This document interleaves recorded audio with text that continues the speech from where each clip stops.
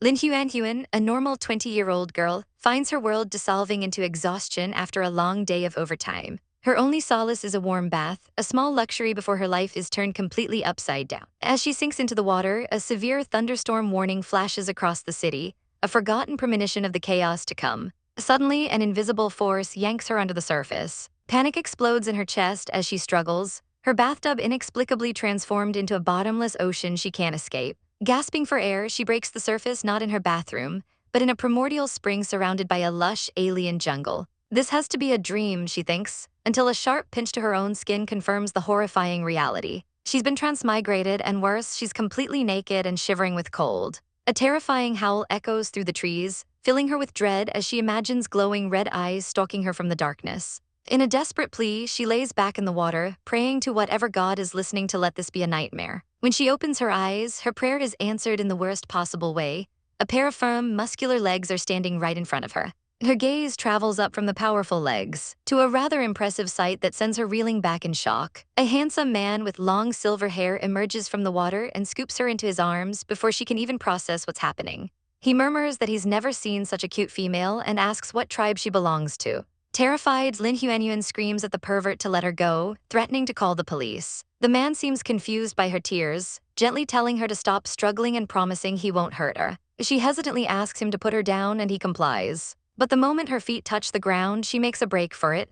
It's a futile attempt, he catches up with ease. Flustered, she demands to know if he isn't embarrassed to be naked, only for him to coolly point out that she's in the exact same state. Mortified, she wishes for clothes, and to her utter shock, a towel materializes out of thin air. Clutching it to her body, she feels a renewed belief in a higher power. The strange man approaches again, asking where her male beast is. Utterly confused, she can only stare as he explains that he is a male beast. She is a female, and it's common knowledge they should become mates. He introduces himself as the White King, and in a blinding flash of light, he transforms into a massive, majestic white tiger. The sight is too much for her fragile psyche. Her soul practically leaves her body as she faints dead away. As her consciousness fades, a blue screen appears in her mind, a system confirming her identity as Lin Huanhuan and welcoming guest hash 438.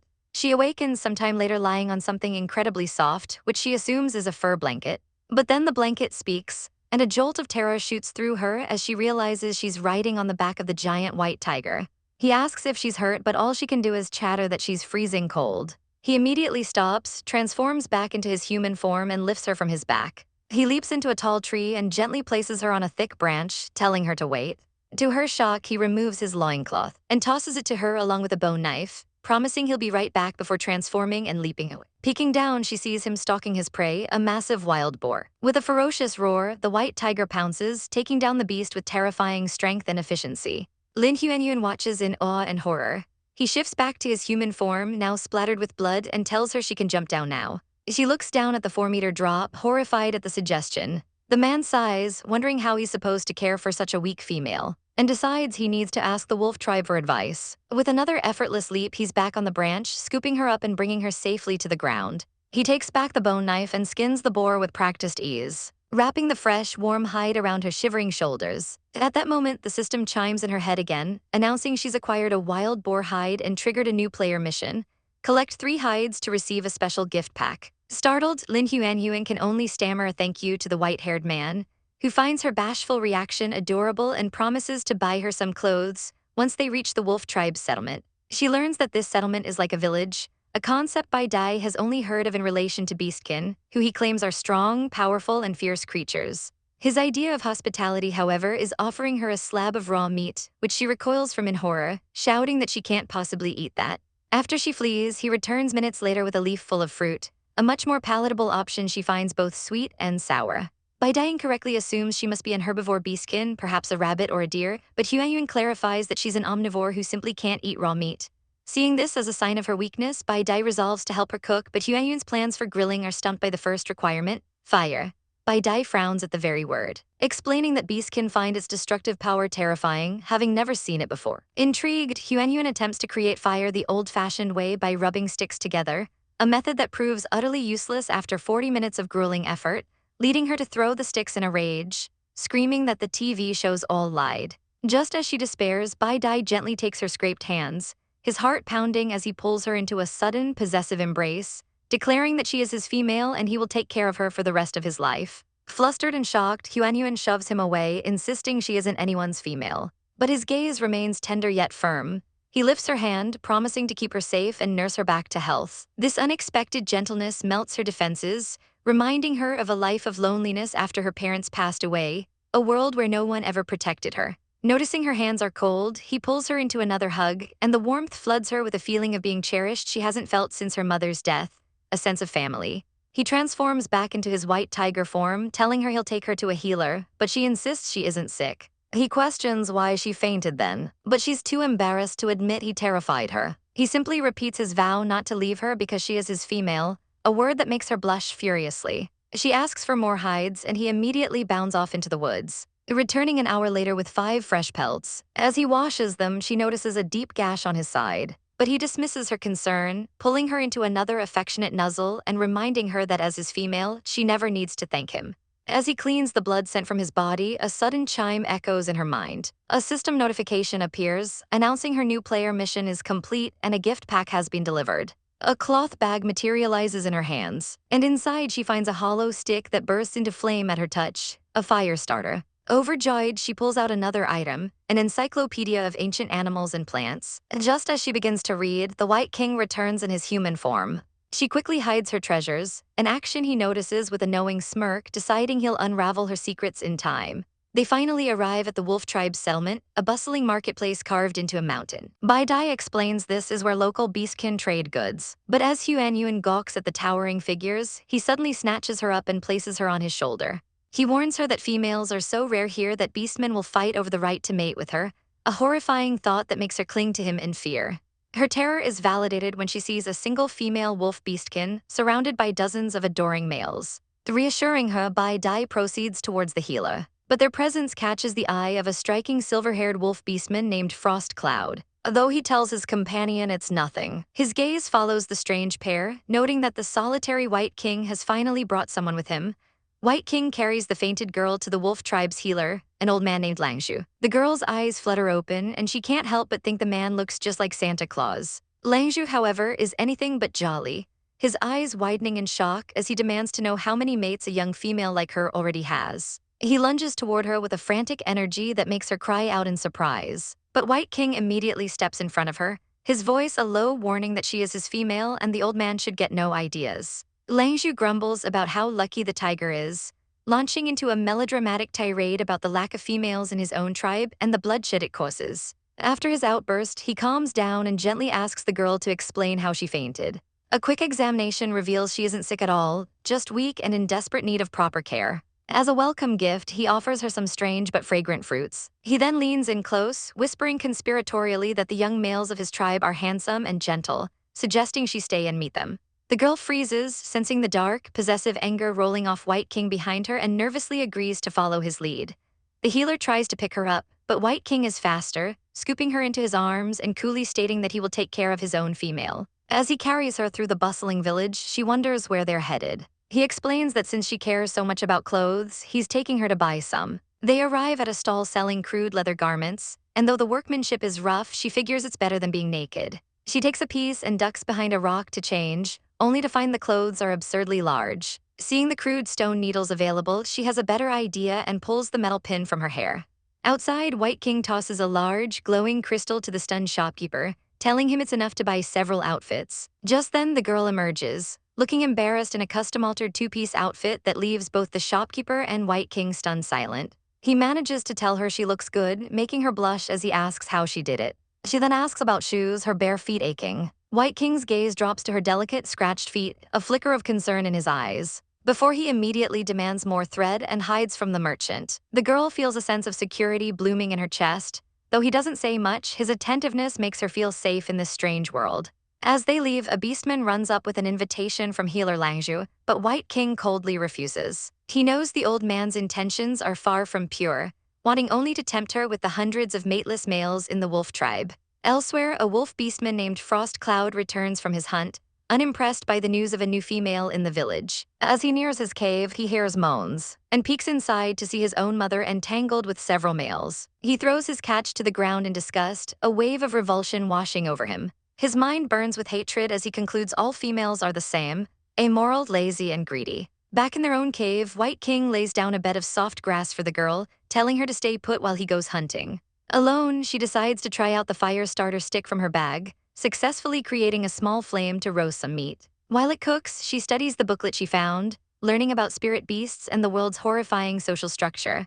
Because females are so rare, they are expected to have many male mates to ensure reproduction. The realization that she's landed in a reverse harem world makes her sick. A foul, burning smell snaps her back to reality, and she cries out in dismay as she sees her dinner has turned to charcoal. At that exact moment, White King returns, sees smoke billowing from the cave, and rushes in, fearing the worst.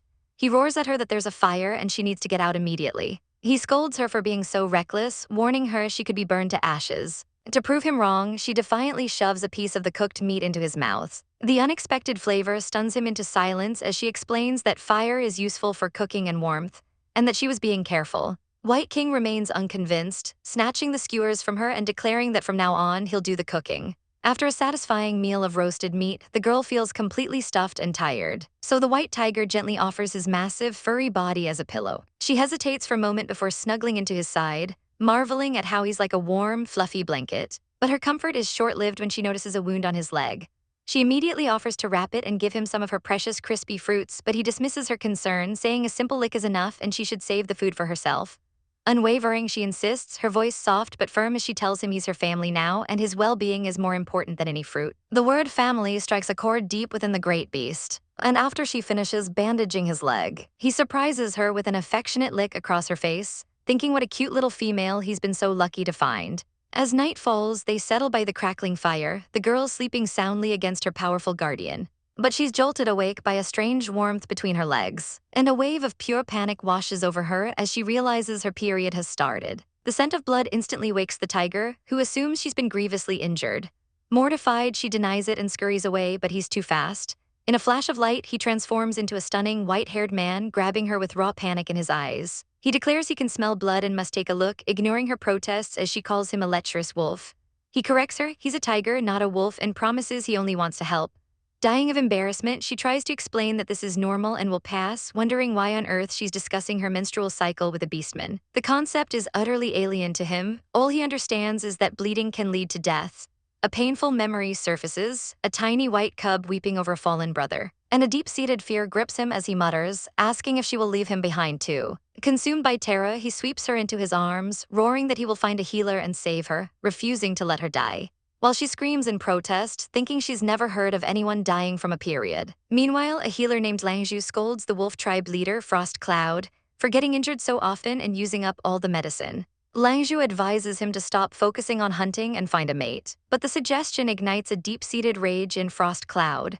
Langju knows the young leader hates females because of his mother's betrayal, but urges him not to generalize. The mere mention of his mother makes Frost Cloud want to puke, and he storms out in disgust. Just as Langju sighs over the future of his tribe, White King bursts in carrying the girl, desperately begging the healer to save her. White King demands an examination, but she clutches her clothes, insisting she's fine and no one can look down there. She attempts to explain her monthly cycle to the two utterly bewildered beastmen, assuring them it's perfectly natural and doesn't affect her health. This only deepens their confusion, prompting Langju to ask a fundamental question: what species is she? When she answers that she's human, he's even more perplexed, having only heard of apes. She quickly clarifies they are related primates, and Langju decides to let her stay for a few days to observe her strange condition, giving her a pouch of red berries to enrich her blood. Her gentle gratitude impresses the old healer, who notes how different she is from the arrogant females he knows. An idea sparks in his mind to introduce her to Frost Cloud, but he dismisses it for now and tells her to rest.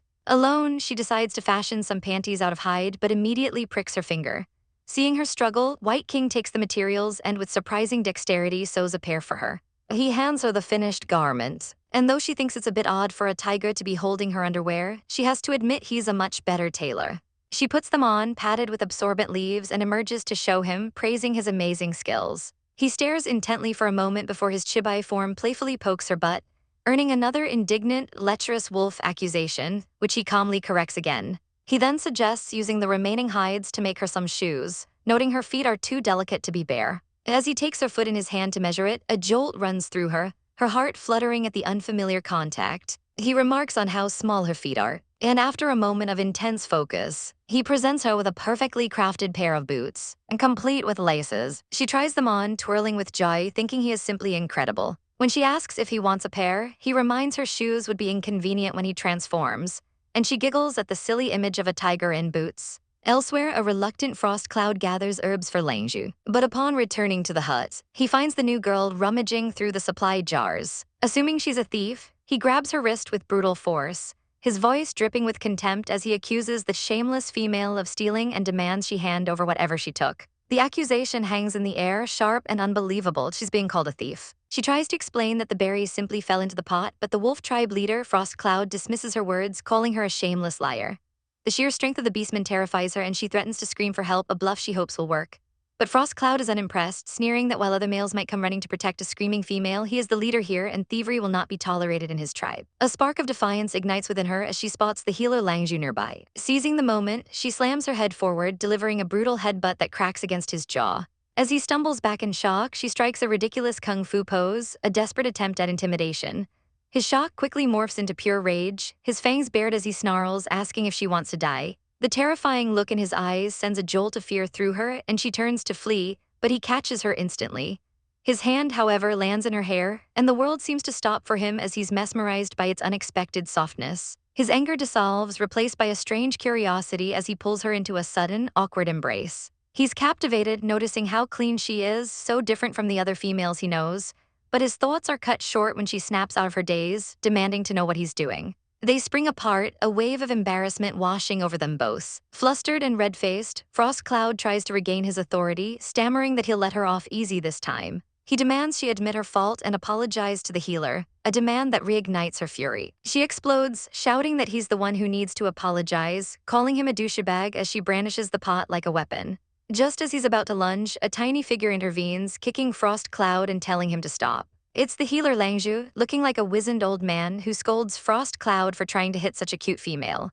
The healer is secretly exasperated, having hoped to set them up, only for the idiot wolf leader to nearly ruin everything. Frost Cloud protests that she was stealing from him, but Langju slams the door in his face, ordering him to leave his patient alone. The old man then tries to smooth things over, telling her not to mind Frost Cloud, explaining he's a good guy and the tribe's youngest ever leader. She brushes it off, thinking she'll never see the brute again anyway. Her thoughts are interrupted by the return of White King, who has brought her belongings after cleaning some animal hides. She flushes, telling him he's making her sound like a fanatic, and says he doesn't need to collect any more for her. He smiles, then presents her with a beautiful bouquet of roses, his gift making her eyes sparkle with delight. Langju watches them, groaning internally at how much smoother White King is than his own grandson. As the two take a walk through a field of flowers, Frost Cloud watches from the shadows. A pang of regret hits him as he sees her gentle smile, realizing he wrongly accused her and that she must truly hate him now. He clutches a small pouch of red berries, his intended peace offering now feeling useless. In a fit of frustration, he squeezes the bag tightly, before impulsively hurling it in their direction. White King picks up the mysterious pouch, opening it to find it full of red berries, which he correctly assumes are for her. Later, White King casually asks if her bleeding has stopped yet, an observation that makes her blush furiously as she explains it's only the second day. Back in the cave, Langju presents her with the same bag of berries, cheekily claiming someone must have left them for her. The old healer then finds Frost Cloud sulking on a cliff, immediately confronting him about the gift. He teases the young leader for giving a gift to a female when he supposedly dislikes them, but Frost Cloud denies everything. Langju laughs, pointing out that his scent was all over the bag, forcing a flustered Frost Cloud to insist he was just making up for his false accusation. 5 days later, she is ecstatic, her period finally over. She tells White King it's time to prepare to leave, but Langju bursts in, begging them not to go. He panics at the thought of his grandson's only romantic prospect leaving, thus dooming him to a life of solitude. Desperate, he tells them they can't leave because winter is coming early this year, a claim White King finds dubious since it's 2 months ahead of schedule. The healer insists his star reading is correct, and just as White King scoffs, a familiar chime rings in her mind. A system notification flashes before her eyes, announcing that a series of winter missions has been triggered, promising great rewards and confirming the old man's wild prediction was somehow true. The grim reality sets in, the healer Langju was right and an early winter is coming. The village elder insists the little female is too weak to travel and should stay until spring, a sentiment the White King silently agrees with, deciding her safety is the top priority. With a final decision made, he pulls her close, his solid presence a comforting reassurance that they will face the winter here. Suddenly, a system notification dings in her mind, triggering a serial mission. Prepare a living space of at least 40 square meters, complete with furniture, before the early winter arrives. They are led to the wolf tribe's home inside the Rocky Mountains, a complex underground maze of tunnels and caves. Venturing into the pitch-black tunnels, she's immediately spooked by dozens of glowing eyes peering out from the darkness, all whispering about the new female. White King pulls her closer, his touch sending a jolt through her as the elder tells them they can dig a cave anywhere they wish. Without a word, White King is enveloped in a brilliant light, transforming into his magnificent white tiger form. With a powerful roar, he crashes into the stone wall, effortlessly carving out a massive cavern in a single, breathtaking display of raw power. She proposes a layout with a main bedroom and two smaller caverns for kitchen and second bedroom. After half a day's work, their new home is taking shape, with light filtering through small cracks in the ceiling, the walls polished smooth by White King's tireless efforts. All that's left now is the furniture, so she excitedly suggests they go to the forest for wood. But as they step outside, they discover a new cave has appeared right next to theirs. To her utter shock, the annoying wolf beastman emerges, nonchalantly asking what the problem is. She seethes with irritation, wondering why on earth he would dig his cave right beside theirs. While she works on their new furniture, she can't help but hear his smug thoughts about being able to build his cave however he wants. Her annoyance melts away when White King presents a beautifully crafted bed, and she joyfully nuzzles against him, telling him he's the best. From his new cave, the wolf beastman watches this display, utterly baffled by his own actions.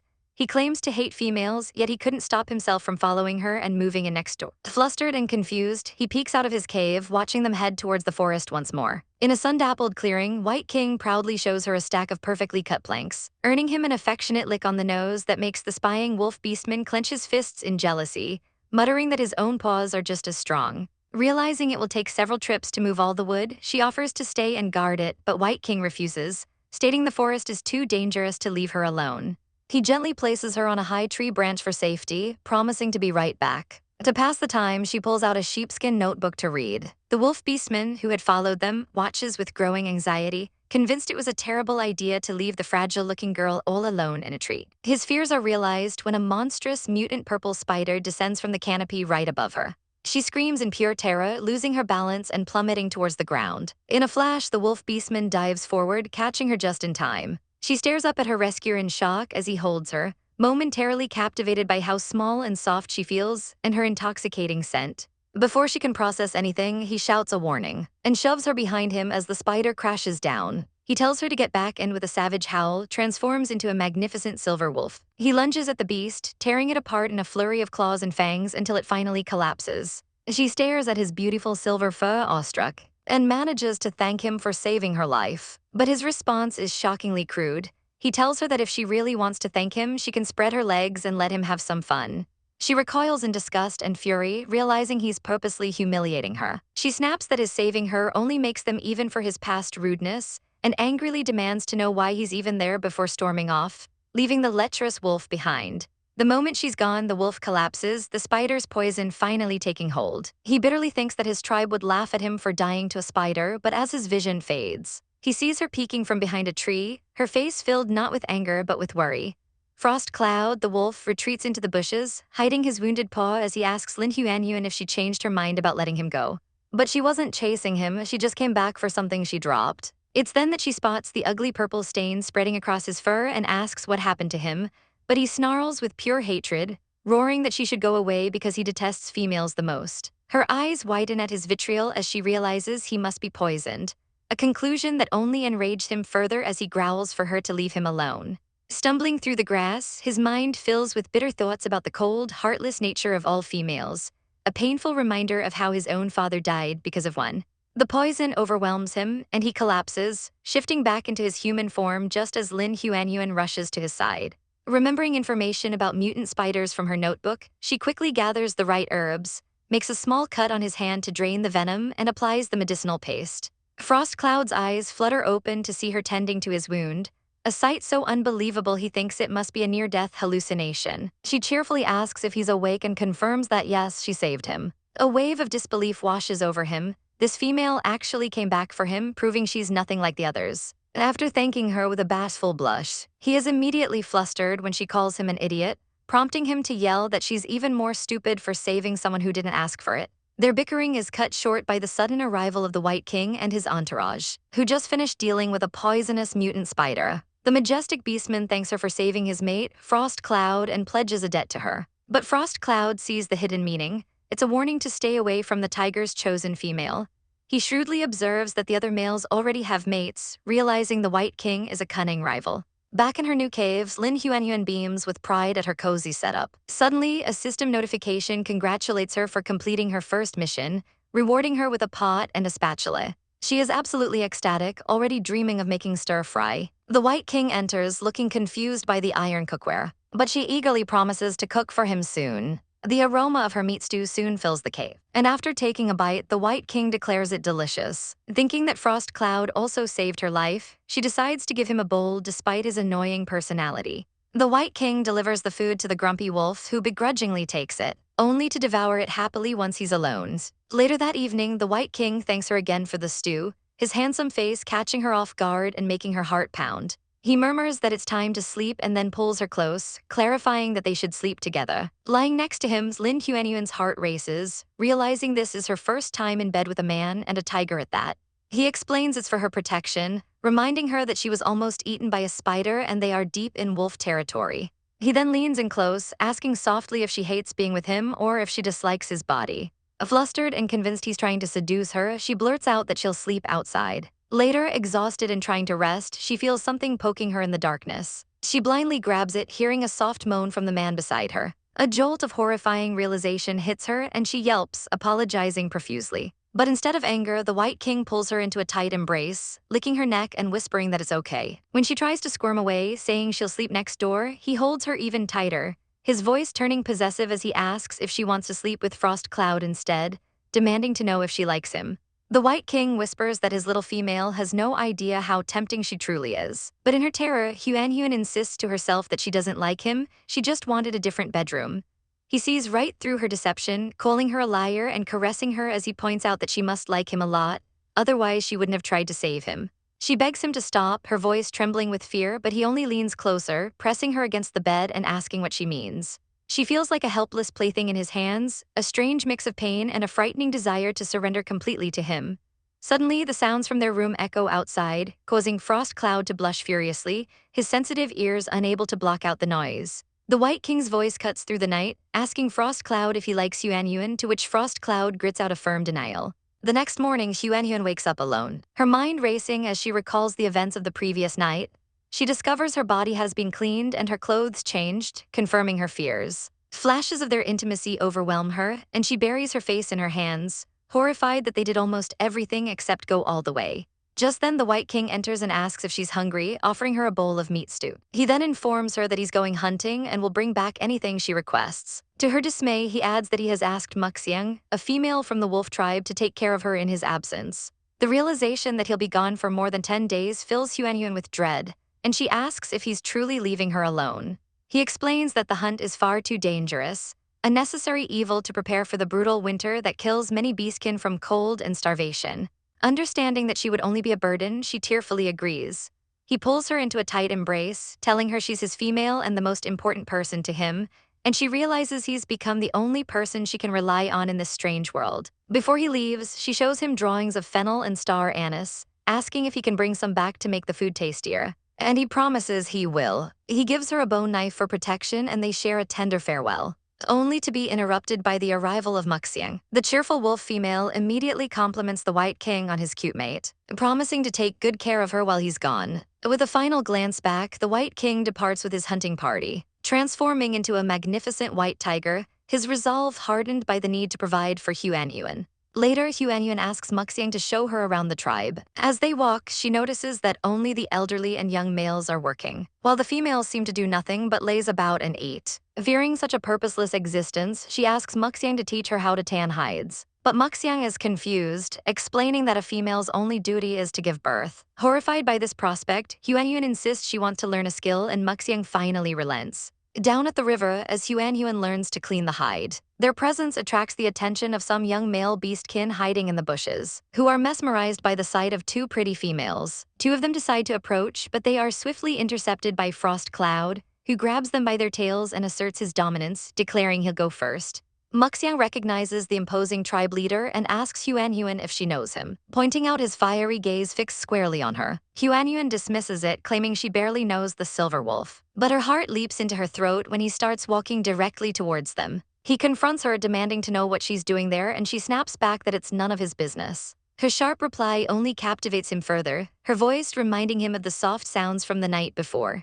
To his own shock, he feels his body reacting to her presence, a sight that leaves Muxiang absolutely stunned, realizing the tribe leader who supposedly hates females is getting aroused right in front of her. After a brief moment of kindness where Frost Cloud offers to carry the heavy, wet hides for Huan, he immediately shatters the illusion by calling her useless and mocking her short legs. The sheer audacity makes Huan want to punch him, while another beast girl watches in disbelief, wondering why their fierce tribe leader is acting like a complete moron. As the sun begins to set, Huan decides to make dinner, but her plans are derailed when she remembers Frost Cloud still has the wooden bowl White King gave him. She marches to his cave to retrieve it, only to be startled by his sudden appearance in wolf form. She demands her bowl back, and he scoffs dismissively before spitting it out at her feet, calling her a cheapskate. After she slams the door shut, Frost Cloud is left surprisingly distraught, pawing at the ground in frustration as he realizes it was the only thing she had ever given him. Meanwhile, Huan enjoys her own stew, wistfully thinking of White King and admitting to herself how dependent she's become on him in this strange world. Outside, Frost Cloud's ears perk up a delicious scent, and he discovers she left him a bowl of meat stew, a peace offering he quickly devours. Several days later, while tanning hides at the river, Huan spots a group returning in the distance, and her heart leaps when she sees White King has finally come back. She runs straight into his arms for a hug. Overjoyed by his return, he presents her with the plants she requested, and she excitedly explains they can be used to make salt, a concept completely foreign to him. As she cooks, the fragrant aroma fills the air, and over their meal, she tells him that Frost Cloud helped her learn to tan hides. As a thank you, she asks White King to deliver a bowl of her cooking to him, secretly relieved that she won't have to deal with Frost Cloud's annoying face now that White King is back. But the delivery doesn't go smoothly. Frost Cloud is furious that White King came instead of Huan, warning him that they are leaving after winter and that he shouldn't get any ideas. White King coldly retorts that his intentions are none of Frost Cloud's business. While Huan waits, a system alert suddenly chimes, giving her a new mission: gather enough food for winter. But it infuriatingly goes silent when she asks for specifics. When White King returns, she tells him about the mission, and he gazes at her affectionately, promising to get her as much food as she could ever want. Later that night, he suggests they wash up and go to sleep. But Huan is so exhausted, she immediately passes out.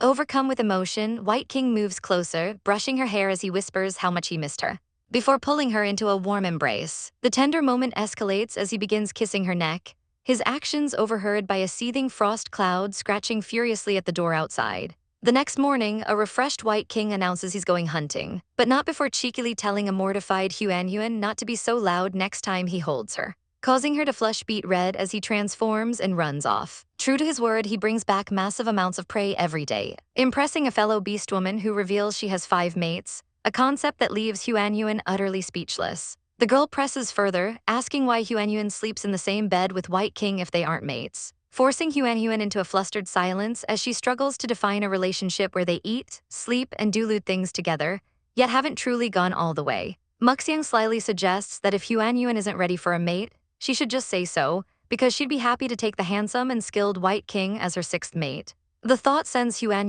into a panic, and she blurts out that he can't be Muxiang's mate. Cornered, she's forced to admit that she never said she didn't like him, a confession that brings a triumphant smirk to Muxiang's face. Huan is left sputtering in embarrassment, which only deepens when she turns and sees White King standing right there, having heard every word. He calmly thanks Muxiang for looking after Huan, offering her some fruit he picked. Muxiang winks, telling him he's very lucky to have such a cute female before making a swift exit, leaving the two of them alone in a thick, awkward silence. Mortified, Huan buries her face in her hands, wondering why he came back so early. He leans in close, his voice a low whisper as he admits he missed her and came back as soon as he could, adding that he's glad he heard her confess her feelings. She frantically denies it, but he insists he heard her with his own ears before his expression falls, his voice laced with hurt as he asks if she really doesn't like him. Her heart hammers against her ribs as she looks into his eyes, realizing he's waiting for her answer. Flustered, she whispers that she doesn't dislike him. For White King, that's more than enough. He leans in and presses his lips against hers, catching her completely by surprise. The kiss short-circuits her brain, and she shoves him away, demanding to know what he's doing. He simply smiles, saying he's happy she likes him too, and offers not to kiss her again if she doesn't like it. Huanyuan clarifies that it's not that she dislikes it, she just doesn't want to do it in front of other people. With a soft chuckle, he points out that they're completely alone. Utterly embarrassed, she tells him to ask permission next time before fleeing, her heart racing from the encounter. To distract herself, Huanyuan throws herself into work, spending the next half-month preserving meat and vegetables to prepare for the coming winter. Once the cellar is finally full, a system notification dings announcing she's completed her quest. Her reward materializes in a flash of light, a pack of sanitary pads. She's overcome with joy, realizing she no longer has to suffer through the awkwardness of her periods in this primitive world. Just as she's celebrating, White King peeks in and she quickly hides her prize, deciding it would be too hard to explain. He just watches her fondly, thinking she looks like a cute little animal busy storing food for the winter. As the days grow colder, they huddle by the fire, the wind howling outside. When Huanyuan shivers, White King invites her over, offering to warm her up. She hesitantly agrees, and he pulls her onto his lap, enveloping her in his warmth. Her face flushes at their intimate position, and she steals a glance at him, only to be caught, which sends her heart fluttering once more. Their quiet moment is interrupted by a commotion outside, and she wakes with a start. White King explains that a group from the Blackwater Riverbank wolf tribe has arrived. He reveals that their leader is Frost Cloud's uncle, but he's deeply suspicious of them visiting at this time of year. Putting the thought aside, he presents her with a leather pouch he made, which she loves instantly. Suddenly, their door is slammed open by two beastmen who arrogantly order them to get out, declaring that their female is taking this home now. White King immediately shields Huanyuan, his gaze turning to ice as he flatly refuses, stating that the only one he makes concessions for is her. Enraged, one of the intruders lunges forward, but White King moves with blinding speed, catching his wrist and twisting it until it snaps. He coldly orders them to scram, and the two wolves flee, vowing revenge. White King bars the door, warning Huanyuan it might be dangerous outside for a few days. It's clear the Blackwater tribe came to plunder, not to visit. Elsewhere, the two defeated wolves report to their female leader, a beautiful woman with green hair, complaining that a male refused them and attacked. She seethes with rage, declaring herself the most beautiful female of their tribe, someone who has never been denied anything. She storms off, determined to see which male dared to defy her. Her entourage kicks down the door to White King's home, and she's momentarily surprised to find another female inside. Her surprise quickly curdles into pure jealousy as she observes Huanyuan's pale skin and slender waist, finding her unforgivably prettier. Declaring herself the mate of the wolf tribe leader, she orders Huanyuan to get out of her sight. But Huanyuan stands her ground, coolly informing the woman that this is Rocky Mountain and as the mate of its leader, she is the true mistress of this place. Just as the tension peaks, White King returns. Huanyuan points out the intruder, who now shamelessly claims Frost Cloud as her mate. The woman brazenly declares she has chosen Frost Cloud, and he must accept, flying into a rage when Huanyuan calls it wishful thinking. Her tirade is cut short by a cold voice, and Frost Cloud himself steps into the cave. The green-haired woman immediately changes her demeanor, shedding her cloak and attempting to seduce him. Convinced no male can resist her charm, she closes in, caressing his chest. But Frost Cloud's face is a mask of disgust. With a sharp thwack, he slaps her hand away, sending her sprawling to the ground. He looks down at her with pure contempt, warning her that if she ever touches him again, he will cut off her hand. Liwei flies into a rage, questioning how Frost Cloud can call himself a male after his callous treatment. But he coldly retorts that his manhood is only for his mate to know. He orders her to get lost, telling her the very sight of her is disgusting, sending her fleeing in tears with a vow that he will regret this betrayal. Frost Cloud then turns to Huanyuan, explaining that he arrived just in time to deal with the troublemakers. But she shrewdly points out that Liwei's target was him, and she was merely collateral damage. Flustered, Frost Cloud blushes and stammers that he was just passing by, before abruptly calling her a stupid female and turning his back on her, leaving Huanyuan utterly baffled by his sudden mood swing. White King watches from the side, silently deciding it's best if Huanyuan remains oblivious to Frost Cloud's intentions, and instead offers to reinforce her broken door. The result is a crude patch-up job that Huanyuan knows is useless against Beastkin, making her wish the system would just give her an iron door already. A wave of melancholy washes over her as she realizes she's becoming used to this world, her thoughts of home fading as she questions if this is now her permanent reality. Sensing her despair, White King gently drapes a cloak over her shoulders, vowing that he will never forgive anyone who tries to harm her again. Touched by his concern, she assures him she isn't afraid with him by her side. Meanwhile, Liwei seethes with fury, kicking away the jerky offered by her followers and screaming at them for being cowards who didn't defend her. Her rage morphs into a sinister idea when her followers mention that Frost Cloud's tribe is only borrowing their caves. If she could make him her mate, this entire place would be hers. She fumes that they should have torn Huanyuan apart, but her followers' hesitation only enrages her further. And she kicks them away while vowing to kill that wild female herself. As the first snow falls, Huanyuan's spirits lift with the idea of a winter hot pot. She asks White King to fetch some vegetables, while she contemplates inviting Frost Cloud, just as two beastmen from the Blackwater Wolf tribe appear at her cave. The leader's son, Yakyu, eyes her with a predatory gaze that makes her skin crawl. But Frost Cloud immediately steps in, warning him to back off or face his wrath. After the unwelcome visitors depart, Frost Cloud asks Huanyuan why she was outside. And his heart leaps when she shyly explains she came to invite him for hot pot. He is so flustered he can barely speak, completely overwhelmed that she sought him out.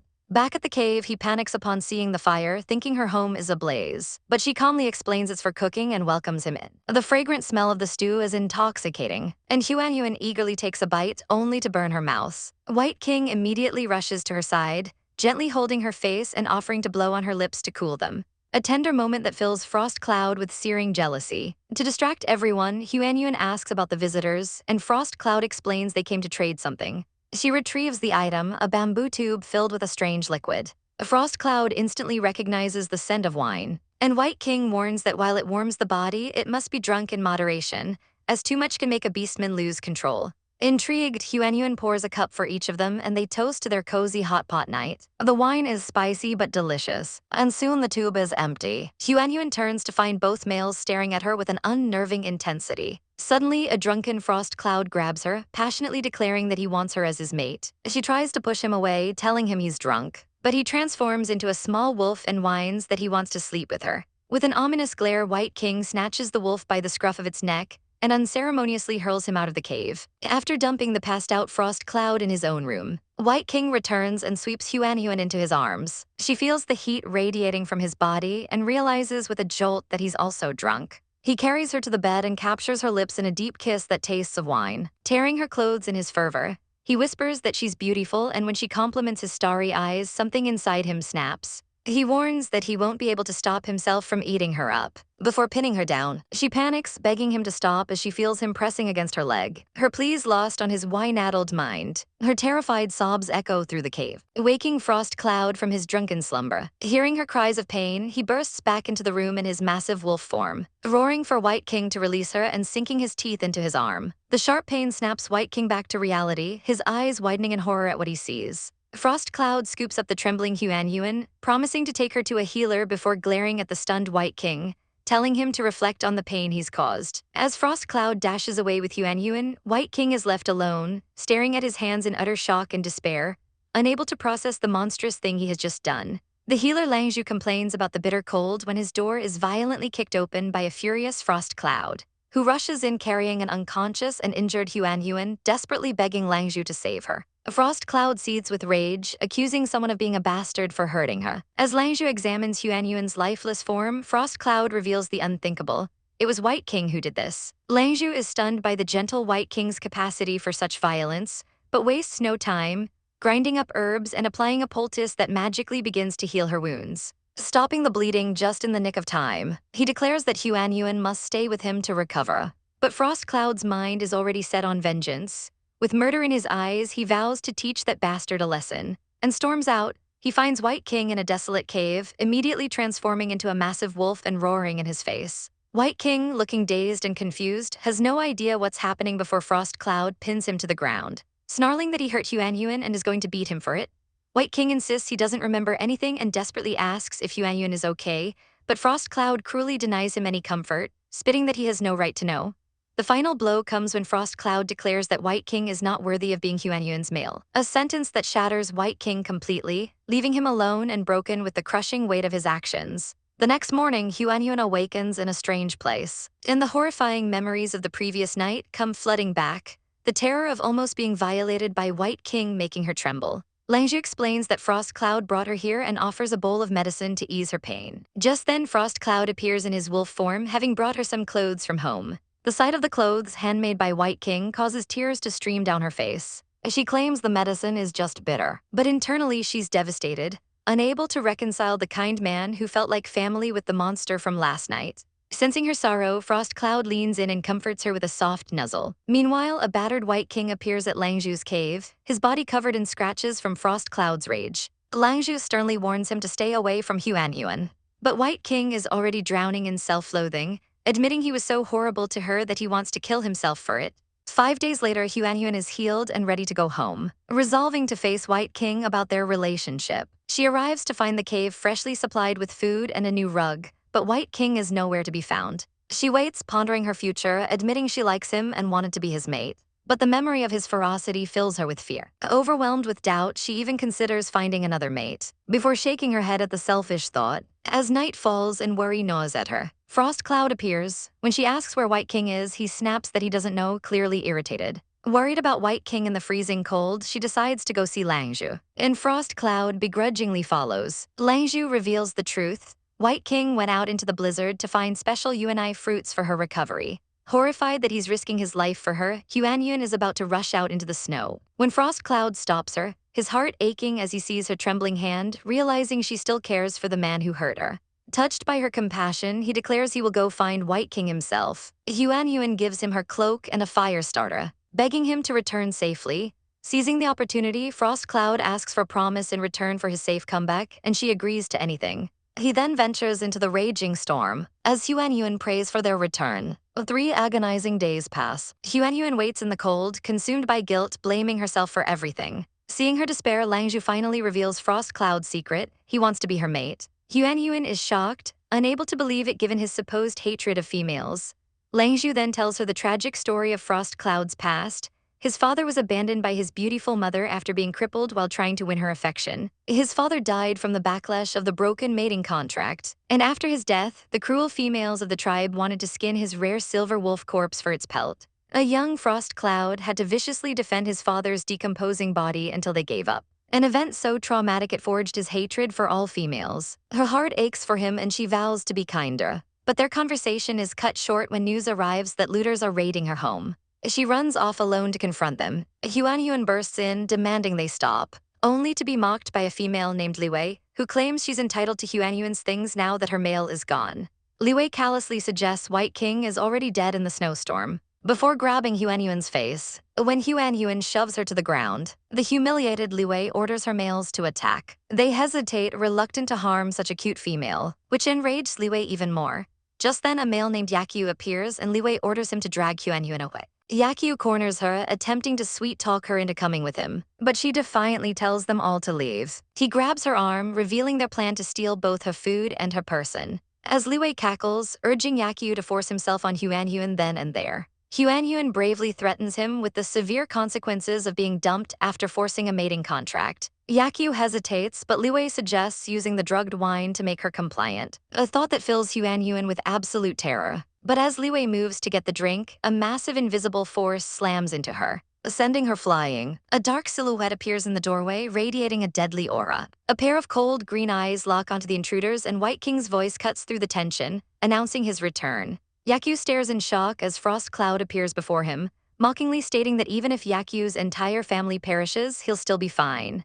A murderous glint flashes in Frost Cloud's eyes, and Yakyu trembles, thinking he's about to be killed. Yakyu tries to flee, claiming he's glad Frost Cloud is okay, but he's immediately blocked. Yakyu desperately pleads that it's all a misunderstanding, but Frost Cloud's fury erupts as he roars, questioning how he dared to lay a hand on Huan. With a sickening crack, he snaps Yakyu's arm, sending a spray of blood against the cave wall as the man screams in agony. The other female intruder watches in horror, realizing Frost Cloud is going to kill Yakyu, which means she'll be next. Just then, the tribe's elder arrives with reinforcements, ordering his men to seize the intruders for daring to hurt a female in their territory. The woman protests that she's the daughter of the Blackwater Wolf tribe's leader, but it's useless as Shuang Yin assures Huan that both White King and Frost Cloud have returned. Huan's heart soars with relief at the news that White King is back, even if he's slightly hurt. Frost Cloud prepares to dispose of the worthless piece of sh*t, but other tribe members beg him to spare Yakyu's life. A mysterious hooded figure steps forward, making the healer of the Blackwater Wolf tribe. Frost Cloud internally notes that this sly healer is likely the one who emboldened Yakyu, making offers to give them half of the water they brought as a gift if Frost Cloud spares Yakyu. This is the same water that made White King lose control, and Frost Cloud's suspicion deepens. Seeing him hesitate, Huan steps forward, asking how much of this mysterious water they have. Making, surprised a female is meddling, replies that they have 2 barrels. Huanyuan boldly demands both barrels and the formula used to brew it as proper compensation. Making scoffs at her greed, but she cleverly counters that she only needs the ingredients, not his formula. He refuses to tell her, but faced with her unyielding gaze, he has no choice but to agree to save Yakyu's life. The 2 barrels are presented, and Making whispers the formula into Huanyuan's ear. As he leaves, he muses that she's an unusual female he's sure to meet again. Huanyuan watches them depart, a sense of unease telling her to be careful around Making. Just as she feels relief, Frost Cloud suddenly cries out and collapses. Huanyuan rushes to his side, horrified to find his body is freezing cold. As she cradles his head, a glowing turquoise tattoo begins to emerge on his arm. The elder gasps, identifying it as a star mark, a sign that Frost Cloud's beast spirit is awakening. They quickly carry him inside and lay him on a bed. Healer Langzhu checks on White King, confirming his breathing is steady, before ordering everyone except Huanyuan out of the room to guard the door. He then explains to a confused Huanyuan that the star mark signifies the awakening of the beast spirit within, which will vastly improve his power. But the revelation comes with a grim warning. The process is a life-or-death trial, and many beastmen die failing to evolve. Huanyuan is terrified by the news. Langzhu continues that this evolution is a test from the gods, where the strong survive and the weak are eliminated. Normally, Frost Cloud's father would help him soothe his inner spirit, but his father died long ago. Tears well up in Huanyuan's eyes as she asks if they can only watch him struggle and die. She sobs that despite his rude nature, he's a good person who has saved them multiple times, and she doesn't want him to die.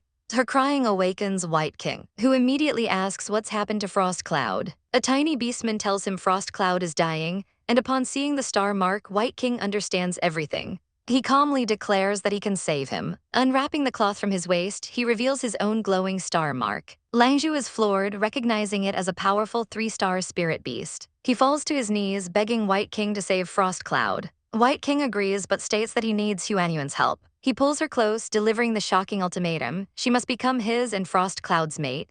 Huanyuan stares in disbelief. White King explains that only a family member can help soothe the beast's spirit. Without a familial bond, his attempt to help would kill Frost Cloud.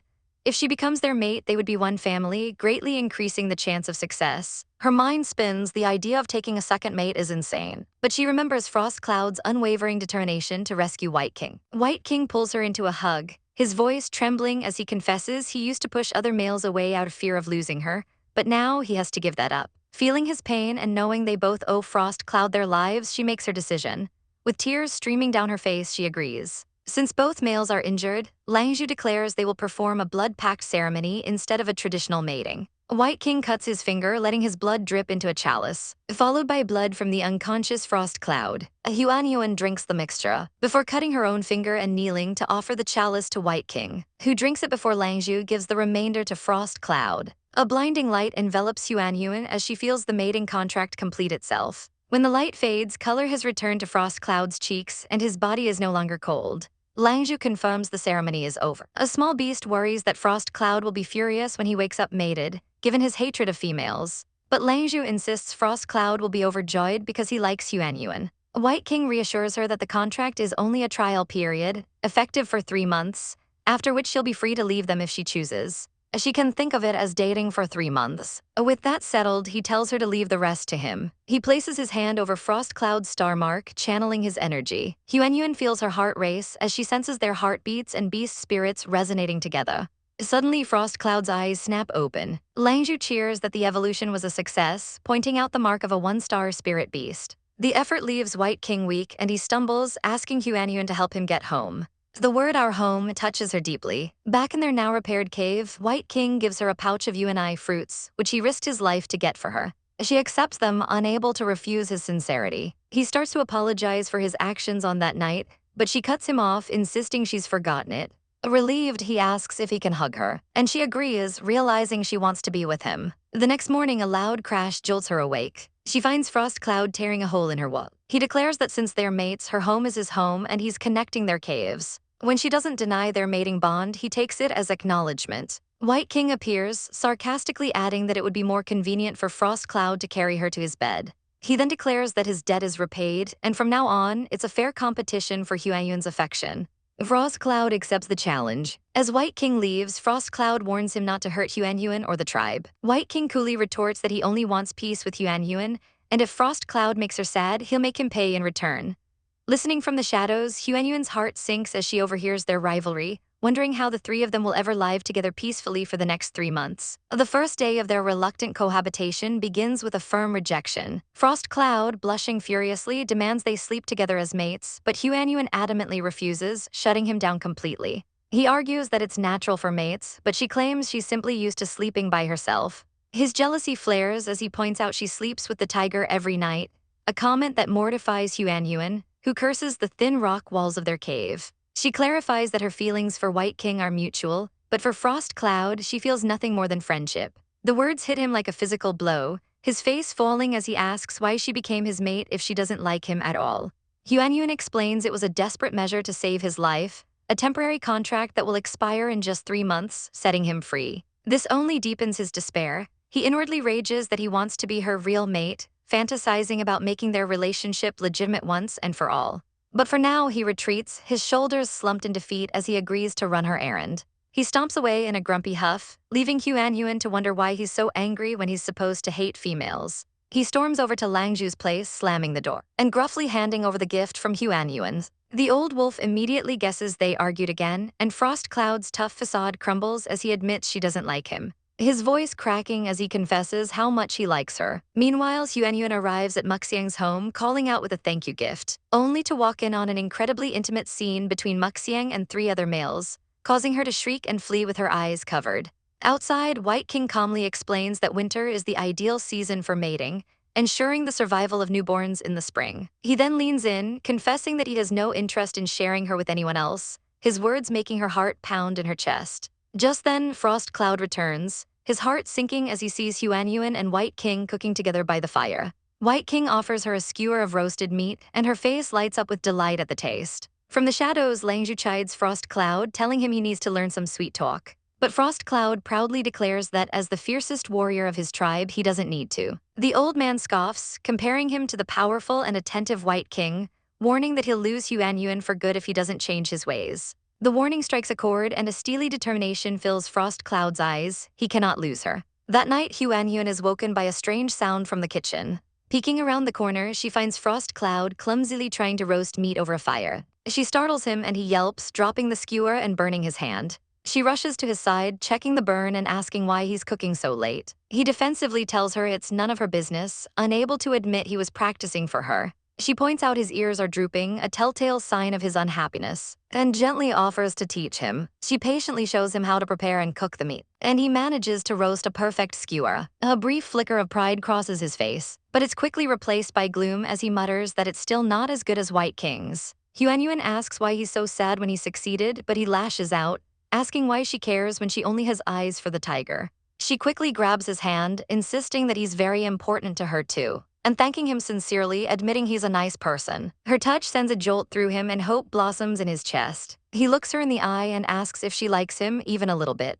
The question catches her completely off guard, her mind racing with conflicting feelings for him and White King. She can only stammer that she doesn't know. A wide, narcissistic grin spreads across Frost Cloud's face as he declares she's just too scared to admit it and magnanimously offers to give her a chance with him. Annoyed by his sudden arrogance, Huanyuan tells him to stop and turns to leave. But he grabs her arm, reminding her of the promise she made before he left to save White King, his voice low as he demands she mate with him.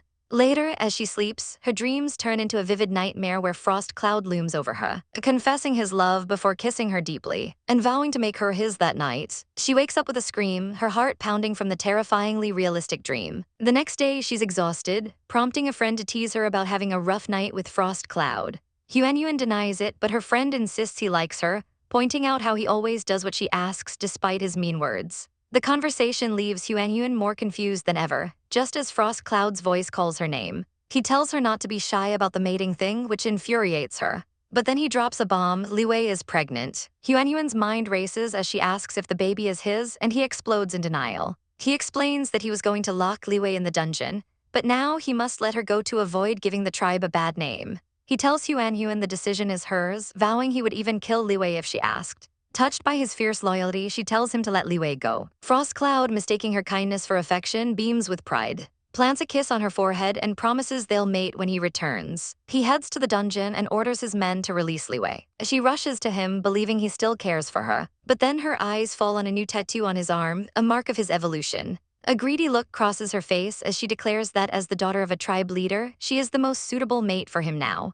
But as she clings to him, Frost Cloud's face twists into a mask of pure fury, his eyes glowing ominously as he snarls for her to let go. Frost Cloud's fury is a cold grip around Li Wei's throat as he snarls that she should be thanking Huanhuan for her freedom. He warns that if she takes one more step towards them, he'll kill her. Before contemptuously tossing her aside, he orders his men to keep her out of his sight, confessing he might not be able to hold back his rage a second time. Humiliated and seething on the cold ground, Li Wei vows she will never forgive Frost Cloud or that wild female who stole him. Later, by the crackling fire, Huanhuan sits between the two males, her heart heavy with a decision she must make. White King gently asks if she's had enough to eat, and though she says she's full, her mind is racing with the knowledge that to stay with him, she must choose a mate. As she abruptly stands to go to sleep, but White King catches her wrist, sensing her turmoil. Taking a deep breath, Huanhuan finally stammers out an invitation for him to stay with her that night, leaving him momentarily stunned. The words hit Frost Cloud like a physical blow, his mind twisting her request into a desire to bear White King's children first. While Frost Cloud reels from the perceived betrayal, White King stoops down, his voice thick with emotion as he tells Huanhuan her words have made him happier than he could imagine. Shattered, Frost Cloud turns and walks away into the darkness without a word. After he leaves, White King asks Huanhuan if she is afraid. She admits she isn't scared of him, only of the pain, prompting a guilty apology from him about their last encounter. Just then, a child offers them Yuanai fruit, explaining it can lessen the pain. Touched by her thoughtfulness, White King pulls Huanhuan into a tender embrace, reassuring her she never has to force herself. Overwhelmed by his kindness and her fear of losing him, Huanhuan looks into his eyes and asks if he loves her. He declares she is the one he loves most in the world before sealing his words with a passionate kiss. He lays her down gently, promising to stop if it hurts at all. As she crushes a fruit in her hand, a strange heat floods her body. She agrees for him to continue, too embarrassed to look, but just as the moment climaxes, a familiar and horrifying sensation makes her yelp and push him away. She's gotten her period at the worst possible time. White King recoils in shock, seeing blood and thinking he's hurt her again. But she quickly explains the mortifying truth, wishing the ground would swallow her whole. The next day, another female mocks Huanhuan for her body's terrible timing. Lying weak and in agonizing pain, Huanhuan is just grateful for the system-provided sanitary pads. White King brings her fruit, and the tribe's doctor arrives with a bowl of foul-smelling, dark medicine. She recoils in disgust, but her mates gently force her to drink the awful concoction. Afterward, Frost Cloud's demeanor softens and he promises to stay by her side. Huanhuan is touched by his newfound gentleness, causing him to blush furiously. Feeling safe and cherished, she finally rests, unafraid of this strange new world with them to protect her. 7 days later, feeling better, she joins the others at a sunny cliffside spot. She learns that Muxiang is also pregnant and expresses her excitement. But the peaceful moment is shattered by Li Wei's arrival. Li Wei smirks, taunting Huanhuan about her inability to get pregnant despite having 2 mates. When Huanhuan ignores the venomous words, Li Wei snaps, grabbing her arm. Huanhuan yanks her hand away, and Li Wei seizes the opportunity, dramatically falling to the ground and crying that Huanhuan pushed her. She screams that Huanhuan is trying to kill her unborn baby out of jealousy. With a look of pure hatred, Li Wei leaps to her feet, calls Huanhuan a wicked female, and shoves her with all her might. Huanhuan stumbles backward, her feet finding only empty air as she plummets off the cliff's edge. A desperate cry from below alerts White King, but it's too late. As she falls, her system activates a protection program, initiating an emergency teleportation. She vanishes in a flash of blue light just before impact. Huanhuan awakens alone in a vast, snowy landscape, immensely relieved that her system saved her from certain death. She spots the distant rocky mountain and begins the long, arduous journey back. She finds a cave for shelter and discovers a man lying unconscious in the snow. Seeing he's badly wounded, she drags his heavy body into the cave and builds a fire to keep them from freezing. As he sleeps, she notices his handsome features and fine clothes, realizing he's not from around here.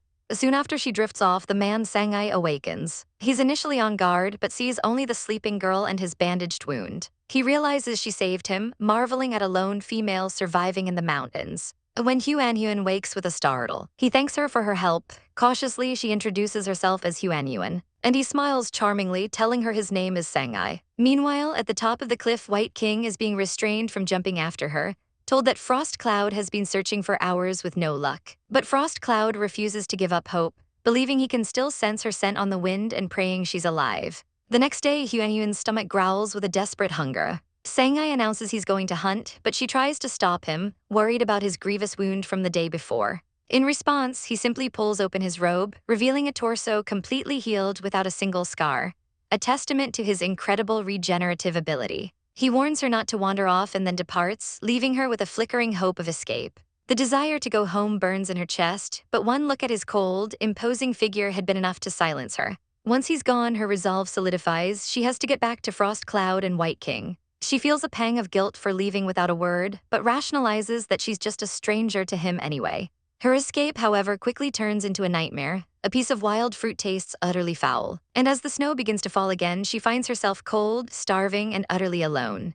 Collapsing into the snowdrift in despair, a voice cuts through the haze of her misery. It's Sangai looking down at her with an unreadable expression. She weakly tells him she wants to go home, and he wordlessly scoops her into his arms. In her delirium, she begs him to take her back to her mates, a plea that makes him pause. He detects the scent of 2 other beastmen on her and asks a shockingly intimate question: if she has already mated with them. He declares that if she hasn't, they aren't her true mates, and with a chilling finality, he carries her back toward his cave. Back in the shelter, he roasts meat over the fire for her, a simple act that puzzles her since beastkin are usually afraid of flames. When he takes a bite of his own portion raw, she finally understands. He doesn't like hot food, but he cooked it for her because she does. A warmth spreads through her, realizing this stoic man is surprisingly considerate. Later, as she shivers in her sleep, Sangai watches the cold wind whip into the cave. He stands, his body shifting and contorting until he transforms into a colossal black snake with shimmering, iridescent scales. He slithers toward her sleeping form and coils his massive body around her, becoming a living shield against the biting cold. Yuanyuan wakes up feeling wonderfully warm, but her comfort shatters when she opens her eyes and finds herself face to face with a giant snake. She recoils in terror, begging it not to eat her, but a familiar voice calms her panic. Seeing the amethyst gem on its head, she realizes the terrifying creature is Sangai. Despite his reassurances, she asks him to change back, admitting his snake form is too scary. He seems wounded by her fear, his voice laced with sadness as he promises not to hurt her. Seeing his genuine distress, she gathers her courage and tentatively touches the tip of his tongue, discovering it surprisingly soft and not scary at all. Elated that she doesn't fear him, Sangai is filled with a possessive desire to keep her with him forever. He decides to take her hunting, and she finds herself riding on his back as he glides through the snow, a surprisingly steady python bus. He demonstrates his hunting prowess by smashing his tail into the ice, unearthing a family of hibernating rabbits. Back in the caves, he transforms back into his human form without warning, leaving Huanyuan flustered at his sudden nudity. She lectures him on proper etiquette, but he merely says he's never heard of it. Just then, a system notification announces a new mission: collect 300 plant seeds. An encyclopedia entry points her to a birdwing vine, whose fruit can be ground into flour, and her imagination immediately fills with delicious noodles and dumplings. Later, Sangai offers her more roast rabbit, his hands freshly burned from the fire. Touched, she tells him she'll cook from now on to spare his hands. He asks if she's worried, and she admits that she considers him a friend. That's all the opening he needs. He moves closer, asking her to be his mate. She blurts out that she already has mates, but he dismisses them, saying they aren't real until she's chosen. He presses her, asking if she dislikes him, and she tries to explain she only sees him as a friend. His reply is cold. He doesn't need friends. His intensity frightens her as he suggests the 3 males fight for her, a barbaric idea she instantly refuses. His expression darkens, and he threatens to swallow her whole to keep her with him forever. He confesses his feelings are genuine, claiming she's the most beautiful female he's ever met, a compliment that stuns her into silence. He leans in and licks her cheek, backing her against the wall as he begs for a chance. Seeing her fear, he proposes a deal: give him 10 days to win her heart. If he fails, he'll take her home. It's a lifeline, she eagerly agrees. To seal their promise, he steals a kiss, leaving her sputtering that he needs permission next time, a rule he accepts with a smirk, already planning his campaign to win her over. Far away on the icy cliffs of the Rocky Mountain, White King stares into the storm, convinced Huanyuan is alive. Taking a vial of warming water from another beastman, he begins the treacherous ascent, vowing to save her or die trying. Meanwhile, in a dark dungeon, Liwei, the one who caused all this pain, screams for food and water, proclaiming her status as a pregnant female. A figure emerges from the shadows, it's Frost Cloud. He looks down at the terrified female, his eyes glowing with cold fury as he tells her he's here to make her pay for what she did to Huanyuan. Frost Cloud's voice is laced with ice as he asks Liwei how she wants to die. Trapped and terrified, Liwei furiously denies any part in Lin Huanhuan's death, spitting that Huanyuan fell off a cliff and deserved her fate. As a last resort, she plays her trump card, screaming that the wolf tribe treaty forbids killing females and that she's pregnant. But Frost Cloud merely smiles, a cruel twist of his lips pointing out a loophole.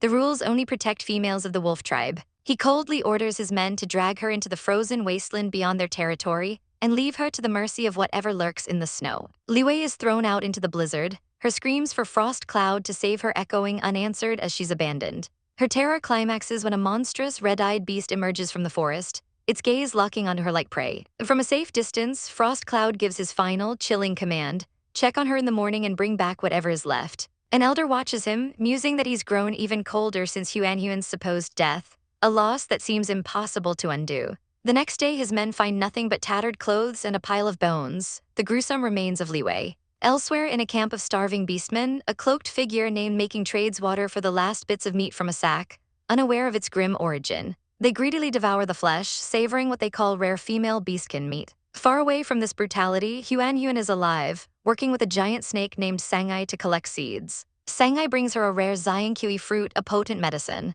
and she affectionately pats his head, thinking he's more like a needy dog than a cold-blooded reptile. But the harsh winter catches up to her, and she collapses in their cave with a raging fever. Sangai, in his human form, panics when he finds her burning up. Using his own naturally low body temperature, he holds her close to cool her down, then gives her water from his own mouth when he sees her lips are parched. The water only makes her worse, and she coughs up blood, sending Sangai into a spiral of despair. With her lungs feeling like they are on fire, Huanhuan realizes she has pneumonia and remembers the Xiangqui fruit is her only hope. She begs Sangai to find more, and he races out into the blizzard without a second thought. In his massive snake form, he tracks the fruit to the boar tribe, attempting to trade for it. But their leader refuses. With Huanhuan's life hanging in the balance, Sangai abandons diplomacy and attacks, swallowing the leader whole. He storms their food storage, grabs a basket of the precious fruit, and fights his way out as the tribe attacks him with spears and torches. Wounded and bleeding, he drags himself back through the snow, his only thought to save her. He arrives just in time, feeding the chewed fruit to an unconscious Huanhuan. After some time, she awakens, her fever broken. As she thanks him, Sangai warns that the boar tribesmen are coming. Noticing his terrible wounds, she insists on taking him to Rocky Mountain for treatment. But he pushes her away, calling her weak and troublesome. She tearfully explains she thought she wasn't good enough for him, but Sangai confesses that all he wants is to be by her side. Knowing the boar men are closing in, he urges her to escape and bring back help, giving her a sacred gemstone from his forehead so he can sense her safety. As she runs off with a promise to return, he turns to face the approaching enemy, ready to fight to the death to protect her retreat. Huanhuan pushes through the deep snow, desperate to get help for the waiting Sang. But the harsh cold is too much and she collapses. Just as she's about to lose consciousness, she hears a voice call her name and sees Frost Cloud rushing towards her. He scoops her into his arms, overcome with relief that she's alive. But with her last ounce of strength, she ignores her own plight and whispers a single plea: save Sangai. In the desolate cold of Rocky Mountain, the news arrives like a thunderclap: Huanhuan has been found. But relief is short-lived as Muxiang cries out that she has a dangerous fever, immediately demanding someone fetch healer Langzhu. Lying delirious, Huanhuan mutters for someone to be saved, though no one knows who she means. The old healer Langzhu bursts in, pushing past a worried Frost Cloud and insisting she needs her medicine now. He gently pours the concoction into her mouth, while Frost Cloud tries to cool her burning forehead with a compress and a chunk of ice, whispering that she will be okay. As the sun rises, Langzhu declares that Huanhuan's fever has finally broken, bringing a wave of relief to Frost Cloud and White King. But the calm is shattered when a scout rushes in, reporting that the traitors Yakyu and Making have escaped with a dozen beastmen. A cold fury washes over Frost Cloud's face. He declares they cannot be allowed to return to the Black River tribe. With venom in his voice, he vows to take his men and kill every last one of them, entrusting Huanhuan's care to White King. He orders his warriors to split up and kill the traitors on sight, letting none return to Blackwater alive. With a furious howl that echoes through the mountains, he and his pack charge into the snowy wilderness. Back in the cave, Huanhuan's eyes flutter open, her first frantic thought being of Sangai. She finds herself in the gentle arms of White King, and realizes with relief that it's not a dream. Her panic returns as she clutches his arm, pleading with him to save Sangai, who was badly wounded for her sake. White King calmly reassures her he will find the huge python, promising to do whatever she wants if she just promises to never leave him again. As he holds her, she feels a pang of guilt, thinking how kind he is while she only ever seems to cause trouble for everyone. Suddenly remembering the gemstone Sangai gave her, she presents it to White King, who takes it and promises to turn it into a pendant for her.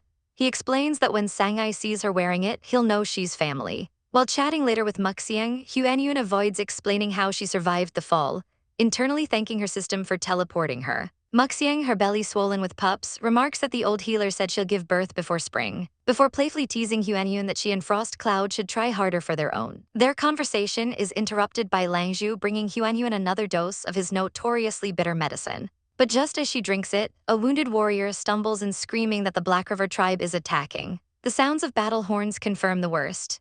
It is Yakyu leading the charge for revenge, roaring to his followers that they will take the Rocky Mountain tribe's land and food. His eyes gleam with a sinister plan. He will capture the little female and make Frost Cloud watch as he violates her. The tribe's remaining defenders are quickly overwhelmed, and Langzhu grimly assesses their odds as close to zero, with most of their warriors gone and their numbers a fraction of the enemy's. Huanyuan realizes with dawning horror that this was an intentional, brilliantly executed trap from the start. Langzhu makes a swift decision, ordering all the females into a hidden cellar he and Huanyuan had dug. He seals them inside, commanding them not to emerge no matter what they hear. He and the few remaining males will guard the entrance to their last breaths. As the enemy demands they come out, Langzhu rallies his men, roaring that the Rocky Mountain Wolf tribe has only heroes, not cowards. In his final moments of peace, he presses a wolf-tooth chain into Huanyuan's hands, telling her to give it to Frost Cloud and ask him to avenge them.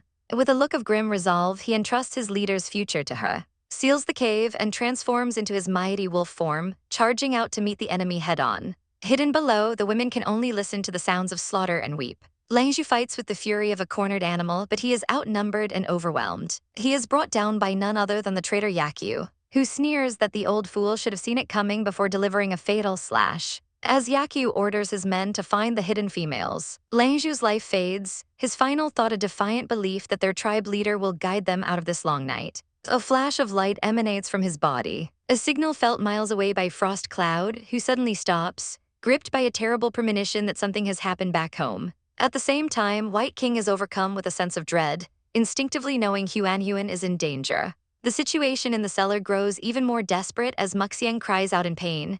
Her water has broken, and she's going into premature labor. Just as they hear Yakyu's voice outside, vowing to find Huanyuan even if he has to turn over every rock. After the search party's footsteps fade, Huanyuan knows they have no choice but to deliver the baby in the dark, silent cellar. She gives Muxiang a roll of animal hide to bite down on to stifle her cry. Muxiang, fueled by grief for her dead mates, pushes with all her might, determined to deliver her cubs and avenge them.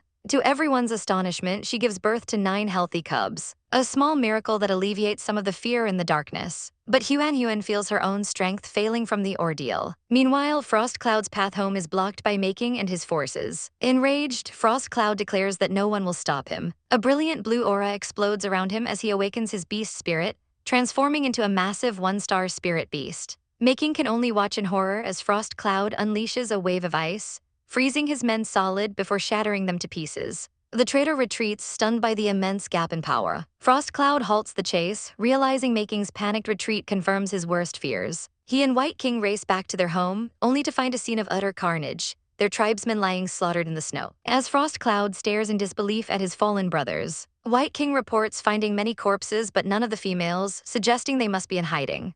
A desperate hope ignites in Frost Cloud as he calls out for Huanyuan, convinced she must be alive, only for his eyes to fall upon the mangled, lifeless body of Langzhu's wolf form lying near the cave entrance. Panic rips through the tribe as they find Huanyuan collapsed at the foot of a cliff. Their returning tribesmen are back, but their joy turns to ash when White King's desperate eyes search the crowd, demanding to know where she is. He finds her pale and unconscious, a dangerous fever racking her body as he sweeps her into his arms. In the hazy fog of her mind, Huanyuan is barely conscious, her thoughts a muddled mess. She clings to a fleeting fantasy of waking up back in her own world, in a warm bathtub, convinced this has all been a terrible dream. But her dreamscape is invaded by a mysterious, blindfolded man and a colossal serpentine figure, their voices echoing in her mind, asking why she didn't keep her promise. 3 days later, Huanyuan is still lost to the world. White King watches over her, his face a mask of weary concern as a woman explains that Huanyuan still hasn't woken up, and their cubs are fussy without her. The woman looks out at the gloom-shrouded mountain, remarking that it's been 3 days of this oppressive stillness. A terrible weight hangs over them all. Healer Langzhu passed away, leaving only a broken corpse behind. And Frost Cloud has been pushing himself to the brink, barely resting for 3 days straight while dealing with the aftermath. Just then the man himself appears, his clothes spattered with blood, his only question being about Huanyuan's condition. White King tries to give her some UNI fruit, but she's too weak to even eat. Frost Cloud's voice is heavy with dread as he wonders if she'll remain unconscious forever, just like Langzhu and his own father. But White King refuses to accept it, his voice ringing with fierce determination as he declares she will definitely wake up. They both plead with her to come back, their desperate voices a chorus of grief and hope. In the depths of her mind, a monstrous serpent looms over her, hissing a question about why she didn't come back for him. The shock is enough to tear her from the darkness, and her eyes snap open. White King is there in an instant, relief washing over him as he sees she's finally awake. Disoriented, Huanyuan asks where she is, her mind a blank. White King gently tells her she's home, but a cold dread grips him when she admits she thinks she's forgotten a lot of things. His heart stops when he asks if she remembers him, only for her to break into a playful smile, calling him a stupid White King, and reassuring him she could never forget her mate.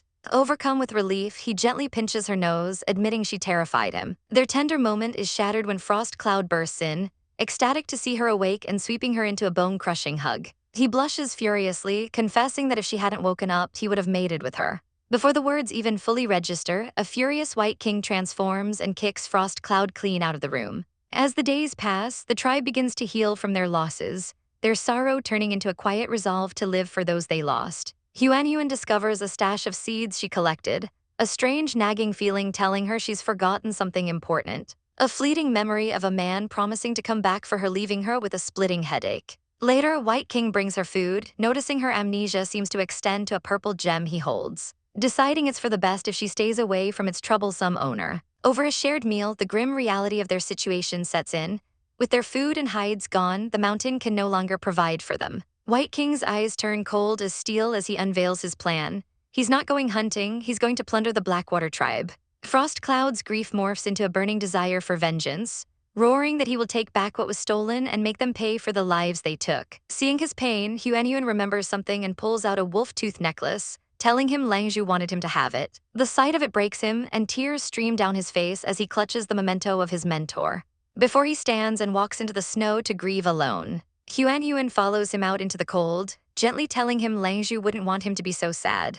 Frost Cloud looks out at the bleak landscape, explaining that the remains of his tribesmen are out there, and begins to tell her his tragic story. He speaks of a neglectful mother and an early grave for his father, forcing him to learn to hunt just to survive. He was left for dead after an animal attack, abandoned by his own kin. But Langzhu found him, saved him, and became the father he never had. Langzhu was everything to him, and Frost Cloud never imagined he'd be gone so soon. He finally breaks down, clinging to Huanyuan and sobbing, questioning why Langzhu couldn't have stayed just a little longer. She comforts him, assuring him that he's a great leader and that Langzhu would be proud. Later, White King lays out his cunning strategy. The Blackwater tribe is a fractured coalition, and he plans to turn their strongest factions, the Wolf and Wild Horse tribes, against each other. He intends to forge an alliance with the Wild Horse tribe, stating coolly that there are no perpetual enemies, only perpetual benefits. To do this, he gives Frost Cloud a stunning black crystal pendant, instructing him to show it to their leader. White King's plan is deliciously devious.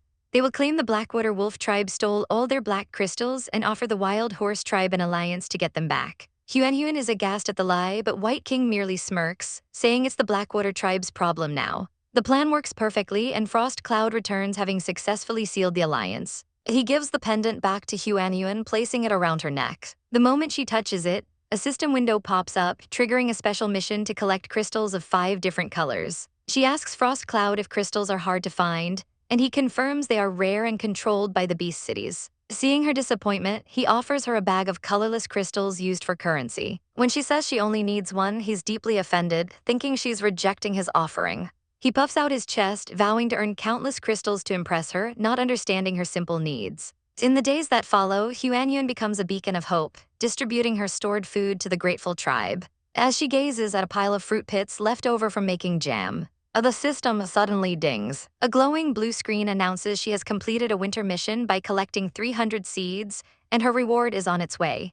For the first time, the system has a visual interface. Huanyuan stares in disbelief at the floating screen, demanding to know if this childlike avatar is truly the system. The system coolly tells her not to waste time with pointless questions. Its indifferent face barely an improvement over having no face at all. Suddenly, a fragrant seed appears in her hand. Confused, she flips through her encyclopedia of plants and animals, but the godwood the system mentioned is nowhere to be found. The system clarifies that godwood is a divine rank plant, while her booklet only contains low-rank entries. She wonders if collecting more parts would let her summon an eternal dragon, a joke that the system flatly shoots down. She finds teasing the emotionless system surprisingly fun, but her amusement fades when she asks how to plant the seed.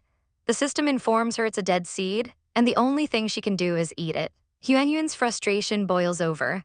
After all that effort, she's been given a useless, dead seed, and she can't help but feel her system is a defective product compared to the powerful ones in novels. As the system's avatar glitches with anger, she relents and eats it. The seed magically disappears down her throat before she can even chew. When she asks about the benefits, the system cryptically explains that the godwood is the ancestor of all trees and increases her affinity with nature, but refuses to elaborate, citing her insufficient permissions. Feeling intentionally stonewalled, she turns her attention to the other seeds she's gathered, filled with a new sense of hope. Watching the sunset, she resolves that when spring comes, she will start farming in this beast world.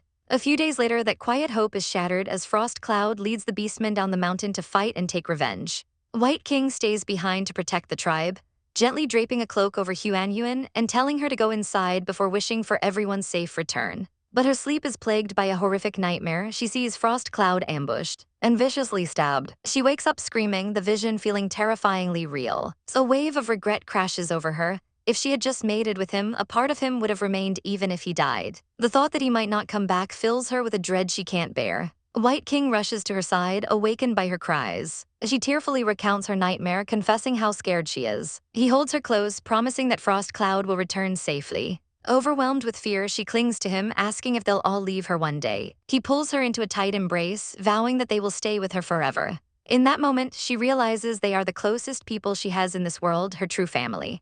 Done with hesitation, she pulls him into a desperate kiss. She reflects on Bai Dai's gentleness and her own feeling of uselessness. Remembering the gem Sang Yi gave her, Bai Dai examines the necklace she made, noting the high-grade purple gem suggests Sang Yi has a powerful background, and tells her to wear it so Sang Yi will recognize her as family. Her brief moment of peace is interrupted when a young beastman bursts in, screaming that the Black River tribe is attacking. Outside, their leader Yakyu roars for revenge, promising to take their land and food. He sneers that he knows Shuangyun brought the little female back and lays out his sadistic plan. To dominate Shuangyun, violate Huanyuan in front of him, and then kill him to become the new chief. Panic grips the tribe as their wounded defenders are no match for the invaders. Huanyuan learns the grim truth from Dr. Lang Zhu. With most of their warriors gone, they are only 70 against more than 200 enemies. She realizes with horror it was a trap all along, a conspiracy to lure their fighters away. Lang Zhu makes a hard decision, ordering Huanyuan and the other females into a cellar. He tells them to stay hidden no matter what they hear. As the stone door closes, the women plead with him not to sacrifice himself. Facing the enemy, Lang Zhu roars that rock wolves are heroes, not cowards, rallying the last of their men to protect their home. In a final, quiet gesture, he pushes a wolf fang necklace through a crack, asking Huanyuan to give it to Shuangyun and tell him to avenge them. He begs her to take care of Shuangyun before the door seals completely. Outside, Lang Zhu grits his teeth and transforms into a massive white wolf, howling his defiance as he charges toward the enemy horde, leaving the women inside to sob for the hero who just gave his life for them. In her previous life, Huan was utterly alone, unloved, and uncared for. But now, having finally found two people who truly love her, she makes a desperate resolution. She will marry them, ensuring she is never abandoned again. In the present, she clings to Bai Dai, her mind a whirlwind of fear and desire. He gently pulls back, asking her to be conscious of what she's doing, his voice laced with concern. He questions if a nightmare has driven her to this unusual behavior, refusing to let her first time be a decision born from panic that she might regret later. But tears stream down Huan's face as she insists she will never regret it. She sobs, confessing she felt useless when they were in danger, the raw insecurity pouring out of her. He realizes her fear of losing them is driving her actions. Sighing, Bai Dai pulls her into a warm embrace, whispering that she is his treasure and he wants every moment with her, regardless of anything else. She calls his name, her voice trembling, and he leans in to capture her lips in a deep, reassuring kiss. As he kisses her back, he remembers her previous injury and resolves to be careful this time. He lays her down gently, his gaze intense and unwavering. Before slowly removing her top, he whispers her name, his own control wavering at the sight of her tear-filled eyes. She insists she is okay and begs him not to leave her alone. He tenderly strokes her face, calling her his female friend before their lips meet once more in a passionate kiss. The night becomes a blur of raw emotion and intimacy, leaving Huan panting and exhausted as a strange light seems to emanate from Bai Dai. A day later, she can barely move, marveling at his incredible strength. And just as she's lamenting her sore body, she hears footsteps approaching. It's Bai Dai carrying a basin of water, and she immediately flushes with shyness. He offers to help her wash, but she yelps when she tries to move, explaining that her whole body is throbbing from their intense night. He simply smiles, telling her that's all the more reason for him to help. He brushes aside her embarrassed protests, gently taking a cloth to her skin and murmuring about how soft and white she is, sending a jolt through her. Feeling refreshed, she quickly dresses and escapes to find Mu Xiang, glad to be away from the dangerously alluring tiger for a moment. The moment she arrives, Mu Xiang sniffs the air and exclaims loudly that she can smell Bai Dai all over her, teasingly pointing out that they finally did it. Huan tries to silence her, but Mu Xiang continues her playful interrogation, noting that she looks quite comfortable and the tiger must have served her well, causing Huan's face to burn with a deep blush. She quickly changes the subject, but her mind fills with worry about Ba Yun's reaction, fearing he'll be furious. Mu Xiang reassures her that males often fight before becoming brothers, but her tone turns serious as she warns Huan not to be like her, reminding her that you only learn someone's value when you lose them. The painful memory of Mu Xiang's lovers nearly dying surfaces in Huan's mind, and she pulls her friend into a comforting hug. Their conversation is cut short when someone rushes in shouting that Lan Dai is giving birth. They find Lan Dai on a bed of hay, screaming in pain. And Huan internally panics, wondering why she was summoned when she knows nothing about childbirth. Taking charge despite her fear, she orders everyone to boil water. Lan Dai desperately clutches her hand, begging her to protect her and her children. Seeing the pure terror and trust in the woman's eyes, Huan's resolve hardens, and she gives a firm promise to keep them safe. The midwife soon arrives, and with Bai Dai bringing hot water, they give Lan Dai an herbal plant to boost her energy. After a grueling effort, Lan Dai successfully gives birth to healthy children, and the entire tribe erupts in joy when they discover one is a female. Lan Dai asks Huan to hold the newborn. Cradling the tiny, fragile life, Huan is overwhelmed with emotion, marveling at the miracle of birth. A powerful thought strikes her: could she and Bai Dai have a child of their own in this world? Later that evening, exhausted from the day's events, she lets Bai Dai massage her sore shoulders. His hands are warm and comforting, but then they begin to wander, his intentions becoming clear, and she gasps in alarm.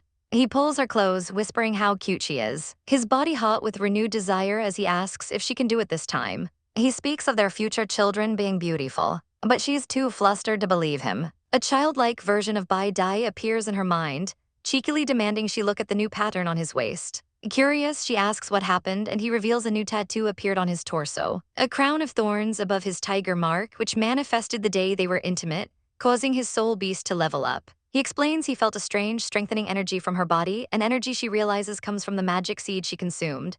He warns her that the seed creates a natural heart, something that can turn a beastman into a demigod and that others would kill to possess it. He makes her promise to keep it a secret. This new danger solidifies her next decision. She asks Mu Xiang about contraception, only to learn that beastmen don't use it for them. Children represent the tribe's future.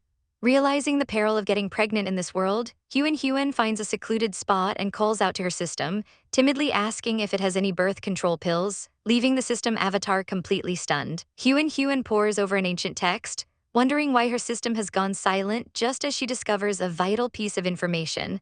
A cornflower that can control hormones and ovulation. A flicker of hope ignites within her. This is the key she's been searching for. The timing couldn't be better, as the tribe is buzzing with news that the long winter is almost over, and the hunts are about to begin. Just then, Bai Dai approaches, asking if she wants to join him for a hunt. She seizes the opportunity, telling him she wants to find some plants and fruit, and he agrees on the condition that she stays close, as dangers still lurk in the melting snows.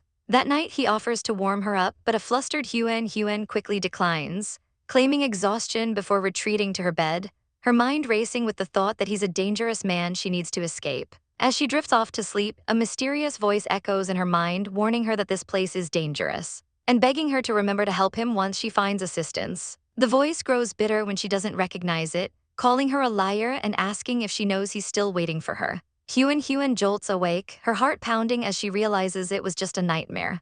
Yet the voice feels hauntingly familiar, even if she can't place the face of the dark-haired man from her dream. The next morning, she rides on Bai Dai's magnificent white tiger form, and her eyes soon catch a glimpse of her prize in the undergrowth. She leaps off with a cry of joy, having found the cornflower at last. She runs back to tell Bai Dai the good news, but she stops dead in her tracks, her expression frozen as she spots a group of figures cresting a hill in the distance. It's Ba Yun and the hunting party returning victorious. Huan is flooded with relief, and even Bai Dai seems pleased that his suggestion for the hunt was a success. Ba Yun proudly declares their triumph, showing off animal skins and other goods stolen from the Dark Ice tribe. With a savage glint in his eye, he adds that they destroyed the Dark Water tribe and sent their leader fleeing. Huan calls out his name joyfully and runs straight into his arms. Ba Yun hugs her tightly, whispering how much he missed her, but his embrace stiffens as he inhales her scent. His eyes flare with rage as he shoves her back, accusing her of sleeping with Bai Dai. Humiliated and flustered, Huan can't deny it, and Ba Yun explodes, turning his fury on Bai Dai. Bai Dai calmly states that he and Huan are a couple, but this only enrages Ba Yun further, who roars that they were meant to compete fairly. Blinded by jealousy, he accuses Bai Dai of stealing her first time and lunges forward, vowing to kill him. The two shift into their beast forms, a ferocious wolf and a majestic tiger ready to tear each other apart. Huan throws herself between them, pleading with Ba Yun to stop. She confesses she gave herself to Bai Dai willingly, telling Ba Yun to direct his anger at her. Heartbroken, Ba Yun accuses her of cheating and runs off into the snow, ignoring her cries. Bai Dai holds her back, advising her to let his hot-tempered rival cool down. The tribe's celebration is short-lived as they tend to their wounded, their usual doctor nowhere to be found. Seeing a beast woman crying over her injured mate, Huan steps in, her modern knowledge a beacon of hope in a primitive world. She quickly assesses the man's infected claw wound and fever, then takes charge. She snaps at a jealous young warrior to fetch her wine and black cardamom to save lives, then begins cleaning and dressing the wounds, directing the others on how to lower fevers with damp skins and use goji berries to help the wounded heal. Her swift and knowledgeable actions leave the beastmen in awe. After exhausting herself treating the injured, she finds Ba Yun sulking alone and he quietly motions for her to get on his back. He carries her through the snow. And to break the silence, she gives him a small kiss on the ear. He blushes furiously, telling her not to seduce him, but softens when she confesses she had a nightmare that he was hurt. Later, after she grills him meat by the fire, his jealousy flares again when Bai Dai brings her a drink. Ba Yun stands abruptly, demanding that he get to sleep with her tonight for the sake of fair sleep rights. Bai Dai agrees so long as Huan consents. Ba Yun then excitedly pulls her to his room, where he reveals a bed decorated with flowers and a pile of treasures he brought back just for her. He places a flower crown on her head, tells her she's the most beautiful female he's ever seen, and asks to be her mate. Overwhelmed by his earnestness, she hesitates, and he takes it as his cue, tossing her onto the bed. He argues that he's now leveled up to the second rank after fighting the Dark Ice tribe's leader, making him worthy. He presses her, saying they need to make a pack of wolves before winter. But Huan finally stops him, explaining she isn't ready for children and has a form of contraception. He's surprisingly understanding, agreeing to wait, but then asks if they can still be together tonight if she uses it. When she explains it's something applied to the body, his mind runs wild, causing a massive nosebleed as he eagerly asks if he can help her apply it. The air is thick with embarrassment as Ba Yun insists on helping Huan apply medicine, declaring he's her lover and it's his duty. Utterly flustered, she shoves the bottle at him, demanding he turn his back and not dare raise his ears while she handles the private matter herself. The moment she finishes, however, a pair of strong arms wrap around her from behind, and Ba Yun's eager voice fills her ear, asking if she's done. Before she can react, he's pressing kisses against her skin, murmuring that he has to get rid of Bai Dai's scent, a justification that only makes Huan grumble at his meanness. His intensity softens into a vulnerable plea as he confesses his love for her, admitting he's terrified of ending up heartbroken and alone like his father. Moved by his honesty, Huan reassures him they will always be together, a promise sealed under the vast, starry sky. The next morning, she wakes up exhausted in his tight embrace, only for him to cheerfully suggest they continue their activities. Just then, Bai Dai enters the cave, and Ba Yun immediately escalates the rivalry, boldly declaring that Huan's first children will be his. Bai Dai, ever calm, simply accepts the challenge, a cool glint in his eye as he watches them, a flicker of annoyance revealing he now understands Ba Yun's possessive nature. The tension becomes unbearable for Huan as both males try to feed her, their gazes so intense she feels like they want to devour her whole. The tribe's atmosphere shifts as Huan's medical knowledge proves invaluable. One of the injured beastmen shows off his perfectly healed wound, and everyone erupts in praise. Ba Yun, beaming with pride, lifts her into the air, boasting about his amazing female before formally asking her to become the tribe's doctor. Bai Dai supports the idea, adding that she's more skilled than doctors from other tribes. Overwhelmed, she agrees to at least look after the injured, which is more than enough for Ba Yun. He then asks to see her patterns, revealing his own glowing blue wolf markings which now feature a crown she's never seen before. When she asks about the change, Bai Dai calmly explains that intimacy with her increases a beast's spirit energy. Ba Yun's eyes widen with glee and he immediately suggests they make out, but Bai Dai swiftly pulls Huan behind him, shielding her from the wolf's overeager advances. A pouty Ba Yun accuses her of only loving Bai Dai, prompting Huan to declare she's resting tonight. This leads Ba Yun to a ridiculous conclusion. To monitor both of them, he should sleep with her, which evolves into the shocking proposal that all three of them sleep together. Bai Dai and Ba Yun glare at each other, a silent war waging between them, until Huan, at her wit's end, shouts that they can all sleep together. To her horror, they both agree instantly. A newly upgraded massive bed leaves her with no escape. The awkwardness is suffocating as the three of them lie in bed together. But Huan is so exhausted she's snoring within minutes. Watching her sleep, Bai Dai remarks on how tired she must be and leans in to give her a gentle kiss. Ba Yun explodes in silent fury, immediately leaning over to plant his own kiss on her lips, refusing to be outdone. Despite the bizarre sleeping arrangement, Huan feels a strange warmth. As spring melts the winter snow, she fully embraces her role as the tribe's doctor, healing the sick and earning the love of everyone, especially the children. With the thaw comes the grim task of handling the dead, but Huan objects to their custom of simply throwing bodies in a hole.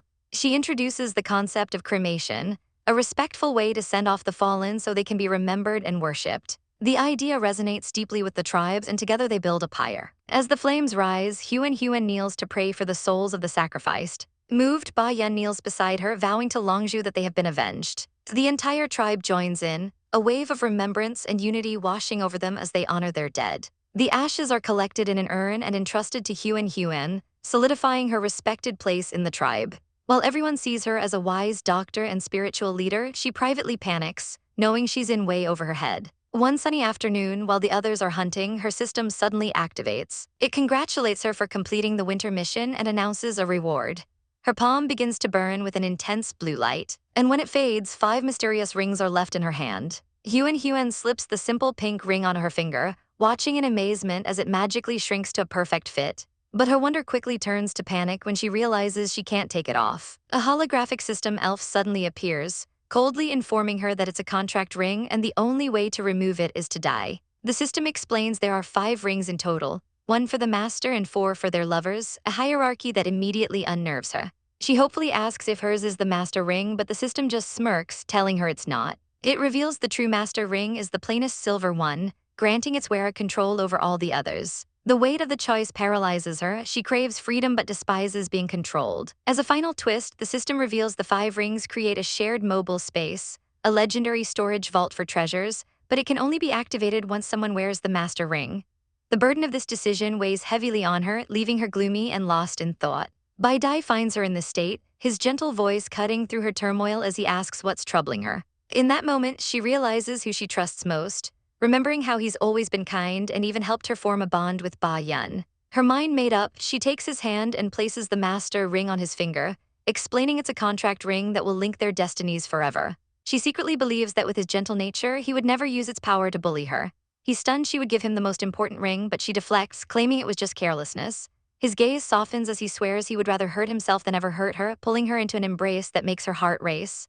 She eagerly tells him about the magical space contained within the ring, and at his urging, she utters the command, "Open space." A shimmering blue cube materializes before them. She tests it by tossing a cloth inside, watching it vanish, before excitedly storing all her precious items, her knife, her books, and everything else she holds dear. The space seems to grow as she fills it, and she wonders if it will expand with her own power. Later, she gives one of the remaining rings to Ba Yun, passing it off as a simple gift. She resolves to keep the truth about the master ring a secret, knowing Ba Yun's jealousy would cause chaos. He is absolutely ecstatic, tackling her in a massive hug and roaring that he'll show his new gift to everyone, taking it as a sign that she finally loves him. His passion quickly escalates, but she pushes him away, reminding him it's not the time and they need to eat. When Bai Dai returns, his eyes immediately lock onto her swollen lips and the fresh hickey on her neck, and a silent, murderous fury builds within him. He forces himself to prepare their food, but Huan can feel his crushing misery through the connection of their rings. She pulls him aside, and he confesses his deep regret, wishing he had taken her away so she would belong only to him. She reminds him that he allowed her to be with Ba Yun, and now she can't simply leave. His anger flares, amplified by the master ring's power. She quickly promises to avoid other males to soothe his jealousy, only for the annoying system to pop up and ask if she's ever wondered why there are 4 lover rings, making her curse it for listening to her thoughts. Tensions rise at dinner when Bayan smugly flashes his new ring at glaring Bai Dai. A few days later, Huan decides to start farming and Bayan leads her to a perfect plot of land by a stream. Her homemade tools are useless, so Bai Dai steps in, his raw strength easily turning the soil. Not to be outdone, Bayan transforms into his wolf form and uses his powerful claws to effortlessly prepare the ground, boasting that he's superior to the tiger. A tear of frustration escapes Bai Dai's eye as he feels his possessiveness spiraling out of control, vowing to master it so his love doesn't become her burden. While working, they spot fish in the stream, and Huan eagerly proposes a feast. Bai Dai transforms into a magnificent white tiger and dives into the water, emerging with a huge catch. That night, they feast on a delicious fish soup she prepares. And even Ba Yun admits it's incredible, though he has to be reminded to thank Bai Dai for catching the fish. Later, as Huan checks on her seeds, Bai Dai wraps his arms around her from behind, his voice low as he asks for a special kind of thanks. Bound by the ring's connection, she finds herself completely unable to resist his desires. The next morning, she discovers the vegetables have grown to a colossal size overnight. Despite her initial fears, the giant cabbage makes the soup even better. While the men prefer meat, the other beastmen families adore the vegetables. Seeing the demand, Huan generously decides to share her magical seeds with the whole tribe, planting the first seeds of a new agricultural era for the Rock Mountain people as a tiny sprout pushes through the earth. Huan observes her farm with a growing sense of unease. When others started farming, she realized something was deeply wrong with her own methods. The vegetables she planted were abnormally massive, growing at an impossible rate compared to everyone else's. She couldn't understand why they were growing so fast, until a tiny system spirit suddenly appeared in her vision. It explained that the herb seeds she consumed had strengthened her connection with nature, causing ordinary plants to yearn to be close to her and grow faster. Pondering this new reality, she touches one of the swaying vegetables, feeling as though it was actually responding to her. Just then, Ba Yun calls out her name, announcing they're going to catch fish. At the river, he boasts that he'll show her what he can do, only to spend the next half hour splashing uselessly in the water without a single catch. Frustrated, his tiny wolf form erupts from the water, furiously vowing that he will definitely catch many fish for her today. Huan can only smile, thinking what a silly wolf he is. But as Bayan struggles, a strange magic begins to unfold around her.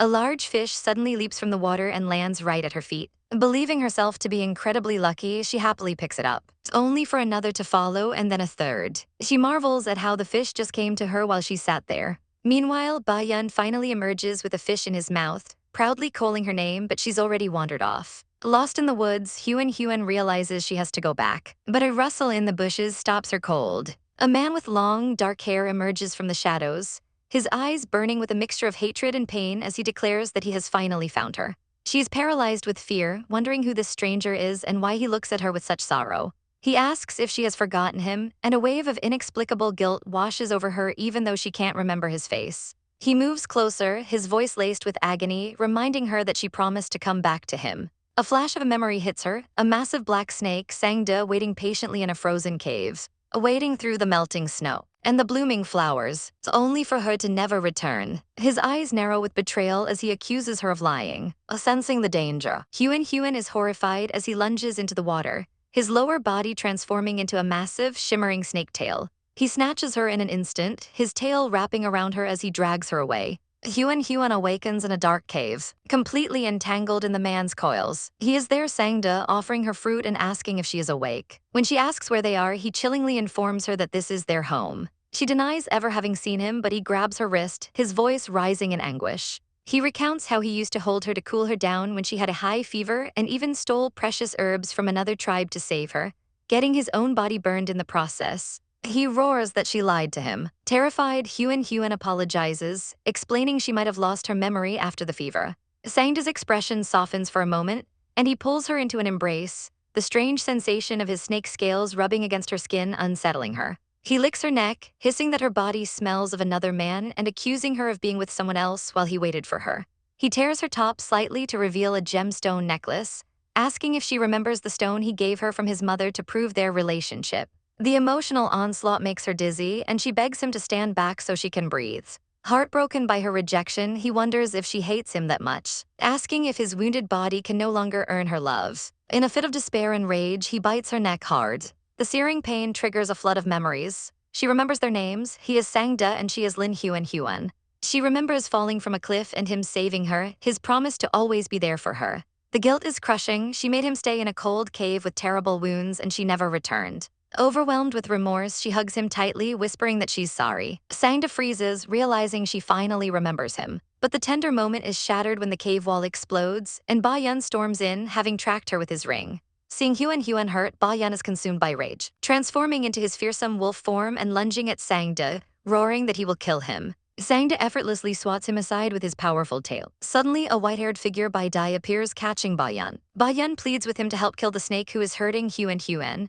Bai Dai, radiating power, demands Sang to let her go at once. But Sangdu holds her tighter, vowing he would rather die than give her up. Enraged, Sangdu's fangs extend, and he bites the attacking wolf. Bai Dai yells at him for using venom, but Sangdu freezes in horror, suddenly remembering his earlier bite and realizing he has poisoned Huan as well. He knows the only antidote is snake blood. Bai Dai orders Ba Yun to test it first. Sangda offers his bleeding wrist and Ba Yun licks it, confirming it works. Sangda then gently feeds his own blood to Huan, promising she'll be all right. The poison recedes, but she remains weak. She tries to speak to apologize to Sangda, but her mouth won't open. He reassures her she can rest, and Ba Yun furiously confronts him, asking what he'll do now that he's almost killed her. Sangda looks down, crushed by self-hatred, believing he is a curse on everyone around him. Bai Dai steps forward, taking Huan into his arms. He tells Sangda that since he both saved and nearly killed her, their debts are cleared. He declares that Huan is their lover and warns Sangda to never bother them again. Defeated, Sangda's hand falls limp as he watches them leave him behind. He stares into the emptiness of his cave, the place he naively thought of as their home, now just a monument to his eternal loneliness.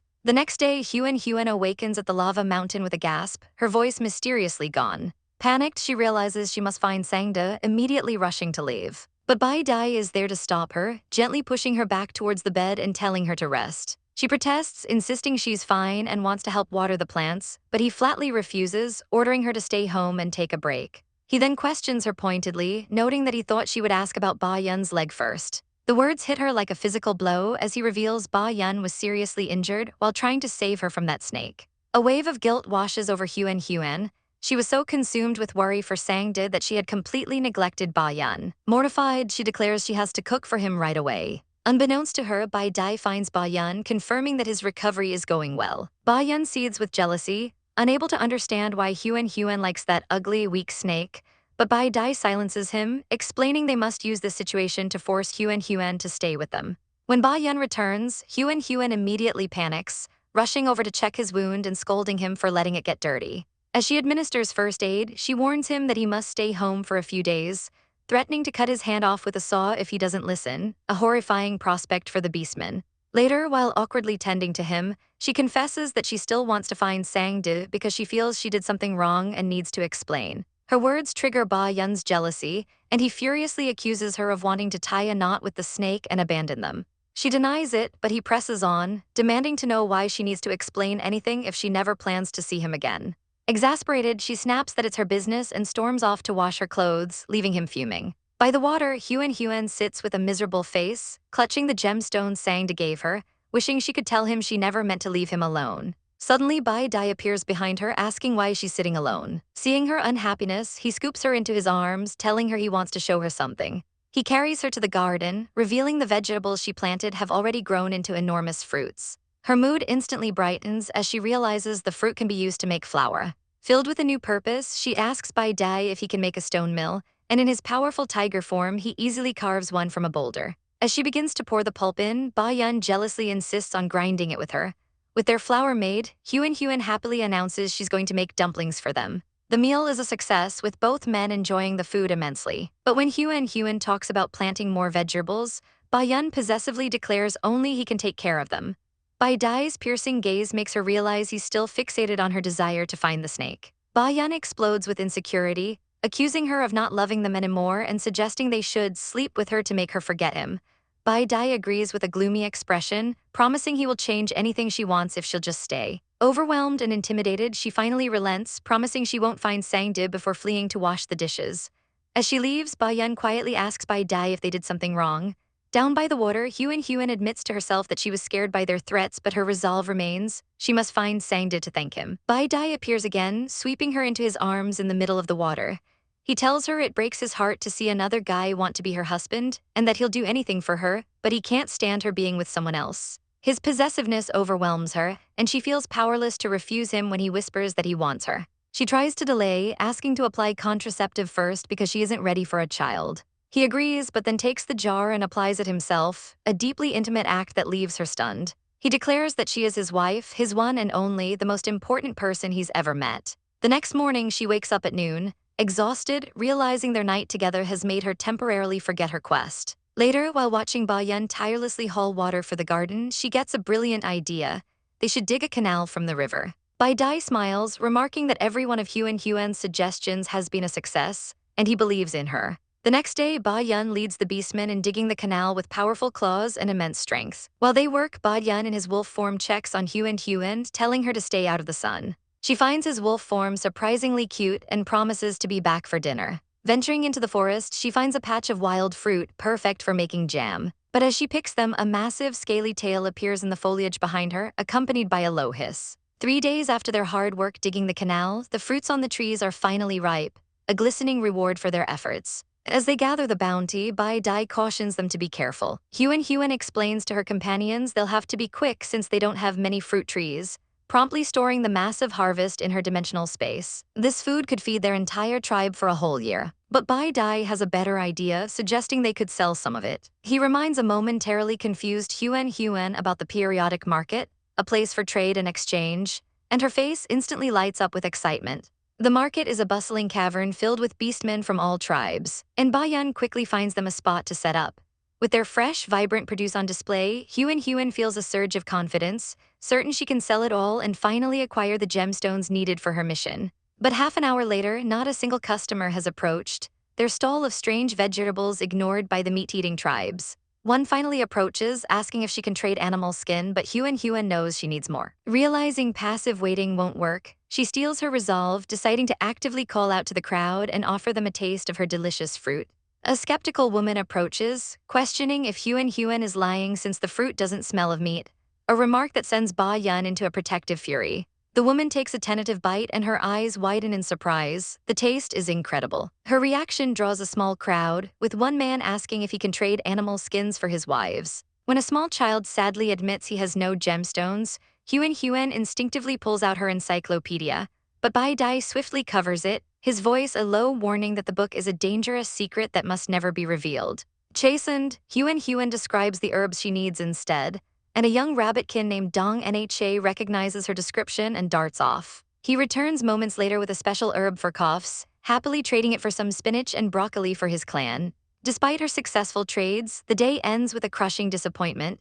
She sold everything but failed to acquire a single gemstone, her mission feeling further away than ever. Seeing her despair, Bai Dai quietly offers her his own red and blue gemstones, a gesture that fills her with renewed hope. Now she only needs one more gem to finish her task. Ba Yun suggests they seek out Dr. Meng Lai of the Black Ice tribe, who might know where to find the last one. They arrive at the tribe's village and find the doctor, but Meng Lai is immediately hostile, declaring he won't be used by them again. Ba Yun tries to make peace, but Meng Lai seems fixated on a man named Longzhu, sadly remarking that he died too soon. This escalates into an argument, with Ba Yun accusing Meng Lai of being a rogue just like Longzhu, a comparison Meng Lai furiously denies. Cutting through the tension, Ba Yun explains they came to trade his wife's vegetables for gemstones.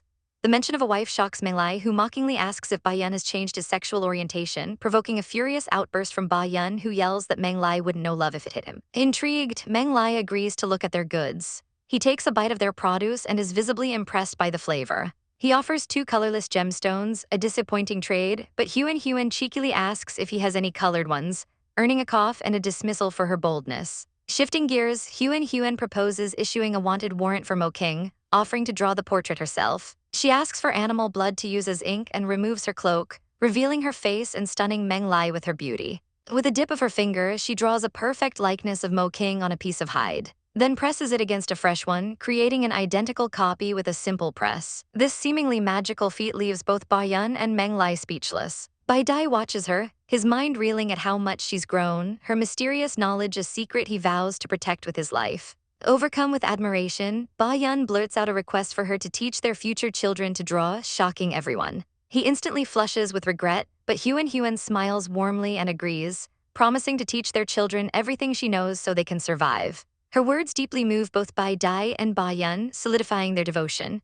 Just then, the patriarch of the horse tribe arrives, grumbling about Ba Yun's presence until his eyes land on Huan Huan, sparking a comical fury that such a man could have a beautiful wife while he remains single. Bai Dai smoothly negotiates, asking the patriarch for a middle-level yellow or purple gemstone in exchange for their vegetables. The patriarch notes that only someone with a powerful background can access such things, his gaze on Bai Dai filled with new respect. The trade is made, and Huan Huan finally holds a green gemstone, completing her collection of 5. Immediately, a system notification appears, congratulating her and promising a special award. A glowing cube materializes, presenting her with a mineral encyclopedia and a special compass capable of finding ore veins within a 500-meter radius. Huan Huan's eyes sparkle with pure, unadulterated greed. Ore veins meant treasure. Huan Huan gazes at the compass in her hand, wondering if this magical device can truly lead her to ore veins. A flash of her past life as a poor office worker fuels her new ambition. In this world, she's determined to become a billionaire, surrounded by glittering treasures. But her daydream is violently shattered when her system announces her mission is complete, and it will now enter hibernation mode. She stares in shock, demanding to know what hibernation means. The system coolly explains that its features are based on her level, noting she's a little stronger now and that new functions will unlock later. Despite her annoyance, a flicker of hope remains that she's growing more powerful. Bidding her farewell, the system cheekily wishes for her to get pregnant soon, an offer she vehemently rejects as it fades away. Pulled back to reality, she hears Bai Dai calling her name, Huan Huan, telling her it's time to go. She quickly hides the precious kumbas and joins him, watching as he transforms into a magnificent white tiger. She climbs onto his back, a feat she wouldn't have dared just 2 months ago, and marvels at his beautiful fur. Her mind wanders to what Bai Dai told her about beastmen children resembling the stronger parent, and she imagines having adorable tiger or wolf cubs. Their peaceful journey is interrupted when a massive bird swoops down, startling her. Bai Yun, in his small wolf form, bristles with fury, snarling that he'll kill the bird for daring to threaten Huan Huan. She can't help but smile at his fierce loyalty, feeling a wave of warmth and resolving to enjoy her new life. As they travel past Lava Mountain, home to the bird tribe, she notices their abundant vegetable gardens and wonders why they don't eat meat. Her keen ears pick up the whispers of 2 bird women plotting how to get their hands on some of the goods. Later that night, under the cloak of darkness, the 2 thieves sneak into a garden to steal the vegetables, justifying their theft by claiming the owners have more than they can eat. Just as one greedily reaches for a large cabbage, a monstrous snake emerges from the shadows. It's Sangde, and he strikes without hesitation, vowing that no one will touch the vegetables his Huan Huan planted. Huan Huan wakes disoriented in a cave, realizing they haven't made it to Lava Mountain yet. Bai Dai is there, offering her a bowl of soup he cooked. She drinks it gratefully, praising his improving skills while joking that he's trying to fatten her up. Suddenly, Bai Yun rushes in, jealous of the attention, and wraps his arms around her from behind, demanding a hug too. With both men holding her close, they discuss business. Bai Yun reveals that the bird tribe wants to take all of their vegetables. Huan Huan is appalled, flatly denying she ever agreed to such a deal.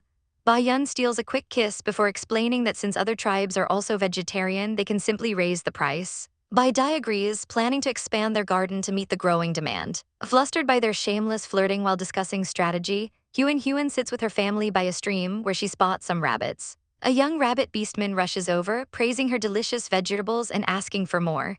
She gently informs him the price has gone up, sending the little one away in tears. Bai Dai suddenly halts, his sharp eyes spotting a strange trace on the ground that the rock tribe couldn't have made. Following the mark, they discover the bird tribe has been nearby. When they return to their village, Bai Yun finds his tribe in an uproar. Someone has stolen their vegetables. Huan Huan is confused as her personal garden is untouched. But then Bai Dai discovers a single feather, identifying the culprits as the bird tribe. Bai Yun realizes the thieves struck right after they left and are now nesting on the nearby mountain, rallying his warriors to catch them. The rock tribe confronts the birdmen, who are flying gracefully in the air. Their leader lands, demanding that Bai Yun hand over the snake that hurt their children. Huan Huan is stunned, wondering if Sangde is still here. An enraged birdman accuses the snake of killing their young, but Bai Yun fiercely denies his tribe has anything to do with it. Huan Huan finally snaps, roaring at the birdmen for their shameless audacity, trespassing in her garden and then blaming someone else for the consequences. At that moment, Sangde appears, calmly telling the bird tribe to take their revenge on him. The birdmen immediately dive-bomb him and the battle begins. Huan Huan watches in horror as Sangde is swarmed, Bai Dai holding her back from the dangerous fight. She sees Sangde is strong but hopelessly outnumbered as claws tear at his scales. Desperate, she begs Bai Dai and Bai Yun to help him. Seeing their reluctance, she makes a defiant choice, declaring she'll go alone if they won't help. She shakes off Ba Yun's grip and sprints towards the fray. Sang-de, now in his wounded human form, catches her just as she reaches him, shielding her from an attacking bird with his own body.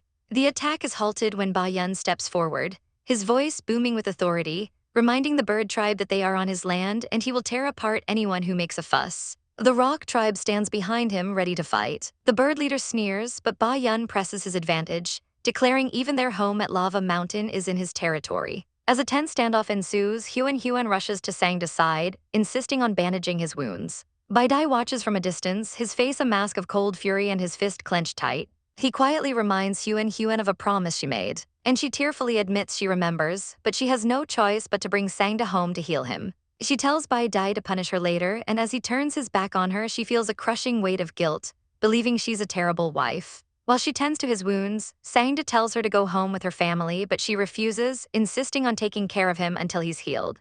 He looks at her with deep emotion, whispering that he only needs her. Ba Yun confronts them, furious that she's breaking her promise to never let Sang-de in their home. With tears in her eyes, Huan explains that she owes Sang-de a debt she must repay. Though seething, Ba Yun relents, telling her she's the boss before storming away. As she applies herbs to Sang-de's wounds, Huan finally asks him why he hurt the bird children. He's taken aback, but she continues, stating her belief that he wouldn't do such a thing without a reason. A rare, gentle smile touches his lips as he tells her she's the first person to ever believe him. A memory of being cast out into a blizzard flashing through his mind, as he thinks how different his life might have been if someone had just trusted him before. Sang-de reflects on his long life of isolation, a state he had grown completely used to, but everything changed when he met Huan. The warmth and sweetness she brought into his world was something he could never forget. Back in the present, Huan asks him why he hurt the children to protect her garden. Sang-de coolly explains that they weren't just stealing vegetables, they were intent on destroying her entire garden, an act he would never allow. He tells her his revenge is his own affair, but Huan is simply grateful, knowing that without him, all her hard work would have been lost. He has a moment of realization, remembering that in the beast world, it's normal to kill those who do wrong.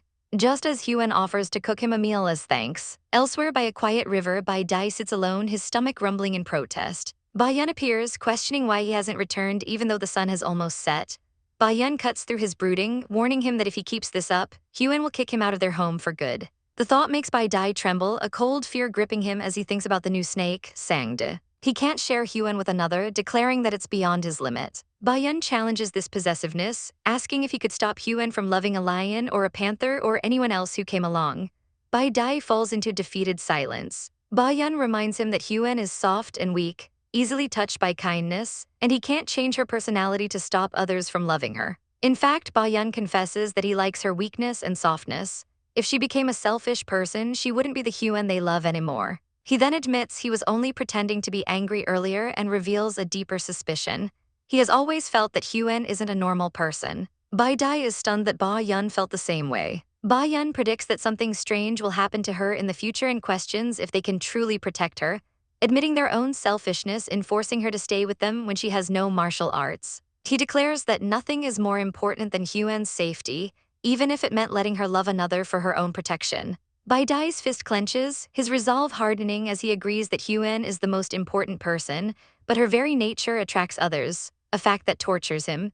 He finally concedes that they need help to protect her and vows to become stronger himself. He promises that Huan will never be in danger again before deciding to head back. He finds her chopping meat and gently places his hand over hers to help. Huan trembles at his touch, turning to him with tears in her eyes, asking if he's not angry with her anymore. She sobs that she was terrified he would never come back. Moved by her tears, Bai Dai gently wipes them away, confessing his own selfishness was the cause of his anger. Huan reassures him that he and Ba Yun are enough for her, a statement that soothes his heart. He decides he doesn't need to chase Sang-de away after all, though Huan asks him to let the snake stay and rest since he saved her. She finds his sudden change of heart strange, but is too relieved to question it, hugging him tightly, scared of being alone again. Bai Dai embraces her, thinking that he will handle any harsh reality to ensure she can live a peaceful life. From a distance, Sang-de watches their reunion with an unreadable expression. The next morning, Bai Yun declares his hunger just as Huan proudly presents a meal at a long table. The tense atmosphere is thick as the three beastmen Bai Dai, Sang-de, and Ba Yun sit together. Ba Yun reports that the bird tribe's patriarch was hurt, so they couldn't speak with them yet, but they haven't left the area. He then angrily recounts how Sang-de admitted to attacking the children to protect their garden. As Huan tries to diffuse the tension by offering Bai Dai vegetables, Sang-de watches them, lamenting that if he had met her sooner, he might have been her husband. Huan offers Sang a skewer of meat, which he declares is the best thing he has ever eaten. Bai Dai notes that she gave Sang the fatty meat she dislikes, and she quickly changes the subject by offering him vegetables, which Sang finds even more delicious. The next day, Sang is shocked to find his wounds have completely healed overnight, even contemplating injuring himself again just to stay. His plotting is cut short when Ba Yun bursts in, telling him to get to work since he's fine now. Sangdu is overjoyed, realizing he's being allowed to stay. He transforms into his massive snake form and efficiently waters the entire garden in minutes, astonishing Ba Yun. Ba Yun is so impressed he invites Sangdu to go hunting with them. Just then, Huan appears, telling Sangdu that hunting will help him acclimate, and her radiant smile makes his heart skip a beat. He vows to use this chance to stay by her side. Later in the basement, Bai Dai feeds Huan a fruit, and she's relieved he's no longer angry. He gently wipes juice from her lips before pulling her into a soft kiss. A moment of intimacy that's shattered by a warning shout from above. The bird tribe has arrived. Outside, winged figures descend upon them. They declare that with the patriarch gone, they consider Huan, the doctor, to be the rock tribe's leader. Bai Dai steps forward to correct them, but they demand to see the doctor. Huan bravely steps up, announcing that the previous patriarch passed away and she is now in charge. The bird tribe scoffs, finding the idea of a female doctor ridiculous. But her own people rush to her defense. The birds whisper among themselves, unsure how to proceed against a pretty, weak-looking girl. Huan calmly addresses them, stating that while Sangda was wrong to attack, their children were not innocent either. She proposes peace, promising that Ba Yun will apologize upon his return, and her sincerity disarms them. As they fret about their own absent leader, one of them curses their luck. The rock tribe members proudly stand by Huan, and the birds demand a show of sincerity. Just then, a magnificent shimmering red wing unfolds in the sky, heralding the arrival of a powerful new figure. A magnificent winged being descends from the sky, his crimson wings so vast they cast a shadow over the land. Huan and her friends can only stare, captivated by his regal appearance and the priceless red gemstones adorning his wings. She can't help but feel a pang of jealousy, realizing the gap between the rich and the poor is simply dramatic. The man notices their gazes and, with a frown, tells them to settle down if they don't want to waste any more time. He then makes a horrifying proposal, stating that since they lost one of their own, they should compensate him by giving him one of theirs. Before Huan can process this, he looks directly at her, his demand becoming chillingly clear. He wants her to sleep with him. Her friends are instantly enraged by the outrageous proposition. Bai Dai immediately steps in front of her as the winged man smirks, assuming her shocked stare means she's in love with him. Huan furiously denies it, clarifying she was only interested in his clothes, not him. The man simply dismisses her denial, stating that he can find another partner for her if she wishes, but it is her asterisk he wants. His arrogance is palpable, and the tribe watches in stunned silence, wondering if their leader is intentionally provoking him. Huan thinks to herself that in the human world, a pervert like him would be thrown in jail immediately. Before she can say another word, Bai Dai blocks his path, warning him not to tease Huan because she doesn't like it. The winged man is amused, finding her name beautiful and declaring that he's never seen such a delicious girl before. He muses that her angry expression is like a cute cat's, something he wants to keep by his side forever. That's the final straw for Bai Dai, who challenges him to a battle, declaring that if he wins, the winged man must leave her alone. Huan panics, begging Bai Dai not to fight such a powerful beastman, but he gently reassures her that it's a rule of their world, kissing her and asking her to trust him. The winged man agrees to the duel, annoyed by their public affection. With supreme confidence, he offers to fight with one wing held back, but Bai Dai coldly refuses the handicap. A fierce blue aura erupts around Bai Dai as he transforms into a colossal white tiger. The battle begins as he lunges, but his opponent vanishes in a flash of red, reappearing instantly behind him. Huan screams a warning, but it's too late. The winged man unleashes a torrent of fire, striking the tiger's back and leaving a deep, bleeding wound. Huan screams Bai Dai's name, wanting to rush to his side, but she's held back by the rules of combat. The victor taunts her from afar, sneering that her husband can't protect her and that she should find a stronger one. Refusing to listen, she breaks free and rushes to the wounded Bai Dai, who is whimpering in pain. As she touches his fur, a strange energy surges through her. His eyes glow with electric blue light, and a burning sensation appears on her waist. A pattern, Bai Dai's own pattern, materializes on her skin. The tiger roars, crackling with newfound power as he levels up right there on the battlefield. The winged man looks on in shock, realizing his opponent's strength is increasing exponentially. Knowing he can't let it continue, he summons a massive fiery sword from the sky, while Bai Dai unleashes a concentrated beam of lightning from his maw. The two cataclysmic attacks collide in a blinding explosion that shakes the very ground. When the smoke clears, Bai Dai stands tall, wounded but defiant, surrounded by the loser's scattered feathers. The winged man admits defeat, conceding that he had to use his wings to survive the final blow. He tells Huan Huan that her husband is indeed strong and that he had underestimated him, before turning and flying away with his retinue. The tribe erupts in cheers, celebrating Bai Dai's victory. But the triumph is short-lived. The immense power fades and Bai Dai stumbles, reverting to his human form before collapsing to the ground, his body riddled with horrific injuries. Panic seizes Huan Huan as she orders everyone to take him home. Laying him down, she sees the true extent of the damage and begins to clean his wounds, tears streaming down her face. She sobs, pleading for him to wake up, telling him she doesn't need him to be the strongest, she just needs him by her side. As a single tear lands on his chest, a soft, green light begins to glow from her hands. The light intensifies, enveloping Bai Dai in a healing. Huan Huan watches in utter astonishment as under the glow his deep wounds magically seal and vanish, leaving his skin completely unmarred. A mystical green light pulses from Bai Dai's chest as he lies unconscious, the life force knitting his flesh back together. His eyes flutter open and Huan Huan stares down at him, her own eyes wide with disbelief to see his grievous wound completely gone. She collapses onto him, weeping his name in overwhelming relief, thanking the heavens that he's all right. Bai Dai gently holds her, his voice a low comfort as he reassures her that he's here now, and she has nothing to fear. Their reunion is cut short when Ba Yun bursts into the cave, frantically asking if Bai Dai is okay. He stops dead in his tracks, his eyes widening at the sight of Bai Dai's pristine torso, noting with shock that not only are there no wounds, but a new tattoo on his waist signifies he's leveled up.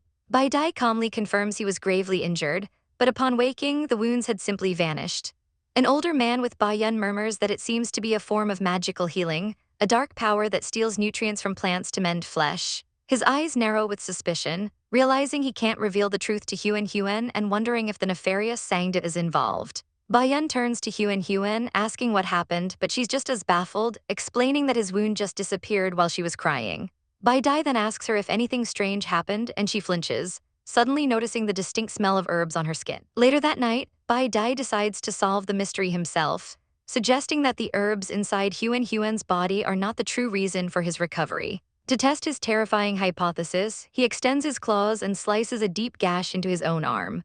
Huan Huan screams in horror, asking if he's gone mad, her tears of shock and fear beginning to fall. A single teardrop lands on the bloody wound, and it instantly erupts in a radiant green glow of healing energy. Ba Yun shouts that it worked, his mind reeling from the impossible sight. Still dazed, Huan Huan can only watch as Bai Dai leans in and gently licks the tear from her cheek. A wave of power surging through him as his wound seals itself without a scar. Ba Yun gushes that Huan Huan is incredible, while Bai Dai pulls the crying girl into an embrace, urging her to keep this a secret. He reveals the terrifying truth. It isn't just her tears that can heal, but every part of her body, including her blood and skin. They all realize the horrifying implication. If this power were ever discovered, she would be hunted and enslaved. Both men make a silent vow. To protect her, they must become stronger than ever before. A few days later, this newfound resolve is tested as Ba Yun, patriarch of the Rock tribe, faces off against Shen Yan, the patriarch of the Bird tribe. Shen Yan fumes that one of Ba Yun's people killed their child, a devastating loss since their females struggle to conceive. Ba Yun coldly retorts that Shen Yan's children were thieves and should have been disciplined, refusing to hand over the accused beastman to appease his wife's wishes. Shen Yan winces in pain, clutching his side, and Ba Yun smirks, realizing the bird patriarch is severely injured and bluffing. Knowing he has the upper hand, Ba Yun makes a conditional offer.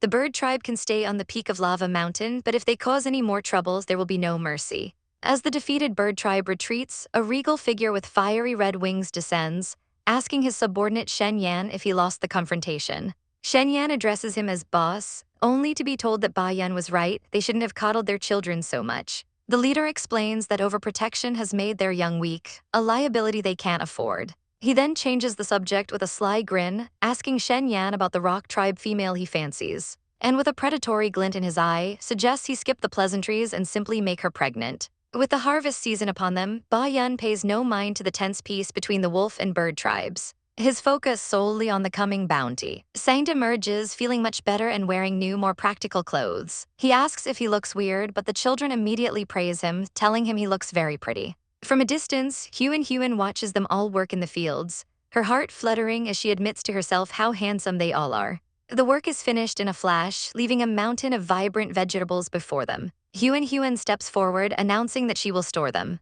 As a brilliant light emanates from her ring, the entire harvest vanishes into thin air. She explains to the bewildered Sangda that her ring contains a storage space, a revelation that leaves him reeling, realizing these betrothal rings hold secrets far deeper than he imagined. They head to the market, setting up a stall with their impressive produce. Their first customers are a group of enthusiastic rabbit beastmen who declare they want to exchange for all of their goods. The trading is a huge success, but their bustling business is interrupted by the arrival of another patriarch who offers a bag of gemstones for their vegetables to support them. Ba Yun's eyes narrow with suspicion as the patriarch reveals his true purpose. He has news about Mo King. One of his men saw Mo King entering one of the central authorities, a place called Yuliang. Sangdi explains that the Beast World's 3 centers are forbidden to outsiders unless one is immensely powerful or invited by its boss. The patriarch orders his men to continue surveillance before delivering his second, more chilling piece of news. Strangely dressed beastmen from Yuliang itself came to the Dark Ice tribe looking for a snake named Sangdi. The group freezes, a wave of shock passing between them. Under questioning, Sangda claims he doesn't know why they would seek him out.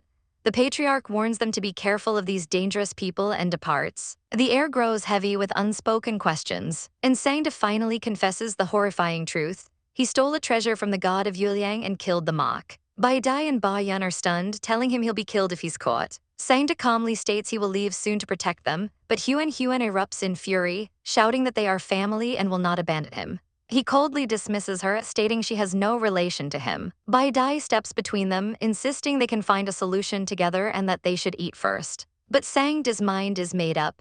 He feels like a stranger and a burden, resolving that he must not bring them harm for their kindness.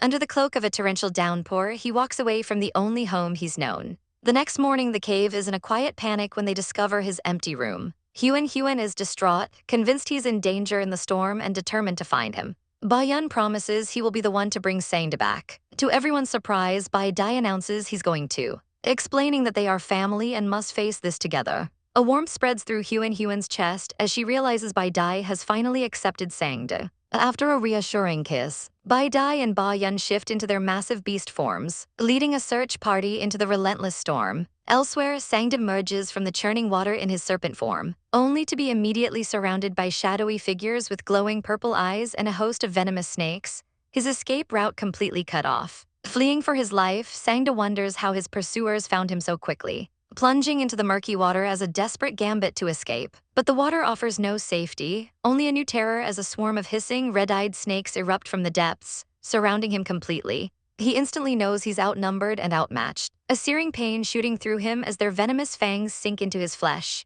His vision blurs from the poison, the world fading to black as the serpents coil around him, crushing the life from his body. One snake snarls that he should go to hell. But just as hope seems lost, a flash of white and blue erupts from the tree line. A majestic white tiger, wreathed in crackling energy, launches itself into the fray, tearing into the lead serpent with electrified claws. Reinforcements arrive as a pack of wolves descend on the chaos, their leader commanding them to capture the fleeing snakes. The white tiger drags Sangda's unconscious and bleeding body from the water, urging him to wake up. But he's already lost to the darkness. A silver-haired man named Ba Yun lifts Sangda's limp form, determined to escape. The remaining snakes order him to drop their prey, but Ba Yun stands his ground. As a massive ice wolf lets out a powerful howl, a wave of absolute zero blasts from the wolf, encasing the serpents in solid ice. The wolf Bai Dai knows the ice won't hold them for long and urges his companions to move. As they flee into the swamp, Bai Dai unleashes his power again, freezing the surface of the marsh solid. He stands guard as Ba Yun crosses with Sangda, taunting the snakes that they are now trapped. The serpents panic as the ice shatters beneath them, realizing too late they've been lured into a sinking trap. With the threat neutralized, Ba Yun carries the dying Sangda home, where a worried woman named Huan greets them. Ba Yun explains that Sangda is badly poisoned and needs a cure immediately. Assessing the grave situation, Huan realizes normal herbs are useless, and declares that a special poison requires a special cure. To the horror of the others, she takes a blade to her own hand, letting her blood drip into a bowl and insisting Sangda must drink it. Ba Yun gently takes the bowl from her, and carefully feeds the life-saving blood to the unconscious Sangda. Miraculously, his wounds begin to close, and with a violent cough, he expels the black poison from his system. He awakens confused, asking where he is. Ba Yun explains how they found him and that Huan saved his life with her own blood. The revelation sends a shock through Sangda's heart. He can't comprehend why she would do such a thing.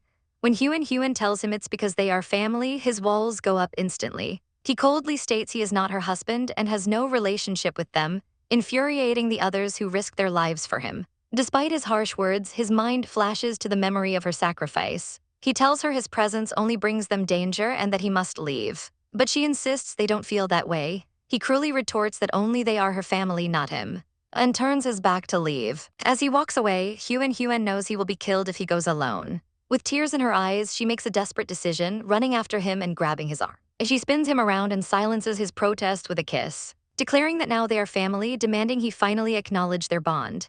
Huan steps back, her voice ringing with newfound confidence as she declares to Sangda that since she kissed him, they are now family, pointedly asking if he would dare refuse their relationship now. Ba-yun watches from the side, silently fuming, convinced that Huan used a trick to force the situation. With a jealous hiss, he offers to kiss her instead if that's all it takes to become family. But Bai Dai calmly intervenes, stating that they have accepted their new family members and will face whatever comes together.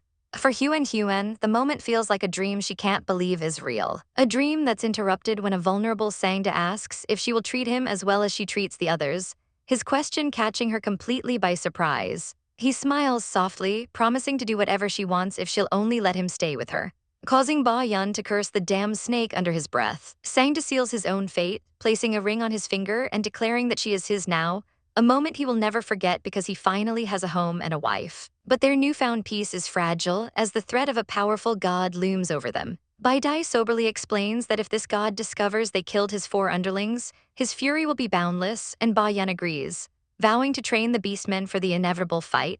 Worried for their safety, Huan decides to collect herbs, but Bai Dai instructs her to take the other females and hide if a battle breaks out, a responsibility she readily accepts. In a quiet moment of reflection, Sangda remembers how he had once closed his heart, certain he could never trust anyone again. But Huan shattered his walls and made his life better. The realization that he trusts her so completely fills him with guilt, believing it's his fault she is now in danger. Huan snaps him out of it, playfully reminding him he wore her ring and can't run away now.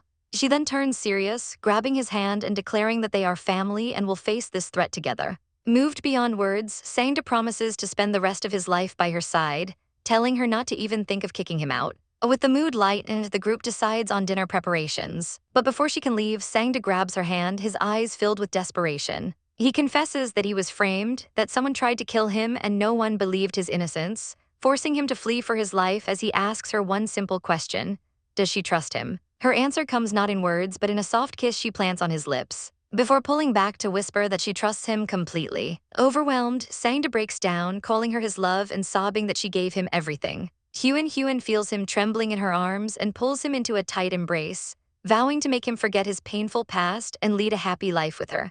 Meanwhile, Ba-yun confronts Bai Dai, questioning his decision to let Sangda stay. Bai Dai, with a cold, calculating gaze, says that Ba-yun wants him to stay too, reminding him that Sangda once saved Huan's life and is fiercely loyal. He concedes that if they ever fail to protect her, perhaps Sangda can, but his chilling smile reveals that if not for that possibility, he would never have allowed it. 3 days later, Sangda has made a full recovery, but the effort has taken its toll on Huan, who is now sick in bed from blood loss and utterly bored. Her boredom is shattered when a system notification announces she's reached level 438, unlocking the gemstone door. A tiny elf-like avatar, Zio Ba, appears, annoyed at his new nickname but ready to explain her new abilities. He tells her she can now use gemstones to exchange for items, currently limited to sunflower and pea seeds. Thrilled by the prospect of familiar plants, she immediately exchanges for 10 of each. Ba-yun suggests planting them in the garden, but Bai Dai takes charge, assigning the task to himself and Sangda while Ba-yun focuses on training the men for battle. Sangda curiously takes the small pouch of seeds from her hand, a new project for their new life together. A man with a condescending sneer muses that without the girl's permission, no one can move, and those who try will become burning corpses. He turns to the red-haired girl Jia and with pure annoyance asks why she is following him. She stares back in confusion as he claims he never forced her to come here, suggesting she followed him because she mistook him for her father. A notion he finds utterly baffling. He suddenly yanks her forward, clarifying that he has no intention of imprisoning her. She came to this place to seize an opportunity while the other Jia destroys the afterlife. With a chilling smile, he tells her the door won't be locked and she can go wherever she pleases. But if she gets killed in this world of Murim, it's not his problem. He finds the entire situation amusing, imagining how painfully incompetent her real father must feel right now. Left alone in the strange room, Jia collapses to the floor, bewildered, as glowing blue characters fill the air around her. A voice explains that this light appears when someone loses their magical powers, and a horrifying realization dawns on her. She can't go back. Her thoughts immediately race to her father, questioning if he's still safe. She clings to his memory, his words telling her to stay calm, to never despair, and that someone would always come to save her. A surge of resolve cuts through her fear. Deciding she must see the truth for herself, she pushes open the door and steps out into a new world, realizing with a jolt that this is a real Murim. Sitting alone and contemplating her next move, her strange clothes and hair attract the attention of a group of young men. One of them confidently approaches, asking if she's lost and offering to take her home. Ajia bluntly informs him that he can't. He presses on, warning her of the numerous thieves on the mountain, but she remains unfazed. Puffed with pride, he asks why she should trust him, declaring that he will be the one to inherit Motherland. Gia's expression is one of pure disinterest, but she asks what Motherland is, shocking the boy, who can't believe anyone wouldn't know the genius of Murim. Now she understands the other Gia is famous here. The boy continues bragging that he will become the new master of Murim, but her focus is elsewhere. She now knows the master of Motherland's whereabouts are unknown. Suddenly, she strikes the boy across the face, declaring that it's already happened. A rainbow-colored magic, a trick for new players, erupts from her hand, stunning the men who can neither see nor hear it. She coldly commands them to take her to the master of Motherland or disappear. Shortly after, the terrified boy is leading her through the woods, while she internally wonders why Kalis is here. In another part of this world, a young woman named Sangdu admires a blossoming plant, reflecting on how family helps even those who aren't good at communicating. This piece is shattered at the local market, where a chaotic mob of beast people are desperately trying to buy vegetables, overwhelming her completely. Just as the crowd closes in, a white-haired man named Bai Dai pulls her to safety. He unleashes a ferocious spiritual tiger, roaring for them to stop. The entire market falls silent in terror, as he warns that anyone who causes a fuss will become his dinner. An orderly queue forms almost instantly, though a few still try to cut in line, only to be swiftly dealt with by a snake-tailed man who demands order. With the chaos quelled, Sangde opens a spatial storage with a flick of her fingers, revealing a mountain of fresh produce. Her companions begin selling the goods one by one, ensuring the line remains orderly. Half an hour later, every basket is empty, and Sangde smiles, thinking of all the gemstones she's earned. Huan's grand plan begins with a simple transaction, hiring male beastmen to cultivate a garden on Lave Mountain, paying them with the money she worked so hard to earn. She admires Bai Dai's shrewdness, thinking he'd be an excellent businessman in her world. With her partners in agreement, they decide to proceed as planned, confident in their venture. The initial stages go perfectly, with the beastmen cheering as they get to work. Huan shows one of them how to place a special seed into the soil. And to everyone's amazement, the plants sprout and grow at an impossible rate within a single day. But just as success seems within their grasp, something goes terribly wrong. The beastmen come running back, battered and bruised, one of them tearfully asking who beat them up. Huan is horrified as they confess they were beaten by the vegetables in the garden. They explain that the sunflowers suddenly attacked them while they were working, leaving one with a painfully swollen cheek and another with a ripped skirt from an exploding pea. Begging her to take a look, Huan is left completely bewildered, wondering what could possibly be wrong with the seeds she planted. She and Bai Dai venture into the garden, which now boasts towering 2-meter-tall sunflowers that look perfectly normal at first glance. When she struggles to reach one of the flowers, Bai Dai lifts her up to help. The moment his hand touches the sunflower, it violently swats at him, unleashing a barrage of seeds and forcing him to shield Huan as they are thrown back. She stares in shock, realizing the plants truly are attacking people. Still skeptical, Bai Dai decides to test the peas from a distance, picking up a stone and hurling it towards the pods. The pea pod instantly retaliates, firing a projectile that vaporizes the stone in a flash of light. The workers confirm this is exactly how the plants react when anyone gets close. Feeling responsible, Huan apologizes and offers them a healing herb before privately summoning her system guide. A small elf-like figure named Xiao Ba appears on a blue screen, and she desperately asks him to explain the situation. Xiao Ba clarifies that these aren't ordinary seeds. They are living weapons that have to be dealt with after growing, but he casually adds that they are also edible. He then reveals the secret: the plants will actively give up their seeds if you are nice to them. Huan is initially disbelieving, but Xiao Ba insists he isn't lying. A glimmer of understanding dawns on her face as she realizes what she must do. She turns to the others and announces with a smile that they just need to be nice to the plants. An idea that Sangde decides to test himself. He transforms into his massive snake form and slithers into the garden, gently approaching one of the giant sunflowers. As the others watch from behind a tree, Sangde gently raises his head and caresses the flower. Huan holds her breath, watching nervously from the bushes. In a stunning turn of events, the sunflower shakes its head happily and willingly drops its seeds. And it worked. Sangda collects the harvest, and the sunflower even nuzzles up to Huan like an affectionate pet.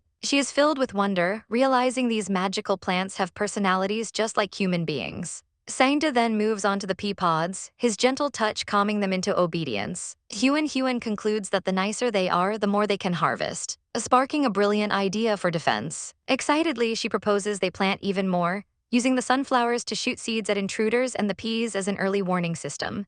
To fund this, she immediately calls Zio Ba and exchanges her non-colored gemstones for a pouch of pea seeds. Lamenting her broke status but determined to protect their home, the beastmen get to work planting the strategic crops all around Lava Mountain. As evening falls, Bai Dai and another beastman return from a successful hunt, announcing they're hungry. Just in time to see the lavish feast Huan has prepared with their newfound harvest. To defend their home, the beastmen consider using sunflowers and peas as barriers, but the white-haired Bai Dai declares it's not enough. The clever Huan suggests a more direct approach, traps. She excitedly illustrates a simple pitfall trap covered by leaves, which impresses the others with its simple genius.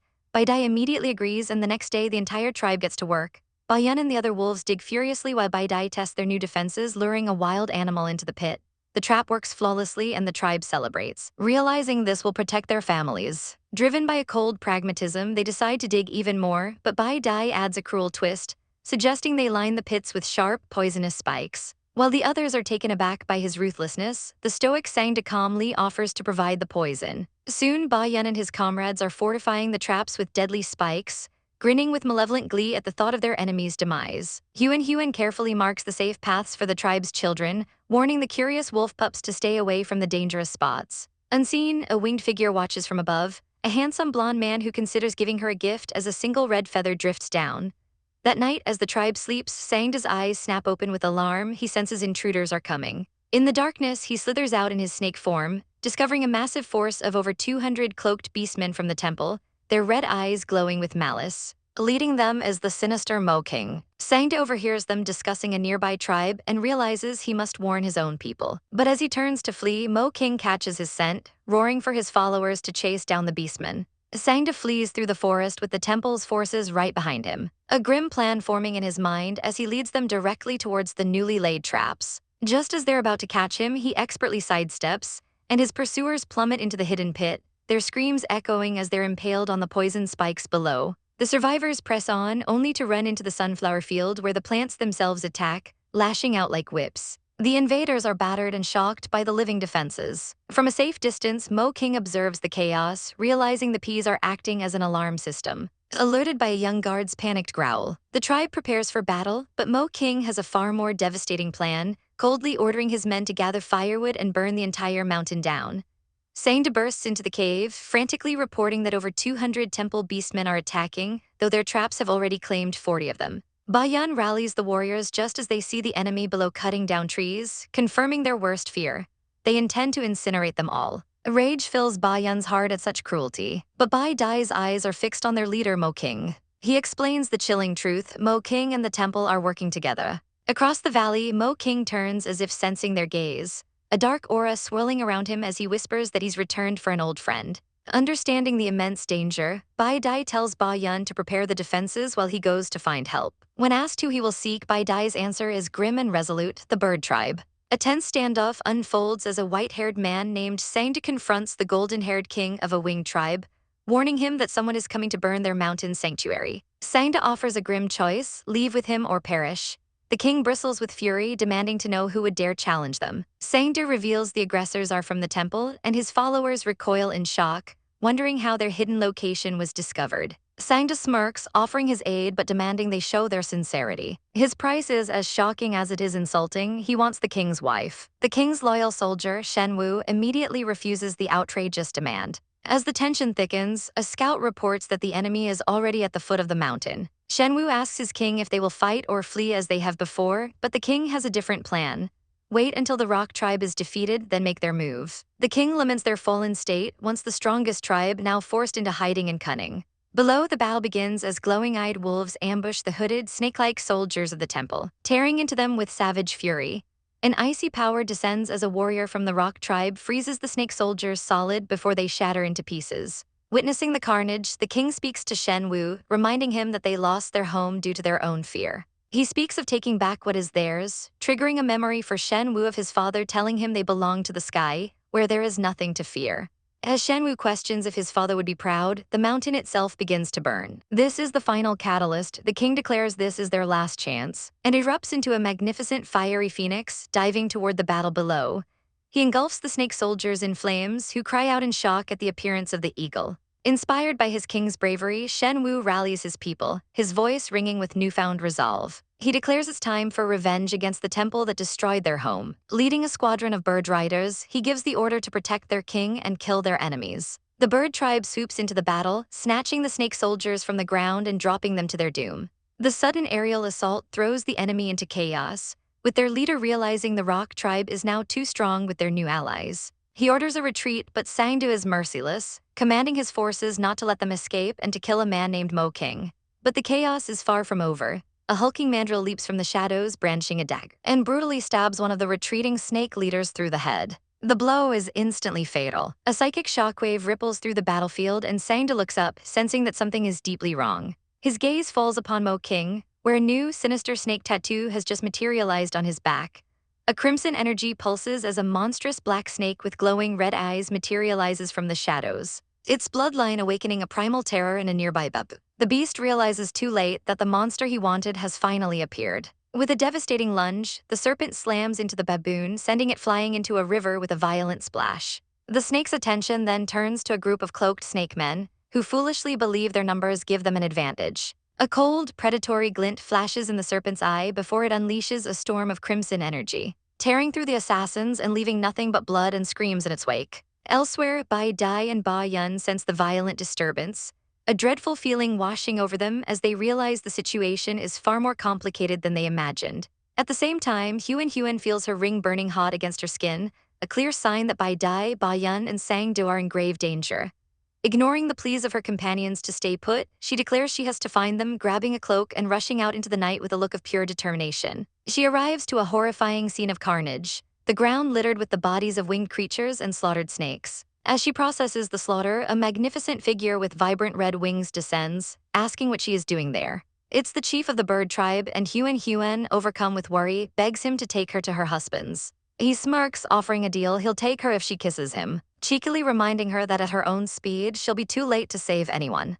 Frustrated and out of time, she grabs him and gives him a quick, biting kiss. He looks momentarily surprised before telling her to hold on tight, and with a powerful beat of his wings, he launches them into the night sky. They fly over the blood-soaked battlefield, where Bai Dai and Ba Yun are frozen in shock, staring at the colossal snake coiled before them. Bai Dai recognizes the scent instantly, realizing with dawning horror that the monster is Sangdu. Ba Yun can't comprehend the transformation, noting that not only has Sangdu's appearance changed, but his power level has skyrocketed to an unbelievable degree. As they wonder if he alone caused all this destruction, the winged chief lands gracefully, setting Huan down. Her friends are stunned to see her, but she only has eyes for the beast, asking where Sangdu is. They gesture to the giant serpent, and she stares in disbelief. The winged chief casually suggests that Sangdu must have ghost blood, explaining to a confused Ba Yun that demons with this bloodline become stronger the more they eat. Huan frantically denies it, insisting Sangdu is a good person and could never be a demon. The chief clarifies that his blood was always dormant, but it was awakened by a knife made of ghost blood bones plunged into his body, causing him to devour the remaining snakes. He coldly asks if she still needs him now that he's a monster, but Huan's resolve doesn't break. With tears welling in her eyes, she walks toward the giant creature, stating firmly that in her eyes he isn't a demon. He is Sangdu, her family. The winged leader of the bird tribe declares with cold certainty that they are all too dangerous, that everyone must die simply because of their humanity. He sees the monstrous form of Sangdu, deeming him strong and cruel, and scoffs at Huan for not understanding the sheer gravity of their situation. But Huan's loyalty is absolute. She throws herself in front of Sangdu's hulking frame, roaring that she'll kill anyone who dares to touch him. With tears streaming down her face, she insists that he is Sangdu, not a demon, and that they would have to kill her first. The winged man is momentarily stunned by her willingness to die for him, realizing it's because she considers them family. Bai Dai moves to comfort the distraught Huan, gently wiping her tears as she sobs. The winged leader's stern demeanor cracks into comical frustration, muttering that they'll just have to listen to her since she's the boss of their home. Huan looks at Sangdu's terrifying form, Sensing his change is born from a deep-seated fear of being alone and abandoned, seeing not a monster but a pitiful soul. Bai Dai offers her a knife, suggesting she give it a try. She takes the weapon and approaches the beast, but instead of striking, she slices her own arm, letting her blood drip onto him. A surge of dark energy envelops Sangda's body as he begins to transform, shifting from a giant serpent into a half-human beastman before collapsing. The winged man watches with detached interest, remarking that he has nothing more to do here before spreading his wings and departing into the sky. Huan rushes to the unconscious Sangda's side, gently covering him with a cloth and whispering that it's time to go home. Back with their tribe, a small bear girl shushes a cat boy, revealing that Huan has many secrets, like her ability to create things and that they must protect her. The tribe members head home after finding Sangda's shed snakeskin, carrying his unconscious body on the back of a white tiger. Life resumes its pace, with Huan healing the sick by day and tenderly caring for the comatose Sangda by night, feeding him warm liquids. He finally awakens in a cave, disoriented and clutching his head, his memory blank after his pursuit of Mo King. Huan simply tells him to rest, but seeing how exhausted she looks from caring for him, Sangdu is overwhelmed and pulls her into a fierce embrace. Just then, Bai Dai and the others arrive, with Bai Dai quickly silencing the cat boy before he can reveal what Sangda did in his monstrous state. Sangda accepts that he needs to rest, but vows to grow stronger to protect Huan and everyone else. Later, as she prepares soup, Bai Dai pulls her close, his voice low as he admits his annoyance at seeing her care so much for Sangda. His proximity makes her heart race. In a separate encounter at a lake, the winged tribe leader confronts Huan while she bathes, demanding she keep her promise regarding mineral exploitation. When she explains she needs more time and herbs, he offers a different solution, leaning in to kiss her forcefully. A small lotus flower cries out for him to stop, but Huan shoves him away, brandishing a knife and warning him to back off or be sorry. He looks wounded, asking why she hates him when he just wanted to kiss her, but she furiously retorts that he has no right and threatens to end their tribe's alliance. He apologizes, confessing he truly likes her, but she orders him to leave. That night, Bai Dai holds Huan as she sleeps, whispering that he wants her to feel better so she'll be more delicious. His thoughts grow possessive, a feeling he attributes to the ring, and he tells himself he must control his desire to own her completely. He just wants her to be happy. When another beastman finds them, he explains that Huan is just resting, reflecting on how fragile she seemed when they first met.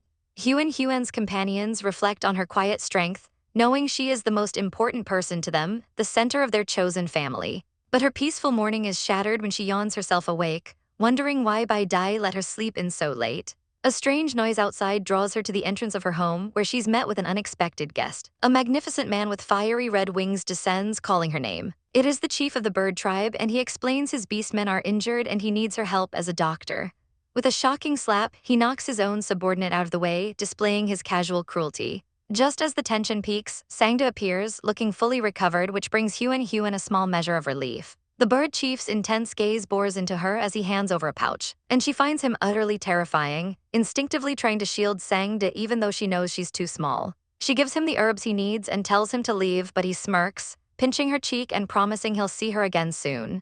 Annoyance flares through her and she angrily tells him to get away. She immediately warns Sangda that the winged man is not a good person and he should stay far away from him. Later, while admiring her fast-growing sunflowers, her tranquility is once again ruined by the sight of red wings. Well, he came back. She sarcastically asks if he has nothing better to do, but he merely asks if she isn't afraid he'll disrupt her tribe. She snaps back that she is a mean person, which only makes him laugh, calling her thick-skinned before demanding to try her famous sunflower seeds. Seeing a chance to teach him a lesson, she tells him to try and get them himself. His method, however, is pure chaos. He unleashes a powerful gust of wind, planning to simply blow the seeds from the stalks. Huan watches in horror, realizing he'll destroy her entire crop, and screams at him to stop.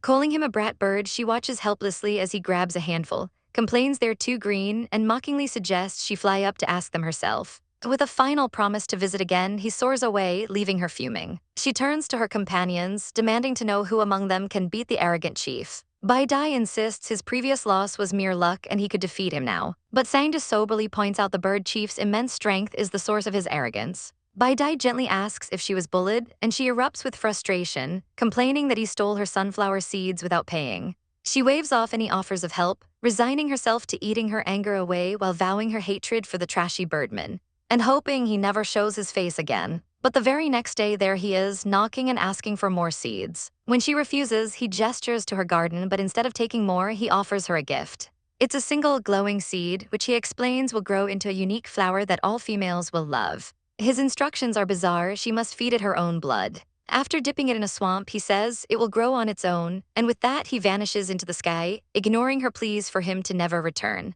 Puzzled, she finds no information about the flower in her books. She summons her system helper, Xiao Ba, and asks why it's not listed. Xiao Ba cryptically explains the flower is from a more advanced book, hinting at its rarity, but says it cannot answer her question directly. Her curiosity piqued, Huan Huan decides to follow his strange directions. She pricks her finger and lets a single drop of blood fall into a bowl of water holding the seed. The water instantly turns a luminous pink. Taking the seed to a nearby swamp, she wonders what will happen next. The moment it touches the water, it explodes with life, sprouting into a massive, beautiful plant in a flash of brilliant light.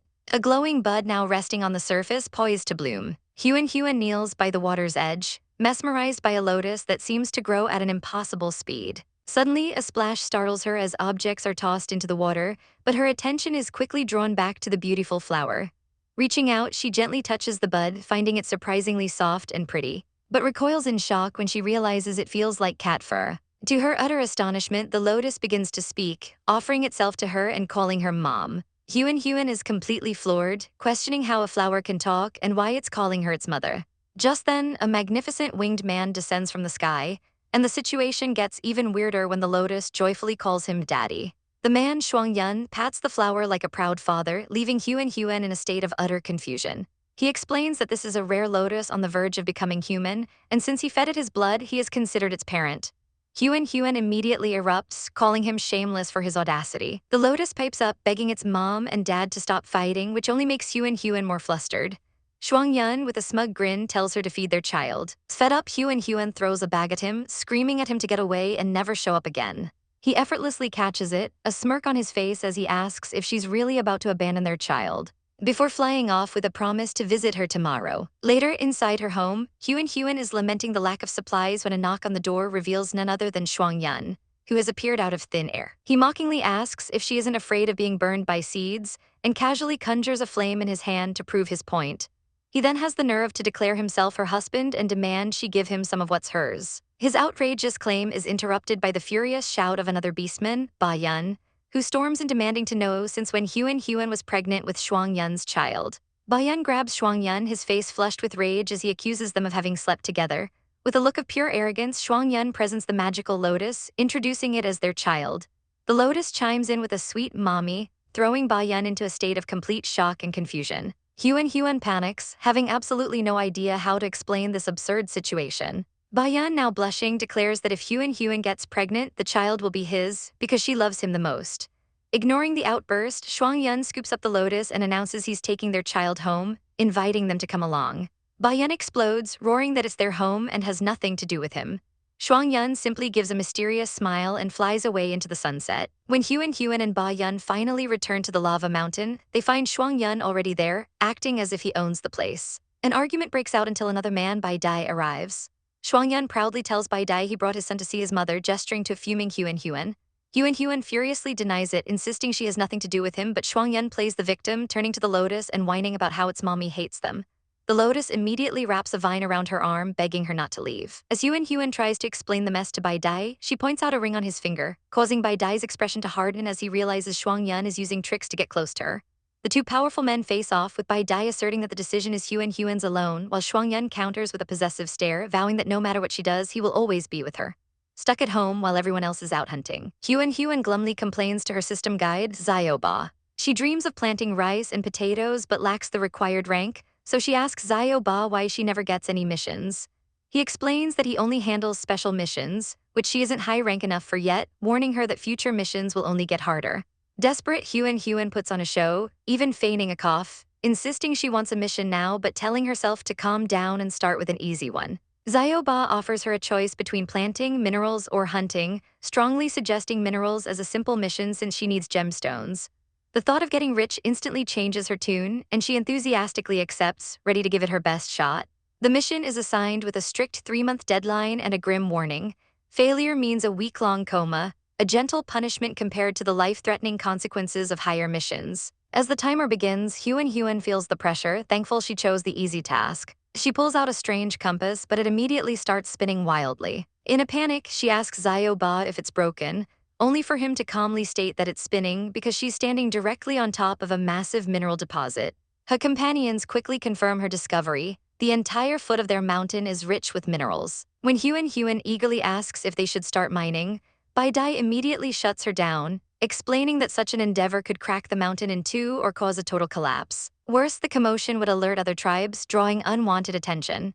The serious consequences leave Huan speechless and worried. Another of her partners declares he just wants a peaceful life with her and refuses to take such a risk. Realizing the danger she'd be putting them all in for her own sake, Huan reluctantly agrees to find another place. The next day, she's visibly stressed, contemplating the 3-month time limit and the looming punishment of a coma. Noticing her bad mood, Bai Dai approaches. Knowing he's too perceptive, Huan decides she has to get away to search, concocting a plan on the spot. She plasters on a bright smile, telling Bai Dai she's bored and wants him to hang out with her. He agrees, hoping some fresh air will improve her spirits, before transforming into his majestic white tiger form. As they venture out, they pass Sangda, the giant snake working in the fields. Huan cheerfully announces they're just going for a walk, and Sangda immediately asks to join.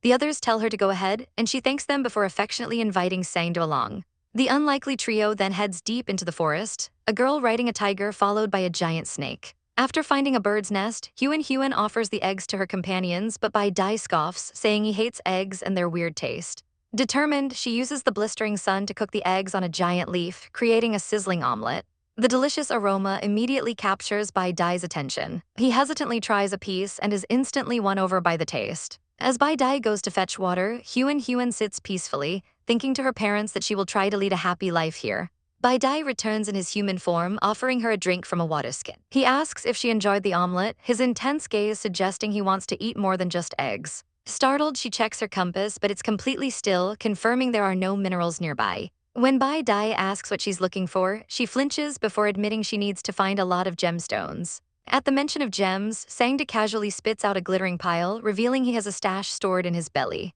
As Huan stares in shock, Bai Dai adds that he has some too and offers to go to the dangerous center to get more for her. The idea of him going into danger terrifies her. She grabs onto him, forbidding him from going, insisting she can handle it herself because all she wants is for him to be safe and by her side. Huan expresses her worry that they aren't strong enough for a fight, knowing the place they're headed is dangerous. But Bai Dai quickly reassures her, saying they can find minerals elsewhere and that he doesn't want her to risk her safety. Sangde, the giant serpent, is amazed by the magical storage ring on Huan's finger, a gift he knows she can't afford, noting that Bai Dai and Ba Yun wear similar ones. He muses on how excellent she is, realizing she gave them the rings and kept him around despite his poverty, certain she will become the most talented among them. Meanwhile, Shuangyun sits dejected in a field of vegetables, but his ears perk up when Huan arrives with a white tiger. He playfully tackles her, asking why she was so late after thinking she and the others would abandon him. Before she can fully explain their search for minerals, a shower of crimson feathers announces an unwelcome guest. It's Zuling, the winged beastman, who lands with a condescending smile, claiming their child missed her and he had no choice but to bring it. Huan is utterly exasperated, telling him to find a wife if he wants children, but he coolly retorts that he's already married. A small lotus flower appears at his leg, calling her mommy, a claim she immediately denies. Seeing the dangerous glint in Zhu Ling's eyes, she realizes refusing the little flower will only make things worse. He asks if she wants him to stay away from her, his threatening aura making her tremble with fear. Suddenly, his mood shifts as he holds up the fragile lotus, which squeaks in pain as he squeezes it. Just as Bai Dai rushes to her side, warning her to be careful, Zhu Ling cruelly tells the flower that its mother doesn't need it anymore and threatens to burn it, asking what use it is. Horrified, Huan screams for him to stop, snatching the wilting lotus from his grasp. She comforts the sobbing flower, furious at Zhu Ling's cruelty towards something that calls him daddy. He just smirks, accusing her of being the more cruel one before taking to the skies and leaving her fuming. Later, trying to nurse the dying lotus, Huan makes a decision, biting her own finger. A single drop of her blood falls onto its petals, causing it to glow and bloom with renewed life. She softly promises that she'll never let that brat hurt it again. Unseen, Shuangyan watches this display of affection, grumbling about the dumped lotus and wondering when Huan will get pregnant with him instead. He's dragged away by Bai Qi, who wants to have a talk. The beastmen gather, with Bai Dai proposing a dangerous plan to dig for the minerals Huan wants from under the lava mountain. Sangda voices his concern about the danger, but their resolve is firm. Shuangyan is fired up, declaring they can't let their girl down and rushing to gather the tribe. Bai Dai stops him, explaining that a large-scale operation will alert the bird tribe, and the worst-case scenario would be a full-blown fight. The next morning, Huan wakes up to an empty home. She follows a noise and is shocked to find the entire rock tribe hard at work digging into the mountain. She spots Bai Dai and Sangde leaping down into Bai Dai's arms. He asks if she ate her breakfast, then explains they're mining the minerals under the lava mountain for her. Stunned and touched by their dedication, she watches as the tribesmen greet her warmly. Realizing she can't stop them, she smiles and encourages them, saying she's off to check on her garden. She arrives at the pond where the little lotus perks up, greeting its new mother with a happy chirp. Huan delights in the simple pleasure of a large leaf, finding it cooler than any air conditioner as she shelters from the sun. Her companions Bai Dai and Sang Yi follow her lead, placing leaves on their own heads to ward off the heat. But their peaceful moment is shattered when a wolfman rushes in with alarming news. Their patriarch is fighting the patriarch of the bird tribe. They look up to see a brutal clash unfolding on the cliffs above, a giant wolf locked in combat with a massive bird. The wolf Ba Yun radiates an icy aura, freezing everything he touches, while the bird tribe cheers their leader on, screaming for Ba Yun to be sent to hell. Panic seizes Huan, and she instinctively tries to rush toward the fight, desperate to stop it. But a regal figure with brilliant red wings descends, blocking her path. It's the bird tribe's patriarch Shuangyun, who sternly forbids her from interfering. He snatches her up effortlessly, holding her back from the battle. Just as quickly, Bai Dai intervenes, calmly telling Shuangyun to let them fight, explaining it's for the best. He turns to a distraught Huan, reassuring her that while Ba Yun is childish, he knows what he's doing and will undoubtedly win. Meanwhile, Shuangyun gazes at Huan with a mixture of frustration and longing, thinking to himself that it's been 4 days since he's seen her, and now she completely ignores him. Despite her coldness, a quiet resolve hardens in his eyes as he vows he will never give up on her. The fierce battle finally concludes not with a victor but with a draw. The two patriarchs, reverting to their human forms, clasp hands in a show of mutual respect. Ignoring everyone else, Ba Yun immediately rushes to Huan's side, his concern overriding everything as he frantically checks if she's okay. He leans in close, telling her he's not afraid of anything as long as she's with him. From a distance, another winged man named Jiu Yuan observes the tender moment, remarking to Shuangyun that this beautiful but oddly small girl must be the one their boss is in love with. Shuangyun coolly agrees she's small enough to hug, a comment that earns him a glare from Jiu Yuan, who then cruelly points out that Huan isn't even looking at him. He's being completely ignored. Shuangyun's expression darkens and he vows to give it his best shot to win her. With the fight over, the leaders begin negotiations. Ba Yun demands minerals, and when Jiu Yuan asks how he knew about them, Ba Yun smoothly lies that their doctor told him. The mention of a doctor piques Shuangyun's interest, while Huan is suddenly struck by a confusing wave of insecurity. The bird tribe raises a concern about a potential landslide near the mineral deposit, but Ba Yun offers to build them new, safer houses in exchange. Shuangyun, however, immediately rejects the offer, questioning what would happen if they fail and claiming he's only looking out for his people. Bai Dai then cuts in with a new proposal, stating he knows the bird tribe has fertility problems and that they can help. Huan is left bewildered, wondering how she's involved. But then a memory flashes in her mind, a herb that can help women become pregnant. Seizing the opportunity, she steps forward and declares that she agrees to the deal. The entire bird tribe erupts in disbelief and hope, questioning if this tiny female can truly solve their greatest problem. Shuangyun is stunned that she agreed so readily. He accepts her offer, making a pact. He'll help them with the minerals if she helps them have more children. But as the deal is struck, he leans in menacingly close to Huan, his voice a low whisper as he warns her that if she tricks him, she will be very, very sorry. With the bird tribe and Huan's people finally working together, the mineral mine becomes a bastion of efficiency.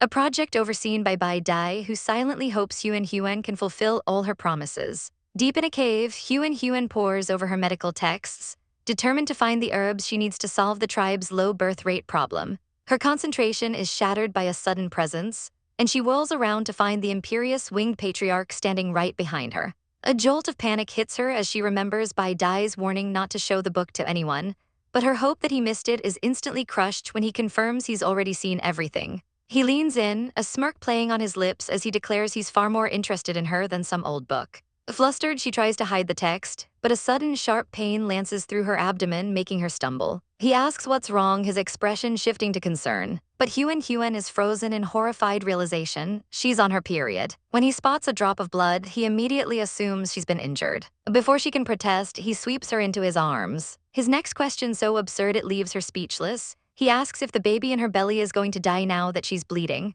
The sheer ignorance of his question snaps her out of her shock, and she slaps him, roaring that she's on her period, not giving birth. He blinks, utterly clueless about what that means, so she just sighs and tells him to get out so she can rest. After he finally leaves, she collapses onto her bed, exhausted, only to discover he's still there, having lined her mattress with soft feathers for comfort. To her complete astonishment, he then presents her with a meticulously crafted pad made of his own red feathers, explaining it would be warmer for her. Touched by the gesture, she gives him a soft thank you, and he tells her to rest before flying off once more. Believing she's finally alone, she snuggles into bed, but outside he stands guard, refusing to leave her unprotected.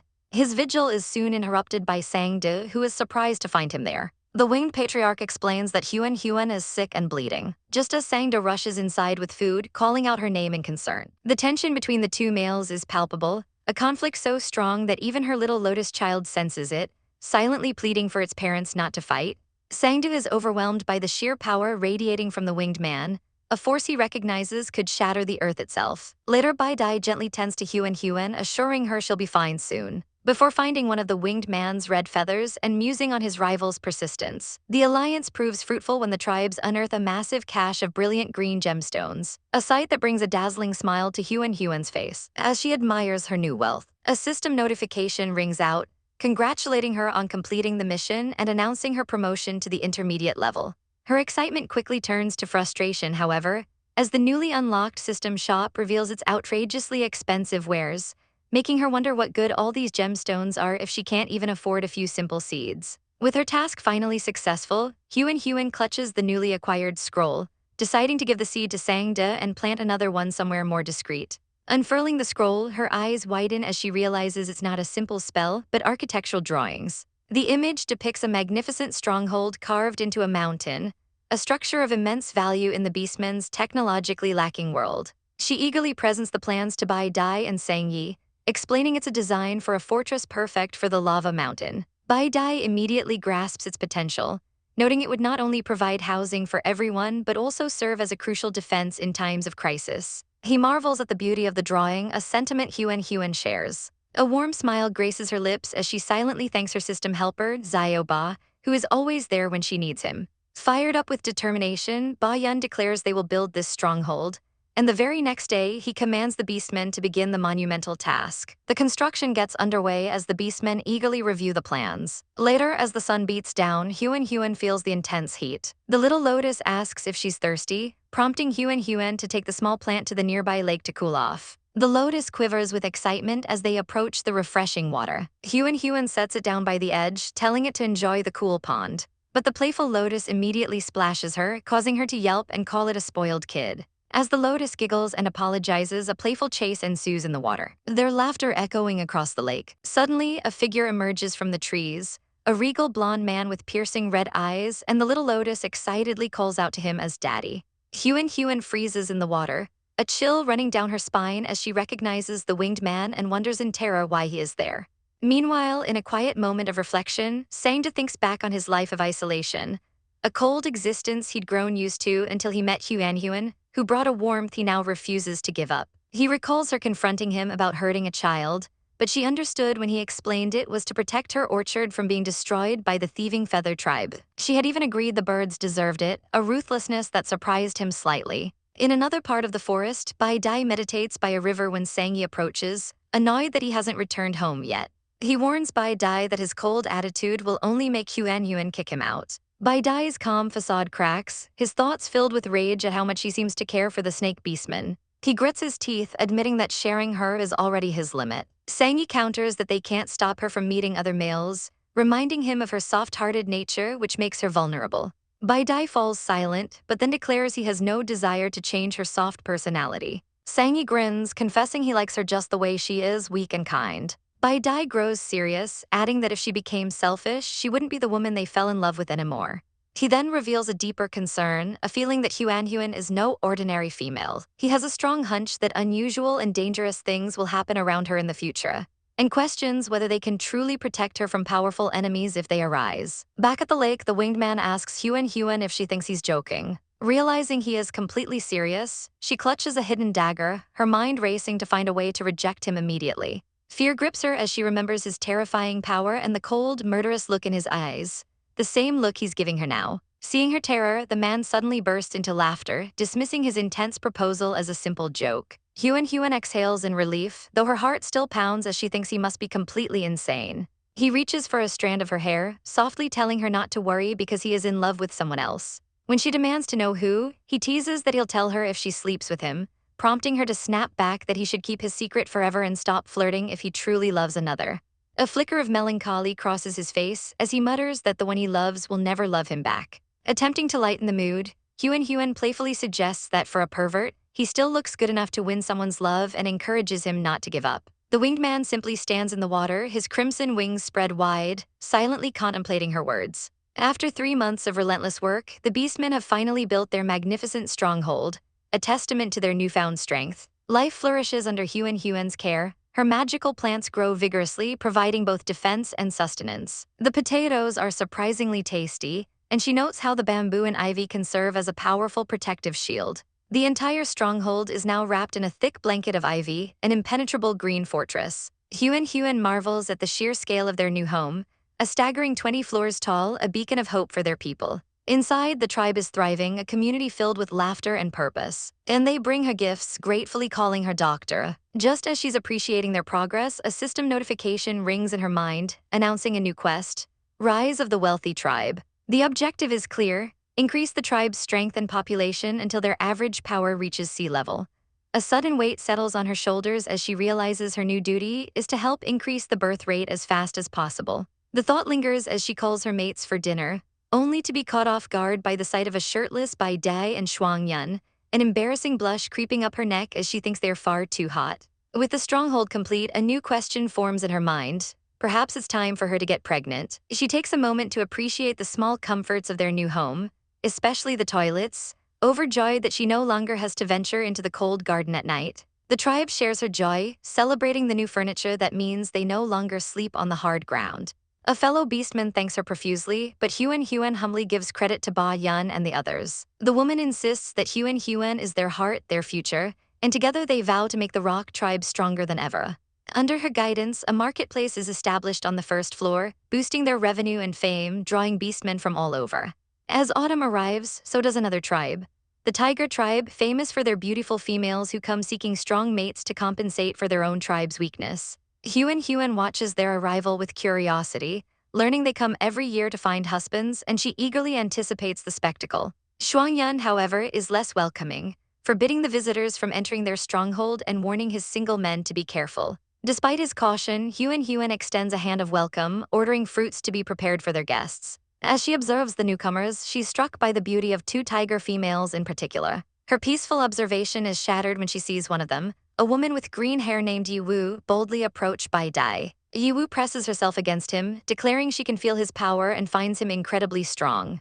Bai Dai remains stoic and unmoved by her advances. Yiwu clings to him, shamelessly offering herself to him, and a flicker of cold possessiveness flashes in Huan's eyes. While the other beastmen watch in envy, Huan maintains a calm facade, trusting Bai Dai completely. But beneath his calm exterior, a deadly rage simmers. Bai Dai thinks that if they were alone, he would have broken her arms for her audacity. He shoves her away forcefully, coldly informing her that he is already married. He walks directly to Huan, his eyes softening as he asks why she's there. She whispers, playfully asking if he was happy about the confession.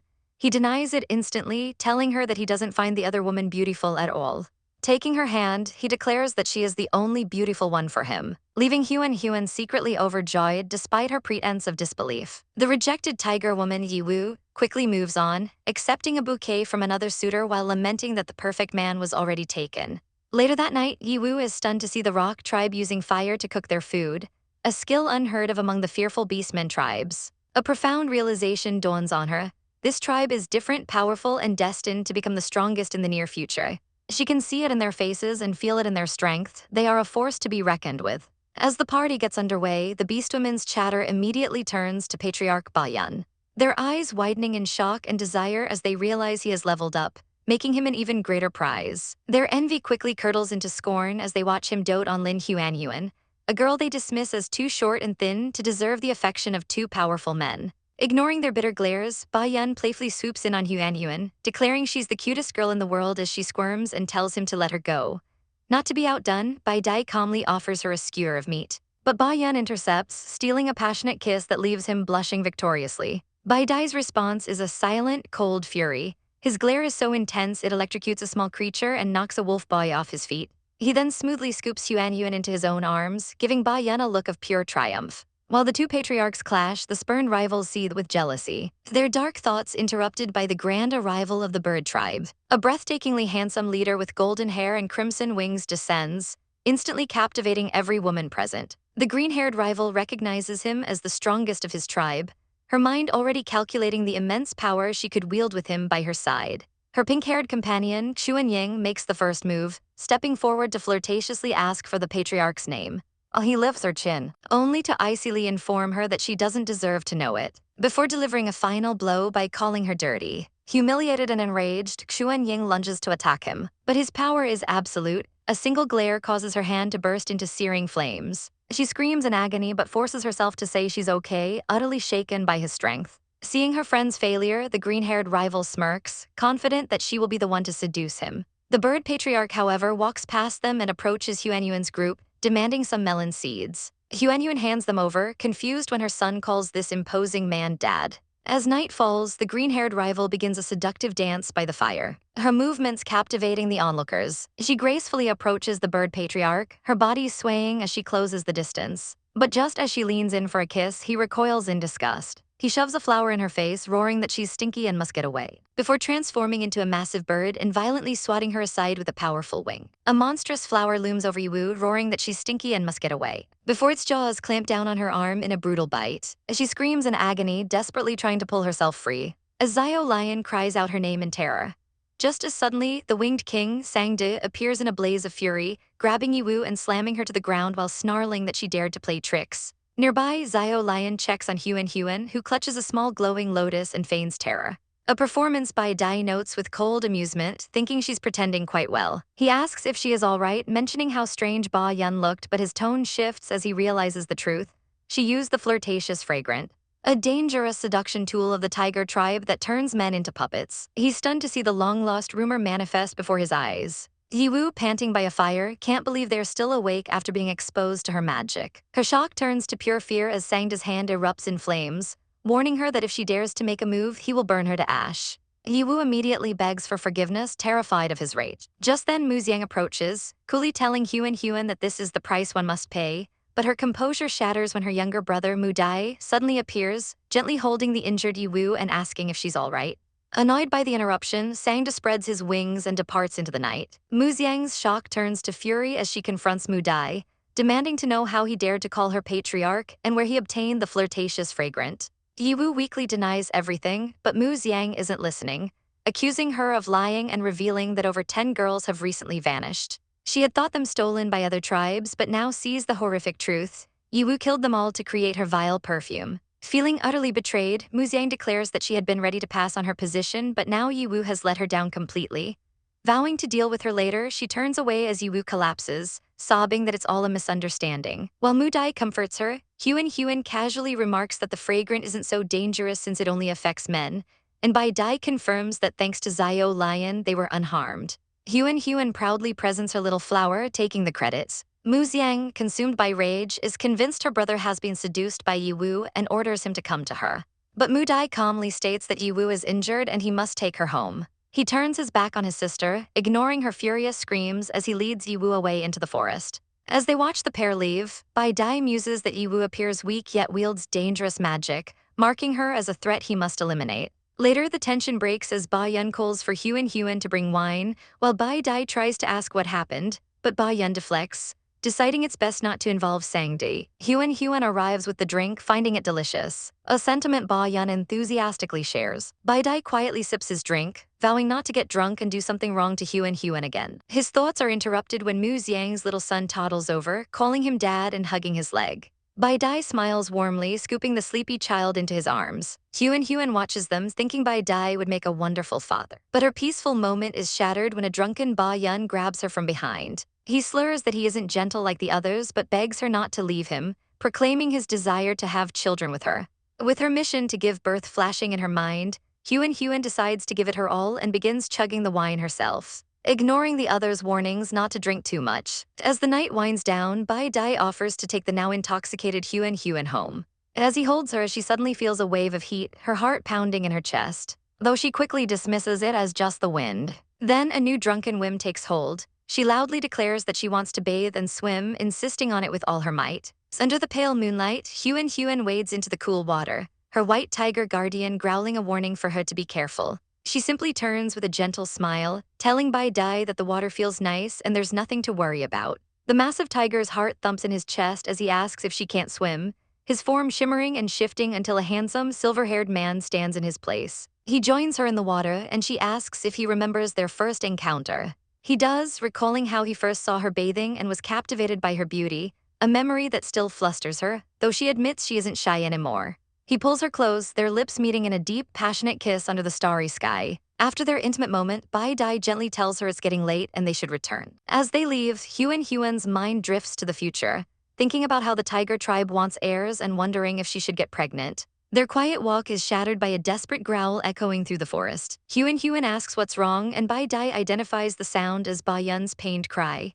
Just then, Sangda appears, explaining that Ba Yun is having a breakdown, weeping that he has already lost her. Mortified, Huan calls out for Ba Yun, hoping no one else witnesses his frantic state. He appears in his half-beast form, tears streaming down his face as he begs her not to leave him. He throws himself into her arms, sobbing that he has no one else in the world. Bai Dai watches with a knowing gaze, telling Huan to stay by his side, explaining that Ba Yun is only this weak when he's with her. Later, Huan sits by Ba Yun's bedside, asking if he feels better. He confesses he only feels well when she's near him, his insecurity pouring out as he admits he knows she loves Bai Dai and Sangda more. He desperately clutches her clothes, tears welling in his eyes as he pleads for her to love him just a little more, promising he would do anything for her. Stunned by his raw vulnerability, she firmly tells him he's wrong and leans in to silence his fears with a kiss. The kiss deepens and Ba Yun's face lights up with pure, unadulterated joy. Overwhelmed by emotion, he pushes her onto the bed, nuzzling against her neck like a lost puppy and whispering that her scent makes him feel better. He tells her he truly loves her before declaring his fervent desire to have children with her.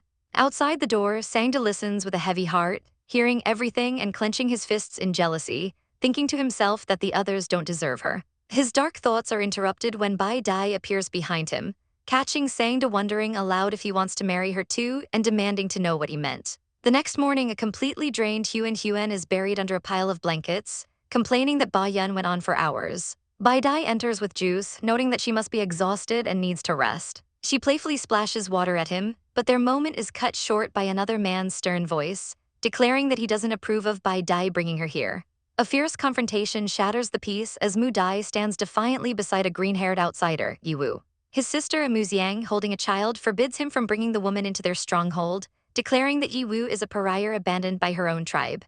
Mu Dai is resolute, claiming it's his choice, but she reminds him the patriarch has already forbidden strangers. He explains that he tried taking Yiwu to the tiger tribe, but they refused her, so he saved her himself and now begs for sanctuary. The plea falls on deaf ears as Mu Xiang screams her refusal.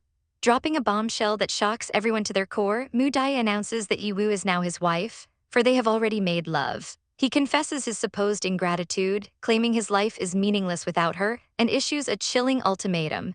If Patriarch Ba Yun refuses her, he will abandon the tribe and live with her on the mountain. Stunned, Mu Xiang asks if he would truly leave his family for a woman, and he confirms it without an ounce of hesitation. At last, the imposing Patriarch Ba Yun steps forward, his voice dripping with ice as he orders them to take the woman away. He then summons a shaken Mu Dai for a private conversation. From a distance, a young woman named Huan watches them go, realizing with a start that Mu Dai has left. Ba Yun explains the situation to her, noting how Mu Xiang must be devastated that her brother fell for a stranger overnight and abandoned his family so easily. Huan wonders if he was seduced, but Ba Yun dismisses the thought, stating that because they made love, they are now bound for life. The weight of this tradition terrifies Huan, who panics about the possibility of her future children choosing the wrong partner. Ba Yun fiercely tells her she will be the standard by which all future wives are judged. Meanwhile, Mu Xiang approaches the patriarch proposing a deal. If she can convince Mu Dai to abandon Yiwu, she asks if he will be given a second chance. Ba Yun agrees, but with a cruel twist. The only way is if Yiwu abandons Mu Dai first, otherwise her brother will pay a steep price. Later, while lost in thought, Huan is startled by the sudden appearance of a majestic winged man who demands to know why she is there. Flustered, she claims she has solutions to their problem but has forgotten them. He sees through her immediately, silencing her with a finger to her lips before lifting her chin, warning her not to trick him. Just as she insists she would never, Ba Yun storms in, demanding to know what the winged man is doing. He roars at him not to touch Huan, but the man only smirks, admitting he's already touched her plenty. The tension skyrockets as Ba Yun threatens violence, but Huan frantically tries to explain the winged man doesn't like her and is only toying with her. The winged man coolly confirms he has no relationship with her, which only fuels Ba Yun's suspicion, who asks why he's always around Huan if he loves another. Trying to defuse the situation, Huan dismisses him as a bored womanizer. But Ba Yun has had enough. He grabs her hand, telling the man to leave. The winged man is amused, asking if she's chasing him away, but his playfulness turns dark as he declares they have a child together and he's no stranger. Before a shocked Huan can react, he swoops in, grabs her, and flies away. As they soar through the air, he drops a piece of critical information. He saw Mu Dai taking Yiwu towards the Dark Tribe. Ba Yun is left reeling, wondering what his tribesman is thinking. The winged man then cheekily demands melon seeds for his intel, before snatching the bag from her and disappearing. Days later, just as Huan learns what's happening, a new crisis emerges.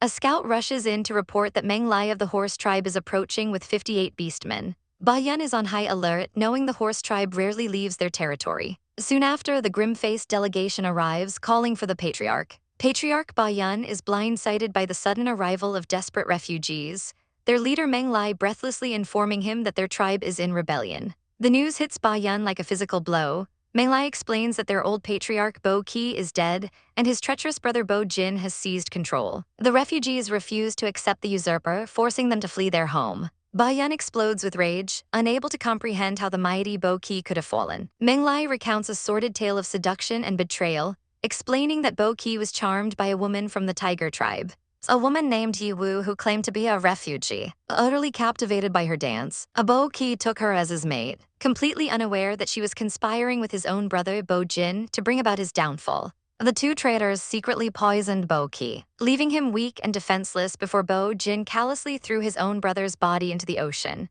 Hearing this tale of fratricide, Ba Yun slams his fist down, roaring at the sheer cruelty of their actions. Disgusted that beastmen would stoop to harming their own family, Meng Lai and his people, now homeless and hunted, plead for sanctuary. But Ba Yun's eyes flash with cold calculation as he initially refuses their request. He clarifies that while he senses their sincerity, the safety of his own tribe comes first, and he demands to know how they will prove their loyalty. Turning to his mate Huan, he explains the secrecy of their stronghold is paramount. She immediately grasps his intention. He wants a formal contract. Ba Yun feigns ignorance, asking her to write one, but when she raises concerns about the trouble Bo Jin might bring, his fury resurfaces as he vows to personally beat the traitor to death if he ever shows his face. Touched by the story of the fallen patriarch, Huan agrees and magically produces a scroll, writing a contract that binds the Horse Tribe to their rules and secrecy, with punishment for any who break the terms. Ba Yun watches her filled with pride, thinking his wife is the most beautiful and intelligent female in the world.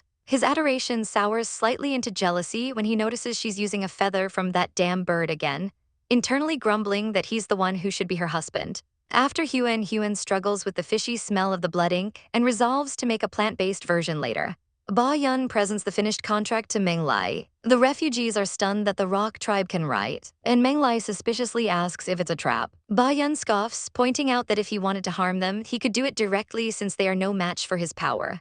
With no other options, Meng Lai declares he will sign, giving anyone who disagrees the choice to leave. He slices his finger and presses it to the scroll, which erupts in a blinding magical light, sealing the pact. The deal is done. Ba Yun then leads them through the forest to reveal their home, a magnificent stronghold carved into the very mountain. Meng Lai and his people stare in utter disbelief, finally understanding why Ba Yun was so cautious. The refugees are overwhelmed with relief, knowing they finally have a safe place to sleep. Later, as his new residents settle in, Ba Yun discusses their integration with his council, deciding they can't just live there for free. He suggests they work in the garden to earn their keep, and Huan chimes in that they should also receive bonuses, leaving the others to ponder yet another new word she has introduced to their vocabulary. The conversation turns to logistics, specifically a new bonus system where working for a day earns a single bonus point, exchangeable for essentials like food and shelter. Bai Dai thoughtfully suggests that with so many beastmen in their stronghold, they need a new set of rules to prevent everything from descending into chaos. Huan agrees, declaring that without strict rules it will be a mess. Ba Yun latches onto the idea, asking if she means they should have a law. Huan, taken aback, quickly clarifies that law is for a country, something much bigger and more powerful than their small tribe. Unfazed, Ba Yun grandly announces that their new goal is to turn the tribe into a country, leaving Huan utterly speechless at his impulsive declaration. While Sangda scoffs at the idea, Bai Dai recognizes that being a country isn't so simple. But inside her head, Huan is in a complete panic over how quickly things have escalated. The men, however, are united in their resolve. Bai Dai observes that Huan has many secrets, and Sangda vows they must become strong enough to ensure no one can ever hurt her. The next day, the entire tribe gathers before a massive stone tablet, on which Ba Yun has carved the new rules. He announces that everyone must follow these laws or face punishment, even exile from the stronghold. The crowd murmurs in confusion, unable to read the strange letters etched into the stone. Even the winged beastmen, who are literate, admit they've never seen the script before. And their leader realizes he must ask Ba Yun what's going on. Ba Yun begins to read the laws aloud, stating that Huan personally reviewed them. No one can change room decorations, the stronghold's location is a secret, and harming others is forbidden. To punctuate his authority, a fearsome spiritual wolf flares to life behind him, making the crowd tremble in fear. He continues, explaining that a new protected team will handle disputes, and killing is absolutely off-limits. But it's the final rule that ignites a firestorm. Once a female has tied the knot, she is forbidden from abandoning her male. The crowd erupts in fury. The female beastmen scream in protest, accusing the patriarchs of stripping them of their rights and leaving them vulnerable to bullying and control. Just as the descent reaches its peak, Huan steps forward, her voice cutting through the noise as she reveals that she was the one who made this rule. She explains her true intention was to foster equality, a world where males protect and females respect. Then she delivers the final, stunning condition. If a male mistreats his partner or no longer loves her, the female can come directly to her, and she will personally help dissolve their relationship. The proclamation sends a shockwave through the entire assembly, leaving her own partners utterly bewildered. They stare at her, wondering what she could possibly mean by removing a relationship after the knot is tied. Huan calmly confirms she can do it, but warns that once the bond is broken, they will become strangers forever. The women are still reeling, asking if they could remarry afterward. But Ba Yun roars for silence. He lays out the rest of the plan, a new leadership structure and a bonus system where work earns points to stay and buy goods. With the meeting concluded, Huan finds herself cornered by her partners. Ba Yun demands to know if she can truly remove a love relationship. She confirms it, presenting a small magical item she claims will make someone forget their past love upon taking it. She admits it's still incomplete, missing two key components. A grim expression crosses Bai Dai's face as he warns her that if word of such a powerful item gets out, others will start a war to steal it from her. The thought had never even crossed Huan's mind. Her only goal was to help males who were controlled by their females, a stark contrast to the patriarchal world she came from, where men held all the power and looked down on women. She shudders, recalling the brutal reality of this beast world, where a male could simply force a female to be his mate and bear his children.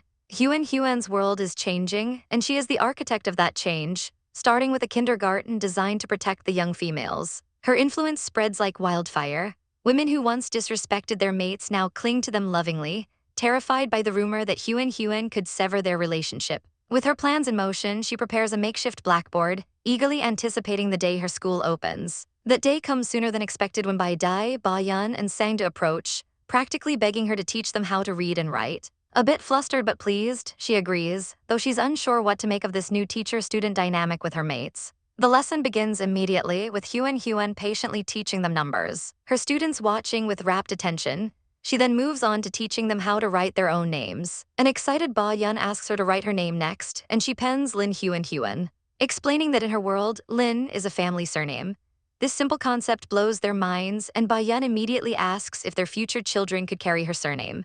Huan is stunned speechless by the forwardness of the question, but Bai Dai smoothly agrees, calling Lin a lovely name. Her heart pounds in her chest at the thought, a profound sense of belonging washing over her. But the peaceful lesson is shattered by a sudden intrusion. A massive snake coils around Huan, revealing the intruder to be Menglai, the very beastman who knew letters. He demands to know who taught a girl like her to write, but Huan calmly explains the concept of a teacher, leaving him utterly baffled. Ignoring the furious questions from her mates, Menglai bows his head, begging her to teach him as well. Bai Dai steps in protectively, laying down two conditions. The classes aren't free, and every student must pass a test. Menglai eagerly agrees, even asking if the children of his tribe can join.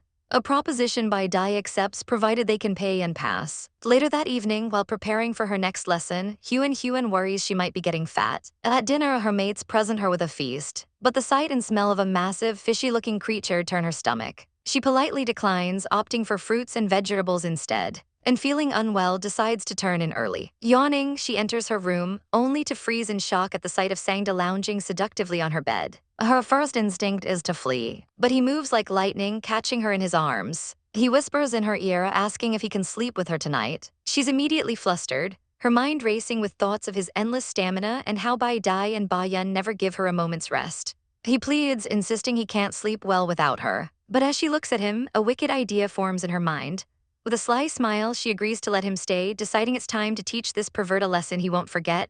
Overjoyed, Sangda agrees to do anything she wants, eagerly asking what game they'll play. A devilish glint in her eyes, Huan holds up a long strap, announcing that they are ready to begin. For a playful game, Huan decides she has to tie Ba Yun up, smiling sweetly as she tells him to lie still. He agrees but immediately complains the ropes are too tight, earning a sharp command to shut up. With his hands bound and eyes covered, Ba Yun blushingly asks what she's doing, his heart pounding with anticipation. He wonders if she's going to make him cry with excitement. She gently touches his face, thinking to herself how he's only truly handsome when he's silent. Leaning in close, she finds his talkative nature a real pity. And before he can say another word, she kisses him. Flustered, he exclaims that she's kissing him, but she just tells him to shut his mouth, thinking he looks ugly when he's flustered. As her touch wanders, she murmurs that she's feeling hot, and he begs her to untie him, his desire palpable.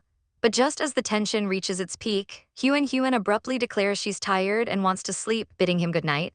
Ba Yun is left stunned and tied to the bed, protesting that their game isn't over yet. She coolly replies that the game isn't funny and turns her back on him, ignoring his pleas that he can't take it anymore. In a burst of pure frustration, the ropes snap as Ba Yun breaks free with sheer force. Huan is stunned that he could untie himself, but before she can react, he lunges toward her, roaring that he can't take it anymore. Her scream is cut short as the door bursts open, revealing the imposing figure of Bai Dai. Without a word, Bai Dai grabs a shocked Ba Yun by the hair and unceremoniously throws him against a wall. He then turns to Huan, his expression softening as he tells her to go to sleep early. Outside, a furious Ba Yun confronts Bai Dai, demanding to know why he interfered when it was his turn to be with Huan. Bai Dai's reply is chillingly calm, Huan is sick. Another beastman confirms it, explaining that she had vomited earlier. A thought dawns on Bai Dai, who calmly speculates that Huan might be pregnant. Ba Yun is frozen in shock. Bai Dai explains that vomiting is a common sign of pregnancy among females, and it's something Huan has never done before. He decides to have the doctor, Meng Lai, check on her in the morning, putting a stop to any further arguments. As they stand in the quiet night, Bai Dai asks the crucial question: if she is pregnant, who is the father? Ba Yun, his confidence returning, proudly declares the child would be his and Huan's. The next morning, Meng Lai arrives early to check on a confused Huan. He asks if she's noticed any changes in her body, and she admits she feels a little fatter. Then a sudden, horrifying realization strikes her. She hasn't had her period in 3 months. Meng Lai confirms their fears and hopes, announcing that he believes she is pregnant. The news hits her like a lightning bolt, her eyes wide with disbelief as she asks if it's really true. Meng Lai conducts a simple test, asking her to identify a smell which she describes as a bit stinky like garlic. With that, he confirms it. She's been pregnant for a few weeks. A wave of joy washes over her, a radiant smile spreading across her face as the reality sinks in. But her happiness is short-lived, replaced by sheer panic as she remembers her recent entanglements and wonders who the father could possibly be. Overwhelmed, she collapses into her hands, lamenting how this could happen to her. Bai Dai gently carries her back to bed, where he and Ba Yun inform her that pregnant females in their tribe do nothing but rest. Horrified at the thought of becoming a pig, she insists on continuing to teach the children, arguing that it's better for the baby to listen to her lessons than be cooped up in a room. Seeing her determination, Bai Dai finally relents, agreeing it's her choice. With their approval, Huan throws herself into her work, and the entire community thrives as the children attend her classes and the adults work hard in the newly expanded gardens. At first, 1 month into the pregnancy, she feels great, but her initial confidence proves to be naive. Soon, she can't even stand the thought of food, her appetite completely gone. Just as she's wallowing in her misery, she looks up as a voice announces their return. Huan is feeling unwell, refusing to eat the meat and fish offered to her, much to her companion's concern. Sangde, ever observant, offers her a bag of sour fruit, explaining the flavor might help. The sweet and sour taste instantly lifts her spirits, and she happily thanks him for the treat. Nearby, Bai Dai learns that the chaos outside has crippled their business, with few beastmen willing to buy food. Overhearing their grim discussion, Huan asks what's wrong, and Sangda explains the dire situation. A ruthless leader named Bo Jin has taken control of the Dark Tribe and is now rampaging through the lands, invading smaller tribes. The dark truth is that Bo Jin is sacrificing beastmen to the temple, using their life force to strengthen others in a cruel, ritualistic process. Huan recoils in horror at the thought, and Sangda explains that to Bo Jin, beastmen are nothing more than disposable tools to gain power. Though shaken, Huan puffs out her cheeks with determination, declaring she wants to face this threat alongside them to protect her new family. Her resolve strengthens them and they agree to confront this darkness together. Just then, a messenger rushes in to announce that the rabbit tribe has arrived seeking an audience with the patriarch. As they approach, the patriarch Ba Yun confidently tells Huan to prepare a contract, certain this will expand their tribe's power. The leader of the rabbit tribe appears, desperate and carrying a crying child, pleading for sanctuary. He recounts how the dark tribe destroyed their home, killed his father, and took their people, leaving them with nowhere to go. Ba Yun listens with a cold, calculating gaze and asks why he should help them. The rabbit explains he heard they helped the horse tribe, but Ba Yun cuts him off with a chilling smile, revealing the horse tribe was only accepted because they sold their very souls to him. The rabbits are horrified by the implication of total control. To explain his ruthless methods, Ba Yun twists a story Huan once told him about a farmer and a snake, claiming it teaches him never to trust outsiders. He declares he will only offer them protection if they give him their souls. The rabbit leader, seeing no other choice to save his sister and people, agrees to the grim terms. Ba Yun presents a scroll, instructing him to press his fingerprint on it to seal the deal. The scroll glows with an ominous light, and the young boy's sister wails that the glow means her brother is going to die. Ba Yun smirks, announcing the contract is complete. The rabbit leader feels nothing, but Ba Yun explains his soul is now forfeit. As long as he remains loyal, he will live, but a single act of betrayal means instant death. Having established his dominance, he leads the terrified but obedient rabbit tribe into his domain. Later, during one of Huan's classes, a young rabbit asks about the story of the farmer and the snake. Huan cheerfully explains its true meaning, to distinguish good from evil and to always help the good. The rabbit leader, now a student, blushes furiously, realizing he was completely manipulated by Ba Yun's dark interpretation.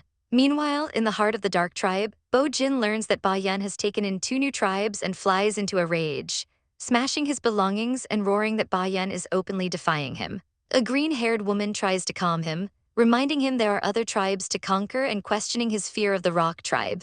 Her words placate him for a moment before his rage turns to lust, and he aggressively grabs her, declaring it's time for them to have fun. Later that night, the woman looks down on the sleeping Bo Jin with pure disgust, before slipping out to a clandestine meeting in the woods. There, a mysterious hooded figure with sinister facial tattoos awaits her. It's revealed she once saved this man, recognizing him as a powerful figure from the temple. Though she tells herself this alliance is to escape Bo Ki, her inner thoughts betray a deep-seated hatred. She complains to the man that she has nowhere to go, and he promises that once the temple god arrives, he will take her away. As he speaks, her expression hardens into one of cold fury. She reveals her true plan, revenge. Once the temple arrives, the rock tribe will be annihilated, and she vows that Ba Yun and Bai Dai, who made her lose face, will not be left in peace. Hidden in the tall grass, Mu Dai's world shatters as he overhears the chilling truth from the cave. He questions why Yi Wu would do such a thing to their tribe. Inside, a sinister man in a black hood declares he can sense Mu Dai's presence nearby. Yi Wu's voice, cold as ice, dismisses Mu Dai as useless and orders him to be thrown away. The hooded figure Mo King embraces her, calling her his baby as the betrayal becomes agonizingly clear. Realization dawns on Mu Dai. They plan to attack Lava Mountain. He sprints through the forest, panting in despair, his mind reeling with the question of why Yi Wu would betray the rock tribe. He clutches his chest as a searing pain rips through him. The love contract is gone. He collapses, tears of agony streaming down his face as he remembers the sacrifices he made for her. He recalls betraying his tribe to give her a better life, kneeling in humiliation before the horse tribe for her protection. Overcome with regret, he clenches his fist, wishing he had listened to his sister. He betrayed the rock tribe and let her down, a failure that feels like his heart is being torn to shreds. Coughing up blood, Mu Dai knows he must warn his sister about the impending danger to Lava Mountain, asking if she will forgive him for his foolishness. With his last ounce of strength, he stumbles towards home. Meanwhile, at the rock tribe's stronghold, the situation is complicated but improving, as Ba Yun's new market thrives and Huan successfully plants vegetables. More and more beastmen from other tribes flock to their gates, seeking refuge. Ba Yun, now a firm patriarch, declares that anyone wishing to join must prove their worth by passing a test. needing to earn 100 bonus points within 3 months. Amidst the crowd, a small mole-like beastman steps forward, offering vital information in exchange for his family's safety. He reveals a dark conspiracy. Bo Jin and Yiwu murdered Bo Qi. He personally witnessed Yiwu with Mo, king of the Dark Tribe, learning that she ordered countless beastmen killed as an offering to the god temple. Then he drops the most devastating news. He saw one of their own, Mu Dai, in the forest, dying as he tried to return home. Ba Yun's eyes widen in shock. He grabs the small creature, demanding to be led to Mu Dai at once, promising to accept his family. Jiu Ryuan, Mu Dai's brother, leaps forward, insisting he must go too to save him. And they race through the misty woods, following their tiny guide until they spot a lone wolf figure laying motionless in the grass. Jiu Ryuan screams his brother's name in anguish and rushes to his side, his touch confirming the cold, lifeless truth. He turns back to Ba Yun, his voice breaking as he announces that Mu Dai is gone. Ba Yun soberly explains that Mu Dai likely died because Yiwu broke their love contract. As they discuss burning the body, Ba Yun hesitates, knowing Mu Xiang has already lost 5 partners and is too fragile to endure another loss. He decides to keep it a secret, fearing she would hate him if she found out later. They build a pyre, and as the flames crackle, they remember Mu Dai's mischievous nature and how Mu Xiang always cared for him. Ba Yun reflects on this tragedy, realizing Huan was right about removing love contracts to prevent such heartbreak. As Mu Dai's ashes drift on the wind back toward Lava Mountain, Mu Xiang senses a profound loss, calling out her brother's name. Soon after, Huan arrives and confirms her worst fear: Mu Dai is dead. Ba Yun comforts the crying Huan, reminding her it was Mu Dai's choice and there was nothing they could do. Filled with righteous fury that Yiwu escaped punishment, Huan trembles. Ba Yun, resolute and powerful, pats his chest and vows they will get revenge for Mu Dai. He declares they will strike first, killing Bo Jin and Mo King before the god temple can invade, fully prepared to cause chaos for their enemies. As he turns to leave, the ever-watchful Tai Yang appears, calmly asking where he is going. Huan admits she doesn't know exactly where the place is, prompting Bai Dai to offer to answer any question she has. Leaning in so close her heart begins to pound. Flustered, she declares that's all she needs to know, but he follows up with a stunning request: to sleep with her tonight. She immediately refuses, citing her class the next morning, but he gently reminds her that she's pregnant and he promises he won't do anything. He just wants to sleep beside her. She reluctantly agrees, and he wastes no time sweeping her up into his arms and carrying her into the bedroom, slamming the door shut. Outside, the mischievous Shuang Yun presses his ear against the wood, trying to eavesdrop. Sang Yi calls him out on it, remarking that Bai Dai isn't shameless like him. But Shuang Yun cheekily invites him to listen too, promising not to tell Huan. Just as they both lean in, a massive snake tail suddenly wraps around Shuang Yun's head, causing him to panic and yell to run. The door bursts open to reveal a bare-chested and very irritated Bai Dai, but the corridor is empty. Back inside, he tells a curious Huan that it was nothing and urges her to sleep. As they lie in bed, she finds herself unable to rest, overwhelmed by his presence and the sound of his heavy breathing. Sensing his discomfort, she asks if he's all right. He turns to her with pained eyes, admitting he can't control his desire when he looks at her. He decides he should go to the next room to spare them both the trouble. But as he stands to leave, Huan's hand darts out and grabs his wrist. Her eyes wide as she softly offers to help him. He stares back at her, a look of pure shock and longing on his face. Far from their turmoil, a different tragedy has unfolded. Mui lies dead in the grass, a victim of the excruciating pain from his mate contract being severed by Yi. His last moments were spent crawling desperately toward his home at Rock Mountain. To spare Mu Xiang more heartbreak after losing 5 mates already, Jiu Yuan decides they must cremate the body immediately and hide the truth from her, even if it means she'll hate him for it later. As the funeral pyre burns, the chief sadly reflects that Huan was right. If there was a way to dissolve mate contracts, Mui might still be alive. Jiu Yuan gathers the ashes, whispering a final goodbye to his friend as a mournful wind howls toward the mountains. Later, Huan is devastated when Jiu Yuan confirms Mui's death, and she agrees to keep it a secret from his sister. She feels a surge of irritation and helplessness, lamenting that Yiwu is the true culprit. Bai Dai comforts her, placing a hand on her head and reminding her that everyone is just an onlooker in others' lives. But the anger remains, and Shuang Yun vows they will get revenge for Mu Yi. The group quickly strategizes, knowing Ma King and the Dark Moon Temple will fight back, so they must strike Bu Jin and Ma King first. Bai Dai lays out his plan. After they handle their immediate enemies, he will go to Sun City to gather forces to deal with the temple for good. When Huan asks what Sun City is, he explains it's a medium-sized city just like Dark Moon City. Bai Dai worriedly asks Huan how she intends to help him, reminding her that she's pregnant and must not force herself. But Huan is resolute, insisting there must be a way as she gently touches his arm. With a confident gaze, she tells him not to worry, claiming this method should work. Seeing his hesitation, she cups his face and tells him to just accept her help this time. Bai Dai tries desperately to repress his overwhelming desire, his body trembling with the strain, a sight Huan finds incredibly tempting. She leans in and captures his lips in a deep kiss, biting down gently as she whispers his name.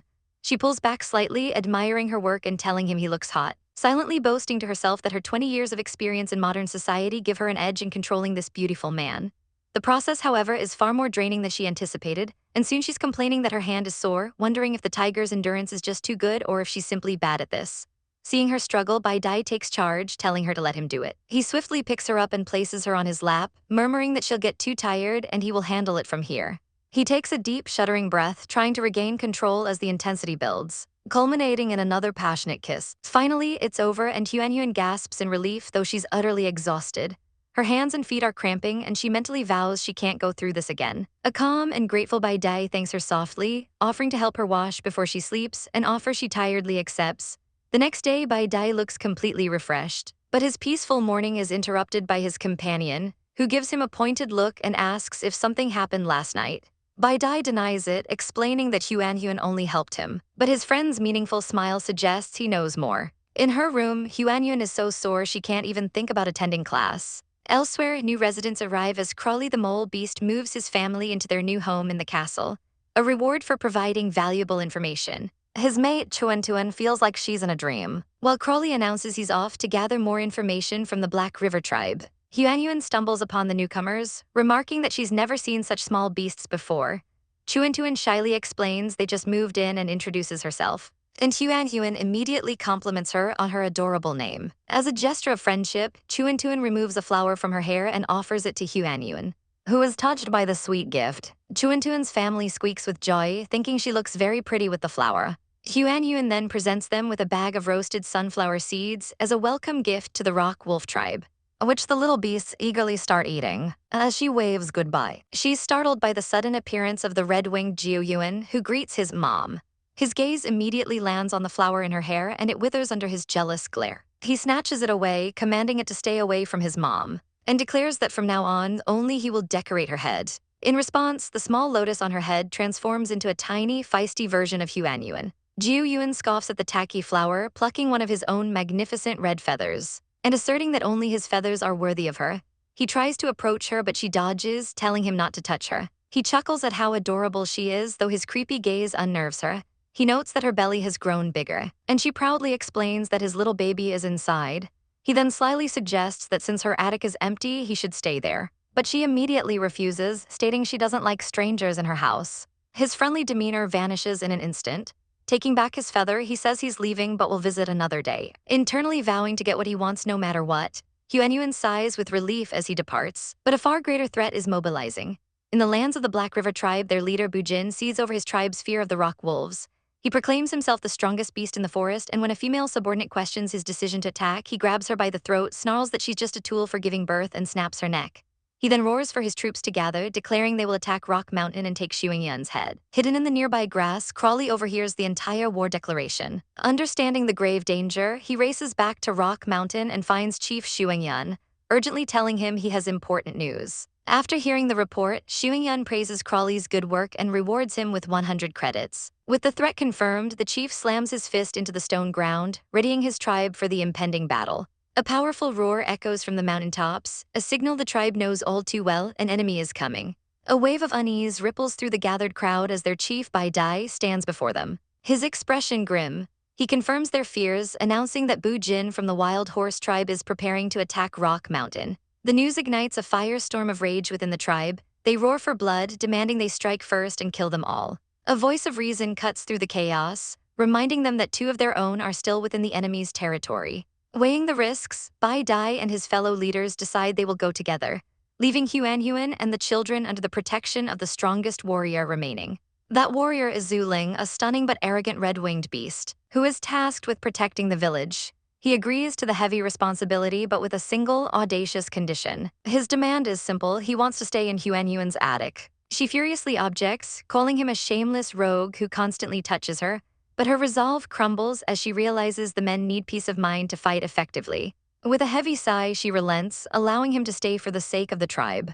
Elsewhere, Zuling is practically giddy with his success, smugly telling his companion that he's moving in because no one could possibly refuse him. He privately plots to not only move in but also devour all of her fried seeds. As dawn breaks, the warriors prepare to depart. Bai Dai, Shuangyun, and Sangye emerge to say their farewells. The women of the tribe wish them a safe journey, their faces etched with worry. Bai Dai holds Huanyuan close, promising his return, while Shuangyun kisses her pregnant belly, vowing to bring back victory for her and their unborn child. Sangye offers a final, gentle reassurance, telling her to trust them. With their goodbyes said, the beasts transform into their powerful animal forms, a white tiger, a giant snake, and a wolf, and lead their squads into the wilderness to set an ambush. Huanyuan watches them go, fighting back tears to avoid dampening their spirits, but her pregnancy hormones make her feel weak and useless as she already misses them terribly. Her melancholy is shattered by irritation when she remembers her new, unwanted houseguest. She turns to find Zhu Ling already inside, gleefully enjoying his spoils.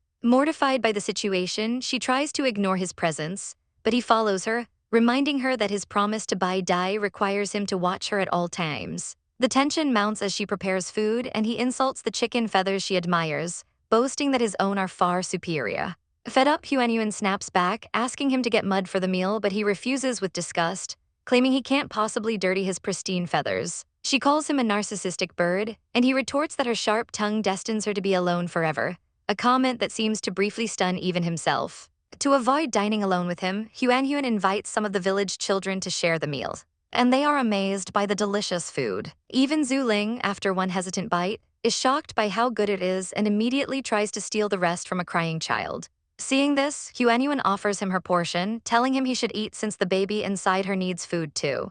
Her unexpected kindness catches him off guard, revealing a softer side she hadn't seen before. Later, feeling the heat of her pregnancy, she fashions a beautiful fan from the chicken feathers she saved, proud of her own ingenuity. As she drifts off to sleep in the cooling breeze, Zhu Ling watches over her, a silent guardian in the quiet night. The next day dawns, and she awakens in her own room, groggy and confused about how she even got back to sleep. Her eyes snap open as she spots a stunning, vibrant red feather resting nearby. A jolt of recognition hits her. The color is unmistakable. It could only be from Zhu Ling. The infuriating realization dawns on her.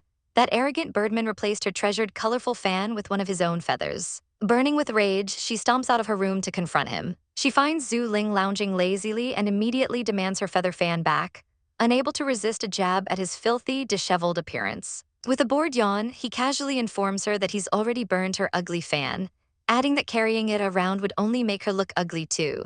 She explodes in a fit of rage, seething over all the hard work she put into it, but her fury is quickly replaced by helpless frustration.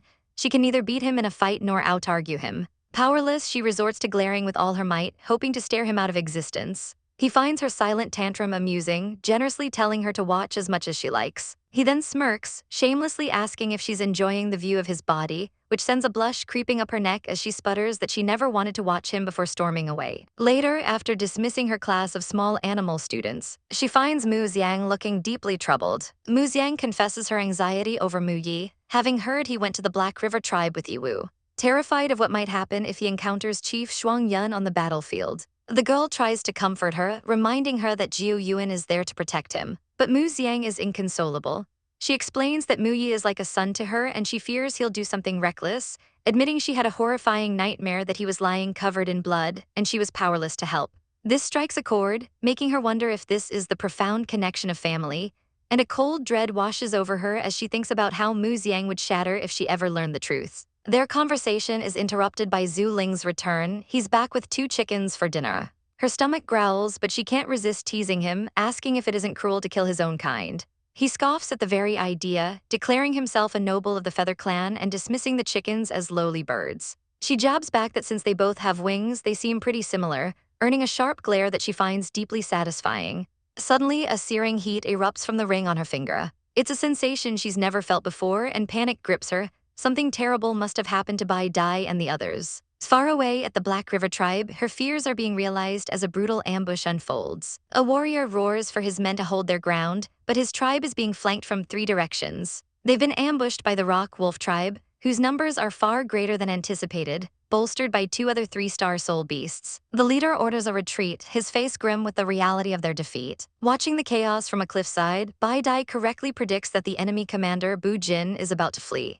He coolly tells Sangye to cut off the escape route, With a nod, Sang Yi transforms, becoming a monstrous black snake that crashes down upon the battlefield. Bujin curses as his demonic horse rears in terror, vowing to kill them all. Bai Dai is unconcerned, ordering his troops to handle the stragglers while trusting Sang Yi, a fellow 3-star beast, to deal with the commander. The battle is swift and brutal. Sang Yi's massive coils envelop the horse, crushing its bones with an audible crack. Enraged, Bujin screams that he's a monster, but Sang Yi's bloodlust is fully awakened, his eyes glowing red as he obliterates his foe. As red markings ignite across his scales, his grip tightens, ending Bujin's life. An ally calls out that they've won and it's time to go home. But Sang Yi doesn't respond, only hissing as his body begins to grow uncontrollably.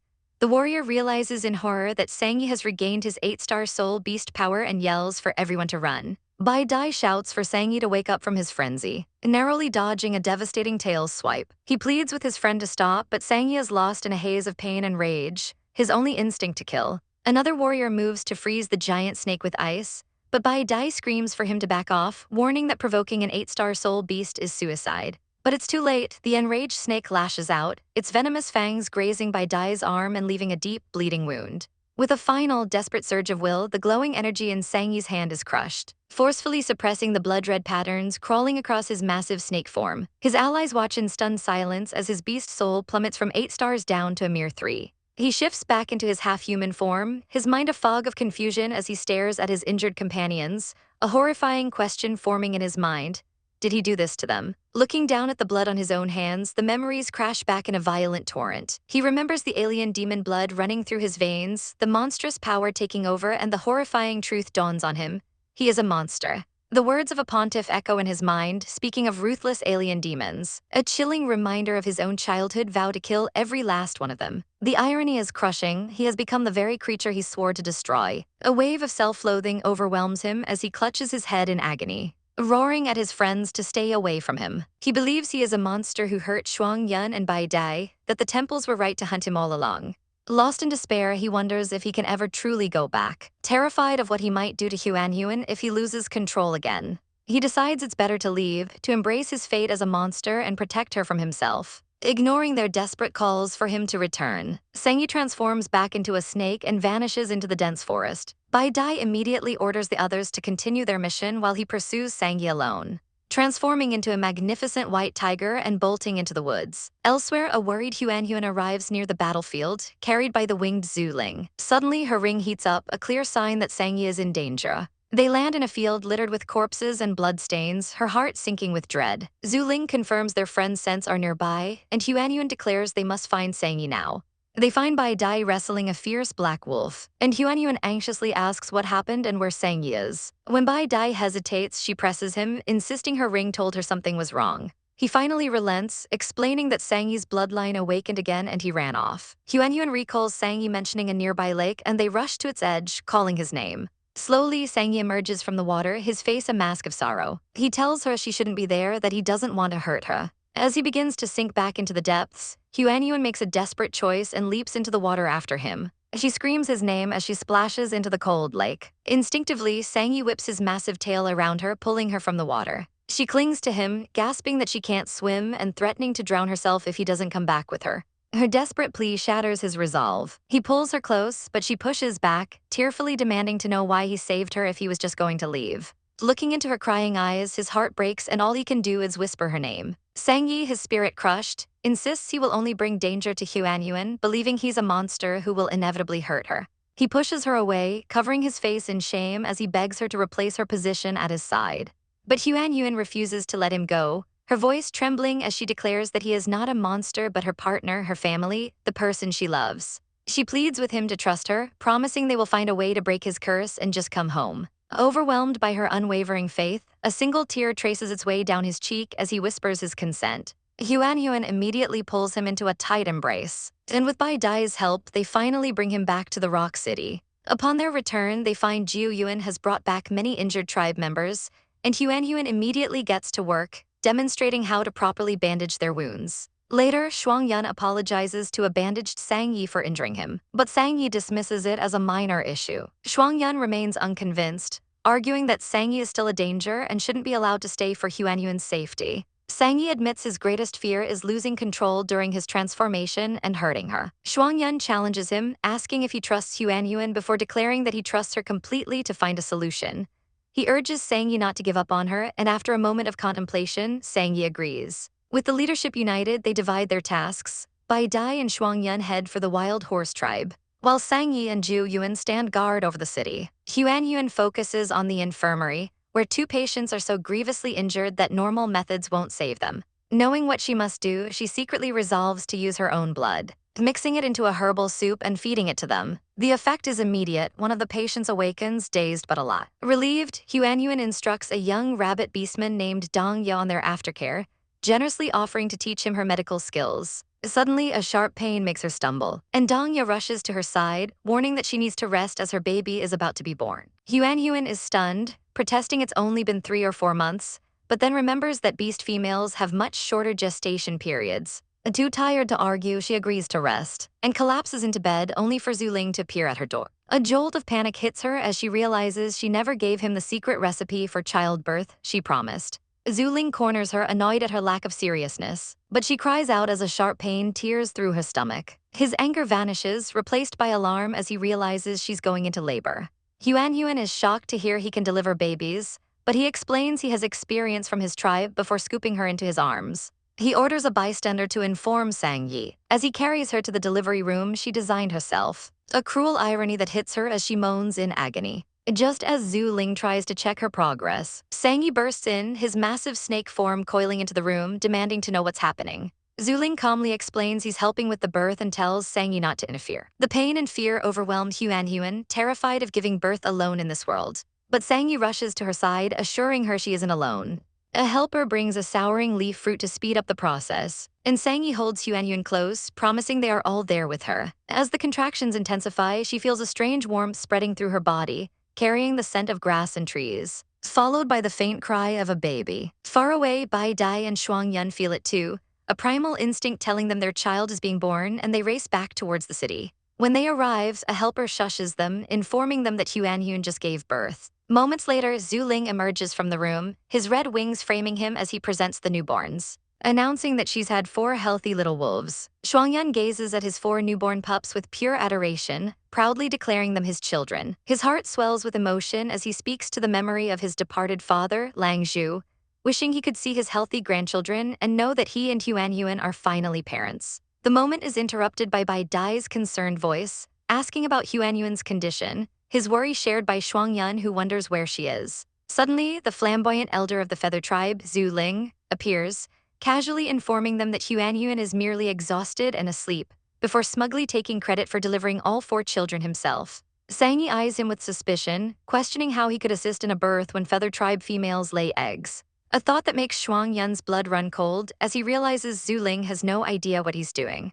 Zhu Ling, however, dismisses their concerns with an arrogant huff, boasting that as an elder, there's nothing he can't do. Meanwhile, Huanyuan's eyes flutter open, feeling refreshed and clean in her bed. A wave of pure terror washes over her as she clutches her flat stomach, a silent scream building in her throat as she wonders where her babies are. Bai Dai is instantly by her side, gently pushing her back down and offering a bowl of soup to replenish her energy. But Huanyuan's mind is racing with fear, her voice trembling as she asks where her children are. Just then, Shuangyun enters the room, presenting her with 2 bundles containing their beautiful babies. A single tear traces a path down Huanyuan's cheek as she looks upon her children for the first time, an overwhelming wave of love washing over her. She jokes through her tears that they look like 4 little mice, which sends Shuangyun into a sputtering rage as he insists they'll be the tribe's strongest warriors. When Huanyuan thanks Zhu Ling for his help, Sangyi bluntly states the truth: Zhu Ling can't deliver babies at all. The world shatters around Huanyuan as she realizes the immense danger she was in, learning that Zhu Ling lied about his skills after witnessing a simple egg hatching. A cold fury grips her as she thinks about how she and her children were nearly doomed by his arrogance. Zhu Ling just smirks, telling her she's lucky to be alive, prompting Bai Dai to shove him out and tell him to get lost. Later, news of the 4 wolf cubs spreads like wildfire through the Rock Wolf tribe, who see them as the tribe's great hope. Villagers bring gifts of food and flowers, praising Huanyuan as an impressive and popular witch doctor. Back in her room, Huanyuan is lost in a world of pure bliss, playfully poking her tiny pups. She names her firstborn daughter Shuangyin, her 3 sons Shuangmu, Shuanglin, and Shuanghua, and gives them all adorable nicknames. She playfully scolds a pup for wanting more milk before sighing at her own post-pregnancy belly, which her children find endlessly fascinating as they knead her soft tummy, making her erupt in ticklish laughter. Her happy moment is shattered by Zhu Ling's sudden appearance, his voice dripping with amusement as he comments on her fun. Startled, Huanyuan quickly rolls over as he presents a bag of crystals from the Feather Tribe as a congratulatory gift. His playful demeanor vanishes as his voice grows hoarse, reminding her of their deal regarding his tribe's fertility now that she has borne children for the Wolf Chief. Before she can properly answer, he leans in and steals a kiss, his touch electric. He pulls away, licking his lips and claiming her taste is sweeter than he imagined, promising it was just a kiss. Furious and blushing, Huanyuan calls him a pervert, declaring his kiss as payment for his broken promise and stating she'll only give him the formula once her children are older. For now, she demands he leave her alone, her mind filled with the memory of him trying to kill Sang Yi, reaffirming her decision to stay away from the dangerous elder. After a moment of silence, Zhu Ling transforms into a fiery bird and departs. He's met by a blue-winged tribesman who immediately teases him about his sour expression and quick return, jokingly asking if the little female kicked him out. With a flash of rage in his eyes, Zhu Ling grabs the man by the collar, snarling that it's time for some special training before dragging him screaming into the sky. Following the successful takeover of the Wilder Horse tribe, Shuangyan gives the order to bring the new captives back to Rock Mountain. Though he's inwardly frustrated that the two masterminds, Ma King and Yi Wu, managed to slip away during the battle. Back home, he feeds the hungry wolf pups, and Huanyuan gently cautions them to eat slower so they don't choke. She asks about the new beasts from Rock Mountain, and Shuangyan explains they are slaves from the defeated tribe who now face a 3-month probation period to integrate into their society. He adds that Bai Dai and Sang Yi are handling their settlement, while Huanyuan becomes completely absorbed by the adorable wolf babies, cuddling them and fantasizing how handsome they would be if they were Bai Dai's children. She immediately flushes, scolding herself for such thoughts after the recent pain of childbirth. Just then Bai Dai and Sang Yi announce their return, and Sang Yi remarks on how quickly the babies are growing. Annoyed by the noise, Shuangyan scoops up the pups, declaring that Daddy will take them out to play. As Yuanyuan watches them go, she's struck by the profound feeling of family companionship, seeing them all together. She turns to share the moment with Sang Yi, but he has mysteriously vanished. Puzzled, she shifts her attention to a basket of colorful crystals, a gift from Zhu Ling, deciding to keep them despite his annoying personality. Suddenly, a soft fur cloak is draped over her shoulders and she looks up to see Bai Dai. He explains he found it in the Black River tribe. It was a gift meant for Yi Wu that he brought back for her instead. Huanyuan thanks him, snuggling into the fluffy material. But Bai Dai leans in close and asks with a knowing look if she's still in pain. She flushes beet red, stammering that she's fine, understanding his true meaning. He cuts straight to the point, asking if he can sleep with her tonight. Caught in a dilemma, she explains the babies need her. But Bai Dai simply sweeps her into his arms, declaring they'll just do it now while Shuang Yun is occupied. Huanyuan is left speechless, realizing the seemingly decent tiger is a master schemer. He lays her down gently, whispering that motherhood has made her even more beautiful. She weakly protests that she's gotten fat, but he silences her with a kiss, insisting she's more charming than ever. Outside, one of the pups asks Shuangyan where Bai Dai went, and a look of dawning horror crosses his face as he understands exactly what's happening behind the closed door. He quickly distracts the pups by promising food, deciding to let the tiger have his moment for the sake of the babies. Meanwhile, Sang Yi sits alone on a cliff, tormented by his dark desires, terrified that Huanyuan would despise him if she ever discovered the twisted nature hidden within him. As he spirals into his dark thoughts, a magnificent blonde figure appears behind him, sneering that he is a troublesome thing. A month later, the Rock Wolf tribe has flourished, becoming the strongest in the forest, and the cubs have grown considerably. As Huanyuan watches over her bustling city, a system notification suddenly flashes to life. It congratulates her for surpassing 1,000 tribe members and reaching a C-grade strength level, completing the mission and upgrading her gem store. Thrilled by the news, she immediately checks the store for new items and discovers an alchemy guide for beginners,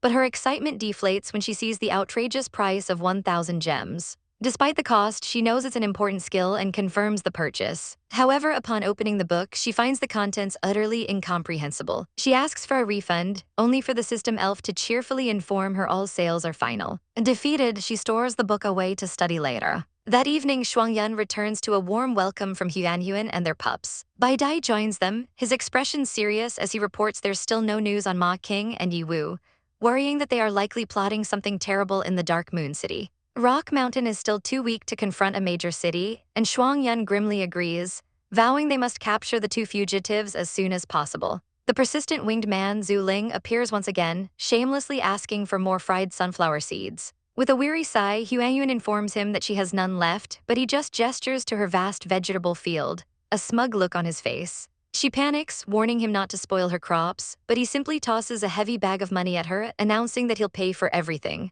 As a supposed return gift, he presents her with a peculiar-looking seed, explaining that it's a Scutularia barbata, a plant beloved by females.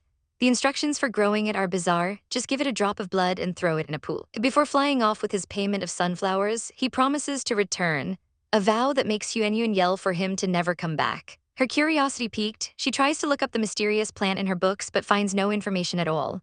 She summons her system, Zioba, who reveals that the plant is recorded in another, more advanced illustrated book that her current authority level can't access. Deciding to trust the strange man's instructions, she pricks her finger and lets a single drop of blood fall into a bowl of water, watching in amazement as the seed instantly turns a vibrant pink. Taking it to the nearby pond, she tosses it in and is shocked as it grows with supernatural speed into a beautiful lotus flower.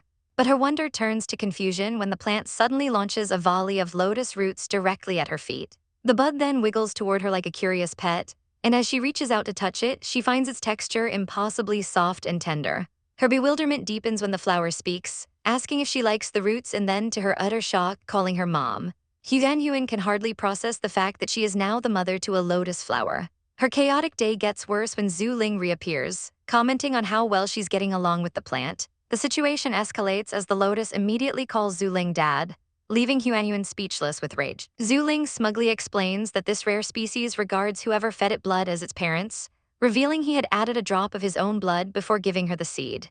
Huanyuan explodes, calling him shameless for his deliberate trickery, a charge he readily admits to with a grin. The little lotus pleads for its new parents not to fight, and Huanyuan orders it back into the water. The moment it's gone, Zhu Ling has the audacity to ask for more sunflower seeds. At her wit's end, Huanyuan throws a sack at him, screaming for him to leave and never return. He flies off, dramatically lamenting how heartless she is for abandoning him and their baby, leaving her to fume over his shameless flirting and her new, unexpected motherhood. At the next market day, her produce sells out instantly, but her peace is short-lived as Zhu Ling arrives yet again, demanding sunflower seeds.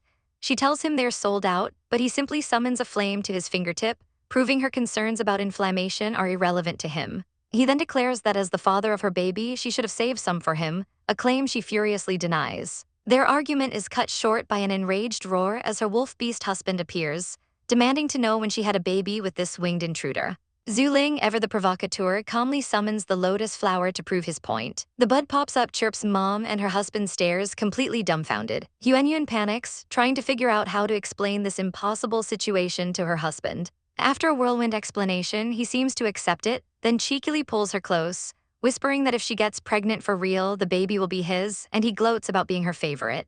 Unfazed, Zhu Ling announces he's taking their son home for now. Her husband roars that this is their home and has nothing to do with him, but Zhu Ling merely casts a knowing glance back, cryptically stating that the future is full of possibilities before soaring into the sky. Upon returning to Rock Mountain, Huanyuan and Shuangyan are immediately confronted by an unwelcome sight, the winged and far too charming Zhu Ling, who greets them as if he owns the place. Huanyuan's annoyance spikes as she questions why he's there, acting like the host when he's just a guest. Before a proper argument can start, Bai Dai appears, calmly stating Zhu Ling is not welcome, but the winged man smirks, declaring he's simply taking his son to see his mother. Huanyuan flushes with outrage, frantically denying any connection and telling him not to speak such nonsense. Undeterred, Zhu Ling playfully laments to a non-existent child that his mother dislikes them. With a flourish, he conjures a magical lotus flower which blooms to reveal a tiny girl who promptly calls Huanyuan's mom and Bai Dai dad. Zhu Ling looks incredibly smug, feeling his efforts were not wasted.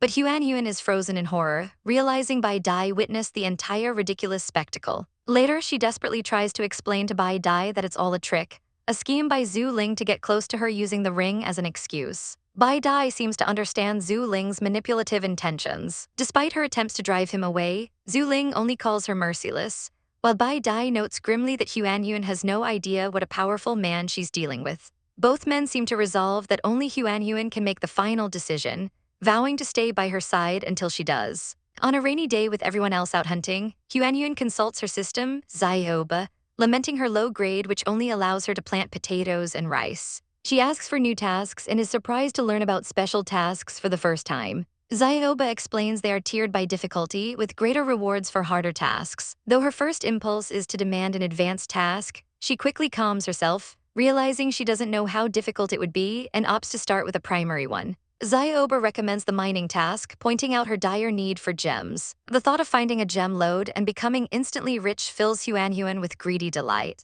She immediately accepts the primary mining task, only to be hit with a chilling warning. She has 3 months to complete it or face punishment. Zioba elaborates that failing a primary task results in a 7-day coma, but failing an advanced one means certain death. A wave of pure terror washes over her as the system vanishes. She breathes a sigh of relief, thanking her lucky stars she didn't choose the advanced task on a whim. Following instructions, she twists the knob on a compass-like tool, but the needle begins to spin uncontrollably fast. Zioba informs her this means a lode is located directly beneath her dorm. She stares at the ground in disbelief, realizing she's sitting on a treasure trove. She rushes to tell the others, who are stunned by the news. But her excitement is short-lived as Bai Dai warns that mining could cause the entire mountain to collapse. Sangyi adds that other tribes would inevitably find out, leading to conflict over the gems. Yuanyuan's heart sinks as she hesitates, forced to consider giving up. Shuangyun agrees with the others, stating that he values their current peaceful life more than any amount of gems. Defeated, Huanyuan realizes she can't force them all to move for her sake and resolves to find another lode elsewhere. The next day, she paces anxiously, the 3-month deadline and the threat of a coma weighing heavily on her mind. Bai Dai notices her distraction, guessing it's about the load. She knows she must hurry but decides to keep her search a secret, especially from the clever Bai Dai. To create an excuse, she feigns boredom and asks him to take her out for a walk. They set off, Huanyuan riding atop Bai Dai's majestic white tiger form, as Sangyi decides to join their outing in his massive snake form. As they travel, she waves goodbye to the others, touched when 2 of them offer to water her vegetables. She gives Sangyi an affectionate pat before they continue their journey. But her compass remains frustratingly still the entire time. Just as she starts to lose hope, Sangyi suddenly presents her with a massive bird's nest filled with eggs, thinking she would love the gift. Huanyuan offers Sangyi's scavenged eggs to Bai Dai, who turns his nose up in disgust, declaring that he dislikes their weird taste. But Huanyuan loves them, and as the noon sun beats down fiercely, she gets a brilliant idea. She cracks an egg onto a large leaf, letting the sun cook it into a perfect poached egg. The sizzling sound and delicious aroma instantly catching Bai Dai's attention. She explains what they are and offers him a taste, which he devours with surprising delight. After Sangyi swallows his share whole, Bai Dai tells Huanyuan to rest while he fetches some water.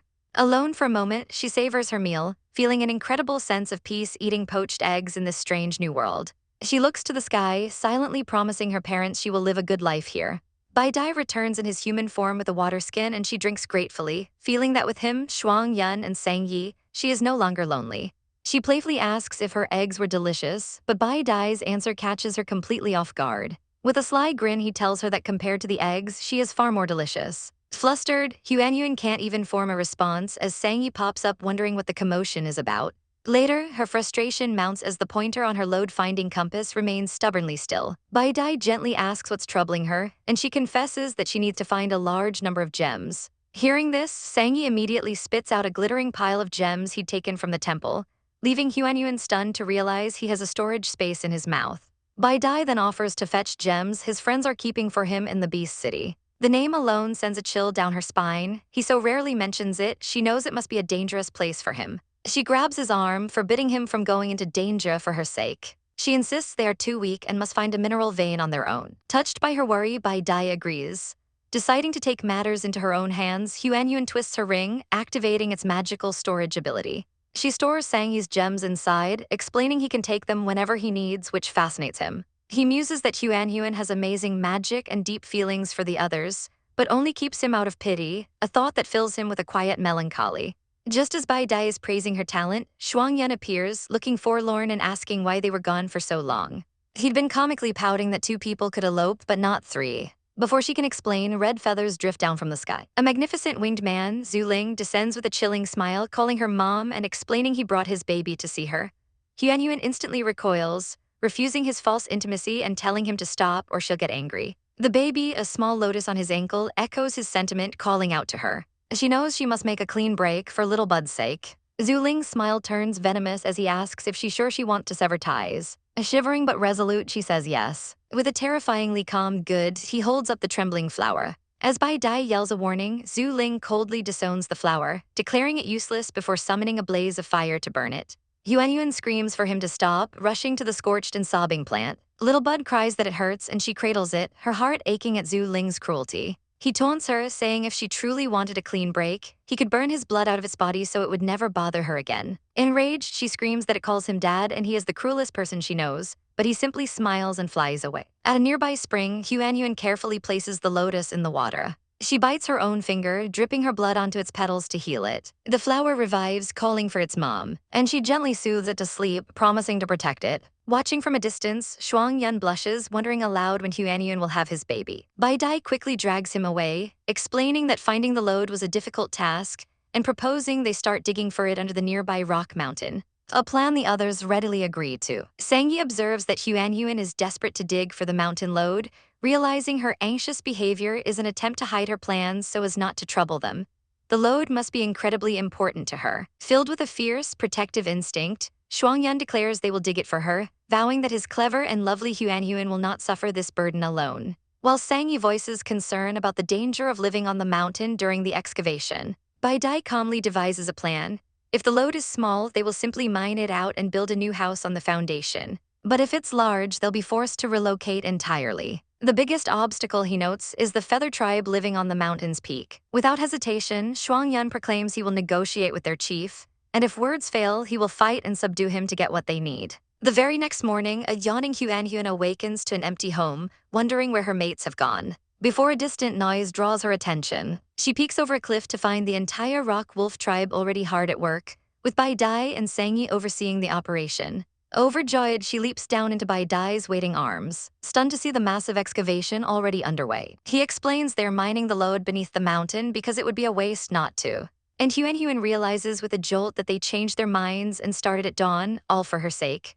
The tribesmen greet her warmly, and she thanks them before heading to the vegetable field, completely unable to stop their fervent efforts. Later, by a pond, she uses a giant lotus leaf as a makeshift parasol to escape the heat, thinking it's as good as a mobile air conditioner. She brings more leaves back for her mates, placing one on Sangyi's head to shield him from the sun. Just as he admits how cool it feels, their peaceful moment is shattered when a panicked wolf beast rushes in, screaming that their chief is fighting the chief of the feather tribe. High on the mountaintop, Shuangyun's wolf form clashes violently with a massive bird, his paws crackling with ice magic, as the two tribes roar for their leaders to kill the other. Huanyuan calls out Shuangyun's name in terror. Before she can rush into the fray, a regal figure with massive red wings named Zhu Ling blocks her path, telling her no one can interfere in a duel between males. He effortlessly lifts her into his arms when she tries to slip past him, but Bai Dai calmly tells him to let her watch, explaining that the fight is a necessary release of tension. Fearing for Shuangyun's safety, Huanyuan is consumed by worry. But Bai Dai reassures her, telling her to trust in Shuangyun's strength despite his impulsiveness. With renewed determination, she silently cheers for Shuangyun to win.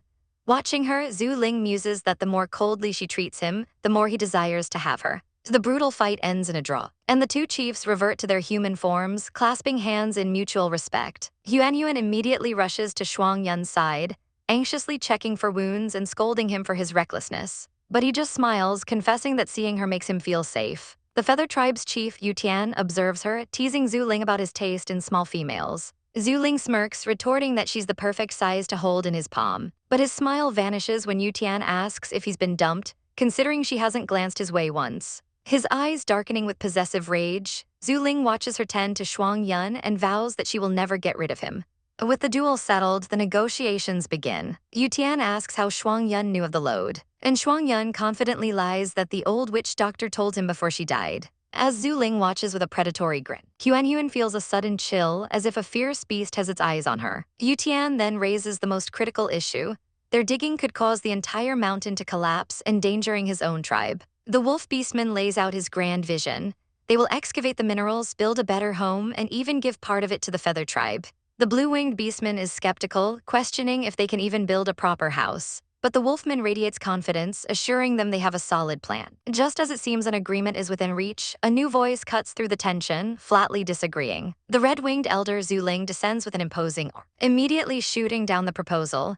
He warns against making empty promises that could lead to great losses for his people. Despite the wolfman's claims of sincerity, Zhu Ling is unmoved, stating his duty is to his tribe and he certainly doesn't trust these strangers. With a sly look, he presents his own terms. If they can solve the crippling birth problem plaguing his tribe, the Feather Tribe will move and help with the mining. A younger wolf beastman explodes in protest, yelling that their fertility issues are not their problem. But he's quickly silenced. Huanyuan is a witch doctor and she should be allowed to try. Inside her mind, gears turn as Huanyuan recalls a book on ancient flora that might hold the key to treating infertility. To the shock of everyone, especially the Feather Tribe members who erupt in an uproar, she agrees to the condition. Zhu Ling eyes her with suspicion, wondering if she's being foolishly naive or genuinely serious. She confirms her resolve, and a slow, satisfied smile spreads across his face as he declares the matter settled. The terms are simple, they help with the birth problem and his tribe helps with the mining. But he isn't done.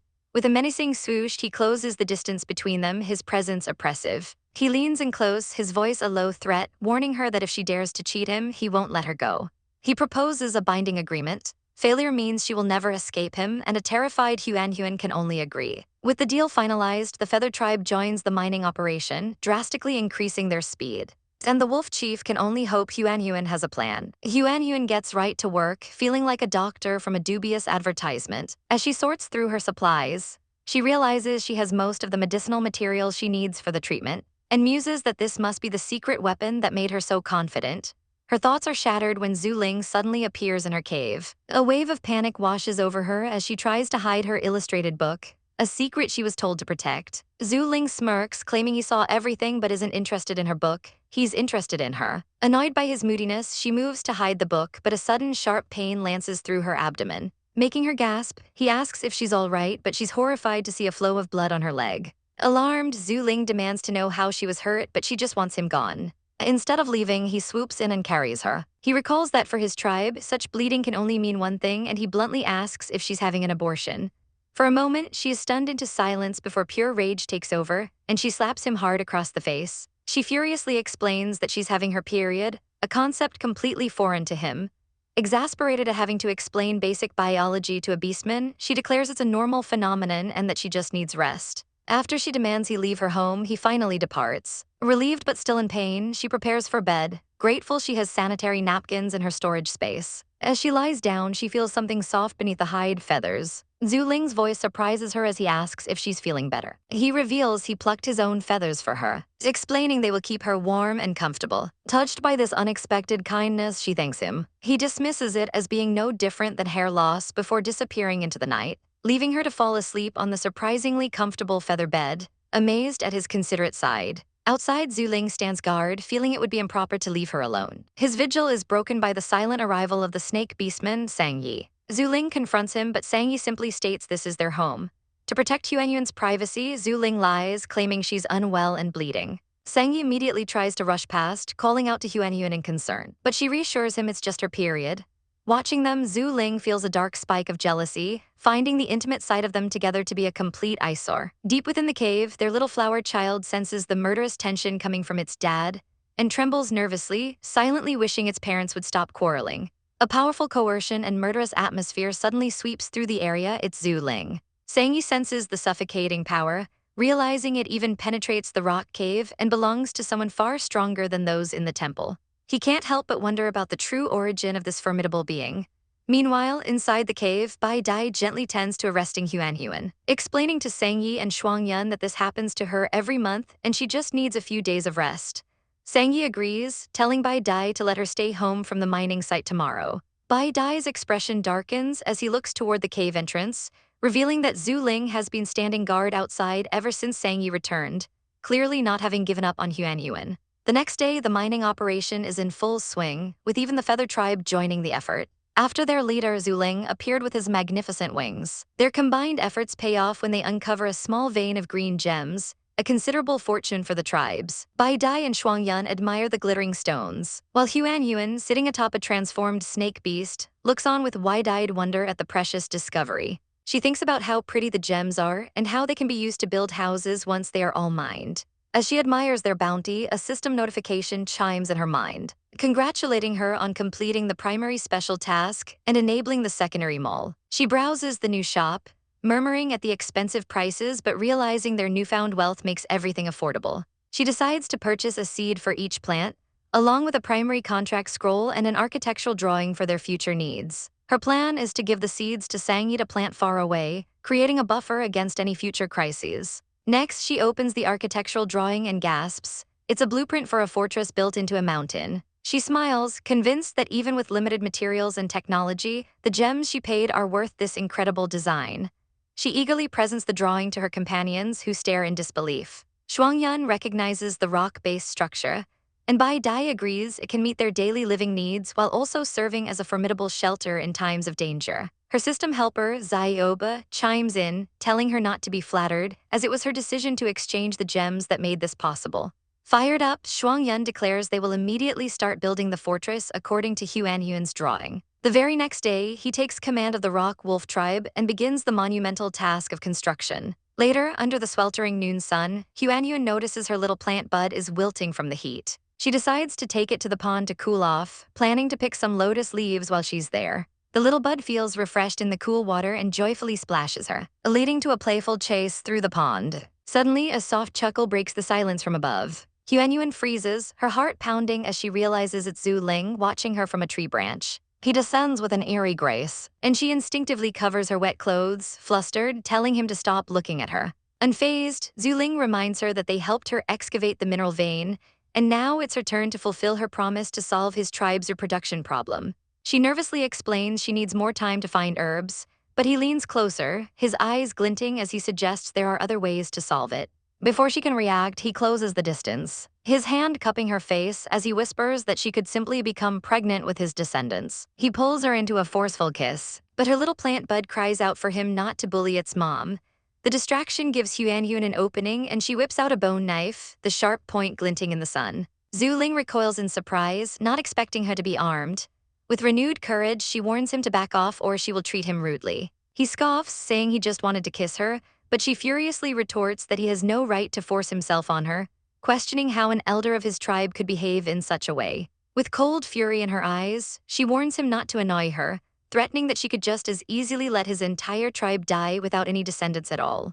Huanhuan brandishes a knife, her voice trembling as she commands the winged man to stay away from her. But Zhu Ling simply stares back, his red wings unfurled as he confesses that he really likes her. The declaration sends her reeling. She snaps back that he must be kidding. He leans closer, a smirk playing on his lips as he questions if she thinks he's joking. Her mind flashes with memories of his cruelty, how he tried to murder Sangyi, how she herself almost killed him while he was unconscious, and she resolves to reject this demon completely. Zhu Ling sees nothing but alert disgust in her eyes, a realization that brings a bitter smile to his face. He quickly changes his tune, laughing it off as a joke and telling her not to take it to heart. As relief washes over Huanhuan, she decides to draw a clear line, informing him that she already has someone in mind so he shouldn't worry about her. Intrigued, he toys with a lock of her hair, whispering a scandalous offer. If she sleeps with him, he'll tell her who his secret love is. She dodges away, utterly disgusted by the proposition, and tells him to conduct himself properly since he's in love with someone else.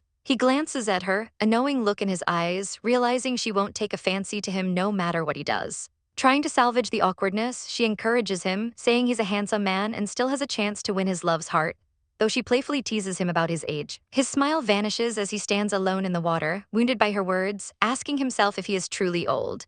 3 months pass without another visit from Zhu Ling, and in that time, Rock Mountain is transformed into a grand fortress. The tribe cultivates new mutant plants for defense, bamboos that shout and Parthenosis vines that mercilessly whip any intruders. After enjoying a bowl of mashed potatoes, Huanhuan decides they need to plant even more for food and protection. She looks up at their new home, a towering 20-floor fortress now completely covered in a thick layer of vines, a perfect natural camouflage. The tribe is thriving and happy, and as they greet her as their witch doctor, she feels a deep sense of responsibility. Suddenly, a blue screen flashes in her vision, announcing a new growth-type task, Rise of the King Tribe. She must increase the tribe's strength and numbers to earn rewards. Her mind immediately fixates on the most direct solution: the tribe needs more babies. The thought is interrupted by a call to dinner, where she sees Bai Dai shirtless, splashing cool water over his sculpted chest. She's momentarily stunned by the sight, her cheeks flushing as thoughts of babies once again fill her mind. Now that their home has been renovated, complete with rooms and even a toilet, the timing seems perfect. The other beasts are overjoyed with their new house, no longer having to sleep on straw. They gather around Huanhuan, thanking her profusely and calling her a witch doctor sent by God to save them.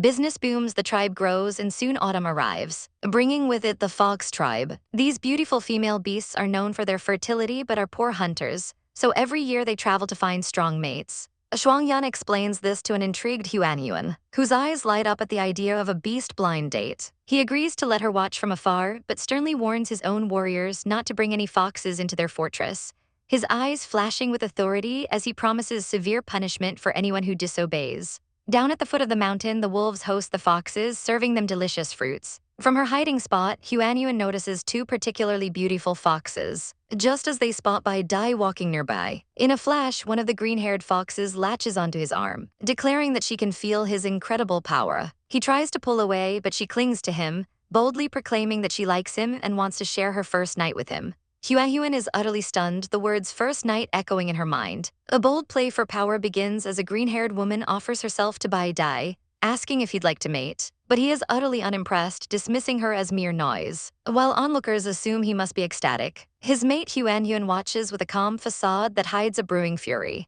She silently reaffirms her faith in Bai Dai, yet a dark thought crosses her mind.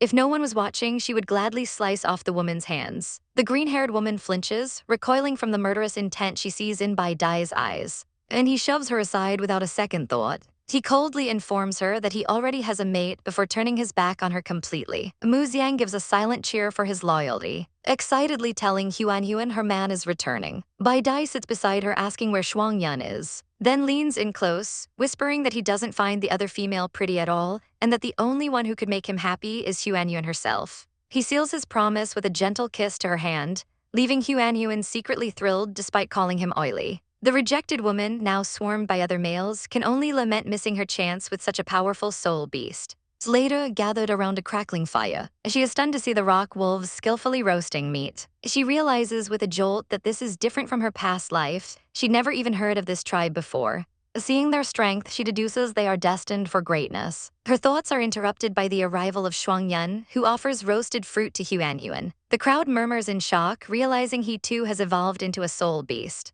The green-haired woman is floored to learn that Huanyuan has two soul beast mates. Her heart fills with a venomous envy, wondering how such a thin female could possess what she so desperately craves. The tension between her mates is palpable as Shuangyan cheekily steals a kiss, tasting the meat from Huanyuan's mouth. He declares it delicious, earning a fierce glare and a swift slap from Bai Dai that sends him tumbling. Bai Dai reclaims Huanyuan, pulling her into his lap, while Shuangyan rises to challenge him to a fight he claims Bai Dai can't win. As the rivals bicker, another presence makes itself known. A stunningly handsome man with brilliant red wings descends from the sky, instantly captivating every female's attention. They recognize him as Zhu Ling, an elder of the Feather Tribe. The green-haired woman stares in utter disbelief. She knows that name from her past life. Zhu Ling was the strongest beast of the Feather Tribe, a man whose power would one day make his people untouchable. His appearance here changes everything, and a new ambition ignites within her.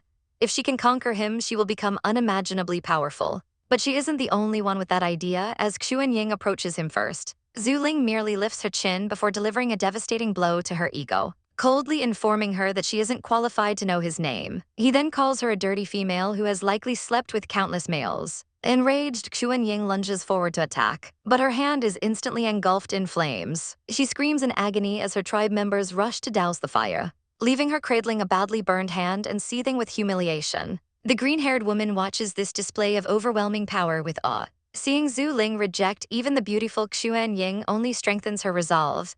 Taming him will be the ultimate proof of her charm. After the commotion, Zhu Ling casually asks for melon seeds, and Huanyuan, hoping to stay out of his way, hands over a bag. He notices she calls Bai Dai dad, and she quickly explains their blood ties. Zhu Ling scoffs at the notion while cracking seeds, then curiously asks about her name, Little Lotus, which she clarifies is just a nickname. The winged Bai Zhu Ling scoffs at Huanyuan, telling her she's acting like a spoiled child, but another girl warns Huanyuan to stay away from him, calling him crazy. Taking the insult as a challenge, Huanyuan wraps herself in a simple cloth and strikes a pose, cheerfully acting like the spoiled child he accused her of being. She then scans the crowd around the bonfire, asking where Sangyi has gone, but is told only that he went off to do something she'll understand later. Their conversation is cut short by a rustle in the woods, and a beautiful green-haired fox girl named Yiwu emerges, her bracelets jingling as she dances hypnotically by the fire. The beastmen are instantly enthralled, drooling over her beauty and graceful movements. Huanyuan herself admits the dance is fantastic, Thinking it's a pity there's no music to accompany it. As Yiwu spins, she is suddenly caught by Zhu Ling, who gazes down at her with a captivated look. A strange, faint fragrance fills the air, and Huan feels a knot of dread, sensing that something is deeply wrong with this fox girl. Believing her plan is a success, Yiwu leans in to kiss Zhu Ling, her victory seemingly moments away. But just as their lips are about to meet, his expression twists into one of sheer disgust. Huanyuan's little lotus plant springs from her shoulder, hissing that Yiwu stinks and must go away. Before anyone can react, the lotus transforms into a monstrous flower with a maw of razor-sharp teeth and chomps down viciously on Yiwu's arm. She lets out a piercing scream of agony and rage, her seductive facade shattering completely. The violent act snaps everyone out of their daze. Zhu Ling, his eyes burning with cold fury, finally understands. He roars, accusing Yiwu of daring to use a fox love potion on him before violently throwing her to the ground. While Yiwu cries out in pain, Huanyuan goes to her little lotus, which has shrunk back and is now weeping as if it were afraid. Bai Dai approaches, his tone sharp, pointing out how fiercely the lotus acted and questioning how it could now pretend to be scared. Huanyuan asks Bai Dai if he and Shuangyan are all right, noting how strange they looked moments before. He confirms her suspicions, revealing that Yiwu had drugged them with a forbidden fox love potion. Shuangyan explains it's an ancient, forbidden skill made from the bones of female foxes, designed to control adult males and turn them into puppets. On the ground, Yiwu seethes, wondering how they could have possibly recovered from her powerful potion. Her thoughts are interrupted when Zhu Ling grabs her, his hand glowing with fire, and threatens her with the pain of being burned alive if she ever dares to try such a thing again. Terrified, Yiwu begs him to let her go, swearing she'll never do it again. As Muxiang watches, she notes that Zhu Ling showed mercy by not tearing her to pieces. Suddenly, another beastman, Mu Yi, appears, asking if Yiwu is all right before helping her up and revealing himself as her brother. Zhu Ling expresses his disappointment with the whole affair before spreading his wings and flying off into the night. The fox tribe chief Muxiang then confronts Yiwu, demanding to know how she dared come to her. Her voice trembles with rage as she demands to know where Yiwu got the bones to make the forbidden potion. Yiwu denies everything, but Muxiang accuses her of lying, revealing that a dozen females have vanished from their tribe. She had assumed they were taken by rivals, but now realizes with horror that Yiwu used them to create her potion, declaring she should be executed for killing her own people. Muyi tries to intercede for his sister, but the chief turns on him, expressing her bitter disappointment and ordering him not to bring them any more shame. Yiwu kneels, sobbing that she is innocent, while her brother tries to comfort her, sure it's all a misunderstanding. Watching from the side, Huanyuan remarks on the potion's terrifying power. Bai Dai explains that it only affects adult males, which is why she was safe, and gives credit to her little lotus for saving them from becoming puppets. The lotus preens, clearly flattered by the praise. Muxiang sees her brother still with Yiwu and screams for him to get back, certain he's been fascinated by the fox girl. Muyi simply tells her he's fine, but then announces that his sister is injured and he must take her home. Ignoring Muxiang's furious shouts for him to return, Muyi leads his sister away into the twinkling forest, leaving his tribe behind. Far from the tranquil gathering, a chilling plot unfolds as Bai Dai learns that Muyi has seemingly been possessed by a cunning female fox. This creature, he's told, used a vicious skill to murder her own tribe members, and now a grim decision is made. They must find this woman and kill her. Unaware of this grave danger, Sangyi returns to their camp with bamboo tubes of liquor, brushing off Shuangyun's questions about the noise as nothing important. Internally, he resolves to handle the trouble himself, determined to shield the others from the looming threat. He offers Huanyuan a drink, which she finds surprisingly mellow and refreshing. As the liquor flows, Bai Dai holds Muxiang's child, a tender look on his face as the little one calls him dad, prompting Huanyuan to reflect on how much he must like children. The peace is shattered when a thoroughly drunk Shuangyun latches onto Huanyuan, wailing that while he's not as gentle as Bai Dai, he really loves her and desperately wants a child with her. Exasperated by his drunken antics, Huanyuan feels a strange resolve surge through her. Fueled by the alcohol, she declares she needs to work hard on her production and begins chugging her drink with abandon.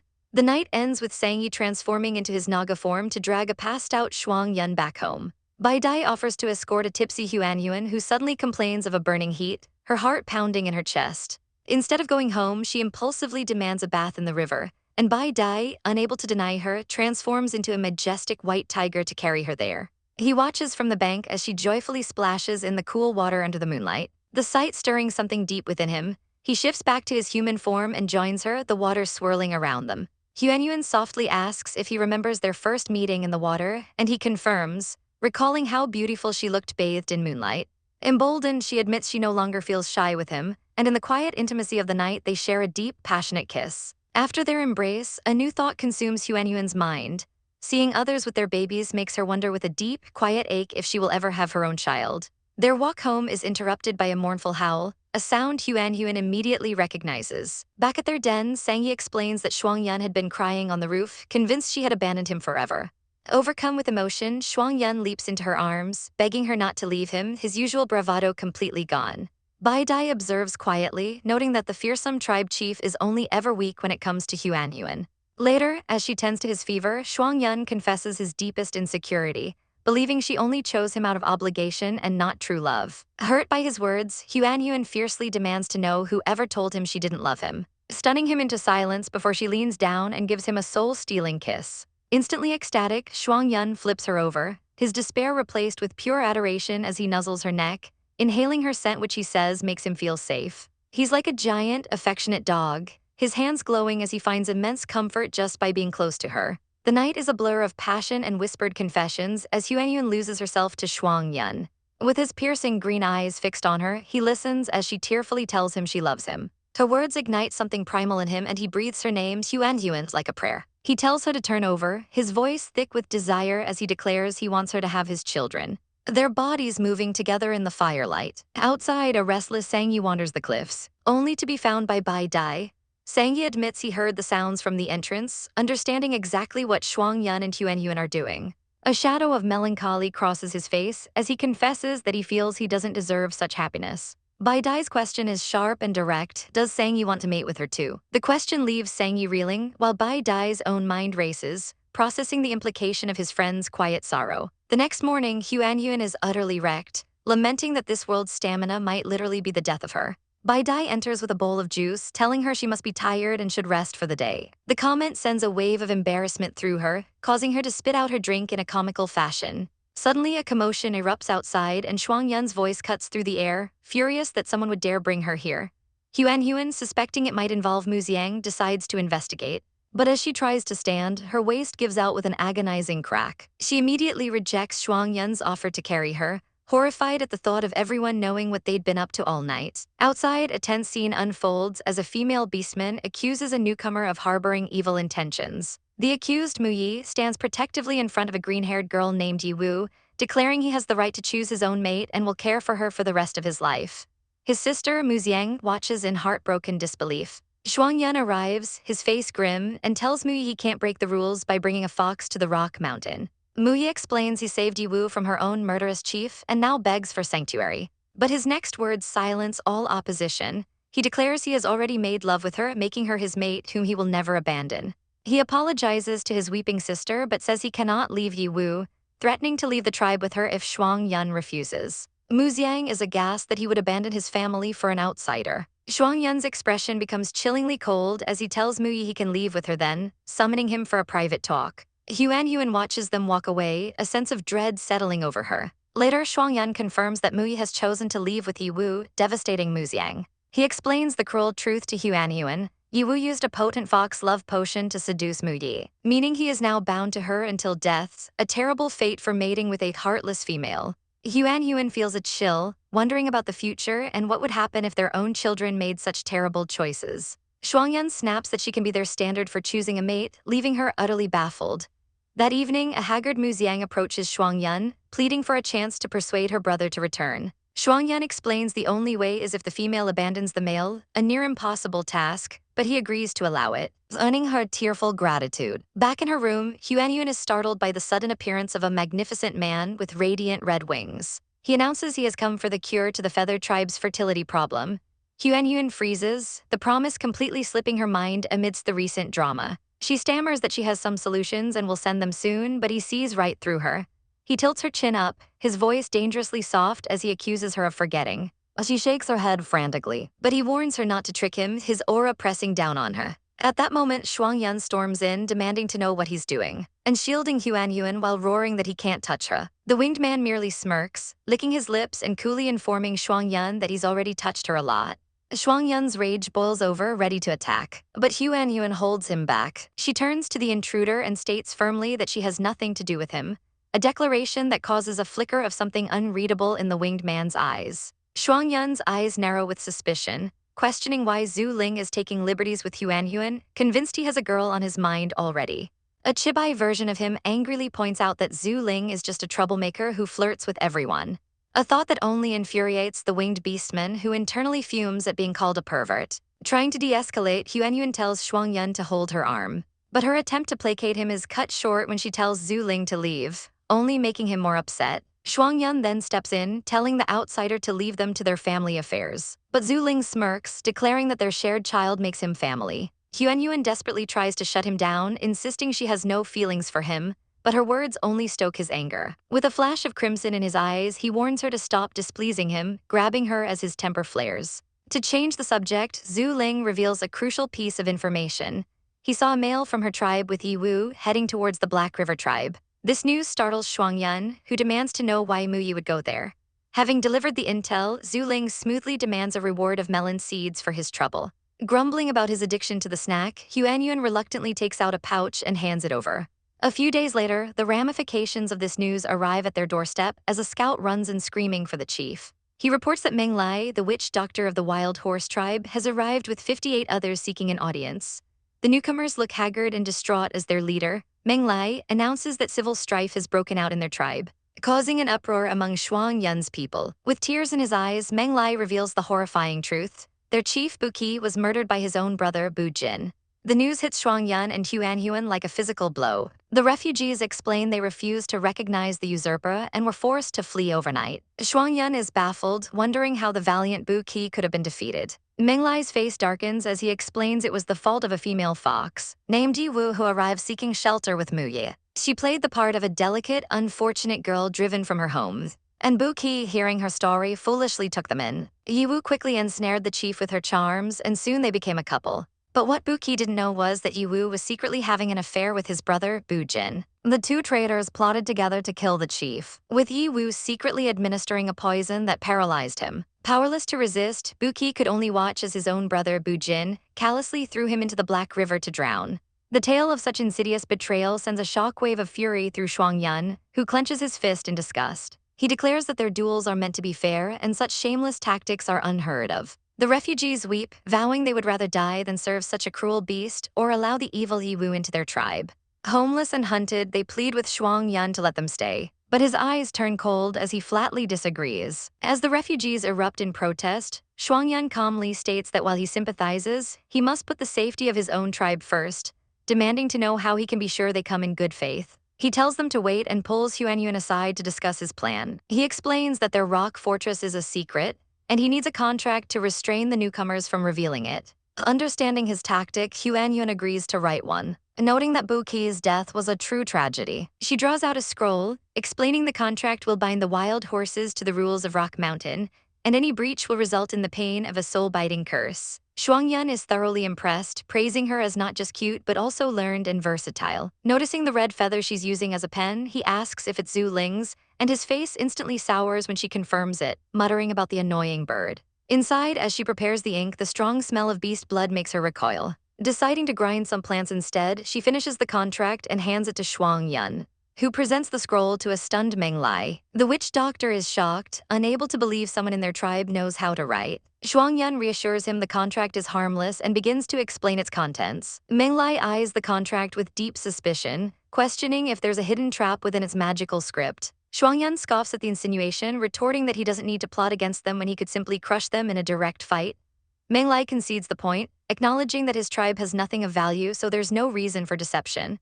With a heavy heart, he announces to his people that he will sign the contract on their behalf, giving anyone who disagrees a final chance to leave. His tribe members immediately voice their complete trust in him, and he silently hopes he can live up to their faith. He presses his bloodied fingers onto the scroll, which erupts in a blinding magical light, finalizing the pact. Meng Lai is stunned by the power emanating from the simple scroll, wondering what kind of secrets the Rock Wolf tribe possesses. Shuangyun grins, declaring the contract concluded and inviting them to their new home on the mountain. He pushes aside a curtain of branches, and Meng Lai's people gasp in utter disbelief. Before them stands not a simple camp, but a magnificent and bustling fortress carved from the mountain itself. They are overwhelmed, questioning how such an amazing structure could even be built. It's in that moment Meng Lai understands everything.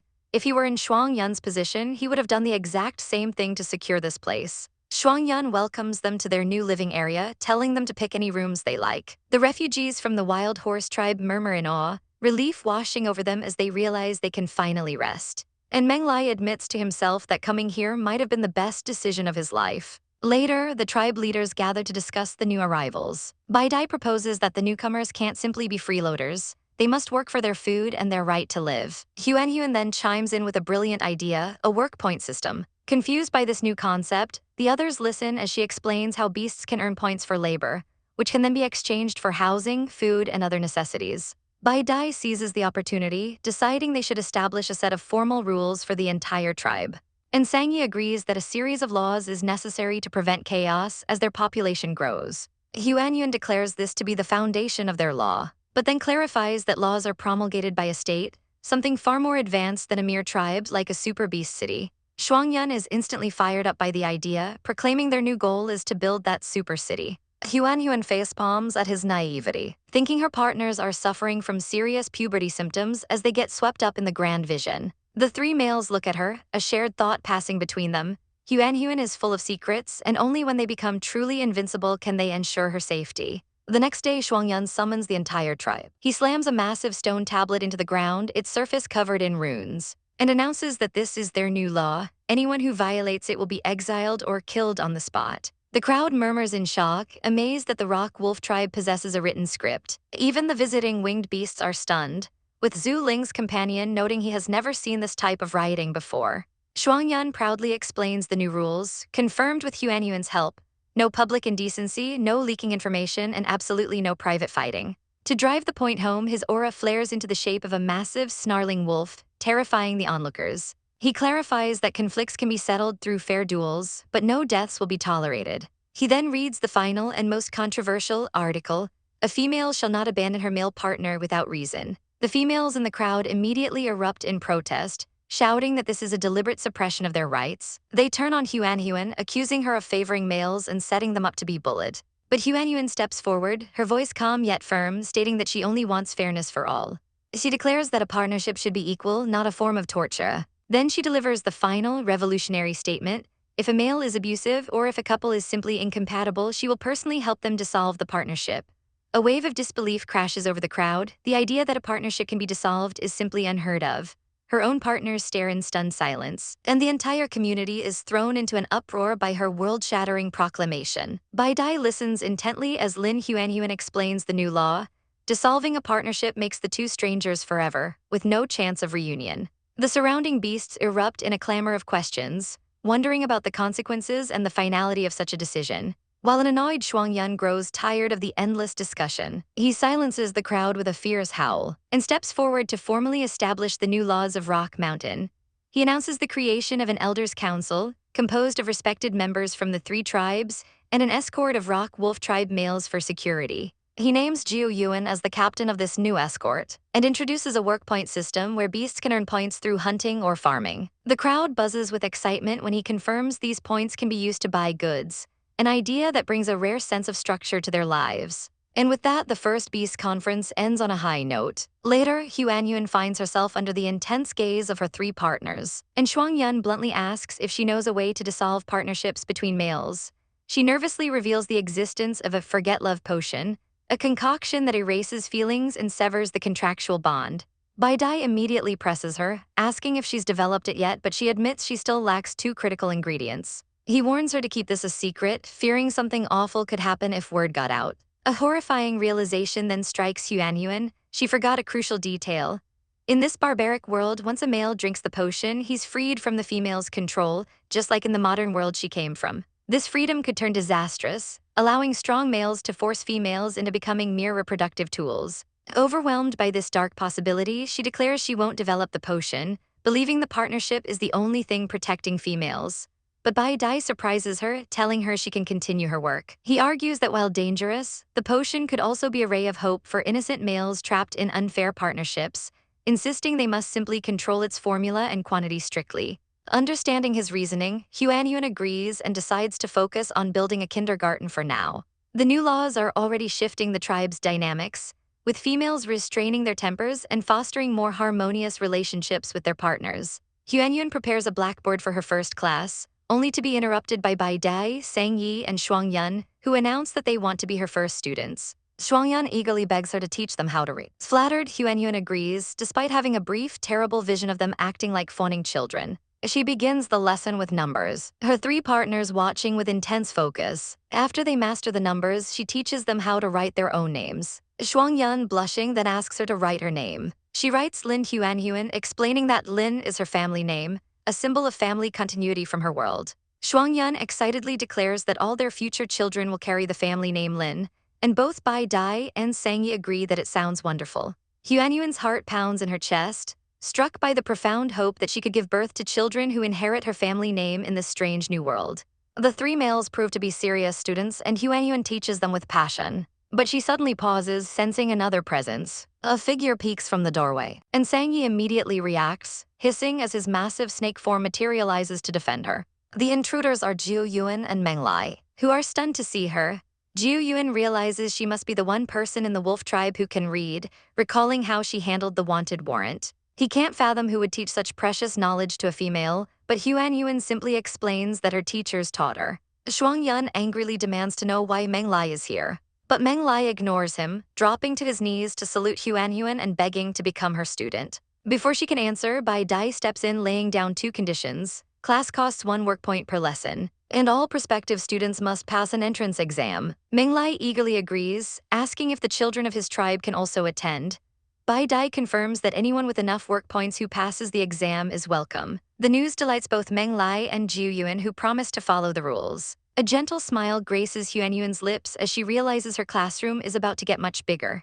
Lin Huanyuan sighs, feeling exhausted and a little fatter after a long day at the kindergarten. Her quiet moment is interrupted by a call for dinner, and she reluctantly agrees. At the table, Bai Dai presents the fish soup he made for her. But the moment the fishy smell hits her, a wave of nausea washes over her and she retches uncontrollably. She brushes off their concern, claiming she'll just have some fruits and vegetables instead, which she finds delicious. Claiming she's just tired and weak, she decides to head to bed early for the night. As she opens a door, she's startled to find a shirtless Shuang Yun lounging inside, looking far too pleased with himself. Before she can escape, he swoops in for a hug, demanding to know why she always leaves as soon as she sees him. He leans in close, whispering her full name, Lin Huanhuan, sending a shiver down her spine. She pushes him away, telling him to be serious. But he simply flashes a predatory grin and asks if he can sleep with her tonight. She flatly refuses, complaining that every time he or Shuang Yun sleeps with her, they use all sorts of tricks to leave her completely exhausted. He begs like a puppy, promising he won't do anything else. But she just calls him a disgusting sex maniac. A wicked idea sparks in her mind, and she smirks, telling him he can stay if she gets to teach him a lesson first. His eyes light up as she tells him to lie down for a game, his excitement palpable. And with a mischievous grin, she reveals a length of rope, announcing she'll be tying his hands before they play. He's thrilled by the idea, eagerly agreeing to whatever she has planned. She binds his hands tightly and then blindfolds him, leaving him completely at her mercy. She thinks to herself that it would be interesting to make Shuang Yun cry, musing that this handsome wolf is only bearable when he keeps his mouth shut. She traces her finger over his lips, before silencing him with a deep kiss. He moans her name, but she shushes him, telling him not to be a killjoy. His body grows hot, and he begs her to untie him, but just as his desire peaks, she yawns and declares she's tired and going to sleep. He can only lie there tied and helpless as she turns over. With a roar of pure frustration, he snaps the thick ropes and looms over her, ready to claim what he wants. Suddenly, the door is kicked open, and Bai Dai appears, grabbing an enraged Shuang Yun by the head. Without a word, he effortlessly tosses the wolf beast out of the room, before calmly wishing Huanyuan a good night. Outside, Shuang Yun confronts Bai Dai, reminding him they agreed to take turns. But Bai Dai cuts him off, asking if he didn't notice that Huanyuan was feeling unwell. He points out that she vomited at dinner, and voices his suspicion he thinks Huanyuan is pregnant. Shuang Yun is dumbstruck.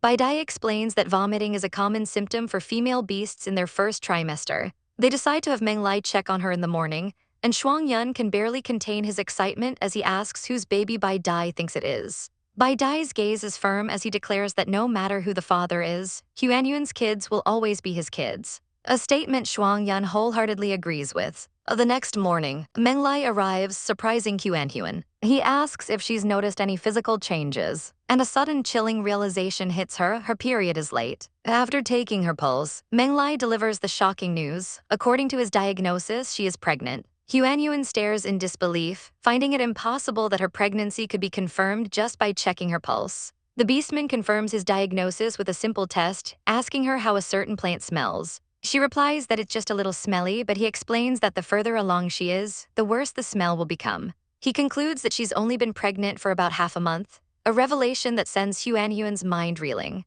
The reality hits her hard, she really has a baby in her belly. Her thoughts flash back to the bonfire party with the fox tribe, realizing that's when it must have happened. Her world spins as she looks at the two handsome beastmen before her, Bai Dai and Shuang Yun, wondering which one is the father. The shock is almost too much to bear. As she cradles her phantom child, Bai Dai and Shuang Yun immediately step into their roles, telling her that when females in their tribe are pregnant, they do nothing but eat, drink, and rest while the males take care of them.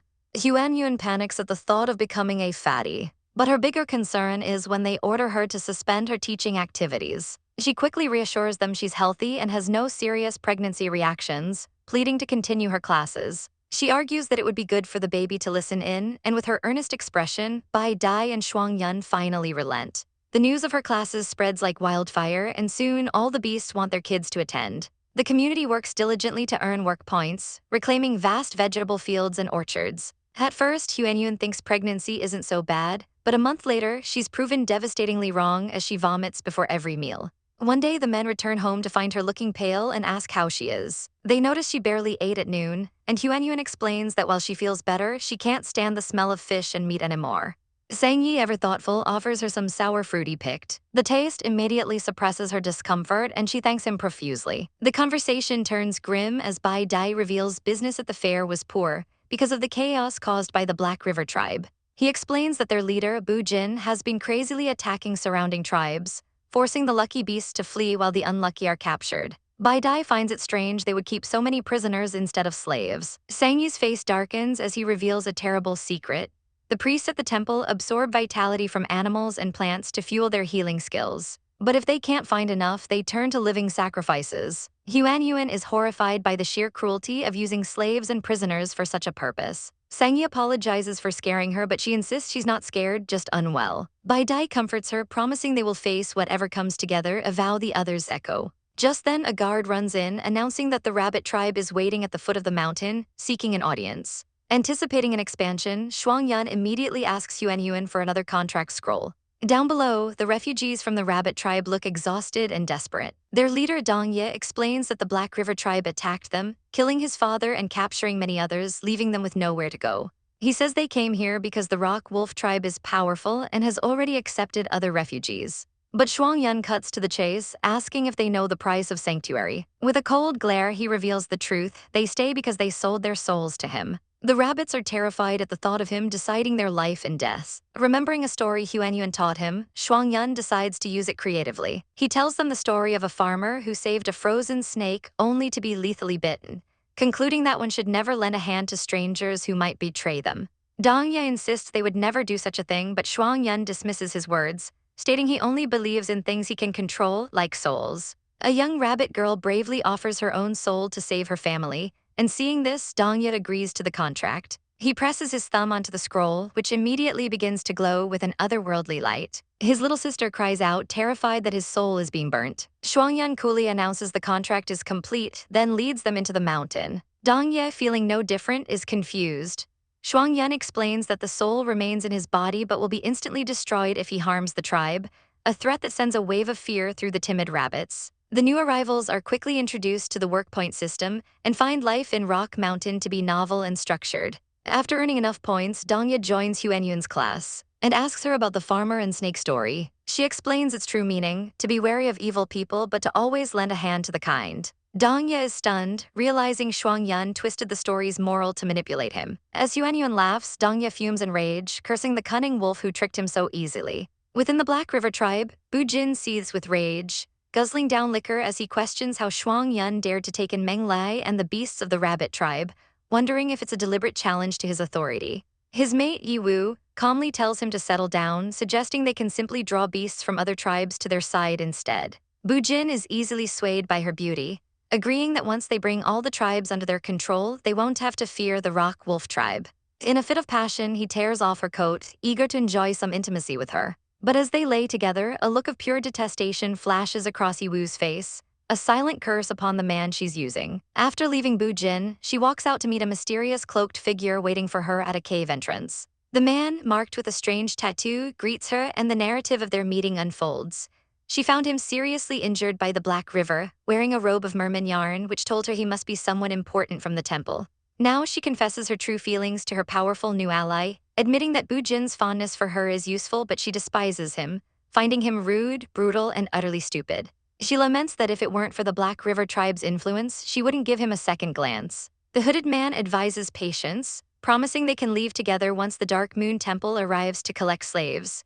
Yiwu complains that Bu Jin is becoming more disobedient and causing trouble with the Rock Wolf tribe, but her companion merely smirks, assuring her that the Rock Wolf tribe's numbers will mean nothing once temple reinforcements arrive. A cold, vengeful look crosses Yiwu's face as she thinks about the revenge she will finally have against Shuang Yun, Bai Dai, and Zhu Ling for publicly humiliating her. Unbeknownst to them, a young cat-eared beastman named Mui has been hiding nearby, his world crumbling as he overhears Yiwu and the strange man plotting against his home, the Rock Wolf tribe. He clenches his teeth in agony, wondering why his own mate would do this. A stray clatter gives him away, and the hooded man instantly realizes they've been overheard, remarking that he can smell her mate nearby.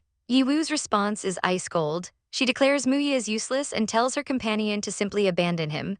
Desperate, Mui breaks into a frantic run, knowing he must warn his tribe that the temple plans to attack Rock Mountain. But as he flees, a sharp, acute pain erupts in his chest. He staggers, clutching himself as he realizes the horrifying truth: the mate contract has been cut off. He collapses into the grass, tears welling in his eyes as the full weight of Yiwu's betrayal crushes him. He remembers turning against his own tribe for her, kneeling to beg the Wild Horse tribe to take them in. Even enduring the shame of her affairs with Bu Jin and Ma King. He sobs, asking why she belittles his love for her, regretting the contract he signed and knowing how disappointed his sister must be. The pain in his heart intensifies, feeling like a fatal blow. But with his last breath, he resolves to get the message back, coughing blood as he whispers an apology to his sister. Meanwhile, at Rock Mountain, the world moves on. Due to the chaos, Chief Shuang Yun has opened a fortress and established a bustling market. News of their generosity has spread, and more beasts arrive seeking shelter. Shuang Yun allows them to stay at the foot of the mountain, but sets a strict condition for entry into the fortress: earn 100 work points in 3 months with no violations. A small mole beast named Crawley approaches, offering valuable information in exchange for his family's safety. He reveals that Bu Jin and Yiwu killed Chief Buki and are now capturing slaves for the Dark Moon Temple. More shockingly, he exposes Yiwu's affair with Ma King, the former witch doctor who is not dead but hiding in the Black River tribe. Shuang Yun's eyes narrow, finally understanding the conspiracy. Crawley's final piece of intel hits the hardest. A male from the Rock Wolf tribe is Yiwu's mate, and he saw the boy abandoned and dying in the forest, still trying to get home. Alarm flashes in Shuang Yun's eyes. He immediately demands to be taken there, promising Crawley's family sanctuary. A warrior named Jiu Yuan steps forward, identifying the abandoned male as Mu Yi and insisting on coming along. They race through the forest, following Crawley's directions until they find a lone wolf lying still in the grass. Jiu Yuan cries out Mu Yi's name and rushes to his side, but Shuang Yun stands over them with grim finality, stating that Mu Yi has already died. Mu Yi's life ends cruelly in a patch of grass, a victim of the agonizing backfire from a severed mate contract. A tragic fate for what a nearby observer calls a poor abandoned male. In his last moments, he had dragged himself towards Rock Mountain, driven by a primal need to go home. Shuang Yun, the chief, gives the grim order to cremate the body, deciding it's better Mu Xiang doesn't see him like this. She's already lost 5 mates, her health failing with each loss, and he can't bear to see her hurt again, willing to accept her future resentment to spare her present pain. With a heavy heart, Jiu Yuan agrees and sets the pyre ablaze. Shuang Yun stares into the flames, a bitter realization dawning on him. If Huanyuan had been there, she could have dissolved the contract and saved him, proving such a tragedy could have been avoided. Jiu Yuan gathers the ashes, pleading with Mu Yi's spirit to understand their motives as a mournful howl echoes across the land.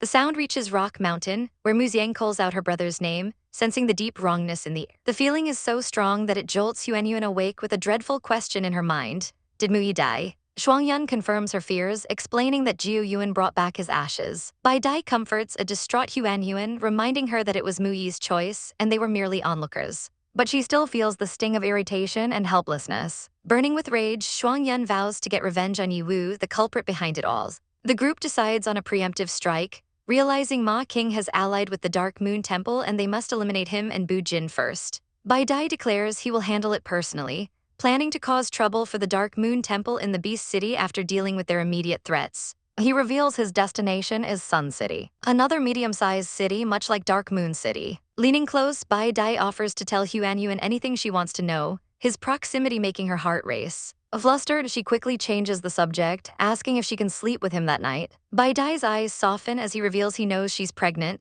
promising they will only sleep. She agrees, and he effortlessly sweeps her into his arms, carrying her into the bedroom and shutting the door behind them. Outside, Shuangyan shamelessly eavesdrops, much to Zhu Ling's amusement, who teases him about his own lack of self-control around Huanyuan. Their spying is cut short when Bai Dai's snake form suddenly ensnares them, forcing them to flee as he throws open the door with a glare. Back inside, he dismisses Huanyuan's concern, telling her it was nothing. But his ragged breathing fills the room, making it impossible for her to sleep. Worried, she asks if he's all right, and he admits that he can't control his desire when he's near her. As she offers to move to another room, he grabs her wrist. Seeing his pained expression, Huanyuan bravely offers to help him. He worries for her, reminding her she's pregnant, but she reassures him, certain her method will work and asking him to just accept her help this one time. He tries to restrain himself as she leans in, his composure cracking.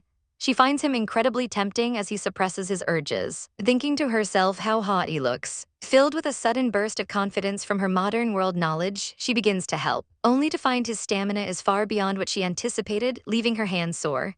Taking charge, Bai Dai lifts her onto his lap, murmuring that he'll take over. He positions her carefully, telling her it will be less tiring this way, and instructs her to close her legs. The air grows thick with tension as he takes deep, shuddering breaths, finally finding release in a passionate kiss. Exhausted and cramping, Huanyuan collapses, thinking she can't possibly go through that. Breathing softly, a grateful Bai Dai thanks her, and gently offers to wash her before they sleep, holding her close as she agrees. As dawn breaks over the mountain city, a sense of peace settles over their home. A flustered Shuangyan confronts Bai Dai, his face red as he asks if something happened between him and Huanyuan last night. He reminds Bai Dai that Huanyuan is pregnant and shouldn't be overexerting herself, but Bai Dai simply offers a smug, meaningful smile. He denies anything improper happened, claiming Huanyuan was just helping him before cryptically calling it a secret, leaving Shuangyan utterly annoyed. Meanwhile, Lin Huanhuan is completely drained, collapsing in her bed and complaining that her hands are so sore she can't even go to class. Elsewhere in the bustling castle, a new family of mole beasts arrives, having been granted priority housing for providing important information. They look at their new home in awe, feeling like it's a dream come true. The father, Crawley, decides to gather more intel from the Black River tribe to earn food credits for his family. His little daughter, Chuantuan, meets Huanhuan and is immediately charmed, introducing herself. As a gesture of friendship, she takes off her flower crown and places it on Huanyuan's head, who is touched by the sweet gift. Huanyuan welcomes them with a bag of roasted sunflower seeds, which the tiny mole beasts happily munch on. Just as Huanyuan is about to leave, she is startled by a presence behind her. It's the flamboyant winged beast, Zhu Ling, who greets her as his mother. His eyes narrow with jealousy at the flower crown from Chuantuan, and he snatches it away, commanding her to stay away from his mom. He declares that from now on, only he will decorate her head, summoning a living vine with a lotus bud that wraps itself around her hair. He admires his own work, but Huanyuan flinches away from his touch. He pinches her cheek, telling her not to run, then leans in close, his gaze making her skin crawl as he asks if she's developed his medicine. Zhu Ling then notices her stomach, remarking that her belly has grown bigger. Huanyuan proudly confirms she's pregnant, and Zhu Ling uses this as an opportunity, suggesting he move into her empty attic to be closer to her. She is horrified and immediately refuses, but his playful demeanor vanishes in an instant. He pats her head with a chillingly calm expression, his mood swing leaving her baffled. She explains that she doesn't like strangers in her house, and he surprisingly backs down, saying he'll leave for now but vowing internally that he will get what he wants. Huanyuan sighs, relieved he gave up so easily. Far away, rage is brewing in the wild horse tribe as their leader Bu Jin slams his fist down, furious that others see them as cowards. He declares himself the strongest and grabs a subordinate who suggests caution, sneering that Huanyuan is just a female, a mere tool for childbirth. Tossing the man aside, he rallies his troops, ordering an immediate attack on Rock Mountain to take Shuangyan's head. Hiding in the grass, Crawley overhears the entire war plan and scurries back to Rock Mountain with the critical intelligence. He reports directly to Chief Shuangyan, who praises his work and rewards him with 100 credits. Wasting no time, Shuangyan slams his fist down in fury and leaps atop a high cliff, letting out a powerful roar that alerts the entire tribe to an imminent attack. As the warriors gather, he announces Bu Jin's impending invasion, causing an uproar. The tribe boils with rage, screaming for blood and planning to strike first. Bai Dai and Sang Yi decide to fight together for safety, which means leaving Huan and the other females unprotected. This creates a dilemma, so Bai Dai approaches the only other powerful male beast available, Zhu Ling. He asks him to protect the females, and Zhu Ling agrees, but with one infuriating condition. He must be allowed to stay in Huan attic. When Bai Dai relays the demand, Huan explodes with anger, absolutely refusing to let the shameless pervert into her home. But her fury gives way to pragmatism. She knows the warriors can't be distracted by worrying about their families. With a defeated sigh, she agrees. Zhu Ling is overjoyed, smugly telling his subordinate that he's moving in with Huan because no one can refuse him. A wicked grin spreads across his face as he imagines his true prize. Not just a room, but all of her delicious fried seeds. With the war party ready to depart, Bai Dai gives a stoic nod, confirming he is prepared. The crowd buzzes with news that the beastmen from Rock Mountain are mobilizing to attack the Black River Wild Horse tribe. The tension breaks as Bai Dai arrives, his powerful presence silencing the murmurs. The women of the tribe offer their heartfelt goodbyes, wishing for everyone to return safely and soundly. Bai Dai gazes at Huan, his expression softening as he tells her to just wait for their return, and she quietly agrees. He promises to bring victory back not just for her but for their unborn child. Shuangyan also bids her farewell, playfully ruffling her hair, while Sang Yi gently touches a strand of it, vowing that they will make it back to her. Their strategy is clear. The warriors will shift to their animal forms and divide into 3 squads, each led by one of the powerful leaders to ambush their foes.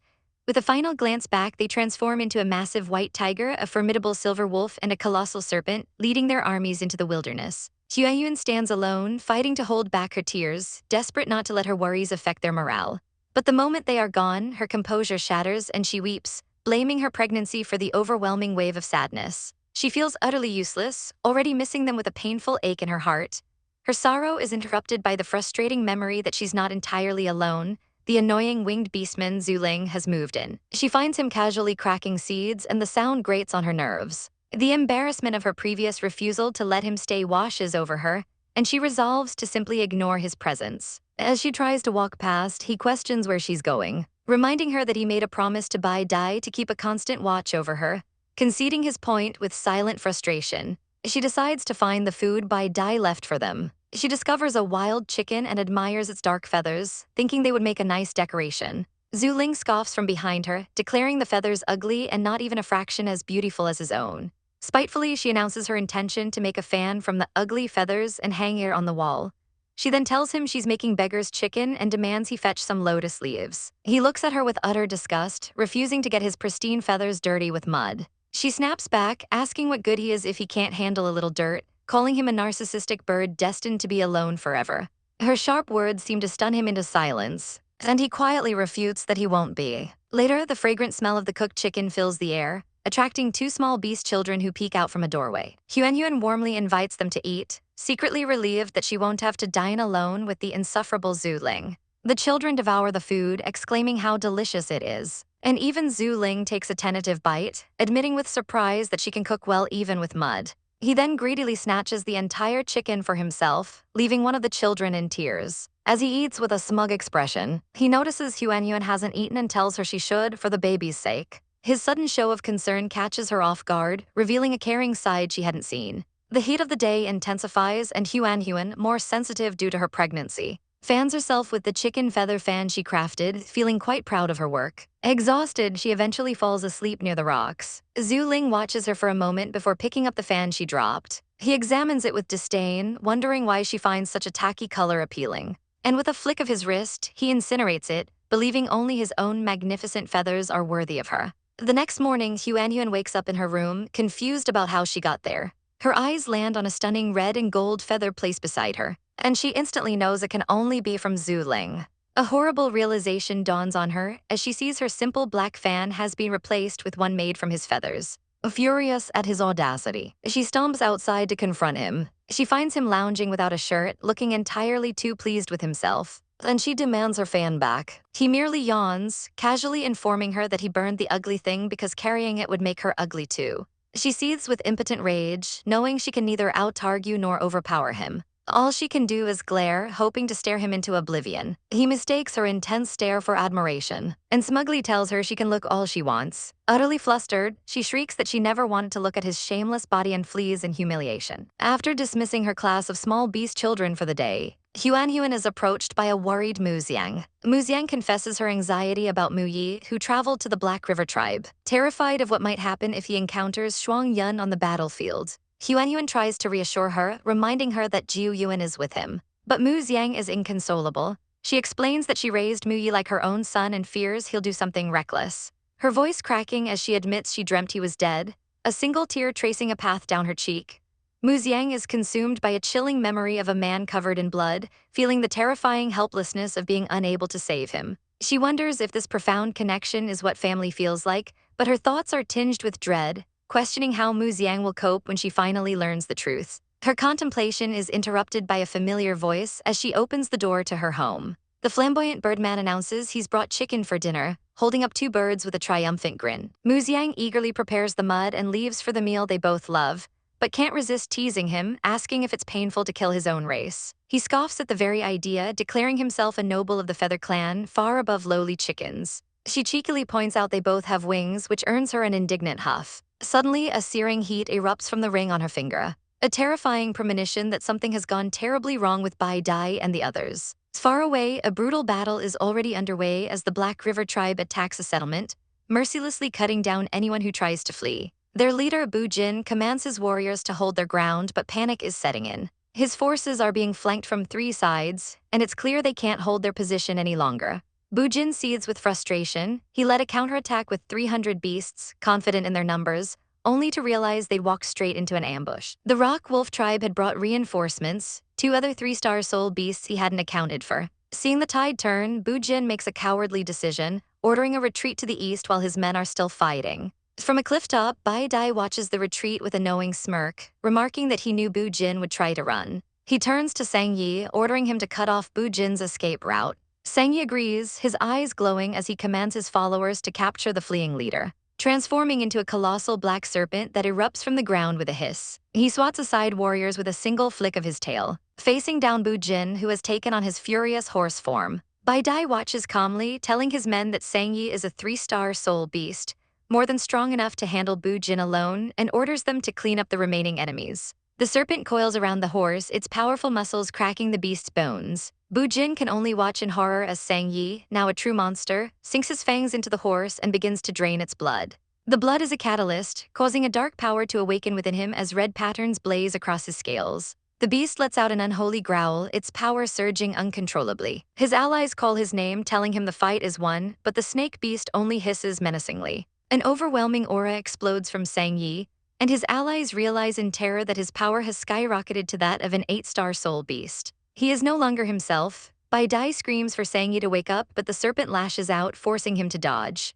A wave of pure malice emanates from the beast, a psychic scream that all these people must die. Shuangyan steps forward, declaring he'll freeze Sang Yi with his ice powers, but Bai Dai frantically stops him, warning that provoking an 8-star beast is suicide. It's too late. Sang Yi lunges and Bai Dai shoves Shuangyan out of the way, taking the hit himself. A sharp pain zaps through his arm, scratched by Sang Yi's venomous fangs. With no other choice, Bai Dai unleashes a green energy that envelops the rampaging snake, suppressing the dark power and causing his beast soul to plummet from 8 stars back down to 3. The massive serpent shimmers and shrinks, transforming back into a dazed and confused Sang Yi. He looks at his injured friends, wondering what happened and if he was the one who hurt them. Then the memories return in a horrifying flash, the alien demon blood coursing through his veins, the pontiff's words about the ruthless monsters of the alien demon tribe, and his own vow to kill every last one. The crushing weight of his own identity slams into him. He is the very thing he despises. He clutches his head in agony, recoiling from his friends and screaming for them to stay away. He calls himself a monster, consumed by the fact that he hurt his comrades.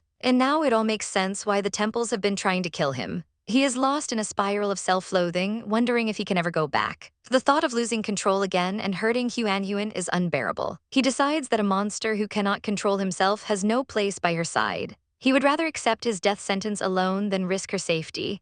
With one last look of despair, Sang Yi transforms back into his snake form and flees into the darkness of the forest. ignoring the desperate calls of his friends for him to come back. Bai Dai, his face a mask of grim determination, assures his comrade he's fine before issuing swift commands to continue the siege on the Black River tribe, ensuring no one escapes. He then orders Jiu Yuan to send the injured wolves back, declaring his intention to find Sang Yi himself. A younger wolf beast urges him to be careful, promising to find him soon, and Bai Dai gives a curt nod of agreement before transforming into a magnificent white tiger, a spectral aura crackling around him as he lets out a powerful roar. He vanishes into the rustling forest, a blur of white and blue light. Elsewhere, the winged Zhu Ling descends with Huanyuan in his arms, questioning why she, a pregnant woman, would come to such a dangerous place. She looks away, recalling how this little girl just threw him away, but his expression softens when he remembers her promise of delicious beggar's chicken upon their return. Huanyuan's focus, however, is consumed by a dreadful premonition as the ring on her finger heats up abnormally. The sight of bloodstains and corpses confirms her fears. She has a terrible feeling that something has happened to Sang Yi. Calling out his name and Bai Dai's, she feels a rising panic. Zhu Ling explains that Sang Yi and Bai Dai went deep into the forest while the others are heading back to Rock Mountain, noting their scents are still fresh. He asks her for a plan, and with a flash of resolve, Huanyuan states they're going to find Sang Yi. Understanding her determination, Zhu Ling spreads his brilliant red wings, beckoning her to come closer so they can fly. Just as they take flight, Huanyuan is startled by a roar and the sight of Bai Dai wrestling a ferocious beast. Bai Dai is shocked to see her, demanding to know why she's in such a dangerous place. She explains she was worried and asked Zhu Ling to bring her, a confession that clearly annoys the winged beast standing nearby. Finding the reunion incredibly annoying, Zhu Ling launches a single red feather at Huanyuan before flying off, reminding her not to forget the roast chicken she promised. Unfazed, Huanyuan turns back to Bai Dai, her gaze piercing as she tells him not to lie, insisting her ring sensed something terrible. Bai Dai's composure cracks and he quietly admits the devastating truth. Sang Yi's demon bloodline has awakened once again. He explains he followed Sang Yi's scent until it vanished right here, near a lake Huanyuan remembers Sang Yi mentioning. Standing at the water's edge, Bai Dai calls out, stating that Sang Yi is right here and demanding he stop hiding so they can talk. A figure emerges from the water, his face etched with sorrow. It's Sang Yi, who tells Huanyuan she shouldn't be here. She pleads with him, saying she's worried and wants him to come home, but he only says he wants silence. Trying to break the tension, she makes a clumsy joke that falls completely flat. He rejects their plea for him to return, insisting he doesn't want to hurt them. He tells her to go with Bai Dai and begins to sink back into the water's depths. In a desperate act, Huanyuan screams his name and plunges into the lake after him. The cold water shocks her as Bai Dai yells her name in horror. As she flails, unable to swim, Sang Yi's massive serpent tail wraps around her, lifting her from the water. He asks if she's okay, but she can only sputter, admitting she can't swim. Clinging to his powerful form, she threatens to jump back in and drown herself if he doesn't come back with them. Sang Yi is stunned into silence by her ultimatum. He grabs her, asking what she's doing and calling her a fool. Tears stream down her face as she demands to know why he saved her if he was just going to leave, ordering him to let her go. Sang Yi's heart breaks, whispering her name in agony. He explains that he'll only bring her trouble, that he's a monster who will inevitably hurt her. Overwhelmed by despair, he covers his face, unable to look at her. But Huanyuan refuses to accept his self-loathing, fiercely declaring that he is not a monster. He's her partner, her family, the person she loves. She promises him they will find a way to break his curse and begs him to trust her and just come home. Her words finally break through his wall of despair, and with a tear rolling down his cheek, he softly agrees. She pulls him into a tight embrace, her love a shield against his fears. With Sang Yi successfully brought back, the tribe tends to its wounds. Jiu Yuan has returned with many injured, and Huanyuan immediately takes charge of their treatment. Later, Sang Yi apologizes to a bandaged Bai Dai, who brushes it off as a minor injury. Sang Yi confesses he's still terrified of losing control and harming Huanyuan. Bai Dai tells him not to give up, reminding him that Huanyuan promised to find a way and that they must trust her. His resolve strengthened, Sang Yi agrees. The tribe divides its duties. Bai Dai and Shuangyun head to the wild horse tribe, Sang Yi and Jiu Yuan guard Rock City. And Huanyuan oversees the treatment of the wounded in a makeshift infirmary. She is told that 2 patients have injuries so severe that ordinary methods won't save them. Steeling herself, Huanyuan makes a solemn choice, taking a knife and slicing into her own arm, believing her unique blood is the only hope they have left. Huanyuan instructs Dong Ye to give the patients a special herbal soup, and as they drink, they begin to stir, much to her relief. Seeing that her blood had its intended effect, she tasks Dong Ye with their care, assigning a strict regimen of morning and evening medicine. She promises to teach him her medical skills, a generous offer that leaves the young rabbit beast ecstatic. But as she turns to leave, a sharp throb of pain causes her to stumble. Dongya catches her, his eyes wide with concern, noting that it looks like her baby is about to be born. Huan is utterly bewildered, arguing that it's only been 3 or 4 months, but he reminds her that in the beast world, gestation periods are much shorter. Realizing she can't possibly explain the biological differences, she simply agrees to rest, collapsing onto her bed, completely drained by the ordeal of pregnancy. Just as she feels she's back in her own space, her eyes snap open to see Zhu Ling descending from the ceiling with his brilliant red wings. He asks if she's there for more seeds, causing her to panic internally, remembering she never got the secret recipe for childbirth from him. He corners her against the bed, accusing her of not taking him seriously, but his words are cut short as a sharp pain rips through her. She cries out that her stomach hurts terribly, and Zhu Ling's arrogant demeanor melts into alarm as he asks if she's going into labor. Huan is frantic, her mind screaming that it's impossible for a human to give birth so soon. As another wave of pain hits, he wastes no time, sweeping her into his arms. He announces he's taking her to the wolf tribe's delivery room, and when she stammers in confusion, he confidently declares that he can deliver a baby too. The shocking claim echoes in her mind, but he quickly clarifies that while not a witch doctor, he has experience helping other pregnant women in the feather tribe. As he carries her through the village, a fellow beastman spots them, and Zhu Ling calmly informs her that Huan is in labor and to notify Sang Yi. The beastman panics, realizing that Bai Dai and Shuang Yun are also gone. They arrive at the delivery room, and Huan is struck by the bitter irony that she, its designer, would be the first one to use it as waves of agony wash over her. Zhu Ling tries to check her progress, telling her not to move as he assesses the dangerous situation. She's too small for this to be an easy delivery. Suddenly, a massive black snake tail whips between them, forcing Zhu Ling to dodge. Sang Yi has arrived, demanding to know what he's doing to Huan. Zhu Ling snaps back that he's checking on the baby and tells him not to interfere. Meanwhile, Jiu Yuan bursts in, telling Huan to hang on and that she's sent for the others. The overwhelming fear of giving birth alone in this strange world grips Huan, and Sang Yi immediately moves to her side to comfort her. He asks for sourcing leaf fruit to speed up the process, and Jiu Yuan quickly provides it. Sang Yi holds Huan close, promising they are with her and she isn't alone. The pain feels like her body is being torn apart, but she grits her teeth, determined to do her best as a strange warmth spreads through her. A familiar scent of grass and trees fills the air, followed by the faint sound of a baby's cry. Far away, Bai Dai and Shuang Yun race through the forest, knowing the baby is coming and that they must get back to her.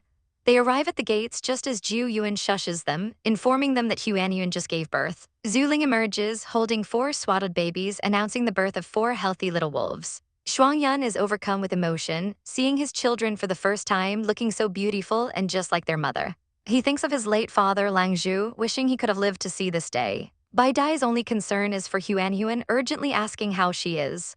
Zhu Ling assures them she's fine, just exhausted and asleep. He can't resist a smug remark to Shuang Yun, reminding him that he delivered all the children. Sang Yi, however, eyes him suspiciously, questioning how someone from the egg-laying feather tribe would know how to deliver live babies. The accusation dawns on Shuang Yun, who glares at Zhu Ling, realizing he's a fraud.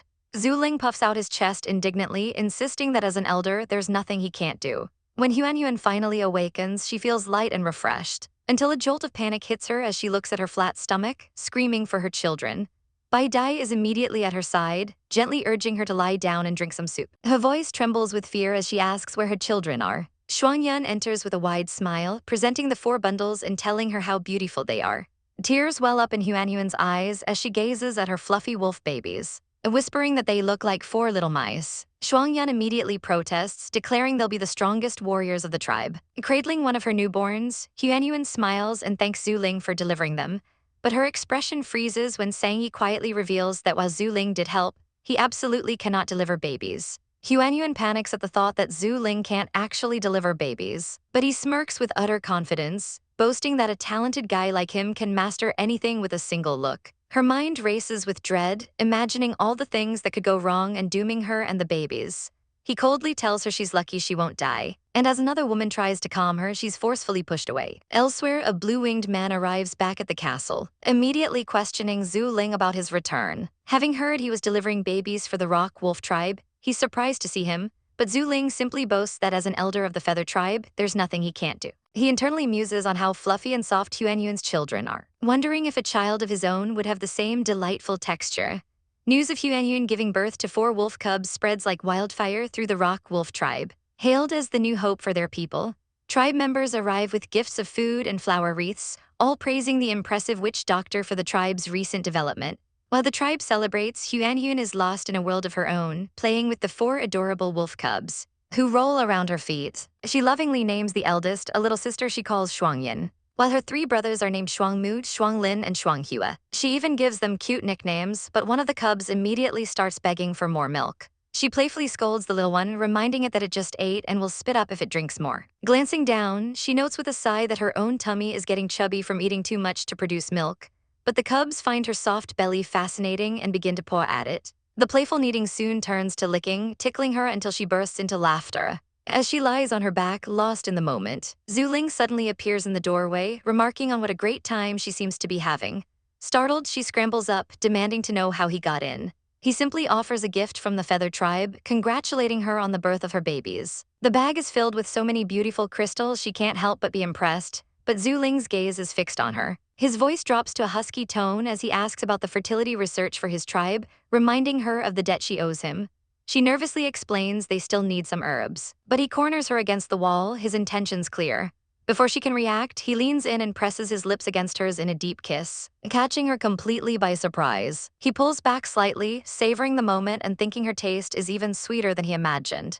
With a jolt, she shoves him away, but he just licks his lips and promises he won't do anything more than just kiss her. Furious, Huanhyun calls him a pervert and tells him to never come back. She declares that since he broke his promise first, she's taking the kiss as interest payment. She won't give him the formula until her children are older, and for now, he is not to disturb her. In her mind, she recalls how dangerous he is, how he once tried to kill Sang Yi, and resolves to stay away from the unpredictable elder. She tells him she'll keep her word but orders him to leave now. After a moment of silence, Zuling transforms into his brilliant red phoenix form and flies away. The blue-winged beastman sees him returning so quickly with a sour expression, and can't resist mocking him, asking if the little female kicked him out. Annoyed by the taunt, Zuling's eyes glow as he grabs the man's chin, declaring it's time for some training before dragging him into the sky. Meanwhile, Shuangyun's forces have completely taken over the wilder horse tribe, and he orders the captives to be brought back to Rock Mountain. However, it's reported that two troublemakers, Ma King and Yiwu, managed to slip away during the battle, a fact that clearly irritates him. Back at the den, he gently feeds one of the cubs porridge from a spoon, prompting Huanhyun to remind him to be careful not to let them choke. He informs her that several beasts from the mountain, slaves captured by the wild horse tribe, have followed them back. He explains that Bai Dai and Sangyi are now in charge of settling them in, which involves a 3-month probation period. Huanhyun cuddles one of the furry wolf babies, unable to resist their cuteness. She finds herself daydreaming that if they were Bai Dai's children, they would surely be gentle and good-looking. But she quickly shakes the thought away, chastising herself for forgetting the pain of childbirth so soon. Just then, Bai Dai and Sangyi arrive, announcing they're back. Huanhyun's face lights up as she greets them. Sangyi observes how fast the babies are growing, and she proudly adds that they're nearly a month old. Shuangyun playfully scoops up the noisy cubs, declaring that their daddy is taking them out to play, earning a gentle warning from Huanhyun not to drop them. As they leave, Sangyi's quiet gaze lingers on her, and she has a profound realization that this is what family companionship feels like. She turns to speak to him, but he's already vanished without a trace. Later, she examines the colorful crystals Zhu Ling gave her, deciding that even though he's an annoying guy, the crystals are innocent and she will keep them. As she sits, Bai Dai gently drapes a warm fur over her shoulders. She asks what it is, and he explains he found it in the Black River tribe. It was an unused gift meant for someone else, so he brought it back for her. Huanhyun snuggles into the soft, fluffy fur, overjoyed at how comfortable it is. When Bai Dai leans in close to ask if she's still feeling any pain. Realizing he's referring to the aftermath of their intimacy, she flushes red and quickly insists she's fine. With a smirk, he gets straight to the point, asking if he can sleep with her tonight, putting her in a dilemma since the babies are supposed to be with her. But he doesn't wait for an answer, swiftly scooping her into his arms and declaring they can do it now while Shuangyun is busy with the children. Huanhyun is momentarily stunned, realizing this seemingly decent tiger is actually a cunning schemer. Later, her heart thumps in her chest as he leans over her, whispering that she's become even more beautiful since becoming a mother. She deflects, saying she just got fat, but he dismisses her insecurity, insisting she's more charming than ever before they share a passionate kiss. Meanwhile, outside, Shuangyun struggles with two howling cubs, wondering where Bai Dai disappeared to. A sly grin crosses his face as he realizes what's happening behind the closed door. And he quiets the children, deciding to let the tiger have his moment for the sake of the babies. Elsewhere, Sangyi is lost in his own tortured thoughts, consumed by desires he can't express for fear that Huanhuan would despise the darkness hidden within him. His dark reverie is shattered when Zhu Ling appears out of nowhere, forcing Sang Yi to dodge a sudden attack. The bird-like beast simply calls him a troublesome thing before the scene shifts to an uproar among the wild horse tribe. Their leader tells Chief Shuangyun that while they sympathize with his tribe's misfortune, they need proof they can be trusted. Shuangyun pulls Huanhuan aside to reveal his secret plan. He's building a rock fortress and needs to bind the wild horses to silence with a contract. When he mentions his anger toward the despicable Bu Jin who killed Bu Qi, Huanhuan nods, saying she knows, and immediately summons a magical scroll. Using one of Zhu Ling's feathers as a pen, she drafts a powerful contract that will inflict a soul-biting curse on anyone who breaks their word. Shuangyan is in awe, declaring her the most powerful female on the mainland for being so cute yet so versatile and learned. He eyes the feather with annoyance, grumbling about the annoying bird, but then smirks, proud to be one of her most important mates. After he leaves with the contract, Huanhuan prepares to put away the supplies but is suddenly hit by the foul stench of the beast blood, reeling back in disgust. Shuangyun presents the scroll to the wild horse leader, who is stunned that someone in their tribe can actually write, but Shuangyun calmly explains the harmless terms of the agreement. Later, Bai Dai tells Huanhuan he must return to Sun City to gather information, revealing he has many secrets tied to that place. He plans to leave in a few days, but a system notification suddenly flashes in Huanhuan's vision, giving her a random mission to go to Beast City and stay for 3 nights. Without a second thought, she declares she's going with him. Bai Dai immediately refuses, telling her it's too dangerous, but she pleads, whispering that she wants to see where he grew up and might be able to help. Her words make him waver and he agrees to ask the others. She wins over a blushing Sang Yi with a quick kiss. But the little wolf cub vehemently disagrees, worried she'll be bullied by the powerful beasts there. Bai Dai confidently states that no one would dare bully her in Sun City. To prove his point, he leads Shuangyun and Sang Yi away to tell them a secret. Huanhuan waits anxiously, realizing Bai Dai doesn't want her to know the truth. When the other two return, their faces are grim and shaken, and confused by their strange looks. She immediately asks what Bai Dai said. Shuangyun pulls Huanhuan close, informing her that after some discussion, she can accompany him to Sun City tomorrow. A wave of relief and excitement washes over Huanhuan. This is her chance to finally complete the mission. Her attention is then drawn to a basket of tiny beast cubs, and Shuangyun explains they grow incredibly fast and are already independent at just a month old. Huanhuan decides she'll ask Mu Xiang to look after them, and Mu Xiang happily accepts the duty, promising to take excellent care of the pups. To celebrate, Mu Xiang announces a bonfire party that evening so they can all relax before the journey. The party is a roaring success, with over 1,000 beasts gathered on Rock Mountain, creating a lively, noisy atmosphere. Amid the celebration, a small lotus flower suddenly calls out to Huanhuan, calling her mom. She's stunned to see little Lotus and Zhu Ling, who explains their dad is away and asked it to accompany her, stubbornly insisting on staying with its mommy. The wolf cubs are instantly fascinated by the talking flower, playfully sniffing and tickling it. Watching from a distance, a blue-winged beastman asks his golden-haired companion why he isn't joining the party, noting that the female is leaving soon. The elder just smirks, cryptically stating that he has his own plans, which gives his companion a very bad feeling. Elsewhere in the crowd, Sang Yi's gaze is fixed on Huanhuan. When Shuangyun approaches with a drink, he tells Sang Yi that Huanhuan is leaving tomorrow and that while he will take her, it will be Sang Yi's duty to bring her back safely.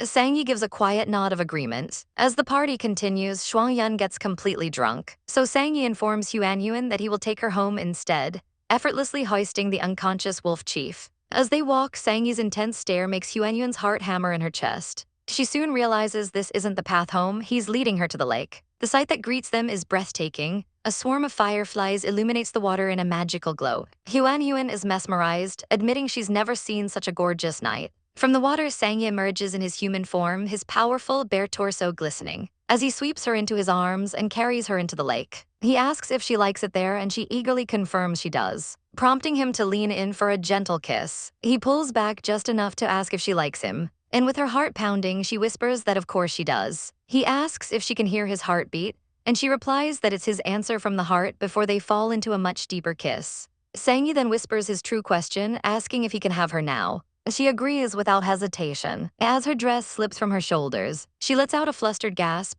realizing she accidentally sat on something of his, feeling incredibly awkward. But Sang Yi only chuckles, telling her she's adorable, and his rare, charming smile leaves her completely dumbfounded. His cool snake body encircles her in the water, but she feels no fear, only the comfort of his familiar scent as his kisses grow more passionate than ever before. In a moment of shock, she realizes he has two of them. And when he asks if she doesn't like it, she stammers that it's just her first time seeing them so clearly. He reassures her, promising to be careful as they sink into the water. He gently nibbles her skin, sending tingles through her entire body, while whispering how beautiful she is under the moonlight. As he kisses her feet, she protests weakly, but the strange tingling sensation is overwhelming. Looking up at her with profound gratitude, Sang-yi thanks her. He explains that she saved him, that she didn't treat him like a monster, and that by making him her partner, she became his family, leaving him to wonder what he would have done in this vast world if he had never met her. In the moonlit water, Huanyuan is overwhelmed by Sang-yi's passion, her body pressed against his as she begs him to slow down. He whispers in her ear, asking if she likes it, his voice filled with a possessive desire. She admits she does, but it's too much, yet he only promises to double her pleasure, a wicked glint in his eyes. Her pleas are lost in the splashing water as she cries out, unable to take any more. The night passes in a blur, and by morning the sound of a distant wolf's howl echoes through the forest. Back in the den, Bai Dai comforts his cubs, telling them to ignore their father's noise and go to sleep. Huanyuan awakens, drowsy and wrapped in a warm cloak. Sang-yi is there, gently asking if she's hungry, but the memory of their intense night together flashes through her mind, and her face erupts in a deep blush. She stammers that they should go back now, trying to hide her embarrassment. As Sang-yi rises from the water, a magnificent star pattern glows on his back, catching her completely by surprise. Mesmerized, she reaches out and traces the beautiful design, her cold fingers sending a shiver through him. He assures her he's fine and then holds her close, reminding her of their partner contract and vowing to always follow her, no matter where she goes. As they embrace against the backdrop of the rising sun, the bond between them is sealed. Meanwhile, Shuangyun fumes about the situation, but Bai Dai calmly states that after last night, Sang-yi will now protect Huanyuan forever, a fact that silences the grumpy wolf. Shuangyun's anger melts away as he's swarmed by his adorable cubs, showering them with affection. Later, Huanyuan announces her departure. She's going on a trip and won't be back for a month, instructing the children to be good. They all beg her to come back early, their faces full of sadness.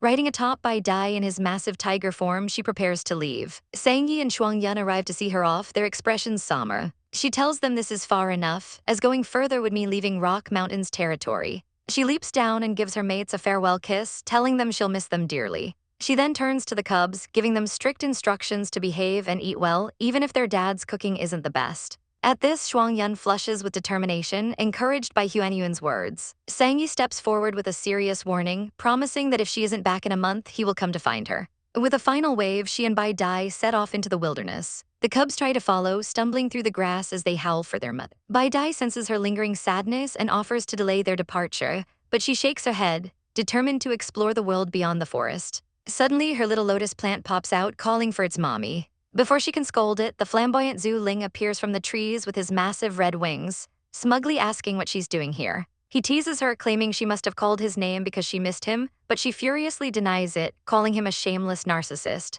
He simply grins, announcing that he's also heading to Sun City and thought they could use some company. Huanyuan reluctantly agrees but sets one firm rule: no backstabbing is allowed. With their new unwanted companion in tow, they continue their journey, a tiger and a phoenix traveling side by side. After 7 days, they arrive at Red Crystal City, a settlement on the way to Sun City. Huanyuan is awestruck by the giant red crystals embedded in the city walls. While she gawks, thinking they must be incredibly expensive, Zhu Ling scoffs, explaining that these crystals only contain fire energy and aren't worth much despite their size. He lectures her on the various types of energy crystals, revealing that the black and white ones, containing dark and light energy, are the rarest and most valuable of all. Huanyuan instinctively clutches the black crystal Sang-yi gave her, the realization of its true worth dawning on her, and she makes a mental note to keep it hidden. Bai Dai wraps her cloak tighter around her, suggesting they rest for the night.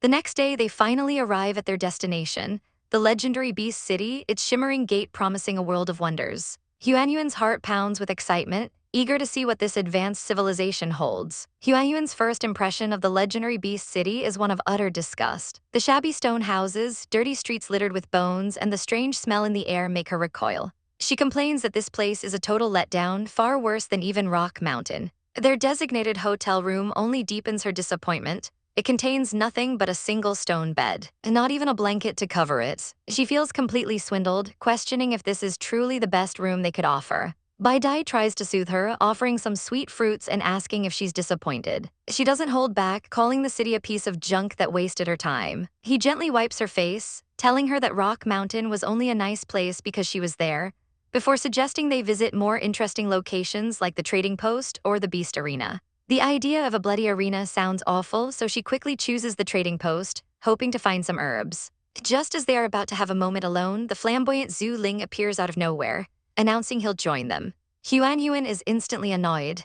This was supposed to be a date for two, and now the attention-grabbing third wheel has ruined the entire atmosphere. On the street, their progress is halted when a female beastkin brazenly propositions Zhu Ling, asking him to be her partner. He glances at her with utter disdain, prompting her to snap back that he's ugly and will give her nightmares. She threatens him, but he just scoffs, completely unbothered. Huan pleads with Zhu Ling not to follow them, complaining that he's a magnet for trouble. He simply smiles, promising he can protect her from anyone. But she wants no part of his drama and tries to walk away. They finally arrive at the trading post, a massive cave system where beasts have dug out shops. Zhu Ling immediately offers to buy her anything she likes. But Huan proudly declares she's a low-key rich lady now and can afford things herself, finding him incredibly annoying. An auction begins for a beast fur supposedly infused with the essence of heaven and earth, which to Huan just looks like someone smeared oil on it. She's shocked as the price skyrockets, unable to understand how people could spend so much on an ordinary-looking fur.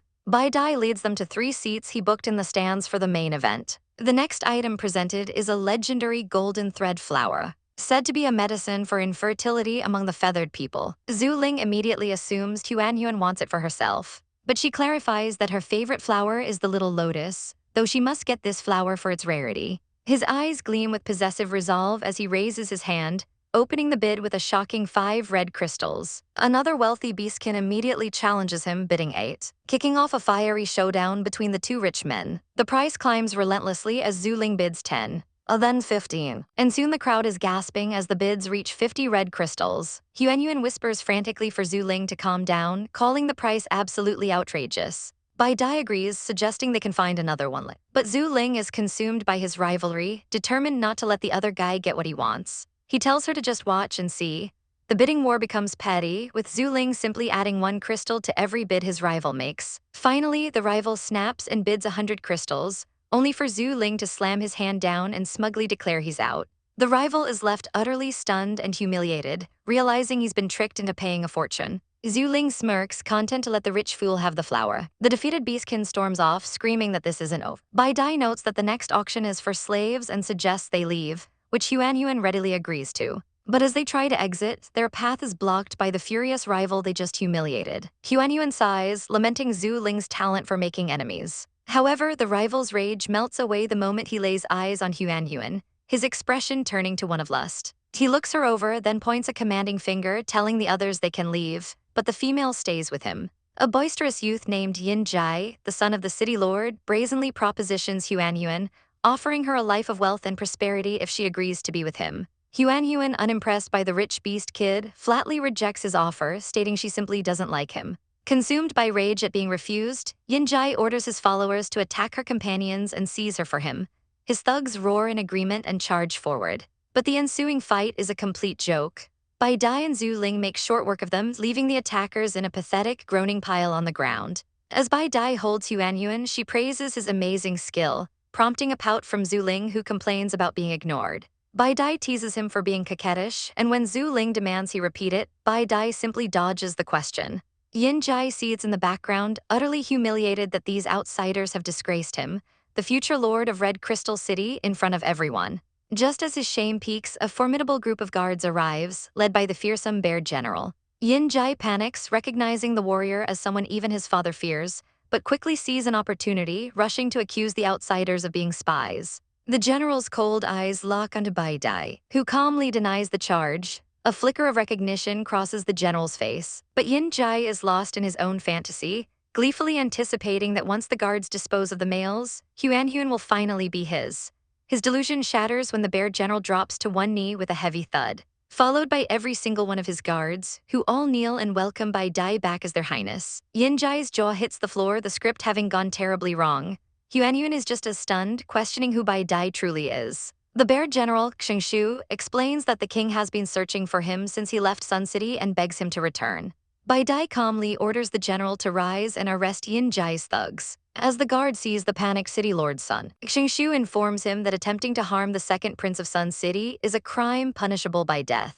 The horrifying truth dawns on Yin Jai. He just tried to assault the prince of the very city his own home is a mere subsidiary of. Bai Dai instructs the general to return the boy to his father, confident the Lord will know how to properly discipline his son. A discipline that later results in Yin Jai's leg being broken. With the matter settled, the group prepares to leave. While Huanyuan's mind races, unable to believe Bai Dai is a prince and wondering what secrets his past holds. The next day, the Lord of Red Crystal City arrives to personally apologize, offering a precious golden thread flower as a peace offering. Under royal escort, they begin their journey to Sun City, during which Huan notices Zhu Ling has become distant since learning Bai Dai's true identity. 4 days later, they arrive at the magnificent Sun City, a sprawling metropolis that dwarfs Red Crystal City. As they enter, Bai Dai explains the city's strict social hierarchy, the outer parts for the poor, the middle for citizens, and the wealthy inner circle for merchants. Huanyuan feels Bai Dai has become a different person since returning home. They approach the grand inner city where ordinary beasts are forbidden, and finally reach the palace gates. Before they can enter, Zhu Ling declares he has other business and must leave. He gives Huanyuan a flute, instructing her to blow it if she's in danger,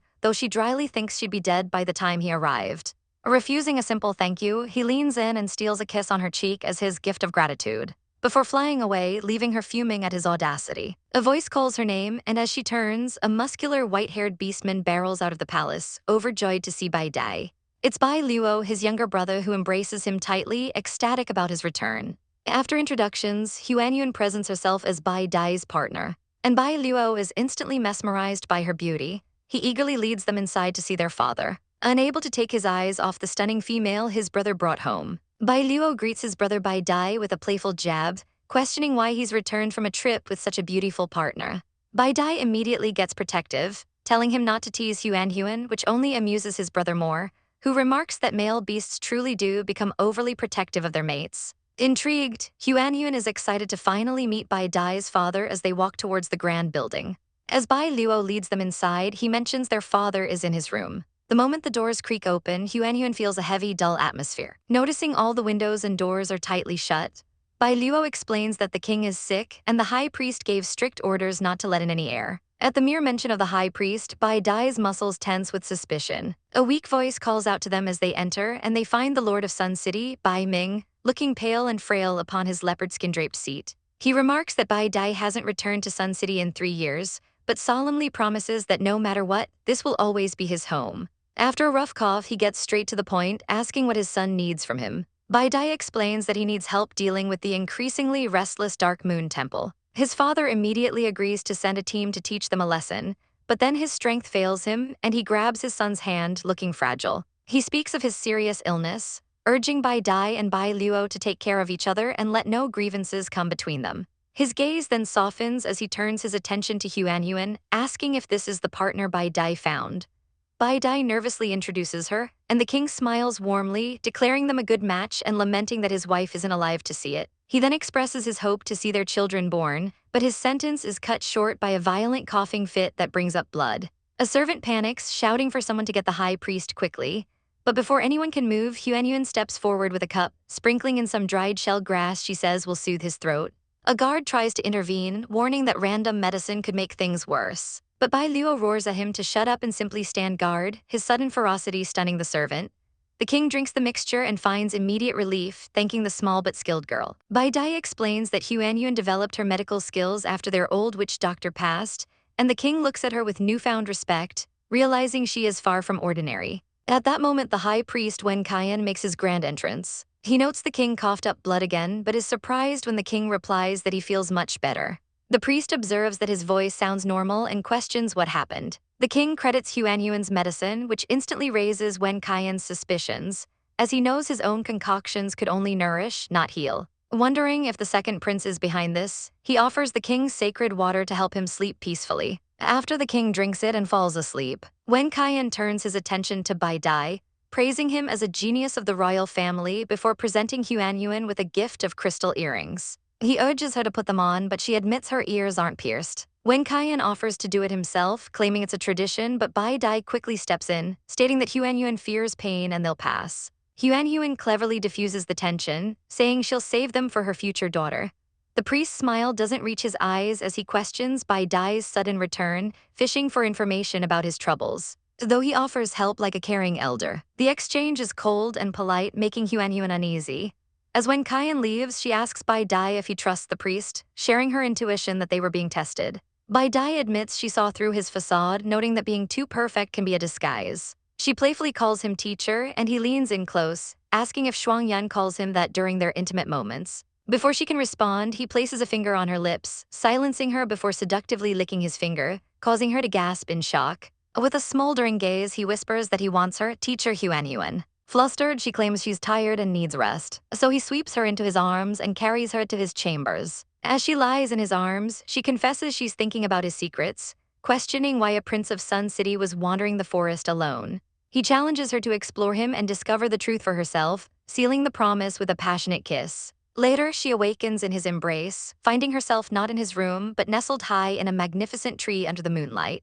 He brought her to the top of the forbidden divine mountain to watch the sunrise, a place he reveals he used to play as a child and has never shown to anyone else. As the sun paints the sky, he holds her close, confessing that he wants to share everything in his life with her. Bai Dai gently sweeps Lin Huanhuan into his arms, telling her not to rush back as he has a special place to show her. He leaps through the lush greenery, bringing her to a secluded steaming pool, and she realizes with a gasp that it's a hot spring. She recognizes it as the sacred pool the high priest mentioned and immediately asks if this is where the holy water her father drinks comes from. Bai Dai reassures her that the collection point is much further upstream, leaving her relieved that the city lord isn't drinking his bathwater. He reminisces about his childhood, explaining that he saw the high priest bathing here once and found it so relaxing he came back a few times himself. Huanhuan can't help but picture an adorable, chubby little Bai Dai splashing in the water, a cute and naughty image that brings a smile to her face. Just then, a splash breaks her reverie as Bai Dai sheds his robes, his powerful physique shimmering in the sunlight. No matter how many times she sees it, she's left completely dazed by his perfect form. She follows him into the warm water, the serene environment calming her senses as she faces him. Without a word, he pulls her into his arms, the contact sending a jolt through her body. Their embrace in the sacred water is electric, and a current of raw power surges through them both. The sensation is overwhelming yet intensely comfortable for Huanhuan, and as their energies merge, a vibrant pink lotus trembles and blooms on the water surface. Afterwards, Bai Dai lifts her from the pool, her body still humming with power. She feels as if her waist was burning, realizing with shock that her strength has increased several times, all thanks to her own unique abilities. This revelation strikes Bai Dai with a chilling clarity. If others knew that Huanhuan could help male beasts raise their star levels, the entire beast world would go crazy for her. He looks down at her delicate form, consumed by a fierce protectiveness. He imagines her captured, used as a tool by countless other beasts to enhance their strength. And his resolve hardens into steel as he vows to prevent anyone from ever hurting her. Meanwhile, in the Grand Temple, a servant named Umayan nervously approaches the high priest, who asks for a report on the king's condition. Umayan explains that the king's health has slightly improved, and more curiously, he asked for water mixed with a strange dried grass. A knowing smirk crosses the high priest's face. It seems Bai Ming is growing suspicious of those around him. As a reward for this valuable intel, he offers Umayan a position as a divine aide, a prospect that leaves the servant overjoyed. But as Umayan walks away, basking in his good fortune, a hand clamps around his throat from the shadows. It's the third prince Bai Luo, his face a mask of cold fury. He viciously demands to know why Umayan was secretly meeting with the high priest. Terror grips Umayan as he recognizes the prince, known for being even more ruthless than the city's executioner. Bai Luo threatens to chop off his hands and feed them to the beasts if he dares to lie, then slams him to the ground, under the threat of being fed to wild beasts. Umayan breaks, promising to tell him everything. He confesses that the high priest not only inquired about the king's condition, but also about the girl the second prince, Bai Dai, brought back. Begging for his life, Umayan insists he's told the truth, but Bai Luo's eyes are merciless. He orders his men to skin the traitor alive and hang him in the desert to dry. Umayan screams that he was promised his life, but Bai Luo simply asks with a chilling smile if he truly made such a promise. Before turning away, leaving the man to his gruesome fate, Bai Luo is left pondering this new information, cursing Bai Dai's incredible luck for finding a beautiful female with medical skills. Later, at the training ground, Bai Luo greets Bai Dai, slyly commenting that he didn't bring his little female along. He smirks, noting the strong scent on Bai Dai and asking if they mated that morning. Bai Dai coolly deflects, suggesting Bai Luo should worry about finding his own female. Unfazed, Bai Luo challenges his brother to a spar, claiming it's been a while since they last fought. He adds a condition: if he wins, Bai Dai must promise him one thing: The fight begins and Bai Luo lunges forward with a powerful but hasty punch, which Bai Dai dodges with ease. Frustration and ambition burn in Bai Luo's eyes. He's not the same as before and roars internally that he will defeat Bai Dai and prove to everyone that he is the strongest prince. But as the spar continues, a sudden, inexplicable sense of alarm flashes through Bai Dai. Miles away, Huanyuan jolts awake in bed, a wave of pure panic washing over her as she clutches her chest, terrified that something awful has happened to Bai Dai. Bai Luo lunges forward with raw fury, screaming that he wants everyone to see he is stronger and more powerful than his brother Bai Dai. The duel between the princes rages on, with Bai Luo unleashing a flurry of impatient punches and kicks that Bai Dai calmly parries and blocks. The onlookers murmur that the third prince is going all out, but the second prince, Bai Dai, is so cool he seems to be effortlessly guiding his opponent's every move. With lightning speed, Bai Dai seizes an opening, grabbing Bai Luo's arm and shocking him with his strength. Before Bai Luo can react, he's thrown to the ground, crying out in pain as his arm gets twisted beneath him. He thinks his arm is broken and Bai Dai leans down, offering to check on him. But it's a feint. Instead of helping, Bai Dai playfully pinches his neck, a familiar move that signals his victory. Lying defeated on the ground, Bai Luo can only watch as Bai Dai smugly declares that he has won once again.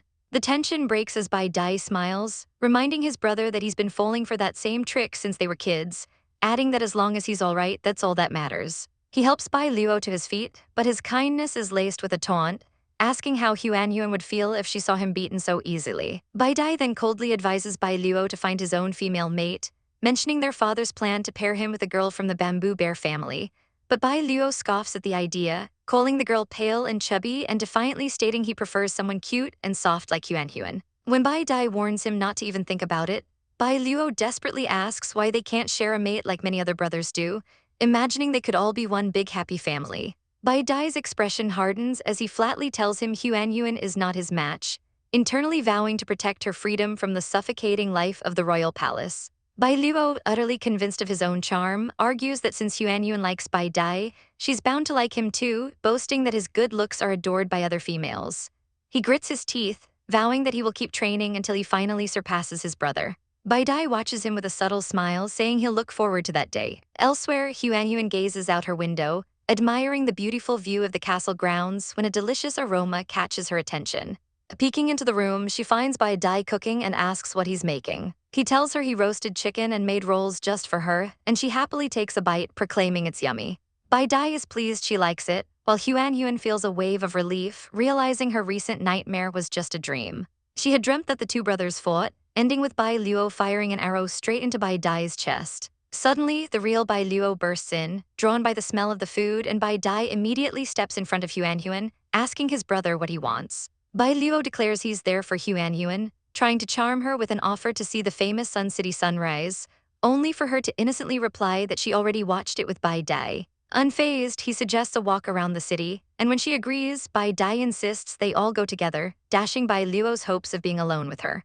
Huanyuan seals his fate by clinging to Bai Dai's arm, stating that he's her mate and she never wants to be away from him, a statement that stings Bai Luo deeply. Resigning himself to being a third wheel, they head out into the bustling city streets. Huanyuan playfully rubs her cheek against Bai Dai's arm, making Bai Luo complain about their closeness. He then openly declares his preference for someone like Huanyuan, leaving her utterly baffled. He can only sigh in frustration, wondering if she's truly oblivious or just pretending not to understand his feelings. At the trading market, Huanyuan is captivated by a beautiful roll of snow silk. Though she finds it impractical and expensive, Bai Dai tells her to buy it if she likes it. When she hesitates, he grandly announces he'll take both rolls, paying the merchant with a heavy bag of gems. He tells a stunned Huanyuan that since she's his family now, he wants to buy her all kinds of pretty outfits. He proceeds to buy her exquisite boots and fine jewelry, completely overwhelming her with his generosity. He then picks up some pottery supplies, impressed when she reveals she already knows how to make pottery, a rare skill that makes him wonder just how many secrets she's hiding. Just as the moment gets intimate, Bai Luo interrupts by suggesting they all go to the slave market. A shadow crosses Bai Dai's face as he remembers they aren't alone and recalls Huanyuan's deep dislike of buying slaves. Luo attempts to entice Huanyuan with the market's offerings from slaves to beast arena fighters, but she immediately shuts him down, repulsed by the thought of so much bloodshed. He's internally stunned, wondering why she is so different from every other female he's known, who all reveled in such brutal displays. His thoughts are cut short when a familiar voice calls his name, and he turns to see a girl named Naimai approaching them. She's surprised to see them, asking why they came to the market without her, but Luo merely looks at her with disdain, internally dismissing her as just another plump and sexy female. Huanyuan learns that Naimai is from the bamboo bear family and is supposedly Luo's fiancée, an arrangement made by his father. Luo instantly erupts, furiously denying that she is his fiancée and insisting they are just friends, leaving Naimai heartbroken. She clings to him, desperately pleading for him to accept her as his first mate, but he coldly rejects her, stating that while she's great, he simply doesn't like her. As Naimai refuses to give up, Huanyuan watches the cheesy drama unfold with amusement, thinking the only thing missing is a good snack. As if summoned by her thoughts, Bai Dai appears with a bag of treats, including sweet fruits and roasted bamboo shoots. Huanyuan happily munches away, thinking Bai Dai is like a magical Doraemon, always providing what she needs. The delicious smell distracts Naimai from her romantic woes, and she asks what Huanyuan is eating, offering to buy some with gems. Seeing a golden business opportunity, Huanyuan offers to sell her the tasty vegetables. Naimai takes one bite of a bamboo shoot and her world explodes with flavor. She declares it's the most delicious thing she's ever tasted. A sudden realization dawns on Huanyuan: a bamboo bear could only be one thing, a panda. Overcome with excitement, she stares at Naimai, who blushes under her intense gaze. Huanyuan can't contain herself, blurting out that Naimai is adorable. She makes a deal. She'll sell Naimai all the bamboo shoots she wants if she transforms into her animal form so Huanyuan can touch her. The crowd murmurs at the strange request, and Luo feels a pang of jealousy, wondering if Huanyuan finds Naimai more charming than him. Naimai agrees, and in a puff of smoke, she becomes a giant, fluffy panda. Huanyuan's eyes sparkle as she dives into the soft fur, overcome with joy at finally touching a real panda. She even declares that if she were a male, she would marry Naimai on the spot, shocking both Bai Dai and Luo. They strike a deal for the food, and Naimai, still in her panda form, tells Huanyuan she'll be waiting at home for the delivery. As they walk away, Huanyuan is still giddy from the experience, but Luo scoffs, calling bamboo bears fat, lazy, and unambitious. Huanyuan furiously defends the pandas, calling Naimai cute and telling Luo he'll be single forever with such terrible taste. She declares that pandas are the cutest animals in the world, period. Later, back in their quarters, they discuss how to handle their large purchase of bamboo shoots without arousing the high priest's suspicion. Bai Dai suggests a brilliant plan. They'll ask the powerful and unpredictable Zhu Ling for help, using his reputation as a cover. He reassures a worried Huanyuan that even the high priest wouldn't dare to mess with Zhu Ling. Agreeing, Huanyuan uses a special flute to summon him, its bird-like call echoing into the night. A magnificent red phoenix descends from the sky, transforming into the stunningly handsome Zhu Ling, who greets her as mother and asks if she missed him. Annoyed by his immediate familiarity, Huanyuan pushes him away and explains she needs his help. Zhu Ling agrees, but with a price. He wants her ring. Huanyuan flatly refuses, explaining it contains all her belongings, but he points out she gave one to Bai Dai. Trying to scare him off, she lies and says it's a contract ring that binds two souls until death. The bluff backfires horribly. Her warning only makes Zhu Ling more intrigued, and he demands she give it to him or he won't help. When she tries to call the deal off, he declares he doesn't mind being bound to her for life. She retorts that she doesn't like him and would find his flesh too tough for a roast chicken, enraging the vain birdman. With shameless flair, Zhu Ling replies that he would gladly offer up all his feathers for her if she roasted him. Utterly defeated by his audacity, Huanyuan gives up and tells Bai Dai they're leaving. As they depart, Zhu Ling pulls out a large red gem, admiring his own reflection with a smirk, satisfied that he is still as beautiful as ever. Huanyuan fumes, internally cursing Zhu Ling for his complete lack of friendship. But Bai Dai calmly reassures her that it's fine as long as they don't alarm the temple. Still pouting, she declares she'll never speak to Zhu Ling again, prompting Bai Dai to pull her into a comforting embrace, which makes her melt as she calls him the best. With her mood improved, she focuses on their task, materializing a mountain of fresh vegetables to trade with Naimai. But amidst the produce, she spots something unexpected, a stone tablet. Recognizing Shuang Yun's handwriting, she reads a message asking if they'd arrived safely and telling her they were missed. A light bulb goes off in her head as Bai Dai explains their shared storage ring works like a two-way street.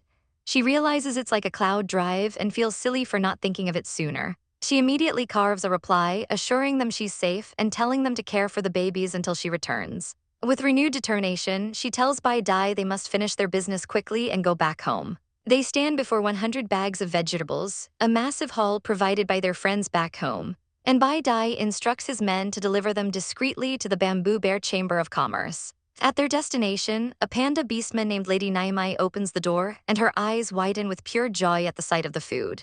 She completely loses control, diving headfirst into the vegetables as her subordinates plead for her to calm down. The deal is a success, and Huanyuan holds a handful of gems, disappointed that the local prices are 10 times higher than at Rock Mountain, a missed opportunity for a massive fortune. Bai Dai comforts her, suggesting they can use the Chamber of Commerce to sell their produce later, as most females adore fruits and vegetables. When she asks who runs the chamber, he reveals its headquarters is in 10,000 Beast City, a wealthy and powerful organization with backing so strong that no nobles dare to interfere. Later, Bai Dai playfully teases Huan, lifting her chibai form and asking if she's gained weight. She furiously denies it, but his gentle pinch to her fluffy cheek sends her into a pout. At dinner, her stomach rumbles in protest as she stubbornly insists she's full after only a bit of soup, declaring she has to lose weight. She explodes at Bai Dai, yelling that he could never understand the pain of feeling fat. Filled with a fiery resolve, she ties a rope to a huge boulder, announcing her new workout plan to get an 8-pack just like his.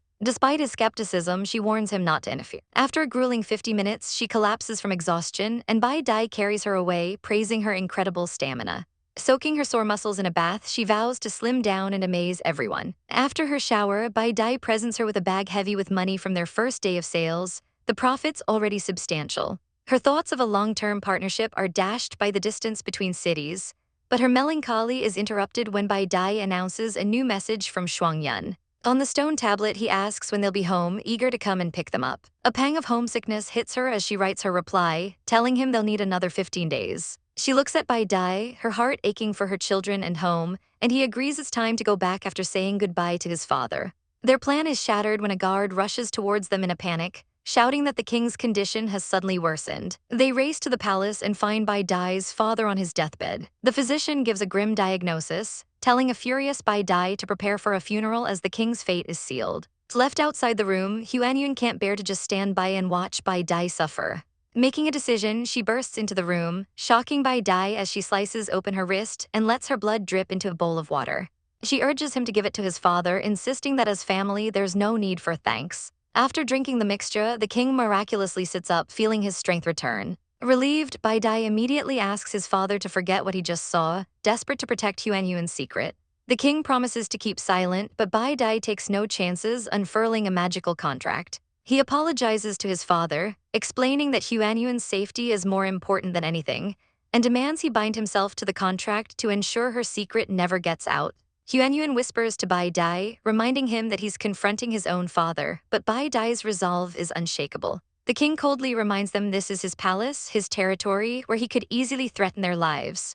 But Bai Dai is unafraid, demanding the beasts outside be told to let them go as blue lightning crackles around him. The king is stunned, realizing that in just a few days, his son has already reached the 5-star level. He questions if giving up his entire royal identity for a single female is truly worth it. But Bai Dai's answer is absolute. He could live without being a prince, but he could never live without Huan. A heavy sigh escapes the king as he finally relents, unrolling a scroll and forming a contract. He admits he was only testing his son's determination before asking to speak with him privately. As Huan closes the door behind her, the king's demeanor softens. He tells Bai Dai that with his newfound power and firm mind, Sun City would be safe in his hands, allowing him to rest in peace even after death. The king confesses his time is short, not from any physical sickness, but from a fatal soul affliction. Ever since his wife's death, he has been suffering from the backlash of their companion contract, his soul shattered and held together only by holy water. Bai Dai is shocked. He thought his father had resisted the backlash, but now sees he only delayed the inevitable. The king then asks the ultimate question, is his son willing to become the ruler of Sun City? Meanwhile, outside the chambers, the third prince Bai Luo confronts the high priest Wen Kaiyan, demanding to know why he isn't healing the king. The priest gives a chilling response, stating the gods can no longer protect his majesty and that Bai Luo should prepare for the worst. Bai Luo explodes in denial, accusing the priest of lying. But Wen Kaiyan cruelly suggests that death would be a relief from the agony of the contract's backlash. The priest's words turn to poison as he reminds the prince that the city will still need a ruler, slyly asking who it will be, him or his brother. He mocks Bai Luo's naivete, whispering that he's always lived in Bai Dai's shadow, forever lacking his strength and talent. The priest's taunts about being a mere sidekick finally break Bai Luo, who screams for him to shut up. Seizing his chance, Wen Kaiyan grabs the enraged prince, asking if he wants the throne and offering his help to claim it. Out on the stairs, Huan is startled by Bai Luo's sudden appearance. She notices a strange, intense look in his eyes as he corners her with an unsettling question. Who does she think is more suitable for the throne, him or his second brother? Back in the chamber, the king's final plea is for Bai Dai to stay and lead their people to glory. But as he speaks, his arm goes limp and falls lifelessly to his side. A horrified Bai Dai calls out to him, just as the mournful horns of death echo through the palace. Bai Luo hears the horns and pales, knowing they only sound when a royal dies. He bursts through the doors in a panic, only to find Bai Dai standing over their father's body, his face a mask of grief as he delivers the devastating news. The king of Sun City has passed away. The horns continue to echo as the city prepares for the funeral. Days later, the king's coffin is brought out, and Bai Dai appears now clad in formal royal attire, looking every bit a ruler. Bai Luo follows, carrying their father's ashes as the people mourn the setting of their son. Huan longs to be by Bai Dai's side, and he beckons her forward, letting her join him in the somber procession to the temple. While the high priest conducts the funeral, the two brothers carry the casket to the divine mountain, returning their king to the embrace of the beast god. After the rites, the princes return to the temple, where a beast warrior suddenly roars his support for Bai Dai, the second prince. A crowd quickly joins in, chanting for Bai Dai to take the throne. Watching the scene unfold, Huan has a sudden, clear realization. Bai Dai is destined to become the new king. Bai Luo is consumed by a bitter truth. No matter how much effort he puts in, everyone only ever adores Bai Dai. This resentment was born on the day of succession, when an elder declared the conditions to inherit the throne: achieve a 5-star soul beast, or gain the recognition of the divine beings. As a mere 4-star, Bai Luo's only path was a perilous trial, to drink the holy water bestowed by the divines. If he survived a day unharmed, the throne was his, but failure meant a miserable life or even death. Huan immediately saw the truth. It was a poison, a trap set by the temple to control the candidates. She grabbed Bai Dai's sleeve, begging him not to drink it. Bai Dai, moved by her desperate plea to abandon the throne and just go home with her, smiled warmly. In a stunning move, he scooped her into his arms, loudly proclaiming he no longer wanted the throne and was leaving it to them. As he walked away with Huan, the crowd watched in utter confusion, while the elder scoffed at their foolish display of affection, secretly pleased that Bai Dai's caution had saved her the trouble. And so, the crown fell to the third prince, Bai Luo, who stood alone in the rain, crushed by the knowledge that he was never the first choice. The throne was merely a hand-me-down from a brother who didn't even want it.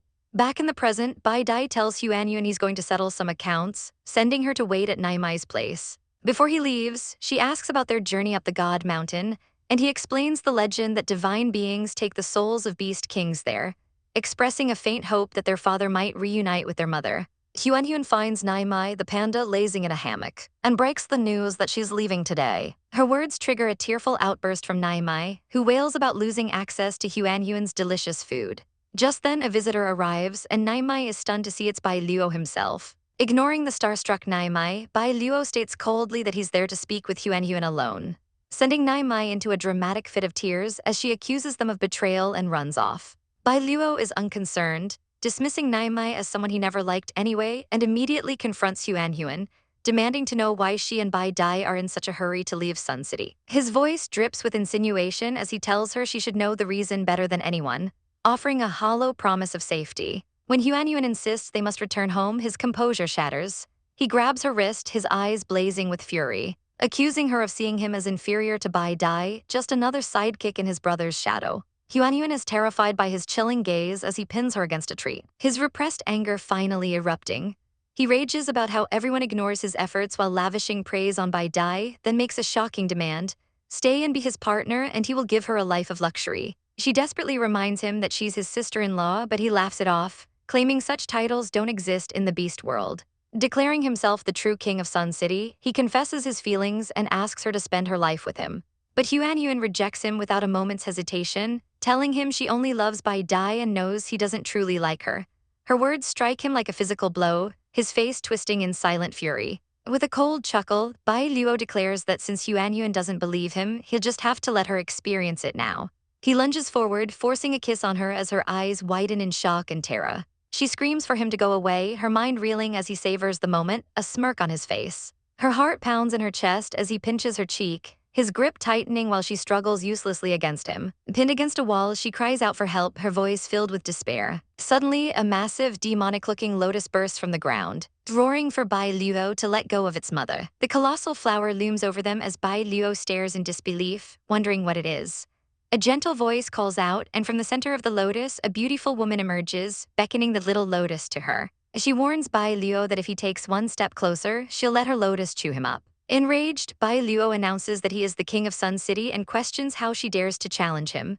But the woman, Huanhuan's mother, is unimpressed, chastising him for having such dark thoughts and reminding him that Bai Dai has always looked out for him. Bai Luo coldly replies that he was merely speaking the truth, a statement she calls utterly heartless. Tears stream down Huanhuan's face as she remembers her past, how she lost her parents and was treated as a burden by her only family, always dreaming of the warmth she never had. She turns on Bai Luo, calling him an ungrateful jerk and telling her mother that since he dislikes Bai Dai, he should just give him to her. She promises to treat Bai Dai well for the rest of their lives and never let him go. Then storms off, telling Bai Luo to enjoy his lonely days on his throne. Bai Luo is left speechless, pathetically asking why she doesn't like him. Alone in the woods, Huanhuan is struck by a wave of lingering fear, realizing the terrifying gravity of berating the new king.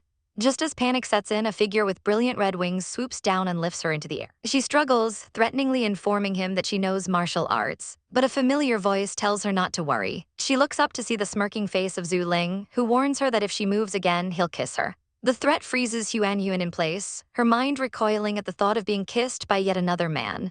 A small pink lotus suddenly appears, affectionately calling Zhu Ling its father, prompting him to wonder why it grew so quickly. He realizes it must have absorbed the life force from the seeds of the sacred tree that Huanhuan possesses. Huanhuan is stunned that he knows her secret, but he explains that only a very few beasts can detect the scent. He dismisses her question about how he knows everything by saying he's old and has seen a lot, a comment that makes her think he's petty and holds grudges. Telling her to hold on tight, he dives through the sky, landing gracefully at the Chamber of Commerce. Her eyes immediately find Bai Dai and she runs, jumping into his arms. He asks why she didn't wait and she nervously lies that she missed him, desperately trying to hide the wound on her lip. Bai Dai thanks Zhu Ling for bringing her back, but as they turn to leave, they are blocked by guards. The guards inform the second prince that without the new king's permission, he cannot leave Sun City. Zhu Ling lets out a puff of air, sarcastically remarking on the deep brotherly bond. He then turns to Bai Dai with a malicious smile, asking what kind of person his brother is, suggesting he must be the simple, kind, and cheerful brother who took care of his partner while he was away. The accusation hangs in the air, and Bai Dai's expression hardens as he asks Huanhuan if his brother forced her.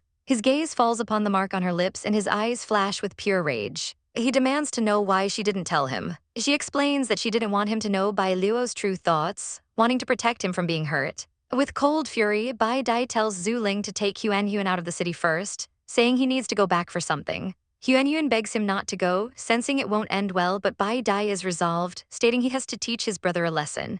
He entrusts her to Zhu Ling's care, but the guards declare that the king has also given orders to capture the young female. Zhu Ling scoffs, unfurling his magnificent red wings and mocking the idea that a bunch of losers could possibly catch him. He leaps into the air with Huanhuan soaring above the city walls. The guards order the Eagle Beast squad to intercept, but as the eagles take flight, they stop in their tracks, stunned by the sight before them. They recognize the legendary red wings, realizing their target is none other than Master Zhu Ling from the Feather Tribe, holding Huanhuan protectively as they vanish into the sky.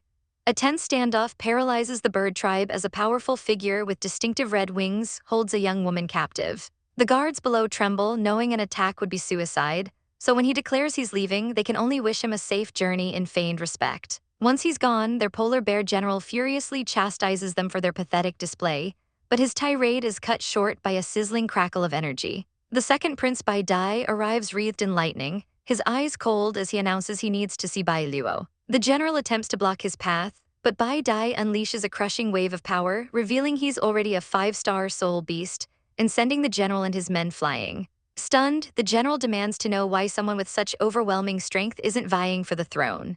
Bai Dai simply replies that their father didn't pass it to him and walks away, leaving the beaten general to wisely play dead instead of pursuing. Bai Dai finds his brother Bai Luo at the training grounds, his voice laced with cold fury as he requests a spar before leaving. The challenge is accepted, and both brothers transform into magnificent white tigers, lunging at each other in a storm of claws and crackling energy. Bai Dai roars an accusation, asking why Bai Luo forced Huanhuan. Bai Luo scoffs back, calling it a standard move for a beast who likes a female and accusing Bai Dai of pretending he doesn't desire her himself. The accusation enraged Bai Dai, who snarls that Bai Luo is only obsessed with Huanhuan because she knows medicine, using her to get under his skin. Bai Luo counters, revealing he's been aware of Bai Dai's sneaky dealings all along, and reminding him of their parents' dying wish that he look after his younger brother. His voice breaks with rage as he claims their parents only ever cared for Bai Dai, never for him. The claim is a lie, and Bai Dai reveals the truth, their father explicitly told him not to compete for the throne.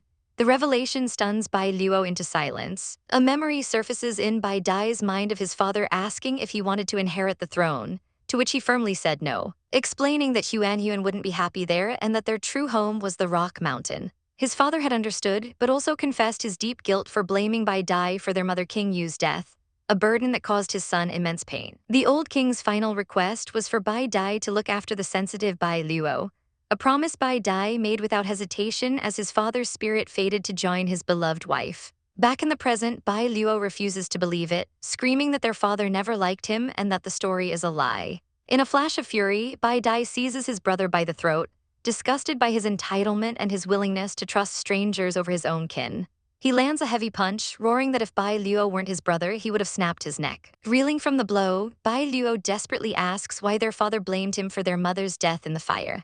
Bai Dai finally reveals the devastating truth. Their mother could have escaped the blaze, but she stayed behind to protect Bai Luo, who was sick and asleep. She was pinned by a collapsing beam while shielding him, and a young Bai Dai could only watch in horror as she was burned alive. The memory is a void for Bai Luo, who clutches his head in anguish, learning now that they told him it was an accident to spare him from a lifetime of guilt. The truth shatters his world, a faint memory of his mother's loving gaze piercing through the haze. But Bai Dai isn't finished. He tells his brother that their mother's death may not have been an accident at all. Bai Luo's eyes widen in horror as he demands to know who did it. Bai Dai reveals that he and their father have been secretly investigating and they suspect the high priest is the true culprit. A fire of pure rage ignites in Bai Luo's eyes as he vows revenge. Bai Dai explains that the high priest made Bai Luo the king precisely because he is easier to control, urging him to use this position to gain the priest's trust so that together, they can finally take him down.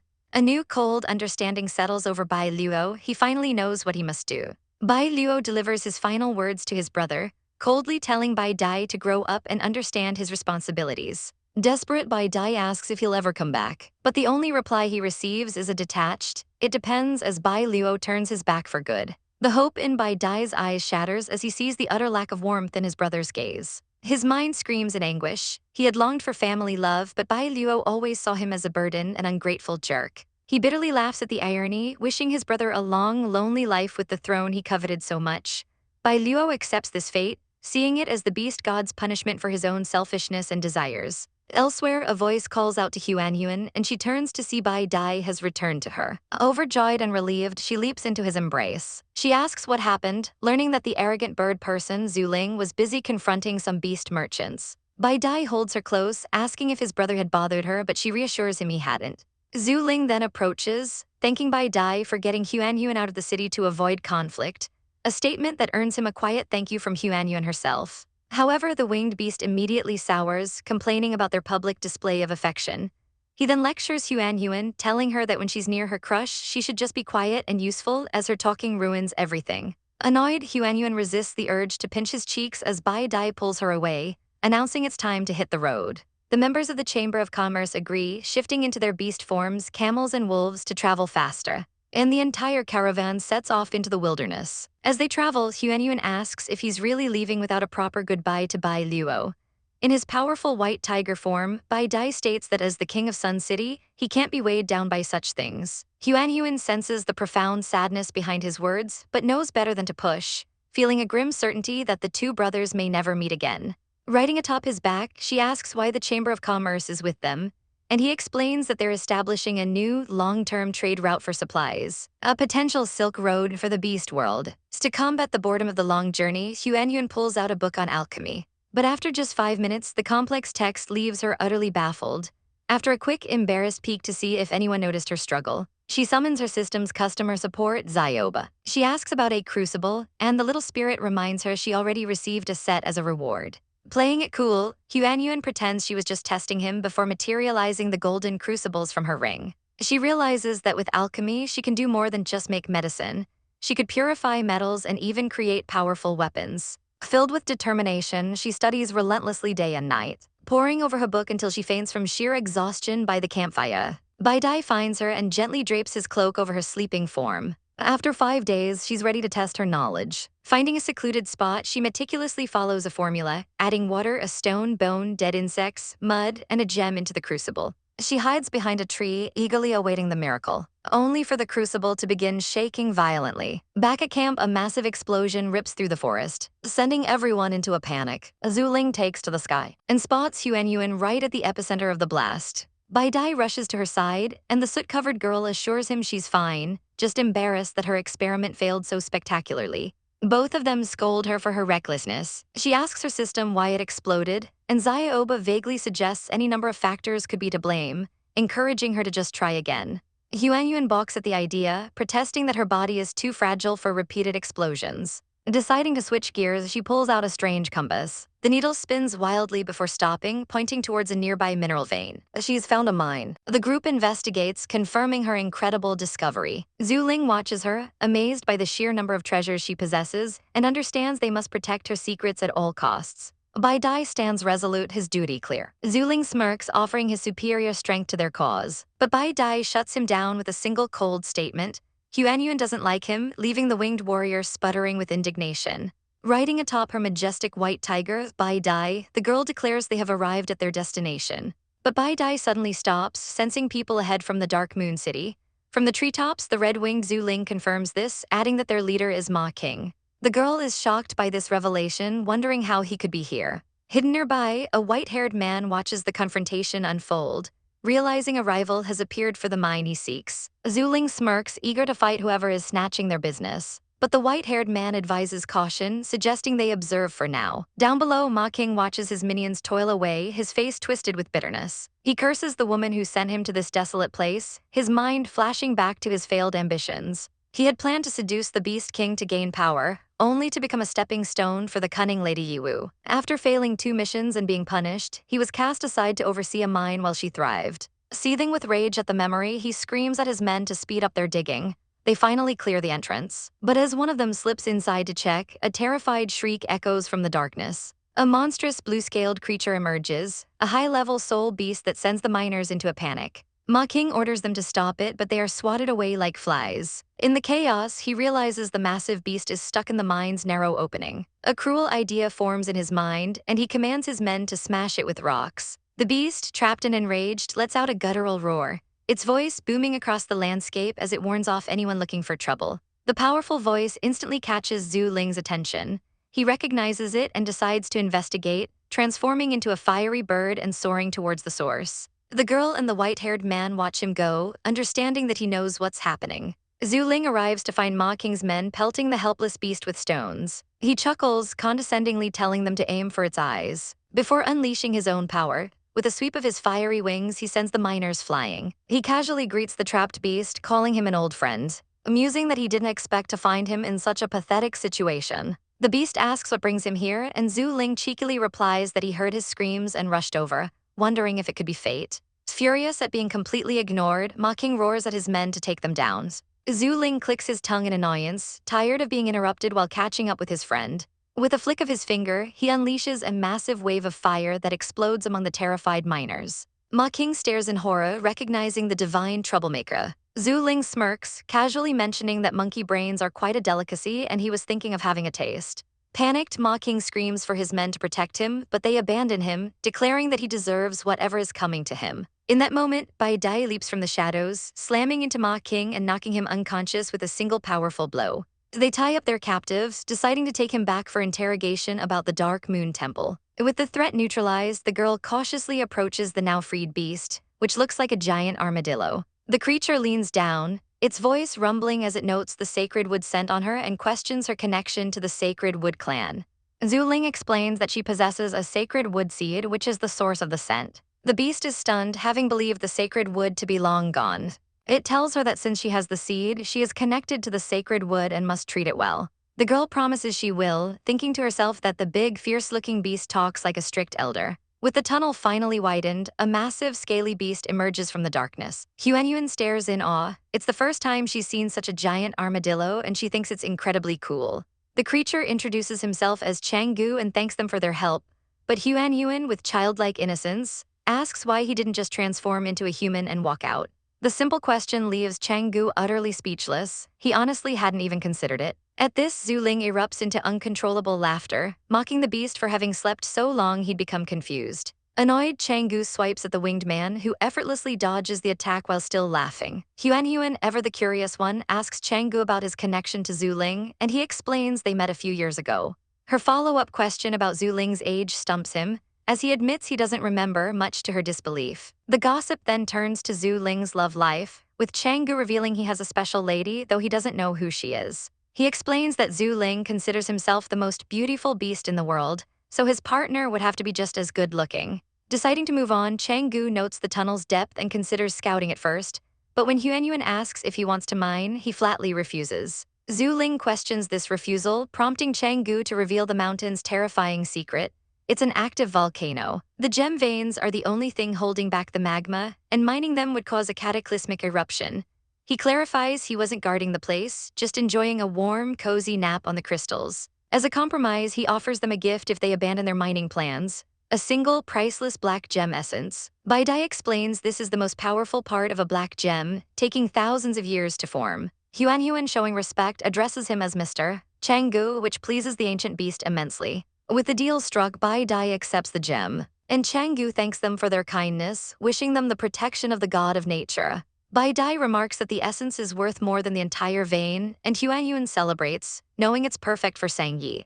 Chang-gu then tells Huan that if she remains kind, she might one day harness the heart of nature, but she replies sadly that her sacred wood seed is dead. He offers her a glimmer of hope, telling her the sacred wood symbolizes life and will never wither as long as hope exists, causing her heart to thump with newfound optimism. Their journey finally concludes as they reach Rock Mountain, and Huan runs forward with pure joy. She is immediately mobbed by her little fox cubs, who sprint towards her, calling for their mother, and leaping into her arms for a tearful reunion. Their affectionate reunion is interrupted by Shuangyan, who pulls the cubs off her so they don't squash her. He then sweeps Huan into his own embrace, telling her how much he missed her, only to ruin the moment by commenting on her weight, earning him a furious demand for a divorce. He grows possessive, questioning why she's asking for Sang Yi instead of him, and leans in to whisper a perverted suggestion, which gets him promptly shoved away. Before their argument can continue, Sang Yi's enormous snake tail wraps around her, pulling her into his embrace as he welcomes her home. As she hugs him, she notices a group of strangers, and Shuangyan explains they are from the Chamber of Commerce. He adds that they've also captured a spy on their way back, revealing a bound man named Ma King. Cracking his knuckles with a vicious grin, Shuangyan declares he'll handle the interrogation personally as the man is dragged away. Bai Dai then presents a magical contract to the merchants, telling them to sign it or be denied entry. Their leader agrees, and Bai Dai leads them toward a shimmering, magical entrance to their home, leaving the visitors gaping in utter astonishment. Deep within an ordinary mountain lies a brilliantly crafted city, a sight that leaves the newcomers stunned. A young girl with purple hair steps forward, her eyes welling with emotion as a crowd of rabbit people welcome their teacher back. Overjoyed, Huan declares she's finally home, gently touching a glowing vine that rustles in response, as if welcoming her personally. The others watch in amazement, one being told to keep his mouth shut and not act like he's never seen anything before. Bai Dai begins the tour, explaining that the first floor is their commercial district. He promises to show them the rest once they trust each other more, assuring them they won't wander off. He insists they call him by his name, dismissing his former title as a prince, but his followers blush, finding it too disrespectful. Later, the group gathers for a massive fish hot pot, a comforting meal that makes Huan feel completely at home. Zhu Ling appears, ready to mooch another meal, much to Huan's irritation. She argues that he helped them and deserves it, while Zhu Ling smugly comments on how cozy her attic is. Bai Dai sweetly offers Huan the juiciest piece of fish before preparing a separate meal for the little wolf pups. The pups, however, begin to cry hysterically, terrified at the news that Shuangyan is scheduled to cook for them tomorrow. Shuangyan is insulted, defensively claiming his cooking skills have improved, but Zhu Ling mocks him, eager to see what he's got. Despite the chaotic bickering, Huan feels a deep sense of warmth. This is what home truly feels like. As night falls, Shuangyan tries to get Huan to share a bed with him, but she tells him she needs to have a serious talk with Sang Yi. Refusing to take no for an answer, Shuangyan gets clingy and resorts to his secret weapon, pulling her into a deep kiss. The move works flawlessly and Huan melts, telling him he's the best. She playfully whispers that she's getting craftier, knowing exactly where his sensitive spots are. Just then, a knock echoes through the room. Sang Yi stands at the door, asking to see Huan. He asks if he can stay with her for the night since she isn't sleeping with Shuangyan. She immediately agrees and he sweeps her into his arms. Huan then presents him with a gift, a massive chunk of black gem essence. Sang Yi is stunned by the incredible treasure, realizing its power is a perfect match for his beast soul. As he holds it, energy surges through him and he loses control, his body beginning to transform. A massive snake tail bursts forth as he struggles, the gem's power overwhelming him. Bai Dai and Shuang Yun rush in to find Sangyi's enormous snake form coiled in the room, absorbing the incredible energy. He reassures a frantic Huan that he's fine but can't control himself, a simple side effect of the process. Bai Dai warns that soaking up black crystal power can be dangerous and painful, telling him not to push himself too hard. The process continues through the night. By morning, Sangye is still in his room, absorbing the energy. Unworried, Huanyuan joins the others for breakfast, which Shuangyun has proudly prepared. The moment the food is served, the wolf pups recoil in absolute terror, howling that it's terrible.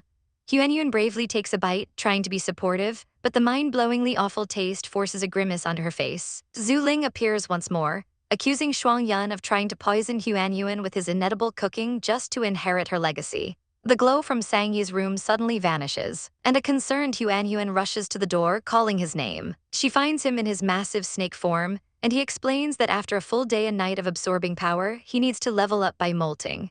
A surge of panic hits Huanyuan as he reveals he must leave the safety of Rock Mountain to do so, because the process requires a ton of clean water and would wreck their fortress. Determined not to let him go alone, she insists on escorting him, gently touching his iridescent scales. They venture out into a lush forest, finding a clear body of water perfect for his transformation. Sangyi explains that once he's finished molting, he'll find his own way back. When Huanyuan anxiously asks how long it will take, he can't give a clear answer, saying it could be as short as a day or as long as a month. He entrusts her care to Shuang Yun before sinking beneath the surface with a gurgle. Huanyuan watches him disappear, a silent prayer on her lips for his safe and speedy return. Meanwhile, back at their settlement, the cat beastmen report that their prisoner, Ma King, has started talking about the Dark Moon Temple. Just then, Huanyuan arrives and is hit with a shocking revelation. Ma King is one of the temple's divine servants. The grim story unfolds as a beastman explains Ma King's ruthless ambition. Desiring the high priest position, he secretly poisoned the old man. To cover his tracks, he framed Sangyi for the murder, having him caught over the high priest's body and shouting for his capture. Huanyuan is aghast, unable to comprehend the despicable plot. She asks why Sangyi was targeted, and Shuangyun provides the devastating answer. Sangyi was the high priest's chosen successor. But the conspiracy deepens, as Huanyuan points out that Sangyi had already lost his inheritance rights, so Ma King's intense pursuit seems excessive. Shuangyun agrees something feels off, especially since Ma King is also being questioned about a stolen sacred relic he swears he's never even seen, a claim Shuangyun doesn't believe for a second. The focus then shifts to the prison where Jiu Yuan stands guard. Ma King, shackled and hooded, begins to taunt him, mentioning his brother-in-law, Mu Yi. When Jiu Yuan tells him it's none of his business, Ma King lets out a sickening chuckle, revealing with a cruel grin that Mu Yi is already dead. He twists the knife, recounting how Mu Yi discovered an impending attack and foolishly tried to deliver a message, only to be abandoned and killed on his way back. As his maniacal laughter echoes, a bowl shatters on the ground. It's Mu Xiang, Mu Yi's mate, who has overheard everything, her face a mask of horror. Jiu Yuan desperately tries to tell her it's a lie, but Ma King cruelly urges her to go find the beast eat and remains herself. Cornered and heartbroken, Mu Xiang demands the truth from Jiu Yuan, and he finally admits it's true. The betrayal shatters her. She screams that he knew all along and had been lying to her. Shoving him away, she cries that she never wants to see or speak to him again before turning to leave. Ma King seizes the moment, sneering that Jiu Yuan has lost her forever and will die alone. A primal rage explodes within Jiu Yuan. He grabs the scoundrel by the throat, roaring that he'll kill him. Ignoring his comrades' pleas to stop, he transforms into his terrifying wolf form, lifting the prisoner into the air as blood splatters from a fatal wound. Ma King's body thuds lifelessly to the ground. Kneeling amidst swirling dark energy, Jiu Yuan declares that he killed Ma King and is ready to accept his punishment. Just as Shuang Yun arrives to demand an explanation, another beastman runs in with frantic news. Mu Xiang found out everything and wants to divorce Jiu Yuan. Mu Xiang storms in, tears streaming down her face as she screams her demand for a divorce. A declaration that stuns Huanyuan into realizing she's witnessing the very first divorce case in the beast world. She instantly regrets ever mentioning the concept during a casual chat, watching as Mu Xiang shoves her partner Jiu Yuan away. The conflict had erupted over Mu Yi's death, and now Mu Xiang is taking it to the chief, Shuang Yun, repeating her desire to separate even as he urges them to reconcile. She furiously tells Huanyuan she can't calm down and begs for a forget-me potion to sever her ties with Jiu Yuan for good. As Jiu Yuan watches with a heartbroken expression, Huanyuan hatches a brilliant plan. She explains that the potion can indeed break their bond, but she dramatically warns of a terrible side effect.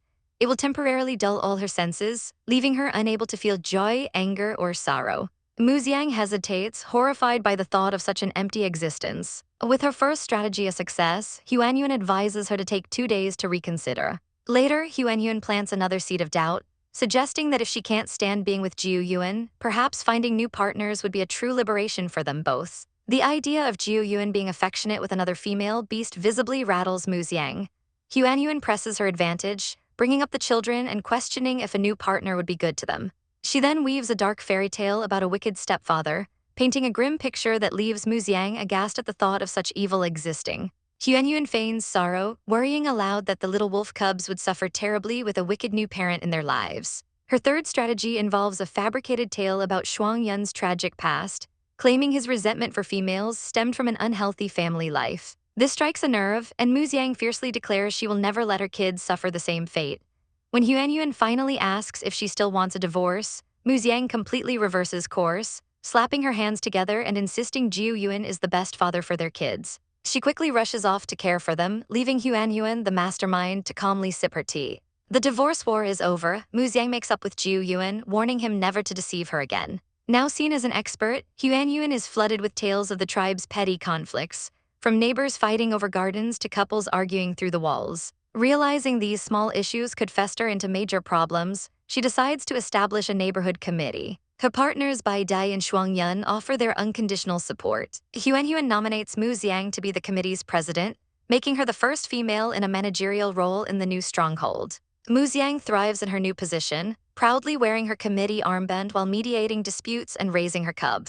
When two young beasts challenge her authority, Jiu Yuan and his enforcers appear like a shadow behind her, ready to dish out labor punishments to any troublemakers. He tells her to just call him if she ever needs help, and under her leadership, Rock City becomes a more harmonious place. Meanwhile, Huanyuan grows anxious as Sangyi has been shedding his skin for 14 long days. As she waits by the water, a colossal, iridescent serpent erupts from the depths with a mighty splash. The shedding was a success. Sangyi has emerged more powerful and handsome than ever, his scales shimmering with cosmic light. She happily greets him, and he lets her ride on his head as they return to the others. Bai Dai welcomes him back, congratulating him on ascending to a 4-star soul beast. But this news crushes Shuang Yun, who retreats to a corner, miserable that he is now the weakest of her partners at only 2 stars. He wails that he cares about his strength, even if Huanyuan loves them all equally. He desperately needs to find a gem to absorb, but as Bai Dai calmly states, none of the colored gems they found so far contain the ice energy he requires.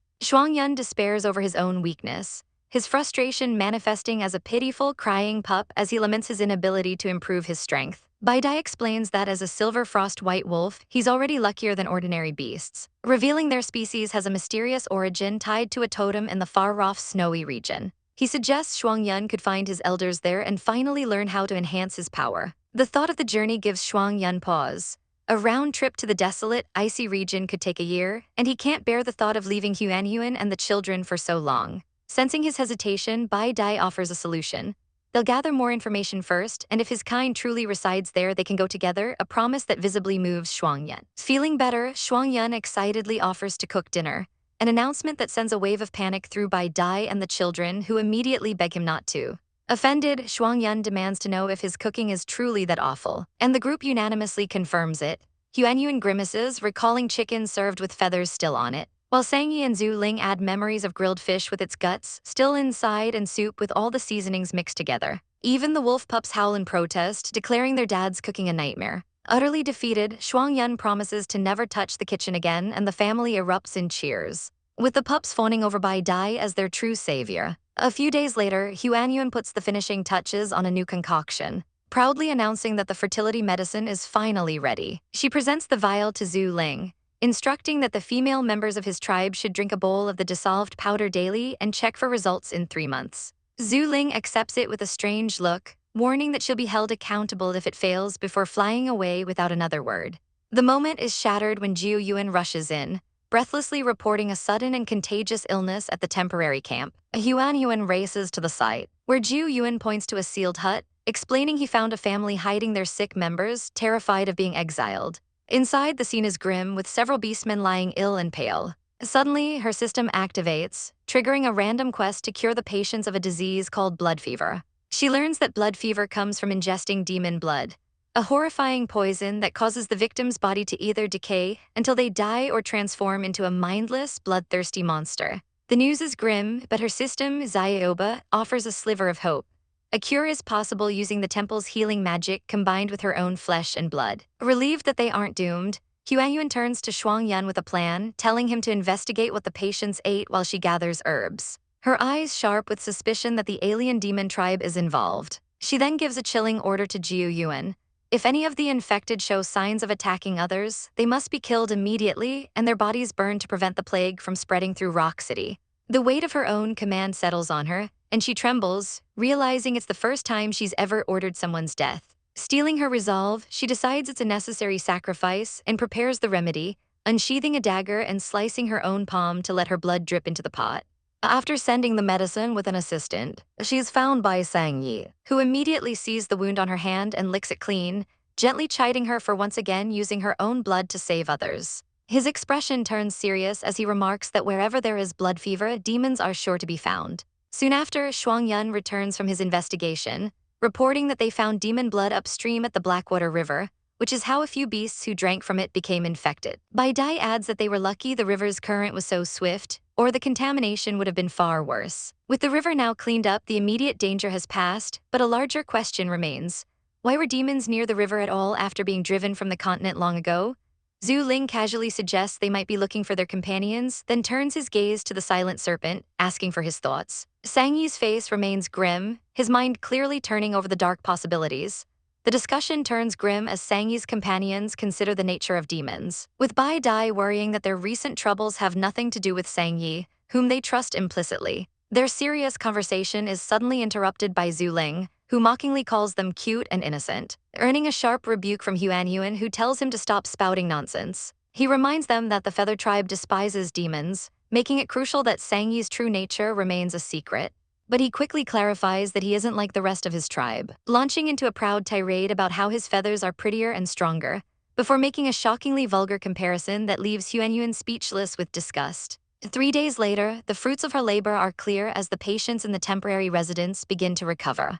Huanyuan humbly deflects the praise, giving credit to her system, Zayoba. Though the rabbit beastkin hail her as a master of medicine, she happily provides a recipe to an aspiring witch doctor, before turning her attention to her own rewards, eager to see what the system has for her. Her excitement peaks when she sees there's an extra prize, but her joy turns to sheer mortification when the bonus gift reveals itself to be a set of shockingly intimate lingerie. She protests to Zayoba, who calmly states that the system provides rewards based on the host's needs, cheekily suggesting that perhaps it's her partners who have the needs. The mere thought conjures a horrifying mental image that Huanyuan immediately tries to erase from her mind. Thankfully, her next reward is far more practical: 10 rolls of precious toilet paper, along with other modern essentials that bring a tear of joy to her eye. Just as she's basking in the familiar comfort, her partners return. Shuangyan is immediately fascinated by the soft toilet paper, and after Huanyuan whispers its intended purpose, he recoils in shock, declaring it's too valuable for such a task and would be better worn as a scarf.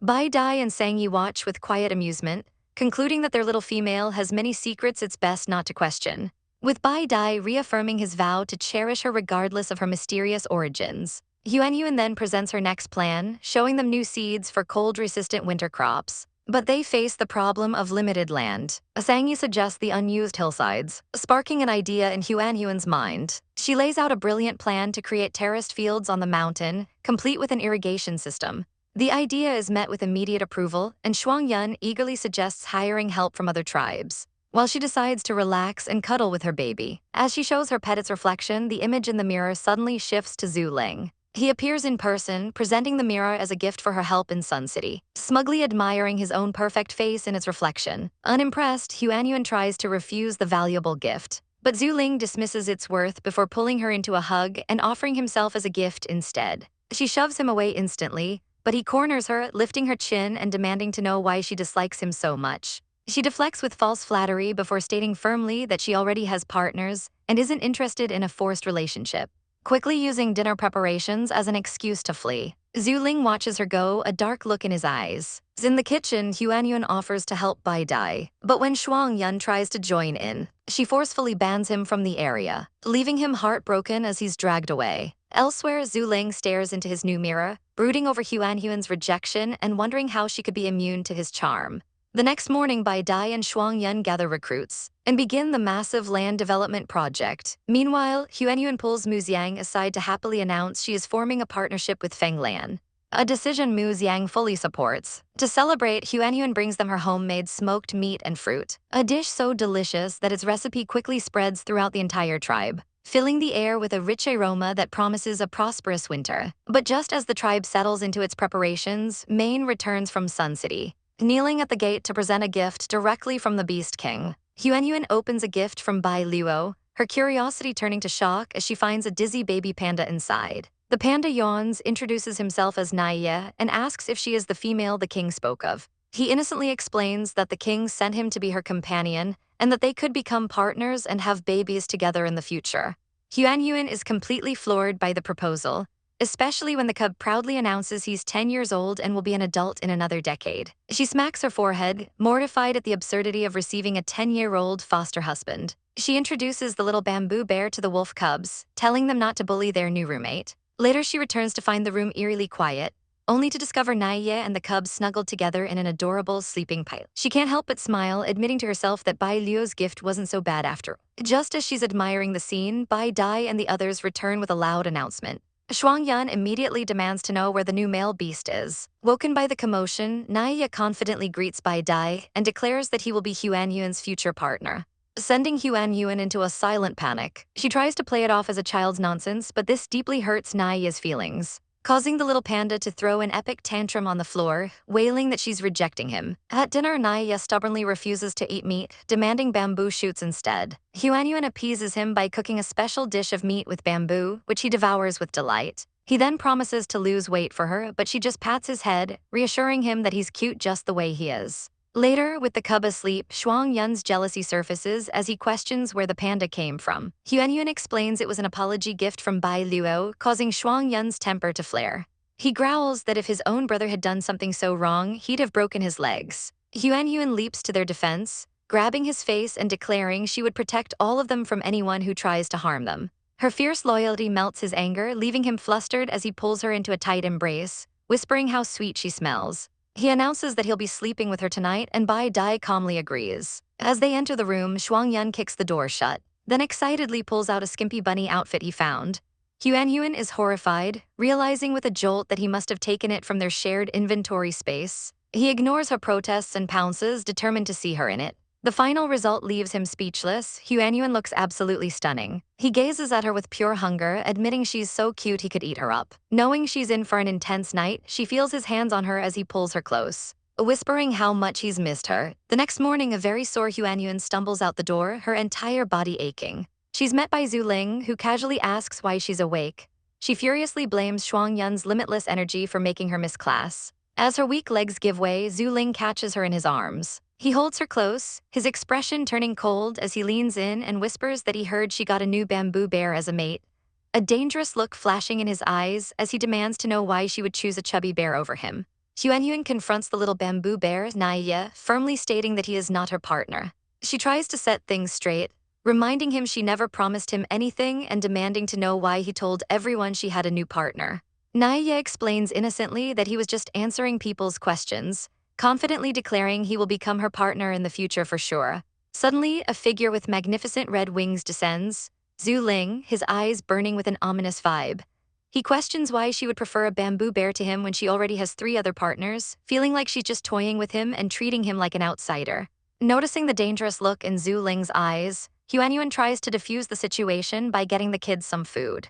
But Naiya bravely stands in her way, determined to protect Huanhuan's cubs from the imposing beast. Zhu Ling ignores the small obstacle, spreading his wings and trapping Huanhuan against a wall with a thunderous whoosh. He grabs her arm, warning her not to choose the bamboo bear over him. He leans in close, insisting he is far stronger and can protect her, then asks with raw intensity if she will accept him. Huanhuan is stunned by his serious, almost nervous demeanor. But her answer is blunt. She already has 3 partners and that's more than enough. For a moment, his confident facade cracks, but then he lets out a chuckle. He dismisses his passionate plea as a mere joke, mocking her for falling for it so easily. Huanhuan's shock turns to fury. She calls him a jerk for playing with her emotions, shouting that becoming partners is a serious commitment. Smirking, Zhu Ling tells her it's her own fault for being so gullible. Utterly fed up with the darn bird, she shoves him away, telling him to get lost because she can't stand the sight of him. He takes to the sky, remarking that he's never met a female who despises him so much, a comment that sounds more like a promise than a complaint, sending shivers down Huanyuan's spine. Once he's gone, Naya timidly asks if she's all right. Huanyuan then turns to the little panda and gently but firmly tells him he cannot be her future partner, as her hands are already full. She clarifies that he is a cherished friend, but begs him not to spread rumors about them. Meanwhile, Zhu Ling soars through the sky, his heart burning with an uncomfortable fire of rejection and anger. He returns to the Feather Tribe fortress in a rage, his mere presence silencing the onlookers who whisper about what could have made their elder so furious. They speculate he was rejected, a notion immediately dismissed as impossible. Seething, Zhu Ling pulls out a small mirror, the first gift she ever gave him, a treasure he's carried ever since. Her rejection echoes in his mind, and in a fit of pique, he declares he doesn't care and hurls the mirror to the ground, calling her a clueless female. It shatters instantly. He stares at the pieces in shock, unable to believe it broke so easily. As he tries to piece his broken reflection back together, he realizes it's impossible, wondering if this is the brokenness she spoke of that can never be mended. The scene shifts to a serene bamboo forest where snow has begun to fall. Bai Dai and the others return with a haul of winter bamboo shoots, and Huanyuan happily plans a meal. She then gets an idea, asking Bai Dai for some extra bamboo to craft crossbow bolts, remembering a recipe she acquired. Bai Dai, ever cautious, offers to prepare the sharp bamboo for her, but their son Daguai expertly shaves the pieces himself. Impressed, Huanyuan begins weaving the bamboo strips, soon finishing her very first lightweight basket. Daguai jumps in to help, weaving even faster than she can and stacking up a pile of finished baskets in no time.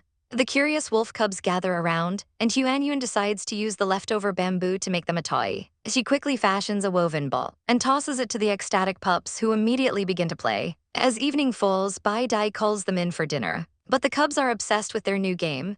Their play becomes a tribe-wide phenomenon, with more cubs joining in daily. Though fights sometimes break out, Daguai always keeps the peace with her big sister Authority. Later that night, with the children asleep, Huanyuan is seen at her desk, carefully and quietly crafting her new weapons. Bai Dai offers to help Huanyuan with the crossbow, but she explains she needs to learn to protect herself, haunted by memories of her own powerlessness. Lacking the claws and strength of beasts, she is determined to rely on human ingenuity to survive.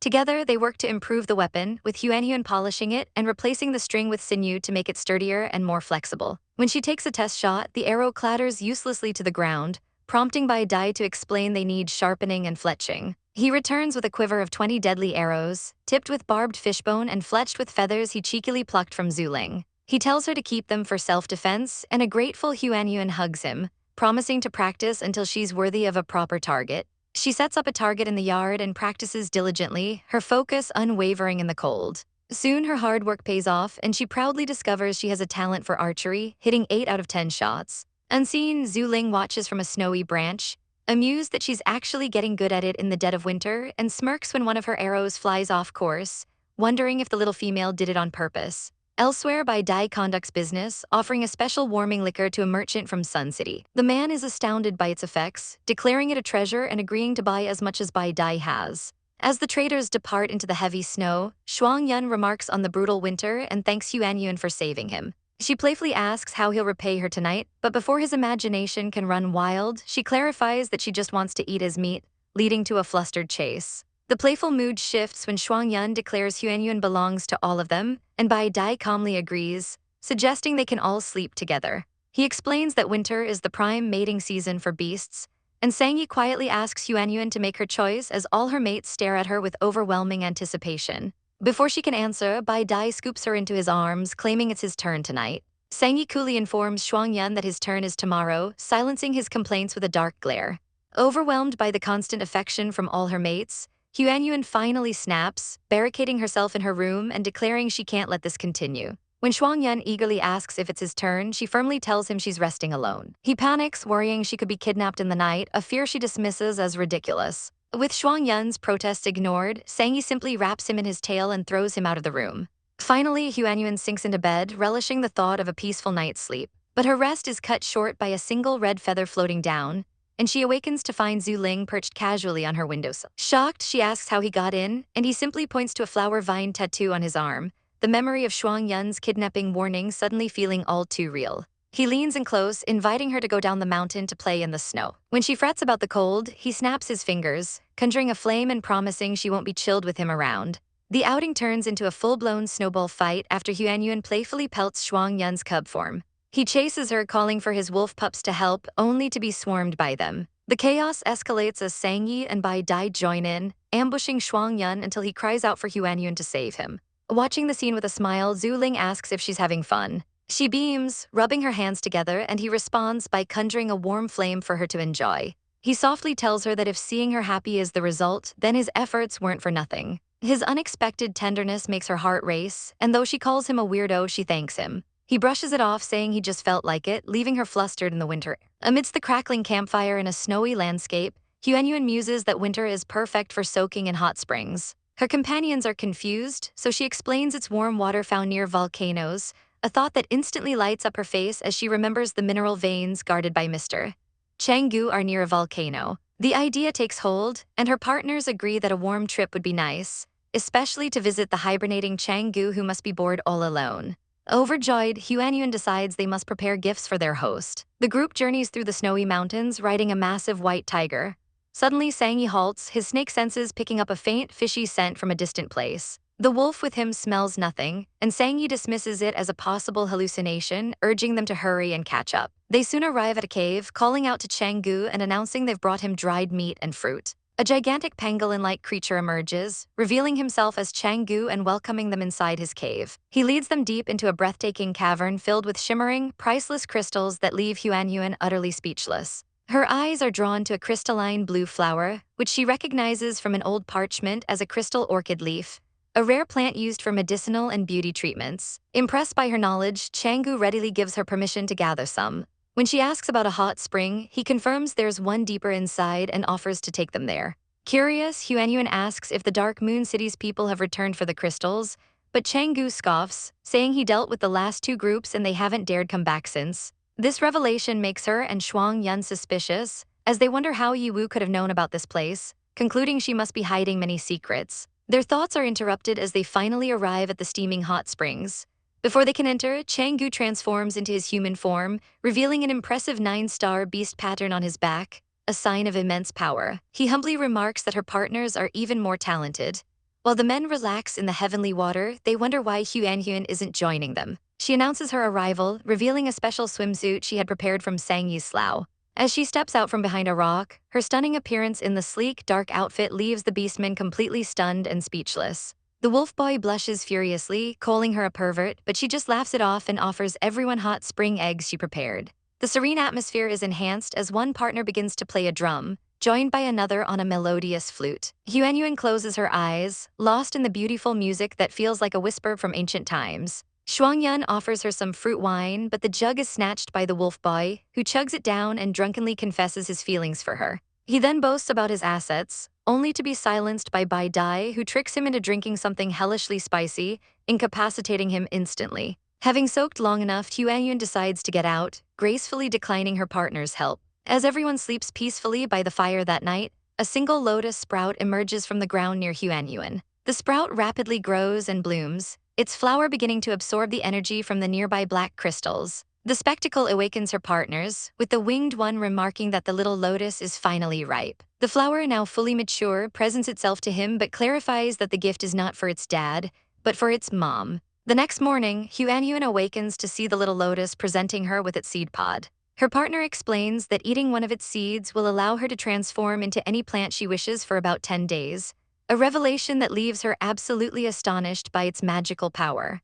Huanyuan expresses her adoration for her little lotus, inadvertently sparking a companion's jealousy, whom she quickly placates by explaining the difference in her affections. After thanking their host, Mr. Changgu, for his hospitality, the group prepares to leave. A winged man announces he will stay behind for a few days, prompting Huanyuan and her wolf companion to bid him a fond farewell, promising to visit again soon. As they journey through the snowy landscape, Sangyi suddenly stops, his senses on high alert. Huanyuan asks what's wrong, and he confirms he smells a strange, unfamiliar scent in the air.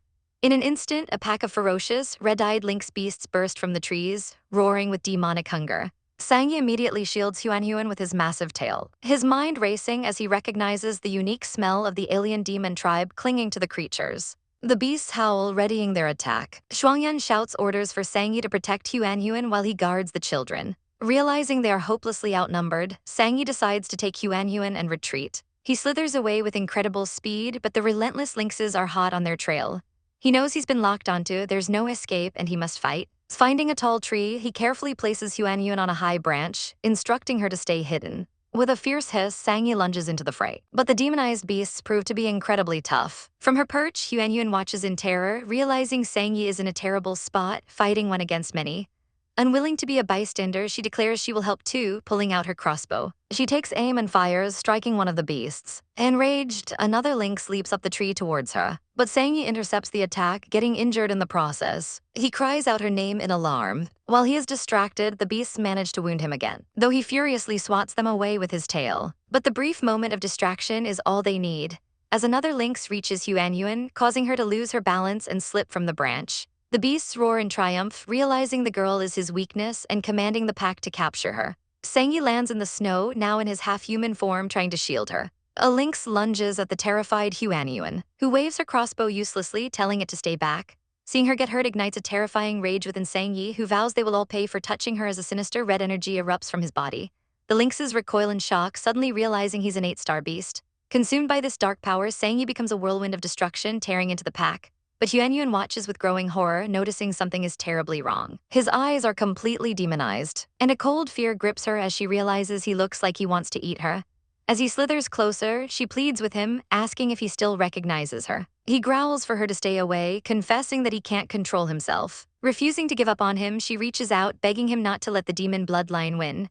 Her touch breaks through the haze of bloodlust, and he manages to regain control, collapsing from the strain. Their relief is short-lived as a colossal king cobra emerges from the forest, putting Sangyi instantly on guard. The cobra transforms into a blue-haired man who expresses his deep disappointment, revealing he'd been searching for Sangyi only to find him suppressing his awakened demon bloodline. Sangyi realizes in horror that this king cobra, his own uncle, sent the beasts after them. The uncle comes straight to the point, stating he is there to take Sangyi back to the alien demon tribe. Sangyi flatly refuses. His uncle's cruel gaze lands on Huanhuan, asking if she's the reason. Sangyi confirms that she is. Huanhuan bravely steps forward, inviting the uncle to their home, but he scoffs, threatening to kill her entire family for associating with a demon. When she insists he wouldn't harm his own kin, he gives a chilling smile, suggesting she might be wrong. Without another word, he transforms and attacks. Sangyi intercepts the blow, taking a deep wound to his side. In the chaos, the uncle's massive tail wraps around Huanhuan, squeezing her tight. He gloats over his tasty prize as she cries out in pain. But just as her breath is being crushed out of her, a massive, brilliant red lotus erupts from her body, roaring for him to let go of its mom as it smashes into the king cobra with astonishing force. The mother lotus withers in an instant, a silent scream echoing as it struck down. A pained voice calls out for its mom as its life fades. Sangyi roars in fury, demanding they release Huanhuan. But his desperate attack is casually swatted aside by the massive serpent. He crashes hard against a tree, coughing up blood, his strength utterly spent. The beast taunts him, noting how weak he's become and offering a return to the alien demon tribe as the only way to regain his power. Sangyi ignores the offer, his voice a low growl as he repeats his demand, "Let Huanhuan go." The serpent's master, a cruel man named Han Ying, merely scoffs at Sangyi's naive defiance. With Huanhuan trapped helplessly in the serpent's coils, she screams for Sangyi to run and save himself. Han Ying ignores her, giving Sangyi a final, chilling choice: join the alien demon tribe or watch his partner die right now. Sangyi's body is rigid with hate and helplessness, swearing he will never go with them and that he can't bear to see Huanhuan die. Unmoved, Han Ying begins a countdown, his patience wearing thin. 1. Trapped and terrified, Huanhuan grits her teeth, vowing she will never make a sound, never plead for mercy. 2. The serpent's fangs are bared, ready to strike. At the last possible second, Sangyi's resolve shatters. He screams for them to wait, agreeing to go with them as long as they leave her unharmed. A smug smile spreads across Han Ying's face as he praises it as the smartest choice Sangyi has ever made. Huanhuan pleads with them not to take him, but Han Ying coldly explains that Sangyi doesn't belong here and that if she truly loves him, she should let him go. She lunges for his tail but is pushed away, forced to watch as they load him onto a beast of burden. As they pull away, she reaches out, screaming his name into the falling snow. Looking back one last time, Sangyi knows he can't fight them all, so he whispers her a message on the wind, telling her to remember his name, Han Ying, and that they will meet again if fate allows. Utterly broken, Huanhuan collapses, begging him not to leave. a violent cough racking her body. Wiping blood from her lips, she sees the small lotus flower, now vibrant once more after a drop of her blood touched it. Holding it close, she tells it not to cry. They will follow the footprints and rescue Sangyi. But the chase is brutal, and a sharp pain in her chest tells her she won't make it far. In desperation, she asks her system, Zyoba, for a way to heal her injuries immediately. Zyoba informs her that healing is impossible, but it can block the pain. She screams for it to do it now, ignoring the warning that she'll collapse from her untreated wounds. A pulse of energy washes over her, the pain vanishing in an instant. Reinvigorated, she scoops up the little lotus and sprints into the wilderness. Thinking of her friends, she leaves a few seeds as a marker, before writing a quick note explaining the situation. With the little lotus's help, she tames a wild reindeer, creating a makeshift sled and vowing she will never give up on him. After days of relentless pursuit, she finally spots them. But her relief is short-lived as Han Ying's sharp senses pick up her scent. He dispatches his beast to find the source, sending Huan into a panic. Frantically searching for a solution, she pulls out a lotus seed pod and, with no other choice, swallows it whole. The beasts find nothing but an abandoned reindeer, and Han Ying dismisses it as his imagination. He then turns his scorn on Sangyi, who lies wasting away in the frigid water, refusing to eat or drink. Han Ying threatens to go back for Huan and turn her into one of them. A threat that finally gets a reaction. Sangyi pleads with him not to harm her, his voice cracking. But Han Ying simply offers him power, the ability to protect anyone he wants, if only he would embrace his heritage. Sangyi refuses, declaring he would rather die than become someone Huan would hate. Enraged, Han Ying snarls that his own mother would be ashamed of his weakness. The words hit their mark, and Sangyi finally succumbs to his exhaustion, fainting in the water. With a sigh of frustration, Han Ying wraps his massive tail around Sangyi's unconscious form and prepares to depart through a swirling portal in the ice. Hidden just out of sight, Huan has transformed into a small, quivering tree, the lotus seed having saved her just in time. Without a moment's hesitation, she hops towards the vortex, determined to rescue her love. The portal journey is nauseating, and she splashes out into a bizarre, alien landscape. As she gets her bearings, a colossal glowing creature rises from the water, a silent guardian of the alien demon tribe's territory. She sees Han Ying's group being greeted, realizing the guardian is scanning for any intruders just as she slipped through. Huan desperately searches for a way to sneak in, her heart pounding with fear at the sight of the strange cultists below. But her determination to save her friend overcomes her terror, and she forces herself to crawl forward as a disguised tree branch. An opportunity presents itself when the robed figures declare they are delivering food. This is her chance. Huan crawls into one of the large white sacks just as they're being dragged away. The sacks are unceremoniously dumped in a pile, and as the scuttling sounds of the cultists fade, she cautiously sneaks out. Spotting a staircase, she begins the arduous crawl upwards, her small wooden form inching along the stone steps. Peeking around a corner, she freezes as a massive, iridescent black serpent slithers out from a chain door. Recognizing him instantly, she calls out his name, Sangyi. The great snake pauses, bewildered, wondering if he just heard Huan voice. She confirms it's her, telling him to look down. He stares in disbelief at the tiny tree, asking how she got there and why she looks like that, and she quickly explains she ate a lotus seed to transform so no one would find her. Sangyi's concern quickly turns to fury as he scolds her, telling her she has no idea how dangerous that was. But his anger melts away when she tearfully explains she was just so worried he had been taken away and wouldn't come back. Softening, he asks how long until she can turn human again, deciding they will leave the next day because this place is far too dangerous for her. The following morning, Sangyi's power surges as he sheds his snake form, his human body fully recovered from his injuries. Huan, still a tree, is completely flustered by his bare chest and yells at him to put some clothes on. As he covers up, he asks why she hasn't changed back, but just as she says it should be soon, a pink light envelops her. She transforms back into her human self, only to realize with horror that her clothes are gone. Desperate, she orders Sangyi to stop staring and hug her, and he immediately pulls her into his arms. Their lips meeting in a tender kiss. After a moment, he asks if they should go, and she agrees, suggesting she eat another lotus seed to hide again. He teases her not to become a withered tree this time because it was ugly, so she cheerfully decides to become a flower instead.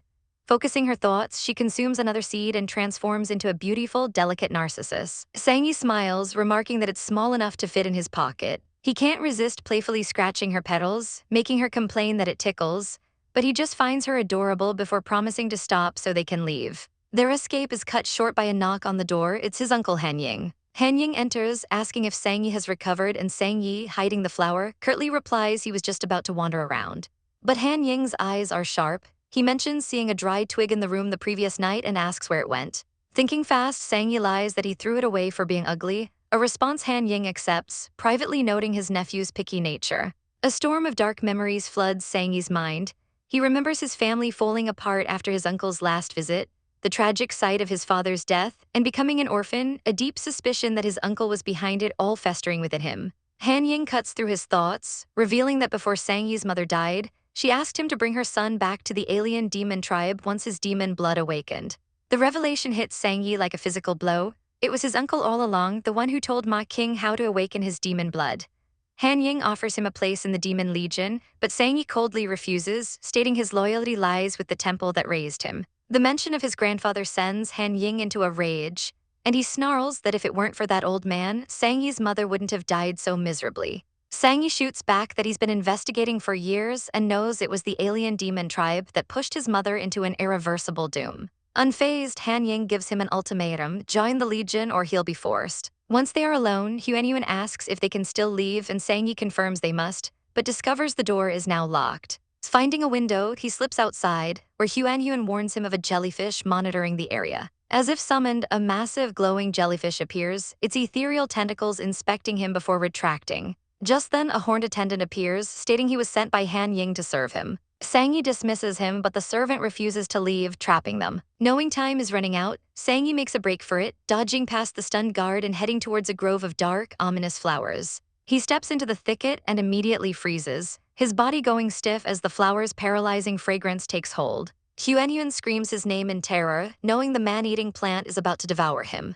At the last second, Han Ying descends from the sky, unleashing a wave of power to force the plant back. He looks down at his nephew, his voice dripping with disappointment, saying he knew Sang-yi was trying to leave because of his partner. With a chilling smile, he declares he will help solve this little problem, holding up a goblet filled with a sinister purple potion. Han Ying holds a golden goblet, declaring it's forgetfulness water, a potion that will shatter Sang-yi's partner contract and grant him freedom. Inside, Huanyuan panics, wondering how he could possess such a thing, as Han Ying coldly instructs Sang-yi to be a good boy. He grabs Sang-yi, forcing the liquid down his throat, and whispers that he must forget her, that from now on, his new home and only family will be with him.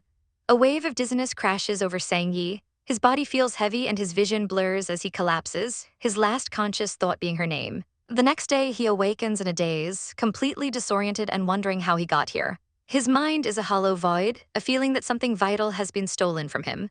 A demon guard informs him that Master Han Ying is awake, but Sang-yi is distracted by a tiny voice calling his name. It's Huanyuan, now a small flower, her heart sinking as she sees the vacant look on his face. He stares at the talking plant in disbelief, and when she desperately asks if he remembers her, he coldly asks who she is.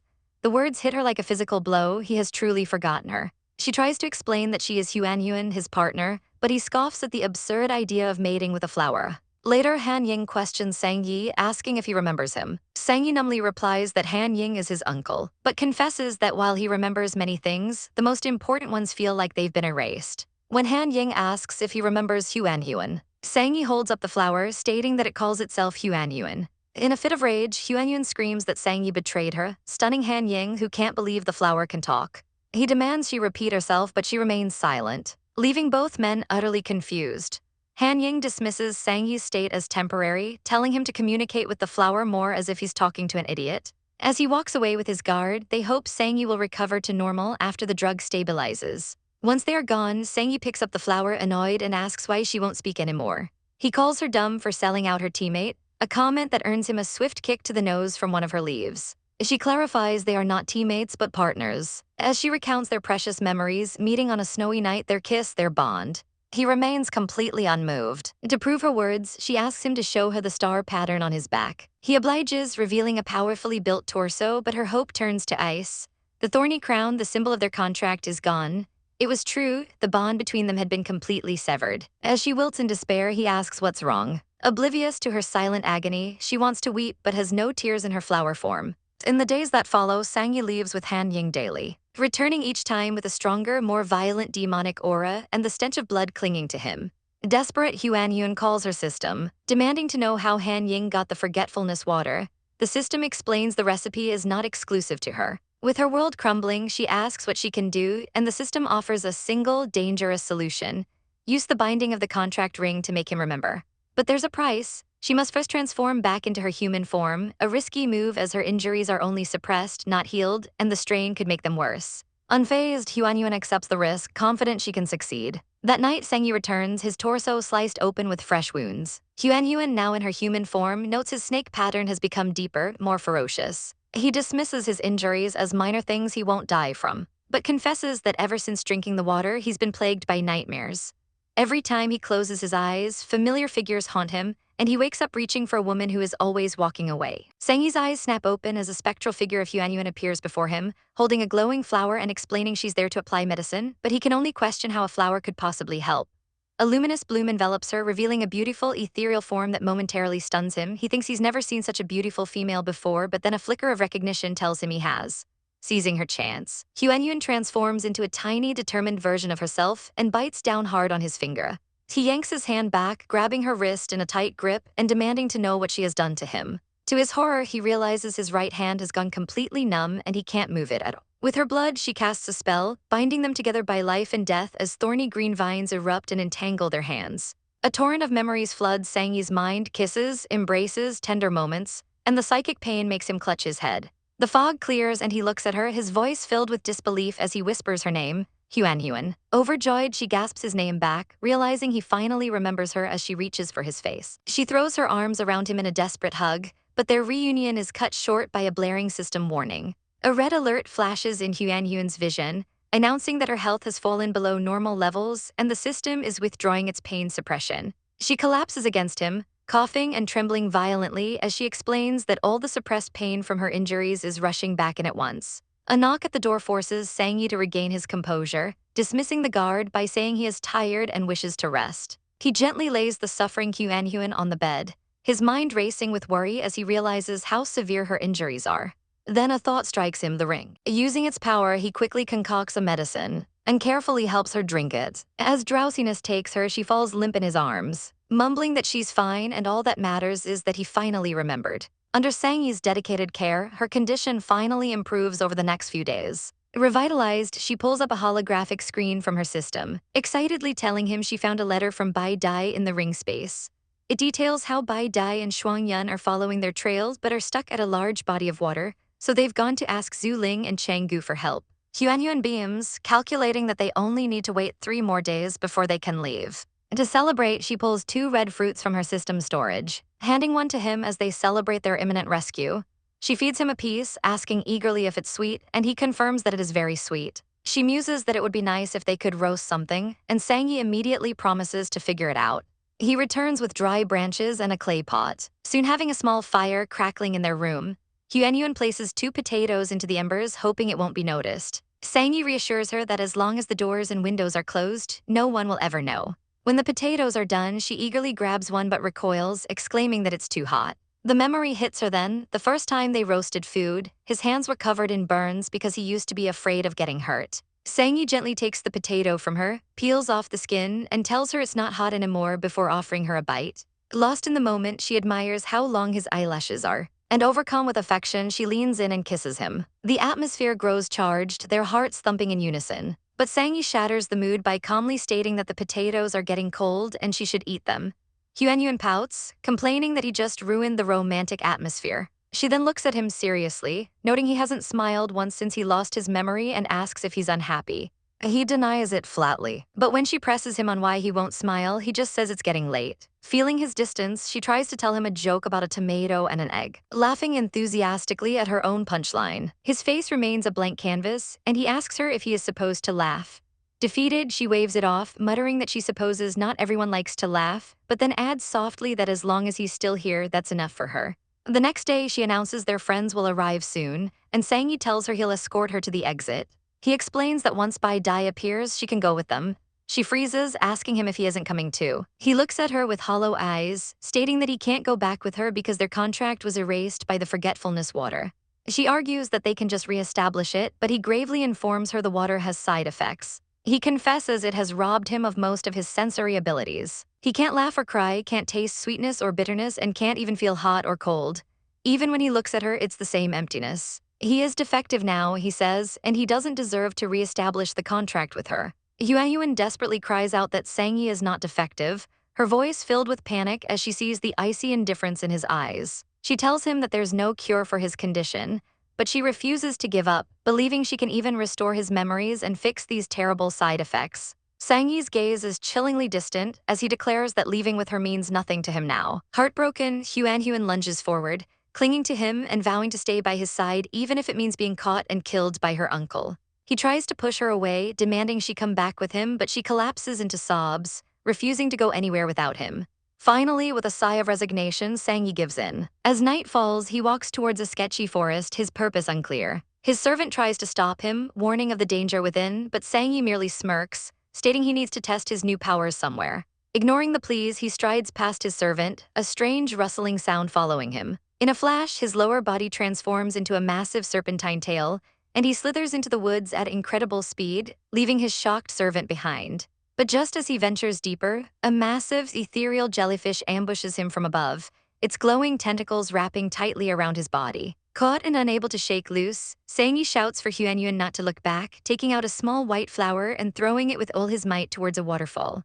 The flower plunges into the water below, where a large beast named Chang-gu is stuck in a narrow passage. The flower, Huan in disguise, explains that she's turned into this form after eating a lotus seed and that Sang-yi has been captured. Chang-gu, realizing the urgency, transforms back into his humanoid form just as Bai Dai, Shuang-yun, and a pale-looking Zhu Ling emerge from the water.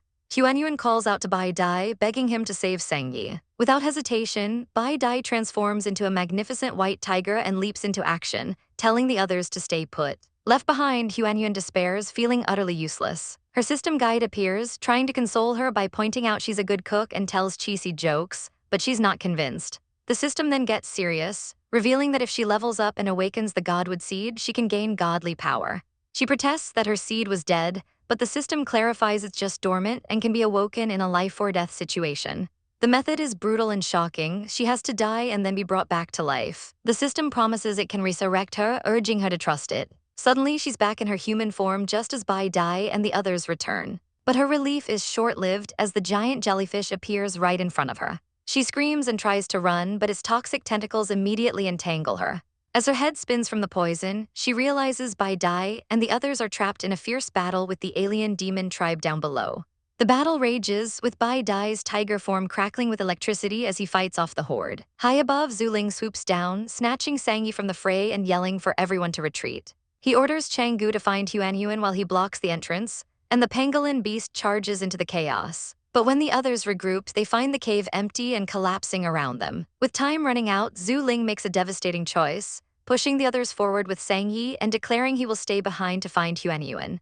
Bai Dai argues, refusing to leave him alone, but Zhu Ling roars that they must go or none of them will make it out alive. As they flee, he looks back, vowing to survive and return so he can help convince Huan to bond with him. With a sneer, the winged god dismisses the approaching horde, unleashing a single burning feather as a warning. He declares the encroaching lackeys are nothing more than an annoyance, and with a roar of power, he incinerates them in a blazing inferno. His crimson eyes narrow with cold fury as he makes a solemn vow. Anyone who blocks his path to finding Huan will die. Meanwhile, in a different realm, Huan feels her consciousness fading, her head pounding as a terrifying question surfaces. Is she about to be killed? A monstrous, ethereal jellyfish looms over her, its ghostly maw opening wide to swallow her whole. Panic floods her as she realizes the transformation effect of the lotus seed has worn off far too soon. The creature's grip is immense, squeezing and pulling her into its digestive tract. Just as she is about to be consumed, a red warning flashes from her system, initiating an emergency safety transfer to save her life. She materializes in a disorienting splash, finding herself on a silent, desolate beach under a sky filled with stars. Utterly confused, she calls for her system, Zioba, but there's no reply. She stands alone on a barren island surrounded by deep black seawater, an eerie quiet pressing in on her from all sides. It feels like the very edge of the world. 3 days pass in this timeless void. She finally manages to pull clothes and a pot from her space ring, creating a small fire for warmth. Her first priority is water. She painstakingly creates a fresh supply, gulping it down after nearly dying of thirst. Desperate for contact, she opens her space and is overjoyed to see that Bai Dai has replied to her message. He promised to rescue her as soon as possible, but looking at the endless black ocean, a seed of doubt sprouts in her heart.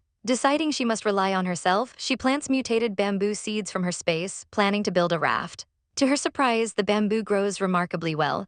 She chats with her system, Zioba, who tells her that if she dies, her body will turn to dust immediately. She sarcastically thanks it for being so good to her, only for the system to earnestly reply that it's because it loves her. Leaving her utterly shocked and flustered, Suddenly, massive waves crash ashore, depositing an unconscious figure on the beach. Huanyuan rushes over and drags the boy from the surf, relieved to find he's still breathing. She can't help but admire how cute he is, like a little doll. Seeing his cracked lips, she carefully gives him some water, and a moment later his golden eyes flutter open. He awakens and weakly asks if she saved him. She helps him up and he thanks her, calling her a good person, which makes her heart melt at his adorable, puppy-like demeanor. As she touches his head, he realizes with a jolt that it's the first time anyone has ever touched him. She offers him fruit, which he accepts after a moment of hesitation.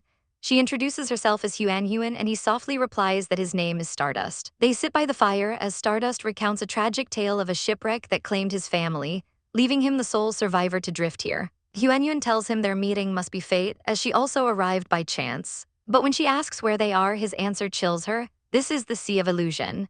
Her system confirms her fears, explaining that it's a legendary dead place from which no living thing ever escapes. After a moment of horror at her system's random teleportation, Huan's resolve hardens. She refuses to be downbeat, declaring they will find a way to leave. As proof that life can exist here, she shows him the thriving bamboo forest she planted. Stardust is completely stunned, whispering that nothing is supposed to grow in this place. In the days that follow, Stardust tends to the bamboo with more care than even Huan, volunteering to water them with the supply by dye scent. The small shoots grow into a dense forest, and Huan gleefully announces it's finally time to build their raft. But as she raises her knife, Stardust pleads with her not to cut them down. He insists a raft is useless in a dead sea, and begs her to spare the beautiful plants that struggled so hard to grow. Moved by his earnest plea, she gives up on the idea. Stardust beams, telling her she is the best person he has ever met. Huan promises him that when they leave, there will be even more good things to experience, but as she turns away, Stardust's bright expression dims into something unreadable. That night, as she sleeps, he watches over her, thinking that life here is good. A dark thought crosses his mind as he leans closer. Perhaps it would be better if they never left at all. In the serene landscape she cultivated, Huan muses that the greenery makes the place even prettier. But her peace is interrupted when the young boy, Stardust, asks if she can paint. She admits her skills are rusty, but says she could sketch something for her kids, a statement that startles Stardust, who didn't know she was a mother. Huan clarifies she has 4 little ones still in their animal forms and offers to take him to her home, but Stardust's face falls with despair, begging her to stay and questioning if just the 2 of them isn't enough for her. She gently explains that she must return to her family, who misses her dearly, and to prove how good her life is, she decides to show him. Opening a portal to her space, a letter from Shuangyan appears, along with a drawing so cute it makes her squeal with delight, especially seeing the little paw prints from her children. Feeling like a biased mother, she gets carried away in her happiness, and then offers to teach Stardust how to draw. His eyes light up with pure excitement at the chance to learn from her. She patiently demonstrates how to paint on the slabstone, and the boy becomes utterly engrossed in his work, concentrating with a fierce intensity. When he's finished, he proudly holds up his creation, a surprisingly detailed sketch of her face. Huan is floored, calling him a genius for creating such a masterpiece on his first try. Promising to keep it safe, she carves the image onto the stone with a bone knife, handing the precious memento back to a beaming Stardust. To her amazement, the boy immediately starts carving with incredible power, a strength she never expected. Feeling a wave of affection, Huan summons her system, Zioba, and confesses that she feels like she's treating Stardust like her own son.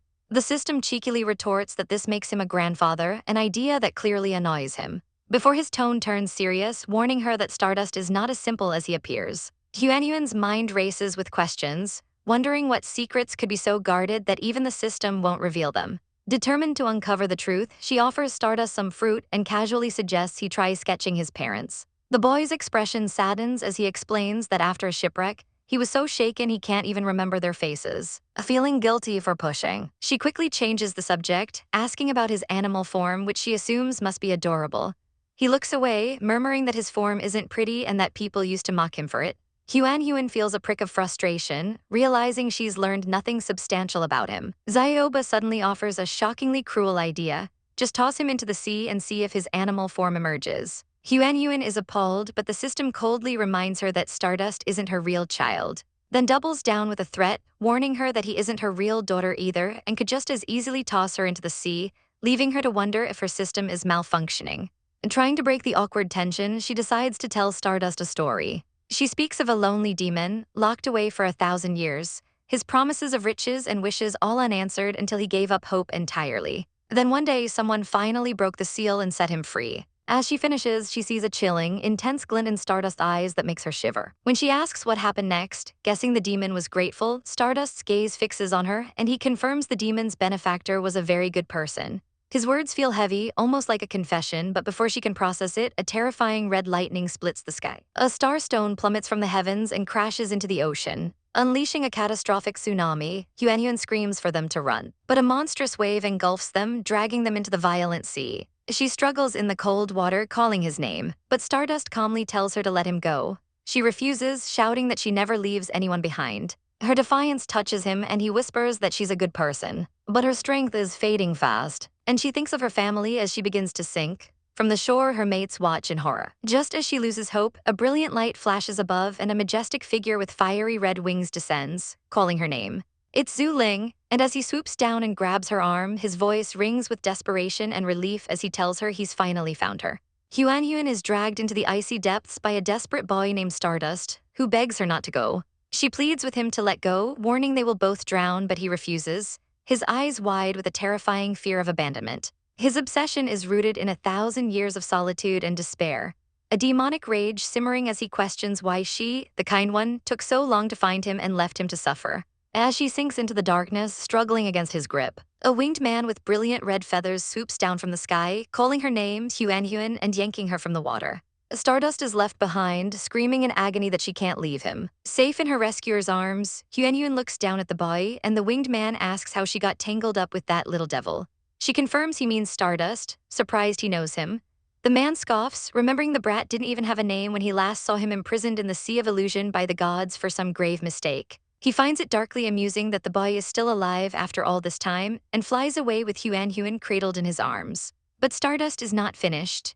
He rises from the water below, his eyes glowing with a sinister light as he vows that he won't let her go, that she will stay with him forever.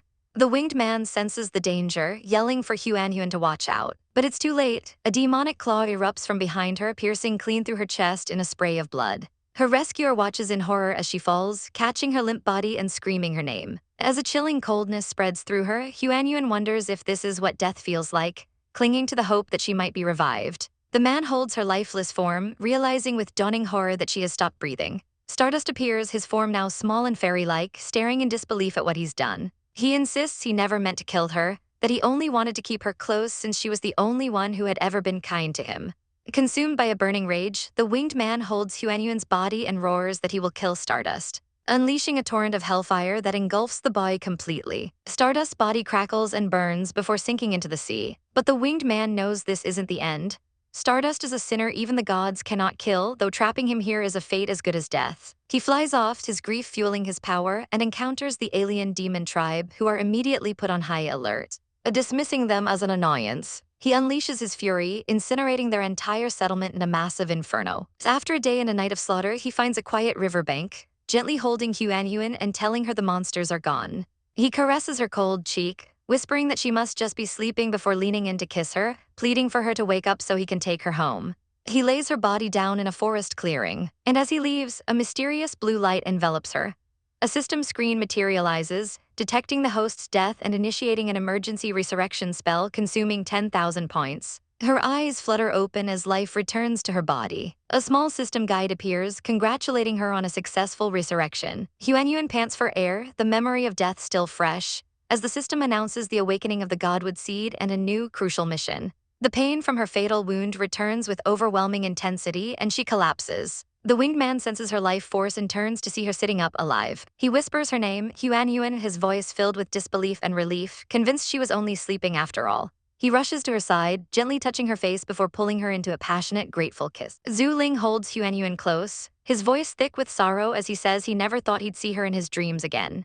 Remembering the profound sadness he felt when her heart stopped beating, he clings to her, asking why, after she died, she's being so ruthless to him now. Huanhuan is startled by his sudden embrace, feeling the warmth on her shoulder and realizing with a pang that Zhu Ling must be deeply traumatized by her death. She can barely comprehend the feeling of dying and coming back to life herself. Deciding to end his suffering, she grabs his hand and presses it to her chest, insisting that she didn't die and her heart is still beating. He feels the steady thump beneath his palm, a wave of pure elation washing over him as he realizes she's truly alive. He pulls her into a tight, relieved hug, and for the first time, she sees tears welling up in the eyes of the fearless Zhu Ling. She gently tells him she's fine and that he shouldn't be sad anymore. The tender moment shatters when he leans in too close, causing her to shove him away, calling him a big rascal and a rogue who should respect his lifesaver.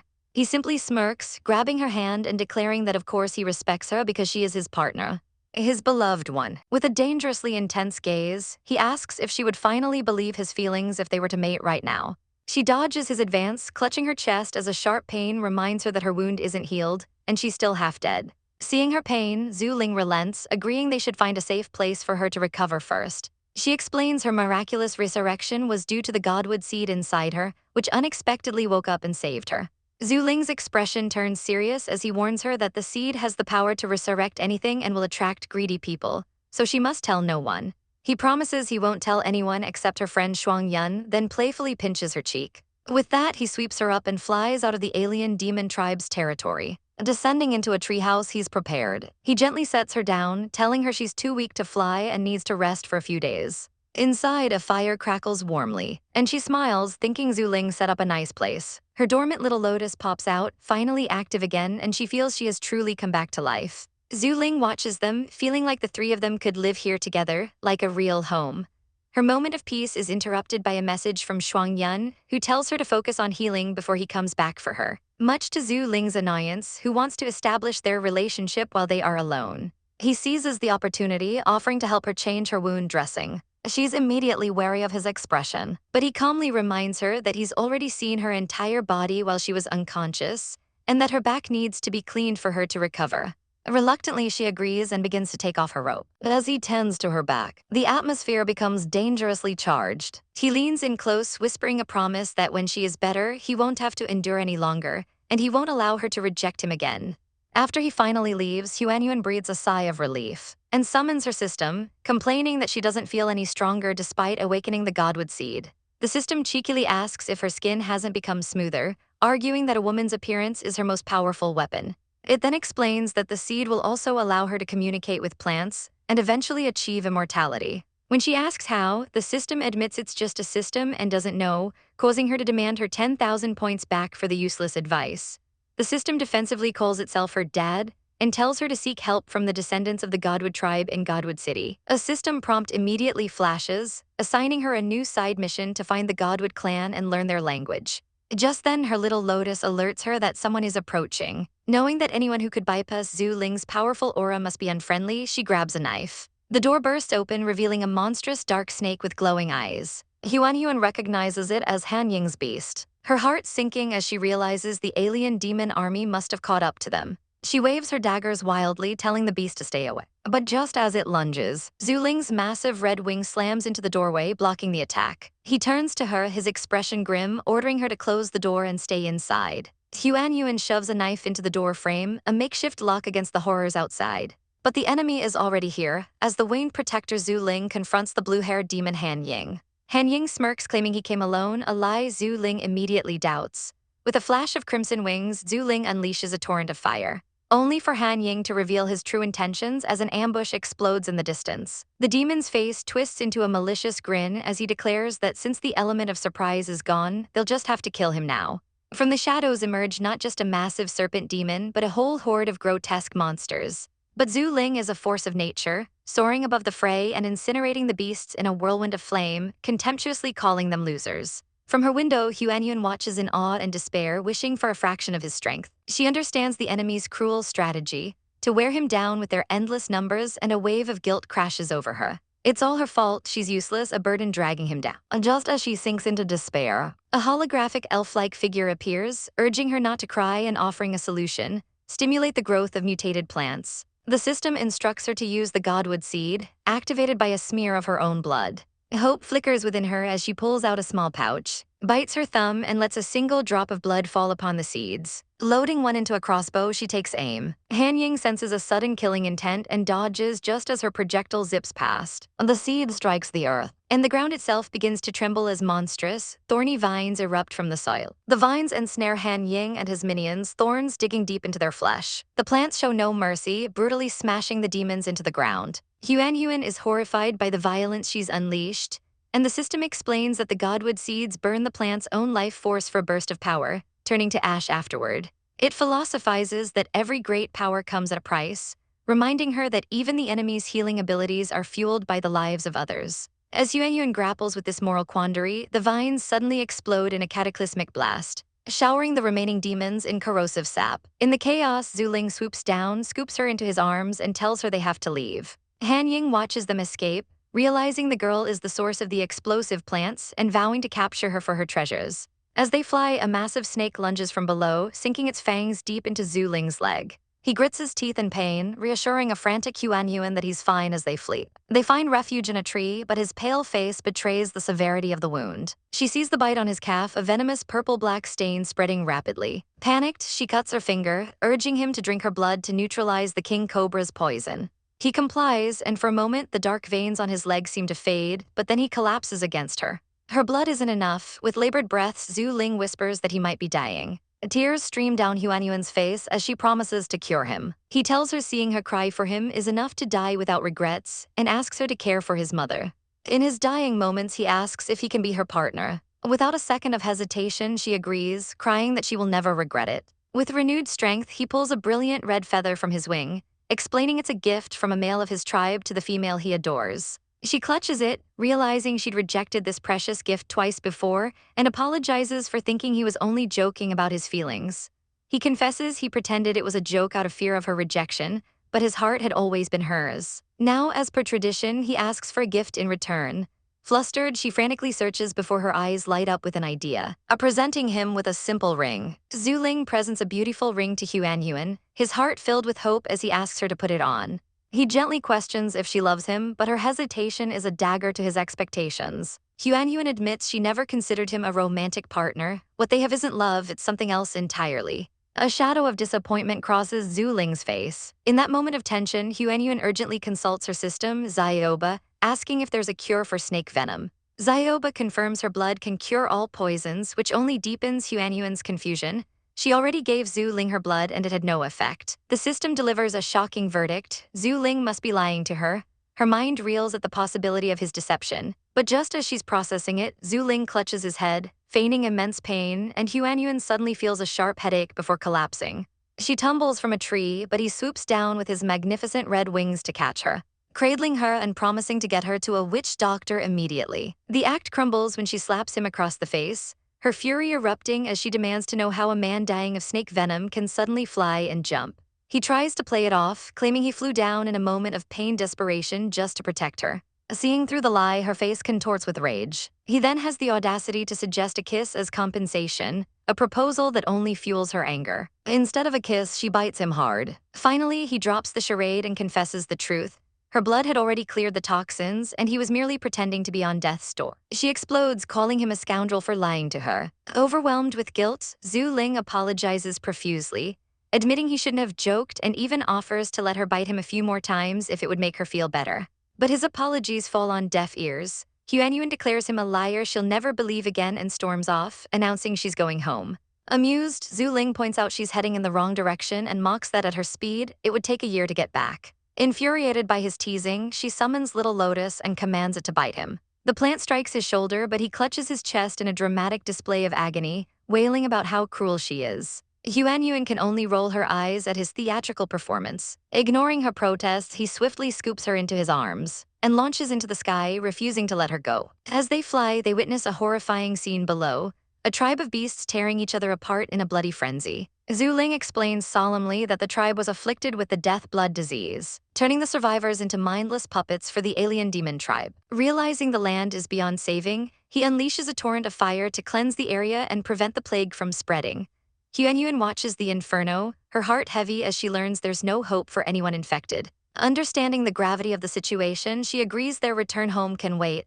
They must warn the other tribes. They continue their journey, discovering 2 more infected tribes and spreading the warning, though only the Musk Ox tribe leader takes the threat seriously. After 4 long days in the air, the magnificent rock mountain finally comes into view, and a wave of relief washes over Huanyuan. She's finally home. As they land, Zhu Ling lets her go, but she stumbles, only to be caught by the coiled tail of Sang Yi, who welcomes her back with a warm smile. From a distance, Zhu Ling watches them, a pang of jealousy striking him as he observes how gentle and happy she is with her other partners, a stark contrast to her moody behavior with him. Soon Bai Dai and Shuangyun also rush out to greet her, their faces alight with joy. Sang carries her inside, where they all fuss over her, noting her frozen hands and thin frame. Bai Dai gently warms her with his powers, and Zhu Ling steps forward, offering his own fire to help. Huan shoots him a glare, making it clear she hasn't forgotten his deception. Bai Dai's sharp eyes catch the new ring on her finger, remarking on how fast Zhu Ling's moves were.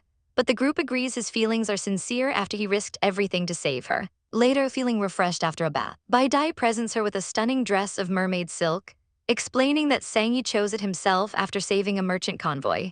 Overjoyed, Huan immediately tries it on, descending the stairs looking absolutely radiant in her new attire. The little fox cubs gaze up at Huan with adoration, calling her mom and admiring how pretty she is, while Bai Dai serves her freshly baked buns. Amused, Huan offers one to the cubs, teasingly telling them they can have it if they just call her mom. They only respond with cute awoos, so she sighs that her arms are tired and gives up on the lesson, handing a bun to one of the eager little foxes anyway. Just as she's about to leave, she reminds them to be home for dinner, only to be stunned when one of them replies with a clear, articulate, "Got it, Mom." Her jaw drops as the cub proudly tells his siblings to follow suit, and they all begin chanting Mom in unison. Utterly bewildered, Huan asks when they learn to talk, and the cub cheekily explains they were just pretending to give her a surprise. Overcome with emotion, she pulls the cub in for a kiss, delighted by their cleverness before setting them down to go play. She laughs with Bai Dai about the cubs calling her mom, but he gently suggests she should probably tell them the truth about their lineage. Before the conversation can continue, Zhu Ling swoops down from the sky, snatching her into his arms with a powerful gust of wind. Panicked, Huan demands he put her down, but he simply tells her not to move, explaining they have business with the Feather Tribe and will be back for dinner. They arrive at a towering structure where a blue-winged man greets her as witch Dr. Huan, thanking her profusely for giving their tribe new life. He explains that after years of being unable to reproduce, they finally have offspring thanks to her medicine. He shows her a tiny, winged baby, and Huan lights up with joy, realizing the medicine was a success. The man continues, revealing that nearly 40 eggs were laid and have all hatched into healthy, adorable little chirping cubs. He declares her the benefactor of their entire tribe, promising their eternal loyalty. Huan, ever humble, waves it off, saying that mutual support between their tribes is more than enough. But the celebration takes a sharp turn when he announces that since she and Zhu Ling are partners, their tribes are now one big family, and they should hurry up and give the Feather Tribe even more cubs. While Zhu Ling smugly agrees, Huan is mortified, furiously demanding to know when she ever agreed to be his partner. He calmly insists she promised and that they even exchanged tokens of affection. Livid, Huan accuses him of tricking her back then and storms off, declaring she won't believe another word he says. As Zhu Ling watches her go, his confident facade crumbles. The blue-winged man asks if her accusations are true, and Zhu Ling confesses that he had to deceive her, convinced it was the only way into her heart. His friend advises him to just give up, but Zhu Ling vehemently refuses, stating that Huan is irreplaceable. Seeing his desperation, the blue-winged man offers to school him in the art of chasing women, starting with a new plan, Be Gentle. He points out that females appreciate kindness, citing Bai Dai as a prime example. Next, he tells Zhu Ling to show some vulnerability, explaining that women have maternal instincts that draw them to the weak and harmless, like Sang Yi. Finally, and most importantly, he demands that Zhu Ling be genuine and drop all the tricks, pointing to Shuang Yun's foolish but trustworthy nature as something women can't resist. Zhu Ling listens intently, but then sarcastically retorts that if his friend is such an expert, he shouldn't be single. Insulted, the blue-winged man puffs up and flies away in a huff. Back home, Huan is ranting to Bai Dai about Zhu Ling's deception with the ring, which explains to Bai Dai how she accepted it so quickly. He calms her down with a bowl of delicious chicken stew, but their peace is interrupted by Zhu Ling's arrival, pushed forward by his friend who urges him to fix the mess he made. Zhu Ling approaches Huan cautiously, asking what he can do to make it up to her. She grabs his arm, questioning the point of forgiveness if he doesn't even think he's wrong. Taking the advice to heart, he speaks with uncharacteristic sincerity, admitting he can be loud and resort to any means to achieve his goals, but promising to change. He insists his feelings are genuine, reminding her that he risked his own life to save hers. The memory of him shielding her from danger flashes in her mind and she hesitates. He adds that he doesn't want her to feel indebted, only to see his selfless efforts and give him a fair shot. Though this is the most sincere she's ever seen him, her ingrained distrust of the habitual liar holds her back. Seeing her doubt, Zhu Ling makes a dramatic move, ripping his shirt open to reveal his scarred chest, asking if his wounds are also a lie. Huan's mind races, remembering the scars Zhu Ling received while saving her, a constant, nagging contradiction. She questions why he would suffer so much for her if he truly liked someone else, why he picks fights with her only to seek her out moments later. His actions make no sense if his only goal was to mess with her. A memory flashes of him, magnificent with his great red wings, swooping down to save her. Looking at him now, vulnerable and waiting for her judgment, she stammers, then makes a decision. She'll give him one more chance. Taking his hand, she makes him promise that there will be no more lies between them, a vow he readily accepts. With the serious moment over, she immediately scolds him to get dressed. He just smirks, teasing that his body is for her eyes only, leaving her stunned by his complete lack of shame. But her irritation vanishes in an instant as she spots her fluffy white babies, crying out their names in delight. She rushes over to them, scooping them up and announcing it's time to go back and eat. Zuling watches her, a fond smile on his face, remarking that he's never heard her praise the babies before. He leans in close, his voice a low whisper as he asks when they'll have some kids of their own. Flustered, she shoves him away, reminding him he's still on probation in her dreams. He playfully pinches her cheek, insisting she give him a fair shot if she's checking him out. After a moment's hesitation, she reluctantly agrees. From afar, two onlookers marvel at how Shen Yan, the guy they thought would be single forever, actually knows how to chase a girl. Later that evening, the whole family gathers to celebrate Zhu Ling's official arrival, ready to get plastered. Shuangyan breaks out a huge jug of fruit wine, much to Yuanyuan's horror, but her friends just laugh, promising they won't come back until they're drunk. True to their word, they immediately start checking it down, with Shuangyan downing his portion in one go. The potent drink hits him instantly and he collapses in a drunken stupor. He then clings to Yuanyuan, slurring about how much he misses her and wants to sleep with her. Watching the embarrassing display, Zhu Ling decides that now isn't the time for serious discussions. The night's chaos escalates when Zhu Ling, Sang Yi, and Bai Dai all confront her at once, demanding to know who she'll sleep with. Fed up with all of them, Yuanyuan declares she'll sleep with the kids. Bai Dai immediately shuts that idea down, claiming the little ones are restless sleepers who will leave her bruised. The fluffy children protest this slander, and Yuanyuan eyes Bai Dai suspiciously, asking how he would know such a thing. He smoothly blames Naya for the information, but a little panda suddenly pops up, nervously agreeing that the babies kick people in their sleep. He claims his dark circles are proof, but Yuanyuan snaps that his dark circles are natural and lying is not okay, even for a panda. Another kitten pounces on the panda, complaining about his fierceness. Feeling a pang of guilt for the national treasure, Yuanyuan redirects the sleeping arrangements. Zhu Ling's offer to take her bed is shot down instantly. Instead, she decides he can sleep with the kids. Bai Dai declares it's only right for the father to care for his own babies, and before anyone can object, he unceremoniously throws the unconscious Shuang Yan into the kids' room. Zhu Ling makes one last plea, asking if she's really not sleeping with him tonight, but she gives a firm no. Seizing the opening, Bai Dai gently asks who she does want to sleep with. Yuanyuan finds herself momentarily captivated by his gentleness, forcing herself to stay focused. Making her final decision, she announces that she wants to sleep with Sang Yi. While Sang Yi agrees, Zhu Ling complains that she's just showing favoritism. As Sang Yi leads her away, Yuanyuan feels a deep sense of pity, noticing he looks as though he's lost a part of his soul. Inside their room, Sang Yi is lighting a fire, explaining that it's cold and he's worried about her. She reassures him that she's not fragile and can't even feel the temperature, so he shouldn't worry. Embracing him from behind, she tells him she'll let him know if she feels hot or cold, thanking him for taking such good care of her. He laments being a lousy partner for not sensing her needs, but she cuts him off. She firmly states they're in this together, and since he's the one who's sick, it's her turn to look after him. She confesses her unwavering love, a promise he returns with equal conviction. She then removes her cloak, revealing the beautiful dress he made, and tells him how much she likes it. He leans in and kisses her, whispering that he wants to devour her. He lays her on the bed, and she playfully agrees to be eaten. But just as things heat up, Sang Yi pulls away, panting. He apologizes, saying he's not feeling well tonight, and her heart plummets with worry that he's lost interest. She jumps up, concerned he might have secret injuries. He clarifies that it's not that kind of unwell, his body simply isn't cooperating. A shocking realization dawns on her. Sang Yi can't get an erection. He confesses that while his heart is willing, his body is not, and she immediately fears it's a side effect of the Forget Love potion. He tells her not to stress, promising to figure it out, but a new idea sparks in her mind. According to ancient medicine, a lack of rising points to a kidney issue.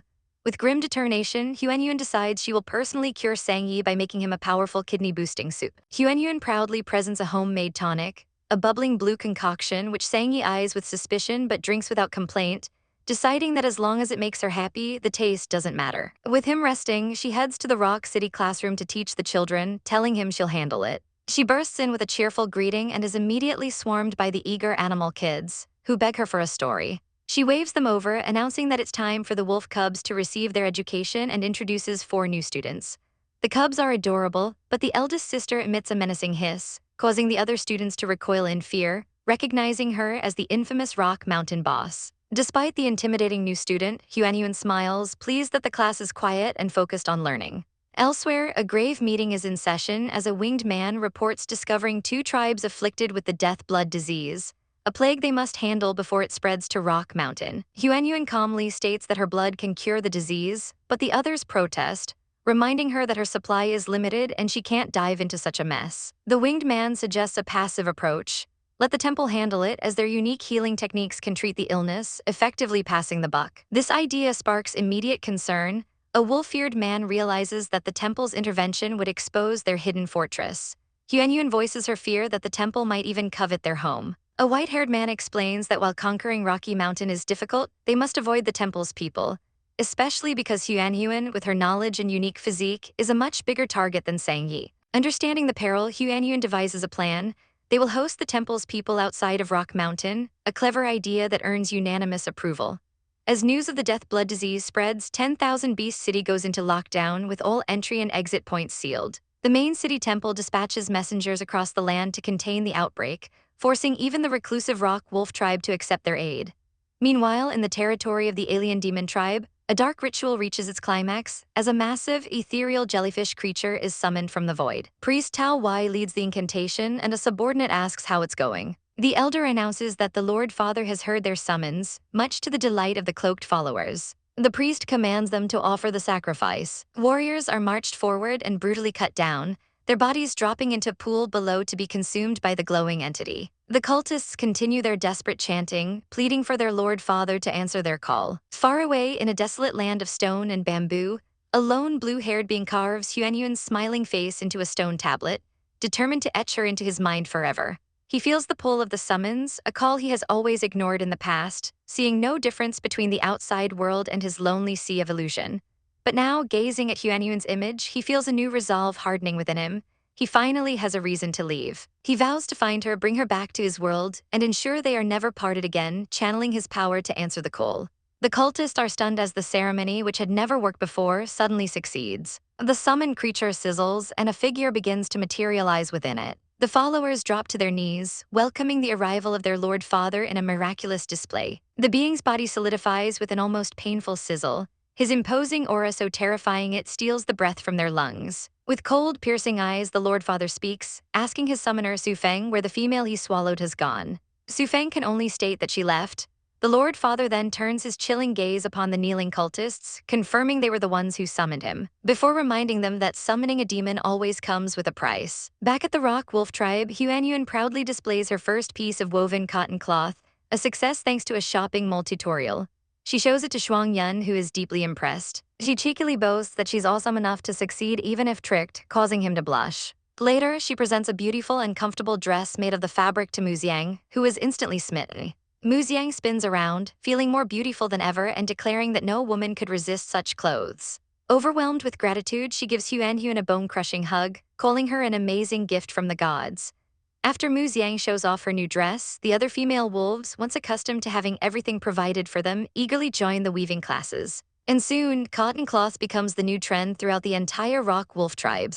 Messengers from the Dark Moon Temple, Huai Shan and Zhu Hui, lead their retinue through the rustling wilderness, finally arriving on a cliff overlooking their destination, Rock City. As they descend, the local Rock Wolf tribe emerges to greet the esteemed envoys from the Dark Moon Temple. Their chief, Shuangyun, is immediately struck by the sight of a female messenger among them, a rare occurrence.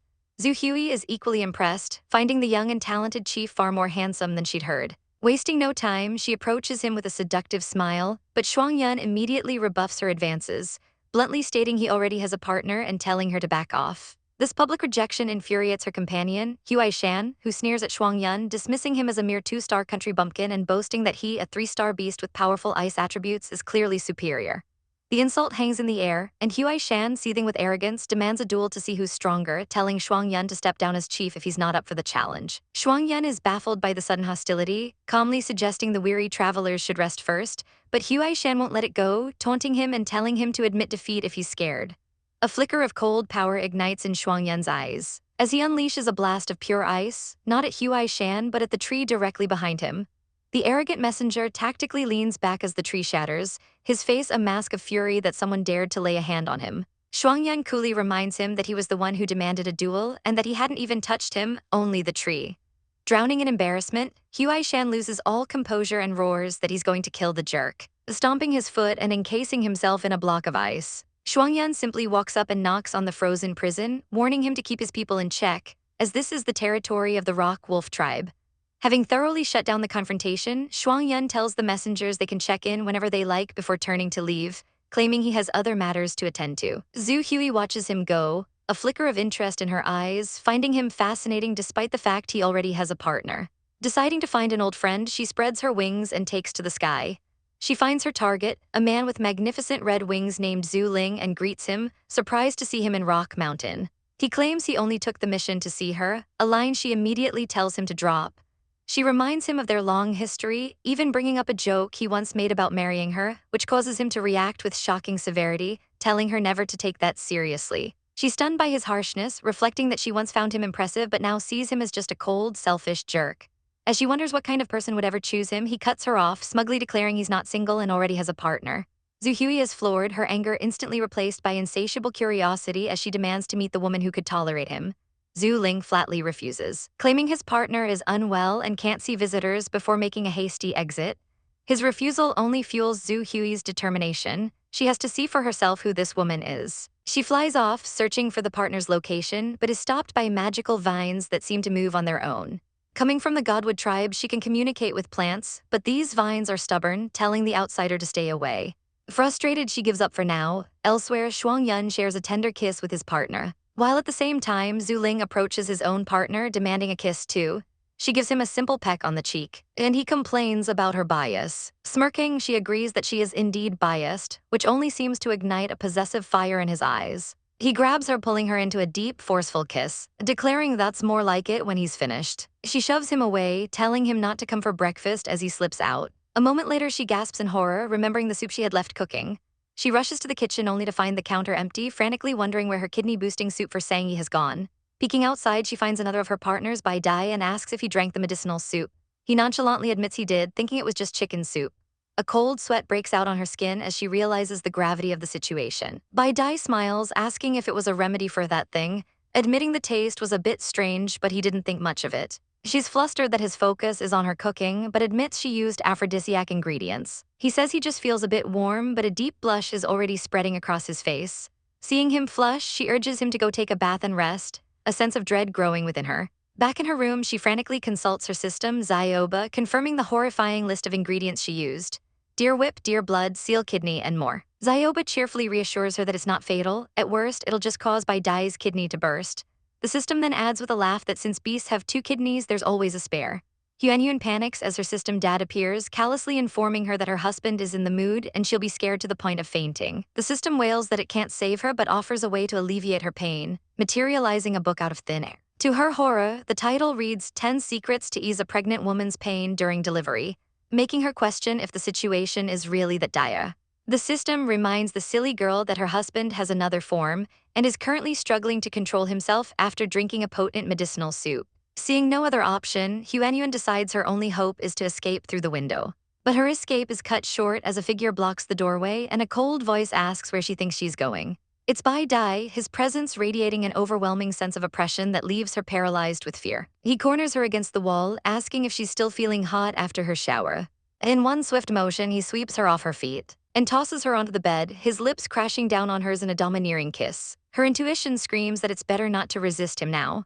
Bai Dai pulls back, his breathing ragged, telling Huanyuan he doesn't feel well, confessing that he feels like he's about to explode. A flicker of concern crosses her face and she offers to help him. A dangerous smirk plays on his lips as he asks exactly how she plans to do that. He leans in and whispers something in her ear, causing her to flush and cry out that he's a rascal. He rips at her clothes, his voice low as he tells her she's the one who made him like this with her soup, and now it's time for her to take responsibility. He confesses how much he's missed her, and Huanyuan admits she's neglected him for too long, deciding that if indulging him is what he wants, then so be it. The scene pans outside where a winged beast man grumbles about the tiger's boundless energy, jealously wishing he could be with Huanyuan too. The next morning, Huanyuan lies in bed completely exhausted, feeling like she was a piece of meat, fried and turned repeatedly by Bai Dai all night. She laments that she had to ask Zioba to block the pain for her. The system pops up, smugly informing her that to protect her privacy, it has an automatic sleep mode feature for when she is mating. Huanyuan is unexpectedly impressed, but then asks why the system chose her as its host, wondering if it was because of her face. The system scoffs, explaining human faces are just data points and challenges her to guess the real reason. Just as she calls the system a fool for laughing, Bai Dai enters the room asking if she's awake. Shuangyun is with him, explaining that the others went down the mountain earlier. Huanhuan flushes with embarrassment, suddenly realizing that with their enhanced hearing, the entire tribe probably heard everything last night. Bai Dai reassures her that she worked hard and he will stay to take care of her, before she asks about the temple messengers.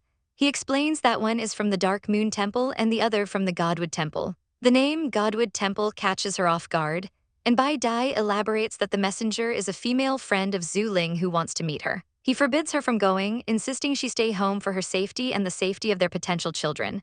When she questions him, he reveals with certainty that they very likely conceived a little tiger the night before. Deciding not to worry him, Huanyuan agrees to stay. Just then, Sangyi arrives with a bowl of cooked bird eggs to help her recover. The eggs are surprisingly delicious, like a soft pudding. Bai Dai explains they are from a thornbird beast, a powerful raptor whose eggs are highly nutritious but difficult to obtain. Outside in the yard, a large wolf is ruthlessly training a tiny white pup, teaching it to improve its attack methods. The other cubs clamor for their turn, and their father agrees to take them all on at once with a disapproving look. Later, Huanyuan finds the cubs bruised and crying, complaining that their dad beat them up. The wolf beast transforms into his human form, scooping up his daughter and praising her as a future warrior, while telling his sons to stop crying and be stronger. A blatant display of favoritism that doesn't go unnoticed by Huanyuan. He approaches her, sniffing the air around her and commenting that she's covered in Bai Dai's scent. She blushes and accuses him of messing with her, but he leans in close, whispering that he could never mess with someone he likes so much. He freezes, a wide grin spreading across his face as he processes her words, realizing she just admitted she likes him. The cubs look on in disgust, complaining about how cheesy their dad is, but all agree that their mom is the best. The eldest wolf cub excitedly calls out to his father, Shuangyun, asking if he's going hunting. The cub and his little brothers eagerly plead to tag along, but their mother worries they're still too young and might get hurt. Shuangyun, full of confidence, wraps an arm around her and promises to keep a close eye on them, vowing they won't get a single scratch before rallying his pups for their first hunt. As they dash off, their mother smiles, thinking it's a good time for them to learn about the tribe. In a quieter moment, she finds herself wrapped in Sangyi's coils, who offers to walk with her. Her heart is filled with concern as she asks if he got hurt hunting the dangerous thornbird beasts for their eggs. He casually dismisses the danger, claiming he just stumbled upon some other beasts fighting and managed to snag the eggs as a bonus. She pulls him close, begging him not to do such reckless things, reminding him that while the world has many delicacies, she only has one Sangyi. Touched, he holds her tight and agrees to her request. Far from that tender embrace, the sounds of a hunt echo through the forest as the cubs chase down a massive boar. The eldest roars that it won't escape and bravely leaps onto the beast's back, sinking his teeth into its neck. The cubs successfully bring down their prey, panting with exhaustion and pride, but Shuangyun chides them for wrecking the fur. He then imparts a crucial lesson. After a hunt, the area must be cleaned immediately as the potent smell of fresh blood attracts dangerous predators. Confident there's no immediate threat, he teaches the kids how to pack the fresh meat using the animal's own skin. As a reward for their first successful hunt, he gifts his eldest a necklace made from the boar's teeth. The kids are ecstatic, howling that they need to show their mom their prize right away. As they head back, a faint whimper from the woods catches Shuangyun's attention. He sends the children home ahead of him, warning them about the risky scent of blood, and goes to investigate the sound. He discovers a group of koala beastmen at the edge of their territory, desperately pleading for refuge. A tribe member quickly reports to Shuangyun that the three strangers crashed out of the woods, startling everyone. Shuangyun's eyes narrow as he demands to know who they are and why they've appeared at Rock Mountain. The koala leader explains in a panic that their tribe was attacked by monsters, and many were bitten to death, with some of the bitten transforming into man-eaters themselves. A divine messenger suddenly appears, identifying the plague as the death blood disease brought by the alien demon tribe, which turns its victims into mindless killers. The messenger sneers that the refugees are filthy and probably infected, declaring that for the safety of the tribe, they must all be killed. The koalas cry out in protest, swearing they are not infected.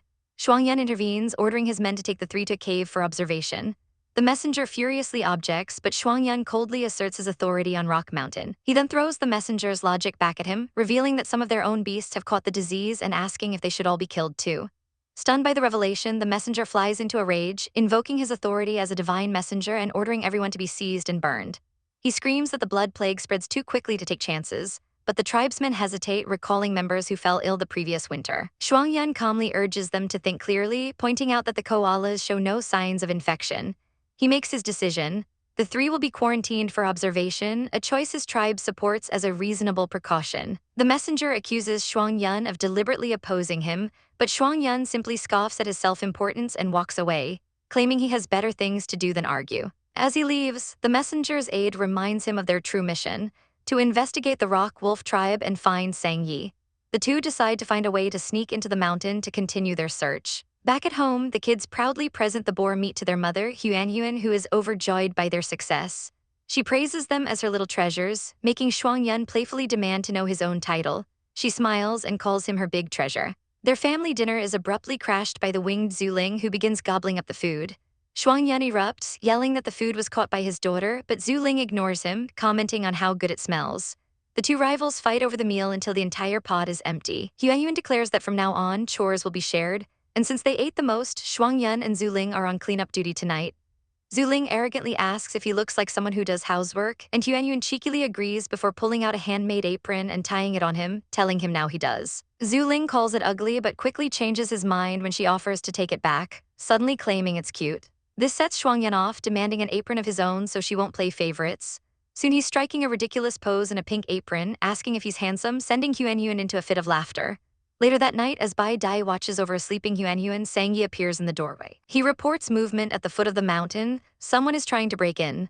Bai Dai tells Sang Yi to stay and protect Huanhuan while he investigates. Outside, he rendezvous with Shuang-yun and Zuling, and the three powerful beasts race into the darkness to confront the intruders. A shadowy figure leaps across the cliffs of Rock Mountain under the cover of night, wary of the vicious vines that attack any who dare intrude. Just as he decides to retreat, a sharp command to stop rings out, but he's already vanished into the darkness. The pursuers, members of the Rock Wolf tribe, realize they were a step too late, with their leader noting that only someone with awakened powers could move so freely. The suspicion immediately falls on the troublesome temple, a constant source of friction for the tribe. The next morning, a world away from the nightly intrigue, Huanhuan awakens to find Sang Yi by her side instead of Bai Dai. Sang Yi gently explains that Bai Dai had urgent matters and asked him to take care of her. He insists on dressing her personally, a possessive tenderness in his eyes that makes her feel like his personal doll. Later, her friends marvel at how much prettier she's become, her skin glowing and her eyes bright. Huanhuan deflects their teasing by blaming it on some nutritious bird eggs she ate, secretly knowing it's the sacred tree seeds sprouting within her that caused the change. Sang Yi finds her, and as they walk back, he looks into her eyes and declares that no matter what she looks like, she will always be unique to him, a confession that makes her heart flutter as he pulls her into an embrace. Back in the village, a small squabble breaks out over aprons, highlighting the simmering competitiveness between the males for Huanhuan's favor. That evening, her anxieties spike when Shuang-yun and the pups are late, and her fears are realized when he returns with grim news. He reports finding beasts infected with the deadly dead blood disease in the forest, a threat he quickly neutralized.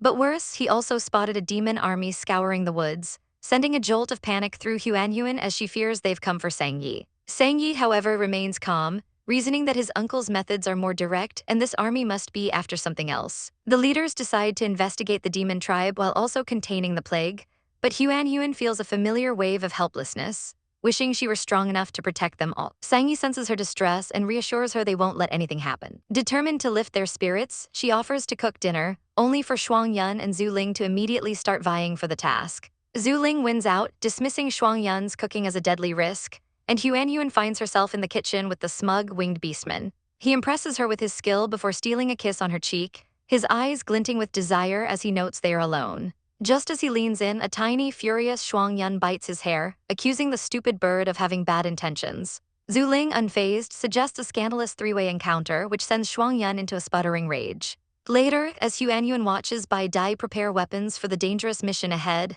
her worry consumes her. Right on cue, the system appears, suggesting she study the alchemy of beast patterns to find a way to help. At dinner, Zuling's delicious roast chicken earns him praise, further fueling Shuang-yun's competitive fire, but Huanhuan's mind is elsewhere. She can't let them face this danger alone. She resolves to master beast patterns immediately. The next morning, as the teams depart, she dives into her research. With Sang Yi's unwavering support, she begins her volatile experiments, enduring several explosions that he calmly shields her from. He tells her he likes being needed by her and that he has complete faith in her success, words that strengthen her resolve. After several days of tireless work, on her 8th attempt, she finally creates the potion. Eager to test her creation, she pins a strength-enhancing pattern on Sang Yi's shoulder. He clenches his fist, effortlessly crushing a solid rock, his arm strength having tripled. Overjoyed and utterly exhausted from her efforts, Huanyuan collapses, only to be swept up into Sangyi's arms as he tells her to rest. With a sigh, Huanyuan's eyes flutter open, the memory of crafting potions still fresh in her mind as she returns to consciousness.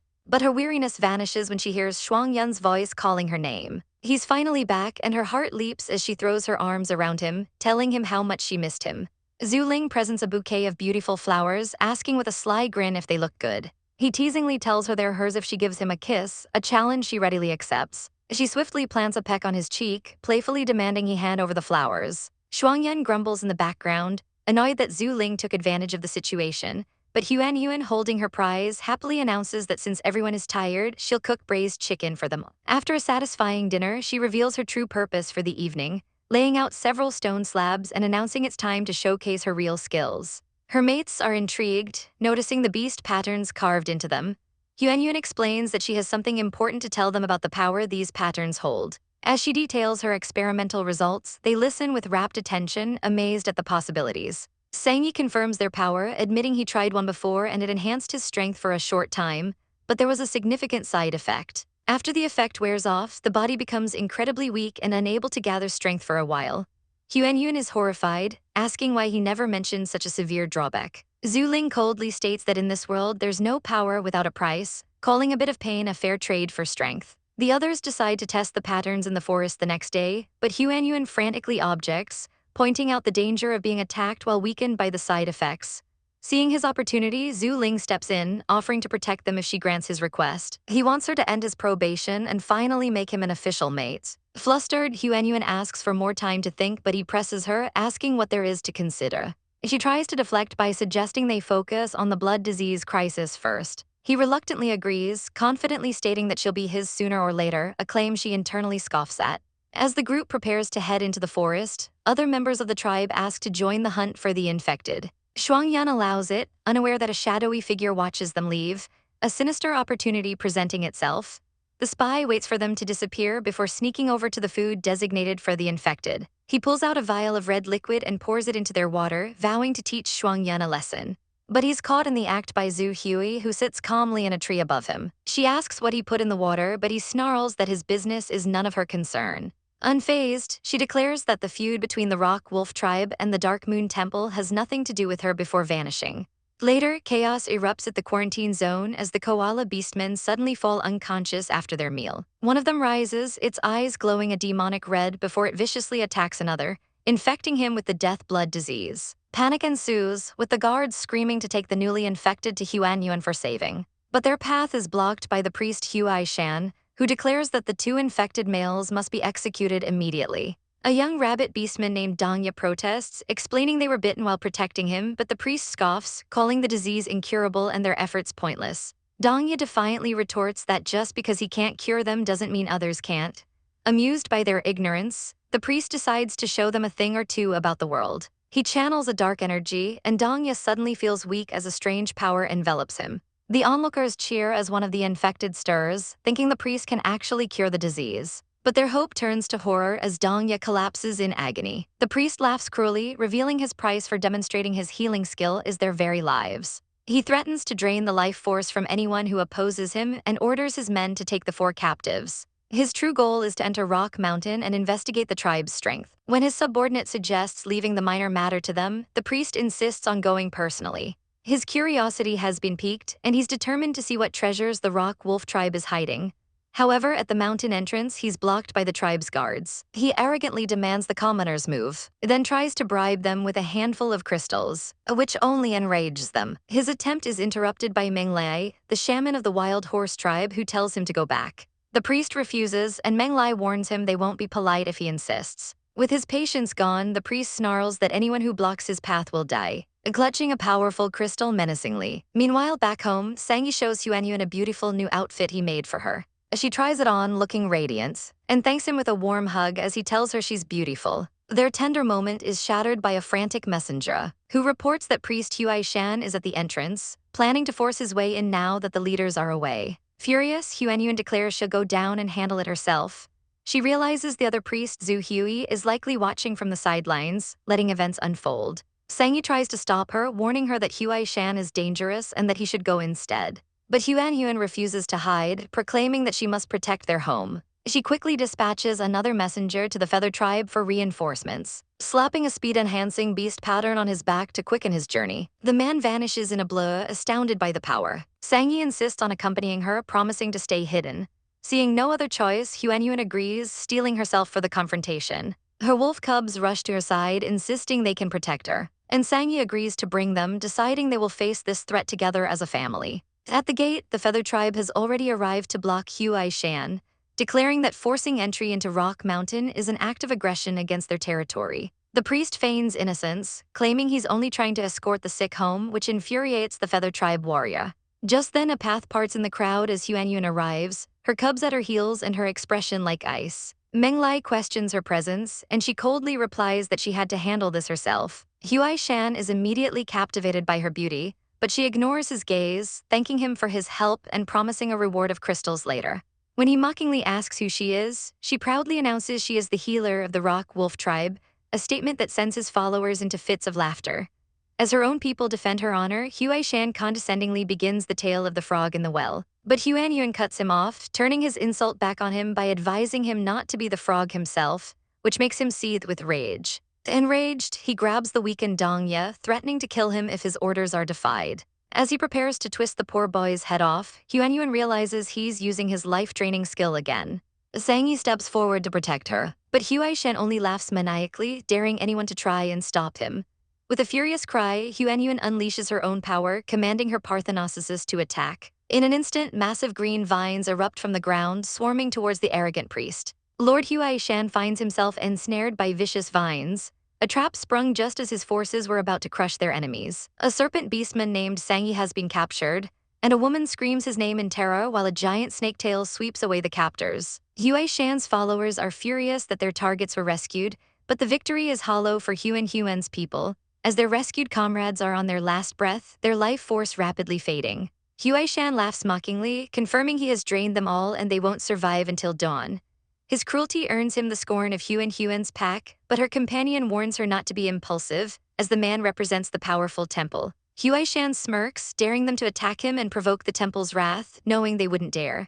He sneers that the Dark Moon Temple won't spare them anyway, and when the army arrives, they will all die. At that moment, something inside Huanhuan snaps. Realizing that endurance is futile against an enemy determined to destroy them, she meets his threats with a chilling calm. As he vows to kill her family and leave no place for her to be buried, she decides there's no longer any reason to hold back. With a cold command, she summons a monstrous, carnivorous lotus flower and orders it to kill him. The creature lunges forward, its thorny maw clamping down on Huaishan, piercing him through the chest as he screams in disbelief that she actually dared to attack him. With eyes like chips of ice, Huanhuan informs him that since he was asking for death, she would grant his wish before his lifeless body slumps to the ground. Huaishan's followers are aghast, but their shock turns to terror as Huanhuan's warriors swiftly subdue them. A winged man suggests leaving no survivors, and with a hardened expression, Huanhuan gives the grim order to kill them all. The weight of her command settles on her, the reality that she has just taken a life and ordered more deaths, but Sangyi is there to comfort her. As the captured men beg for their lives, Huanhuan's decision is ice cold. She declares that the Rock Wolf tribe has no need for traitors and orders their legs cut off before they are cast out. But the bloody ordeal takes its toll, and she suddenly feels dizzy, stumbling into Sangyi's arms. She waves off his concern, blaming the sight of blood and insisting they help the others.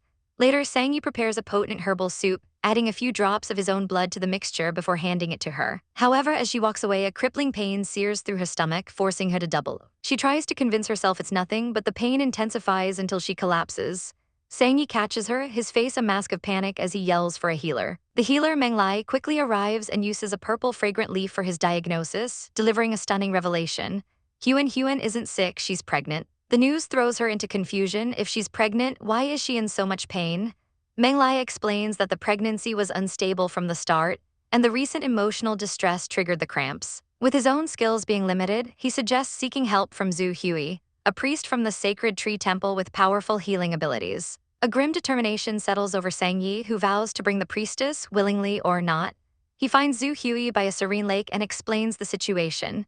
Hearing that Zhu Ling's mate is in trouble, she agrees to help for his sake. Upon arriving at Rock Mountain, Zhu Hui is impressed by the fortress. She approaches the sleeping Huanhuan, but as she begins the healing process, she recoils in shock. She detects the unmistakable scent of the sacred tree, a scent only her clan can perceive. Sangyi freezes, terrified that Huanhuan's secret seed has been discovered. But Zhu Hui comes to her own conclusion, declaring that Huan must be a long-lost descendant of the Sacred Tree clan. Sang Yi quickly realizes this misunderstanding is far safer than the truth. Zhu Hui, overjoyed at finding another of her kind, promises to cure Huan, asking only for a couple of chickens for her ritual. Using a green crystal from her necklace, she begins to chant, channeling potent healing energy into Huan. Huan's eyes flutter open, and she is surprised to see the beautiful priestess by her bed. After a brief, polite exchange, Zhu Hui leaves, promising to return. Alone, Huan smiles, thinking of how happy Bai Dai will be to learn he's going to be a father again. Elsewhere, Bai Dai, a red-winged elder, finishes cleaning up the aftermath of a battle. He's stunned to learn that a rock wolf warrior managed to level up from 2 stars to 3 during the fight, confirming the high priest's fears that the tribe is growing too powerful and must be eliminated.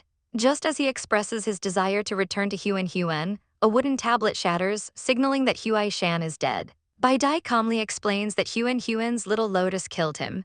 Hearing this, his white-haired companion decides that the traitor Mu Wai must also be dealt with immediately. Mu Wai, meanwhile, is luring Shuang-yun and other beastmen into a trap, sharing wine he claims his mate brewed. Once they see Shuang-yun drink it safely, the others indulge, not realizing the wine is drunk. Soon they all collapse. Bai Dai and his allies appear, confronting the traitor. Mu Wai tries to warn them off by mentioning the temple, but Bai Dai is unimpressed, unleashing a devastating attack that silences the traitors for good. As Bai Dai departs, a great serpent at the Dark Moon Temple informs the great priest of the disturbance at Rock Mountain. The Beast King is summoned, a powerful being who uses his divine eye to witness the final moments of Huai Shan and Mu Wai, confirming they were killed by someone connected to the Rock Wolf tribe. Back at home, Huan is recovering when a young rabbit girl visits, overjoyed that Huan's medicine helped her brother awaken his beast spirit. Just then, their cub announces the return of the dads. Bai Dai and Shuang-yun stride in, the latter immediately nuzzling Huan affectionately. With a radiant smile, Huan tells Bai Dai she has a surprise for him. He urges her to tell him, and looking into his eyes, she happily announces that she is pregnant, adding that this time it should be a tiger baby. Bai Dai is left utterly confused when Huan announces she's pregnant with his child. Overcome with joy, she reassures him it's his, and he sweeps her into a loving embrace, dreaming of their future tiger baby.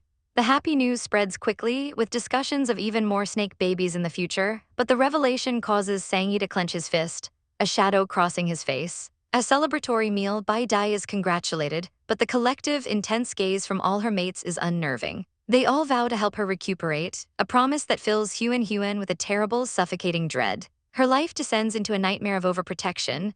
They force her to drink endless bowls of medicine to stabilize the pregnancy and follow her absolutely everywhere, never giving her a moment's peace. Shuang-yun even tries to follow her into the bathroom, shamelessly declaring there's nothing he hasn't already seen. They refuse to let her walk, carrying her from place to place like a fragile doll. Finally snapping, Huan slams a bowl down and declares herself the head of the family, demanding they listen to her. But Bai Dai's sincere plea that he only wants to take good care of her melts her resolve. She reluctantly agrees, privately lamenting that this unbearable life will surely give her prenatal depression. A friend suggests finding a distraction for the overattentive men, sparking an idea.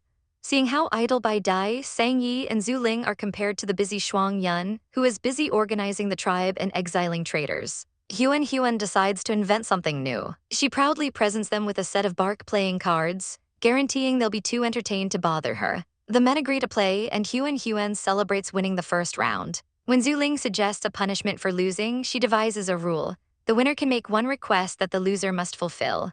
To her horror, she immediately loses the next round to Zhu Ling. His request is simple and audacious. She must take off a piece of clothing. Flustered, she removes her outer robe, vowing to win the next round. But she loses again, and Zhu Ling leans in close, whispering that he only wants to see her naked. Terrified, she calls out for her other mates as he gets closer. Finally, her luck turns and she wins a round, triumphantly ordering all 3 of them to strip. The game continues, but she feels like she's losing no matter the outcome.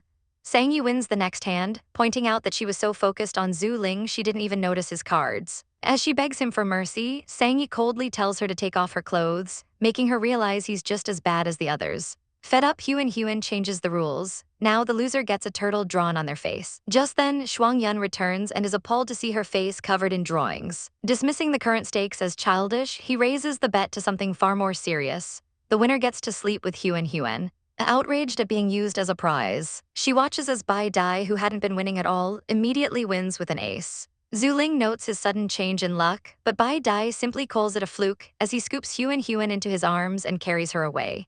A few days later, her friend Zhu Hui visits, but Zhu Ling refuses to give them any privacy. Zhu Hui advises her that hitting Zhu Ling would only excite him more, a fact that makes Huan facepalm in exasperation. The mood shifts when Sang Yi brings them homegrown fruit. Zhu Hui mentions that the herbivore beasts of Shenmue City would be a huge market for their produce, and as a manager of a chamber of commerce, she can help. Huan is ecstatic at the business opportunity, but her joy fades as she remembers she can't travel while pregnant. As they talk, she learns that as a descendant of the Sacred Tree clan, she has the ability to communicate with plants. Thrilled by the prospect of learning this new skill, she and Zhu Hui hug, excited for the lessons to start the next day. Huan decides to bend the rules, asking her system Zioba if she can complete the task just by learning the plant language without going to Shenmue City. When the system hesitates, saying it depends, she immediately turns on the charm, sweetly calling it System Daddy. The flattery works wonders, and the flustered system concedes that learning the language is enough to complete the task. Overjoyed, Huan declares that even if the system becomes useless, she'll take care of it forever, prompting Zioba to preen, feeling its affection wasn't wasted. Elsewhere, the red-winged king confronts the elf woman, revealing he knows she is a descendant of his mate's kin and demands more respect. The king then turns to the wolf beastman, questioning him about Huai Shan's troublemaking. Annoyed that the king knew Huan's identity all along, the elf storms off. The king then playfully taunts the wolfman about his connection to the priest, suggesting they are a good match and that he should stop competing for Huan's affection. Fed up, the wolfman asks if the king is free, then declares his intent to beat him up and lunges forward with blazing fists. As their brawl erupts, cheered on by onlookers, Bai Dai calmly tells an anxious tribesman to let them fight it out, explaining everyone is frustrated because Huan is pregnant. The other man mentions that he and Dong Ye both awakened their beast spirits after drinking medicine from Sang Yi. This startling coincidence catches Bai Dai's full attention, and a serious suspicion begins to form in his mind as he demands to know the details. Later that night, Bai Dai finds Huan by the fire and gets straight to the point, asking if she added her blood to the medicine. She confirms it and he reveals the shocking truth. Her blood seems to have the power to awaken beast spirits. Gripping her shoulders, he warns her that this secret must never be revealed to anyone. Alone again, a shaken Huan asks Zioba if this is true. The system confirms it, explaining that the now-awakened sacred tree seed within her has this power. The realization of what this could mean for her tribe washes over her, a dangerous and tempting thought. Suddenly, Shuangyan appears, having overheard everything, and grabs her, demanding to know if her blood can awaken beast spirits. She admits it only increases the chances, and he immediately pulls her into a tight, protective embrace, warning her that she'll be in grave danger if this gets out. He understands her desire to help, but insists they can't be reckless, especially with enemies like the Dark Moon Temple looming. To better prepare for the coming crises, Huan begins her training with the elf priestess, who gives her a green crystal to communicate with plants. Huan is captivated by its beauty. She proves to be a natural, quickly grasping the skill. For her first attempt, she focuses on a nearby mutant plant, reaching out with her energy. She asks if it can hear her, and to her sheer delight, a voice responds, confirming their connection. At that moment, a system notification congratulates her on completing the quest and rewards her with a necklace of 18 green beads, each one capable of forming a contract with a plant. Eagerly, she asks the mutant vine to join her, but it politely refuses, unable to abandon its duty of protecting the mountain. As a compromise, it gives her a small vine to act as her guardian, which she happily accepts and names Little Green. A giant pink lotus flower suddenly appears, enraged that Little Green is touching Huan, its mother. As Little Green and the lotus bicker, Huan watches with a smile, amused by their jealousy. A month later, their peace is shattered by the arrival of unexpected guests. A sinister-looking man announces he is from the Dark Moon Temple, sent by the High Priest to investigate the deaths of Huai Shan and Mu Wai, and his eyes promise nothing but trouble. Duan Heng of the Dark Moon Temple arrives at Rock Mountain with a single purpose: to uncover the truth behind 2 deaths. The local wolf tribe leader immediately claims that Huai Shan and Mu Wai were unfortunate victims of the alien demon tribe, adding that their bodies had to be burned to prevent the spread of a death disease. Unconvinced by this convenient story, Duan Heng demands evidence. The later confidently presents a witness, Zhu Hui, a priestess from the Sacred Tree Temple who he claims saw everything. With a piercing gaze, Duan Heng agrees to see her. They find the priestess perched in a tree, a small bird on her hand. When questioned, she parrots the same story, casually stating that the alien demon tribe needs no reason to kill. Duan Heng presses harder, asking if she truly saw it with her own eyes and demanding specific details about their deaths. Internally, the priestess panics, cursing someone named Zhu Ling for throwing her into this interrogation unprepared. She knows the new high priest has divine sight and can see things miles away, making a lie extremely dangerous. Cornered, she throws out a guess, suggesting one was beheaded while the other was pierced through the chest. Duanheng's suspicion only grows, her testimony feels hollow and rehearsed. Realizing he's being stonewalled, Duanheng decides to leave, telling his subordinate to report back that the deaths are likely a misunderstanding for now. He coldly rejects the tribe's offer to stay and departs into the wilderness. As they watch him go, the wolf tribe leader grimly orders his men to tighten security, knowing their peace is about to be shattered. Back in the village, the leaders convene, certain that the Dark Moon Temple won't be fooled so easily. A brazen plan is formed.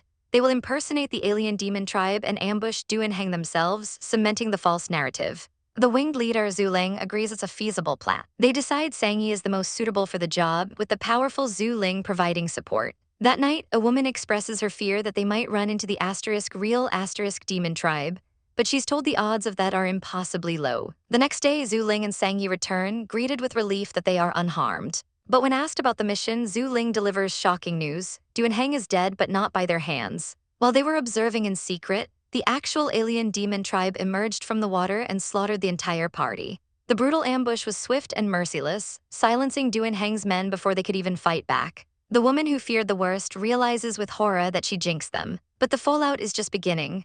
A new, formidable power arrives at Rock Wolf City, led by the masked Xuanhuai, a guard of the main city temple. He's come on the prophet's orders to investigate Duanheng's supposed death and to lead an army to exterminate the alien demons. Xuanhuai demands to be taken to the scene of the attack.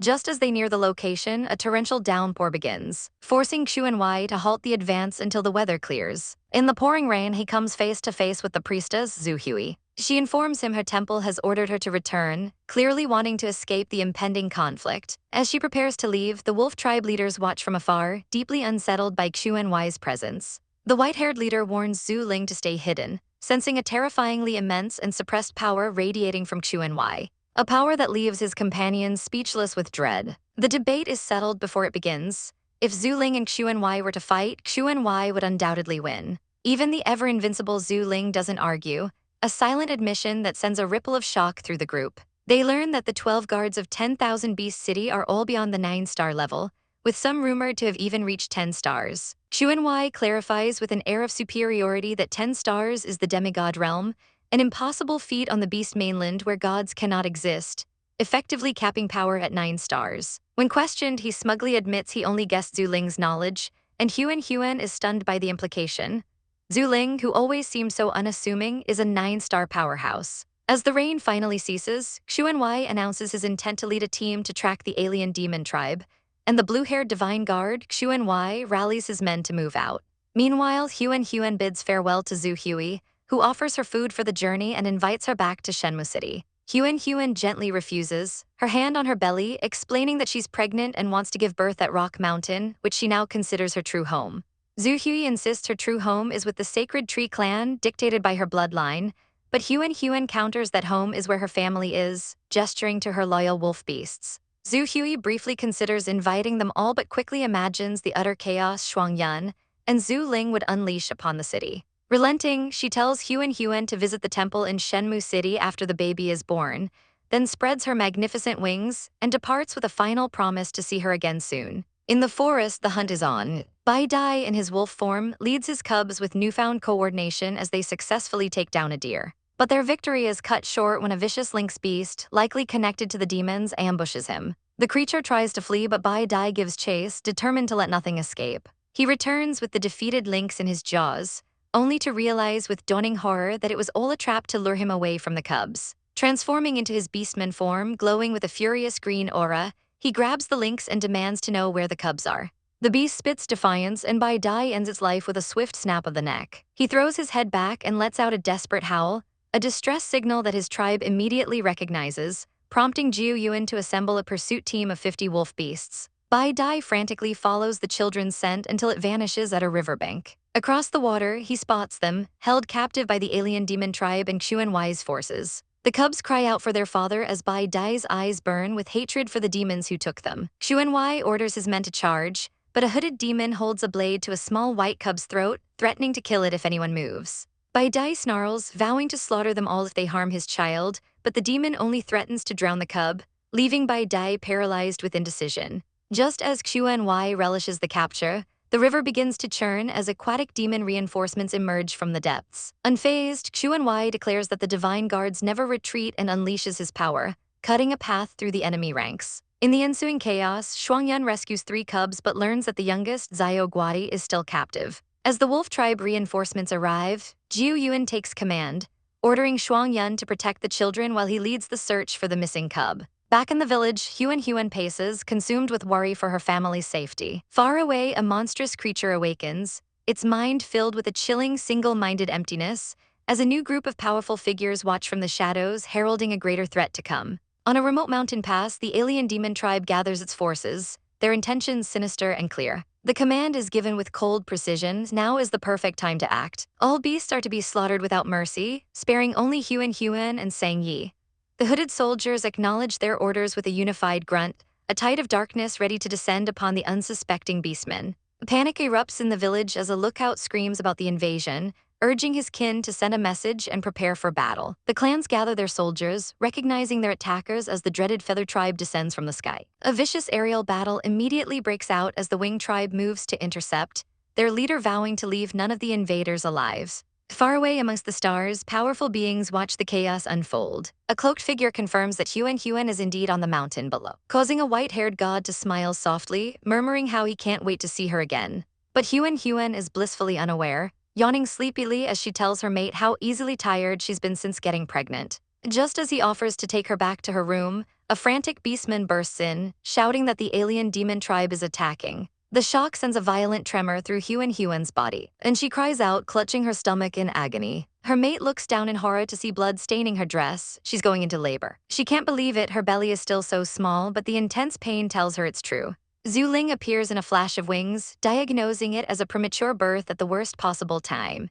Sangyi sweeps her into his arms, carrying her to the bed and promising to handle everything. But she shoves Zuling away, crying out for Muxiang instead. In her desperation, she begs her system to block the pain, but it coldly refuses, stating that she must rely on her own willpower to survive. The rejection shatters her and she collapses in tears, wondering why her babies are coming so early. Just then, Fenglan slams on the door, reporting that the alien demon tribe is overwhelming them and they can't hold on much longer.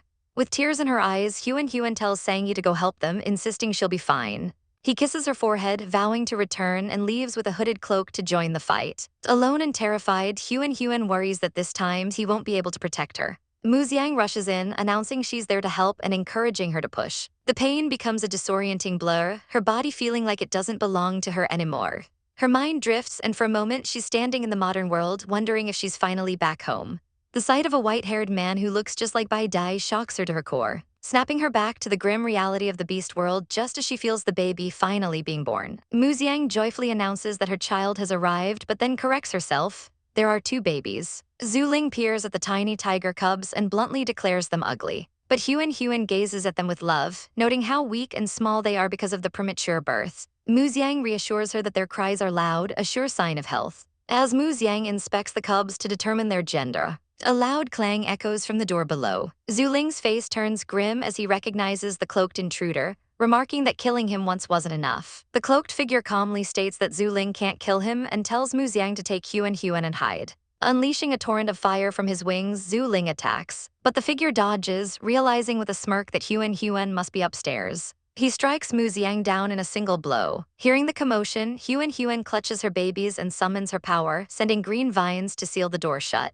An explosion shakes the very foundation of the building and a terrible fear grips her. Her system's interface flashes with a frantic warning, begging her not to go back but to run for her life. Trapped and terrified, Huan hides under a crude wooden plank, a voice from her communicator screaming warnings in her ear. Zuling's panicked voice explains that her pursuer is terrifyingly strong, a demon king she cannot hope to fight, and her only chance is to run. But her body betrays her, exhaustion has set in and she knows she can't run anymore. Heeding Zuling's desperate advice, she closes her eyes, focusing all her energy on the ring on her finger to locate Bai Dai and Shuangyan. A faint magical light emanates from the ring, showing her a path to safety. But it's too late, a chilling voice whispers from behind that he has found her. Before she can even turn, she is snatched into the arms of a mysterious man in a white hood, her eyes wide with shock and fear. She instinctively lashes out with her powers, a green vine shooting towards her captor, but he catches it with an amused smirk, calling her naughty before snapping it with contemptuous ease. The backlash sends her crashing to the ground. The man kneels, gently touching her face as he tells her there is no escape, calling her by her name, Huan. He whispers into her ear that he's here to take her, his cold breath on her neck making her tremble uncontrollably. She demands to know who he is and why he's chasing her, but he simply reveals himself as Stardust, though his face is different from how she remembers. He leans in, his eyes soft but unsettling, and confesses that he came for her because he missed her. When she tries to stand, her ankle twists in pain, and he cruelly suggests that if it hurts, he might as well just chop it off. Appalled, she asks if he has any humanity left, but he merely cups her chin, telling her it's time for a nap and that when she wakes, they'll be home. Ignoring her protests, he scoops her into his arms, carelessly dropping her two small tiger cubs to the ground. He glances at them with cold indifference, remarking that they are as fragile as she is and will surely die without a mother, before deciding to simply leave them to their fate. But as he turns to depart, a new challenger emerges from the bamboo forest. A blue-haired man named Xuanhuan who commands him to let her go. Stardust clutches Huan tighter, declaring that she is his forever, but Xuanhuan is not deterred, transforming into a massive, magnificent blue and white tiger. The tiger lets out a deafening roar, but before attacking, it gently picks up the abandoned cubs and places them safely aside. Now with the children safe, Xuanhuan announces it's time for a serious fight. He lunges, but Stardust merely smirks, recognizing him as the divine guard Xuanhuan. With a final promise that they will meet again, Stardust's form begins to flicker. He plants a gentle kiss on Huan's forehead, and his body dissipates into nothing, revealing he was merely a shadow clone all along. Huan's unconscious form drops to the ground as the illusion vanishes. Xuanhuan transforms back and rushes to her side. Meanwhile, her partners Bai Dai and Shuang Yun realize she is missing. Just as they and her older children prepare a search party, Xuanhuan appears with Huan in his arms. He hands her two cubs over to a relieved Bai Dai, who immediately asks if Huan is hurt. Xuanhuan explains she only fainted, and that he rescued her while dealing with an alien demon tribe. Bai Dai expresses his immense gratitude, vowing to repay the favor, but Xuanhuan dismisses it as part of his duty. Bai Dai then notices a wound on Xuanhuan's arm, but he shrugs it off as a simple scratch. As Xuanhuan turns and departs, Bai Dai can't shake the strange feeling that his wife's savior seems incredibly familiar. Huan awakens in a delirious haze, her entire body burning as if it were being melted by lava. From a holographic screen, her tiny system spirit screams for her to wake up, warning that the fever is becoming critical. But a sudden surge of cool, green energy erupts from within her, soothing the unbearable heat. The sacred tree seed has activated, its power flowing through her veins and mercifully lowering her temperature. Just then, a gentle hand touches her forehead as Bai Dai checks on her, relieved to find her fever has finally gone down. The next day, she opens her eyes, only to be racked by a sharp, agonizing pain that shoots through her entire body. Her system chirps unsympathetically, blaming her lack of exercise for the soreness and flatly refusing to block the pain, callously stating that she needs to feel it to remember to train more. Before she can complain further, Bai Dai enters with a bowl of sour radish bone soup, his presence a welcome sight. Famished, she eagerly accepts, admitting she's had nothing but water since giving birth. After she eats, she asks about the babies, and Bai Dai returns holding two impossibly cute white tiger cubs. Overjoyed, she cuddles them close and asks Bai Dai to check their gender. But he explains that in the tiger tribe, they won't know until the cubs are over a month old. For now, she decides to call them Big White and Little White, earning a sarcastic remark from her system about her total lack of naming skills. The lighthearted moment fades as Bai Dai's expression turns grim. He tells her the raid by the alien demon tribe resulted in many casualties. Seeing his worry, Huan immediately offers some of her blood to help the injured. Concerned for her own health, Bai Dai takes only a small amount to mix with the medicine before rushing to the medical center. The effect is miraculous. The injured beasts feel power surging through them as their wounds instantly heal. News travels fast, reaching a masked, blue-haired lord who is stunned to hear that 15 heavily injured soldiers not only survived, but also awakened their soul beasts. A truly remarkable event that hints at a powerful secret within the Rock Wolf tribe. Later, Huan is introduced to her savior, Lord Xuanhuan. She's immediately taken aback by his armor, wondering how people in this era already know how to smelt metal. She offers him smoked meat and wine as thanks, which he accepts, finding the taste quite good. His attention is quickly stolen by the two tiger cubs peeking out of her coat, and he asks if he can hold them. As he takes the cubs into his arms, Huan has a startling realization.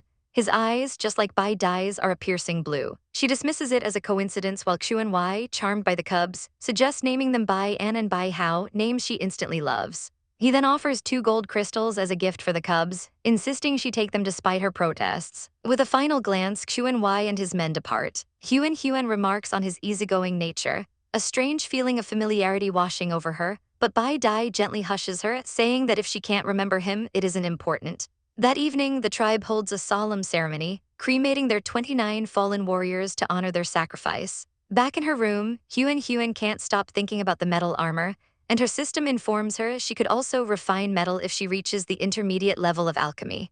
When she asks how, it gives the infuriatingly simple answer to practice more, a bit of humor she finds decidedly unfunny. Meanwhile, as Xuanwei enjoys the smoked meat, a black bird swoops down, pattering feathers onto his table. It's a messenger from the prophet, bringing dire news.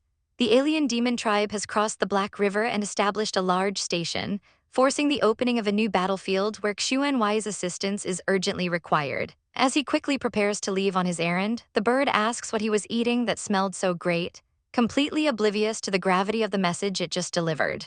Xuanwei materializes out of thin air just as Bai Dai spears a fish from the river, asking if he needs something. He delivers grim news.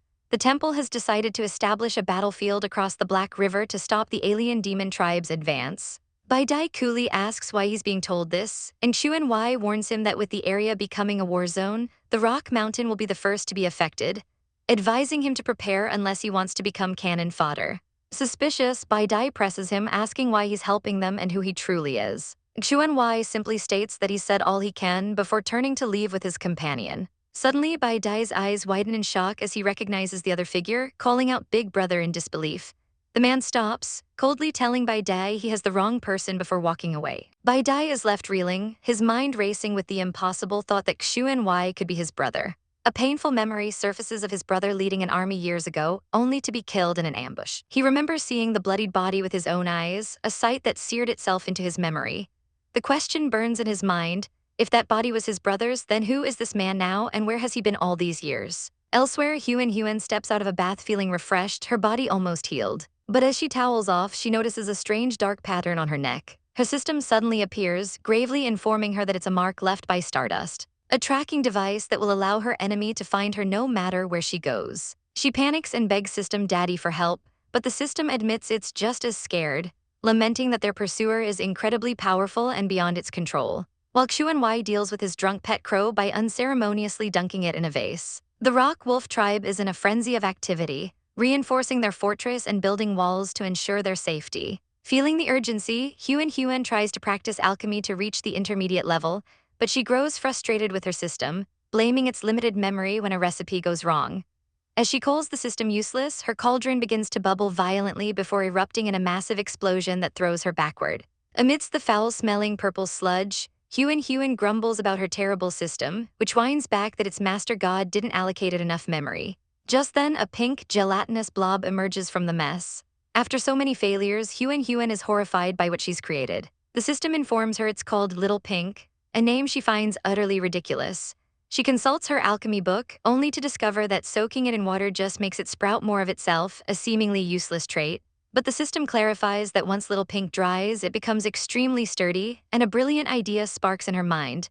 It's perfect for reinforcing walls. She immediately finds Xuangyun and explains her plan. He skeptically smears the pink substance onto the wall, which is supposed to dry quickly in the sun. Instantly, the wall glows with a shiny new coat. Xuangyun tests its strength with a sharp rock and is stunned by its durability. Impressed, he declares it's perfect for reinforcing their defenses and orders everyone to start covering the walls with Little Pink. Several days later, as the entire fortress glitters with a gaudy pink sheen, a fleet of boats appears on the river. A scout informs their leader, Lord Tongfu, that the Rock Wolf tribe is the largest in the area, and Tongfu decides with a sinister smile to pay them a visit.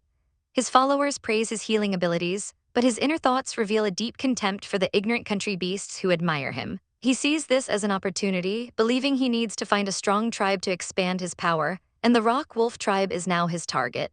A charismatic priest rallies his followers, his voice ringing with fanaticism as he declares they will storm Rock City and achieve a complete victory. But as they approach, their conquest is halted by an unexpected sight, a massive, perfectly smooth pink wall. The priest is initially shocked, but his shock quickly turns to trembling excitement. A tribe capable of building such a wall must be incredibly powerful, the perfect prey for his salvation. He dispatches a small, rodent-like beast to infiltrate and gather information. But the creature's claws find no purchase on the impossibly smooth surface, and it slides back down in failure. Suddenly, the sky darkens with the flapping of wings, and the invaders scatter, hiding from the patrolling feather tribe. Inside the city, Jiu Yuan is alerted to sneaky beasts outside the walls. His sentries confirm the presence of a suspicious group, and with cold resolve, Jiu Yuan orders them to be driven away immediately. The city's warriors howl as they leap from the walls, descending upon the intruders with overwhelming force. The priest desperately proclaims that he is a god, but his words are dismissed as lies, earning him a swift kick to the face. Utterly defeated, the invaders are driven back into the forest, with their leader vowing to get his revenge for the humiliation. Recognizing the growing threat of outside attacks, Jiu Yuan orders the construction of 4 watchtowers and the assignment of permanent sentries. As the fortifications rise, Huan observes that Rock Mountain is truly becoming a city, though she privately thinks the vibrant pink color of the walls is a bit too much. Using her powers, she coaxes lush green vines to crawl up the pink stone, covering the walls in a beautiful, understated tapestry of life. Her duties done, she dotes on 2 tiny white tiger cubs, Big White and Little White, who desperately try to nurse from her, though she laments that she can't provide them with any milk. Instead, the little gluttons are happily munching on fish sticks, proving they aren't picky at all. Huan reflects on how much her companions have grown, especially the wolf Xiao Guai, who transformed from a delicate creature into a formidable hunter after the trauma of being captured. Her peaceful thoughts are shattered by a sudden alarm, an enemy attack. Her companions tell her to grab the cubs and hide while they handle the threat. The attack, however, turns out to be the 2 mole-like spies, now captured and dragged before her. They are immediately entranced by her beauty, which infuriates her wolfkin protectors. Accusing the moles of being dishonest, they begin beating the spies mercilessly, demanding to know why they were lurking outside.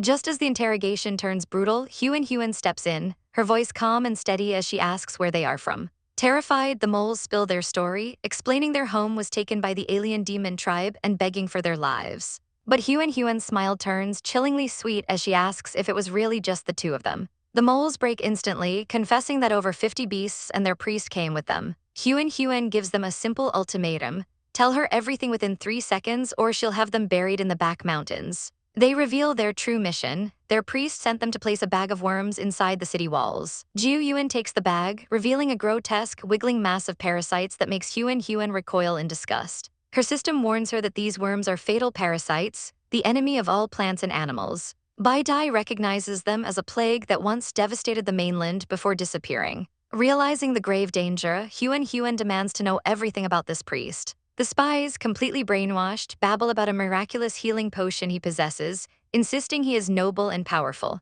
A plan forms in Huan's mind, and she whispers instructions to Jiu Yuan.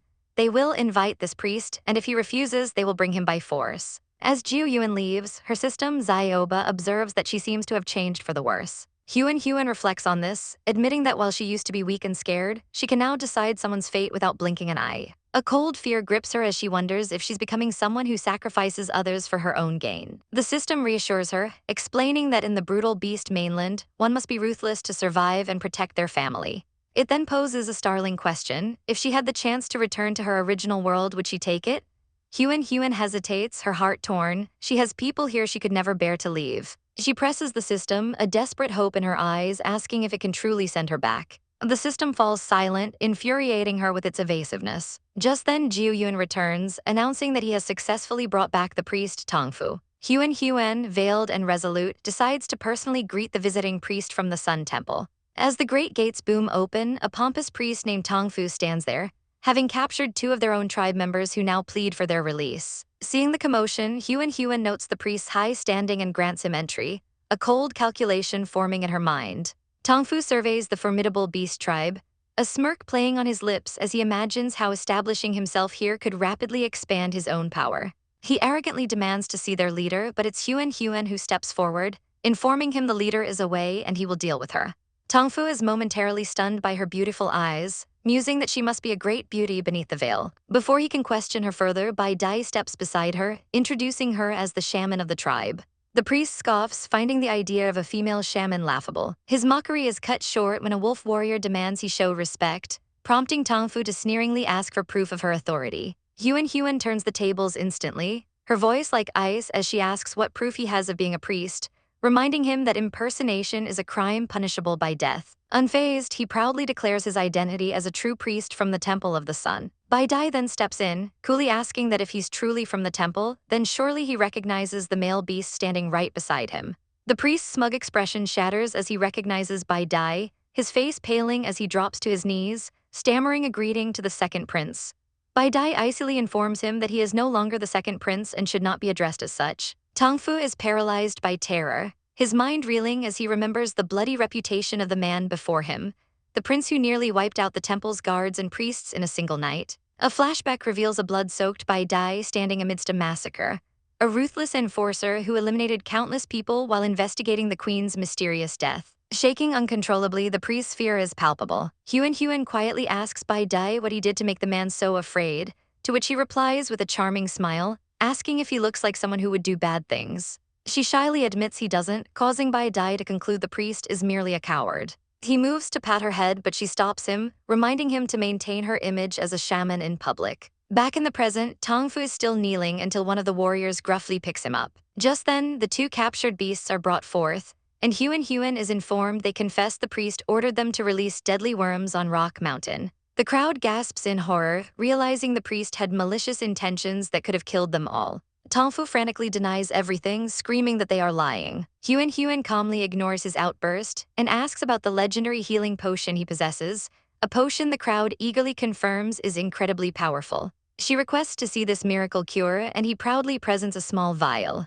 Calling it his life's work, he dares her to try it, an offer she accepts with a deceptively sweet smile. In an instant, vines erupt from the ground and bind Tang Fu tightly. As he shouts in protest, Huan explains this isn't an attack, merely an experiment. If his potion truly works, he has nothing to fear. She then proposes he personally sample his own creation. Despite his panicked refusal, a warrior forces the potion down his throat. Huan then gives a chilling order, throw him into the pit. He's dragged toward a chasm, writhing with the very worms he planned to use against them. The priest screams in pure terror as he's dangled over the edge. Huan watches, her eyes cold as steel, remarking that a few worms shouldn't be a problem for his all-powerful potion before she gives the final command. He is thrown into the darkness, his screams for help quickly turning into gurgled choking as he's swarmed and consumed. The tribe watches in disgusted silence as the last sound fades. With a grim finality, Huan announces that the potion clearly doesn't work, proving the so-called priest was nothing but a fraud.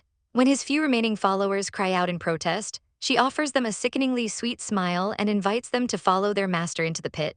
The crowd falls utterly silent, trembling in fear. Seeing no volunteers, Huan orders the pit to be set ablaze and filled with lime and soil, eradicating the threat completely. As she and Bai Dai walk away, commanding the crowd to disperse, he gazes at her with profound admiration, thinking to himself that his Huan is truly magnificent, a leader who commands absolute respect. The memories of the disgusting worms from her nightmare are still fresh in Huan's mind, making her recoil in disgust. Her system daddy, a glowing childlike figure, appears on a screen, asking her to pixelate him too so he doesn't have to see them. After a quick exchange, her father announces the pixelation code is ready, promising that nothing vulgar, violent, or gross will ever scare her again. He proudly asks if he's a great dad, and while she agrees he's awesome, she quickly adds that Bai Dai is still better. When her system dad demands to know why, she bluntly states that Bai Dai has abs while she can't even see his whole body.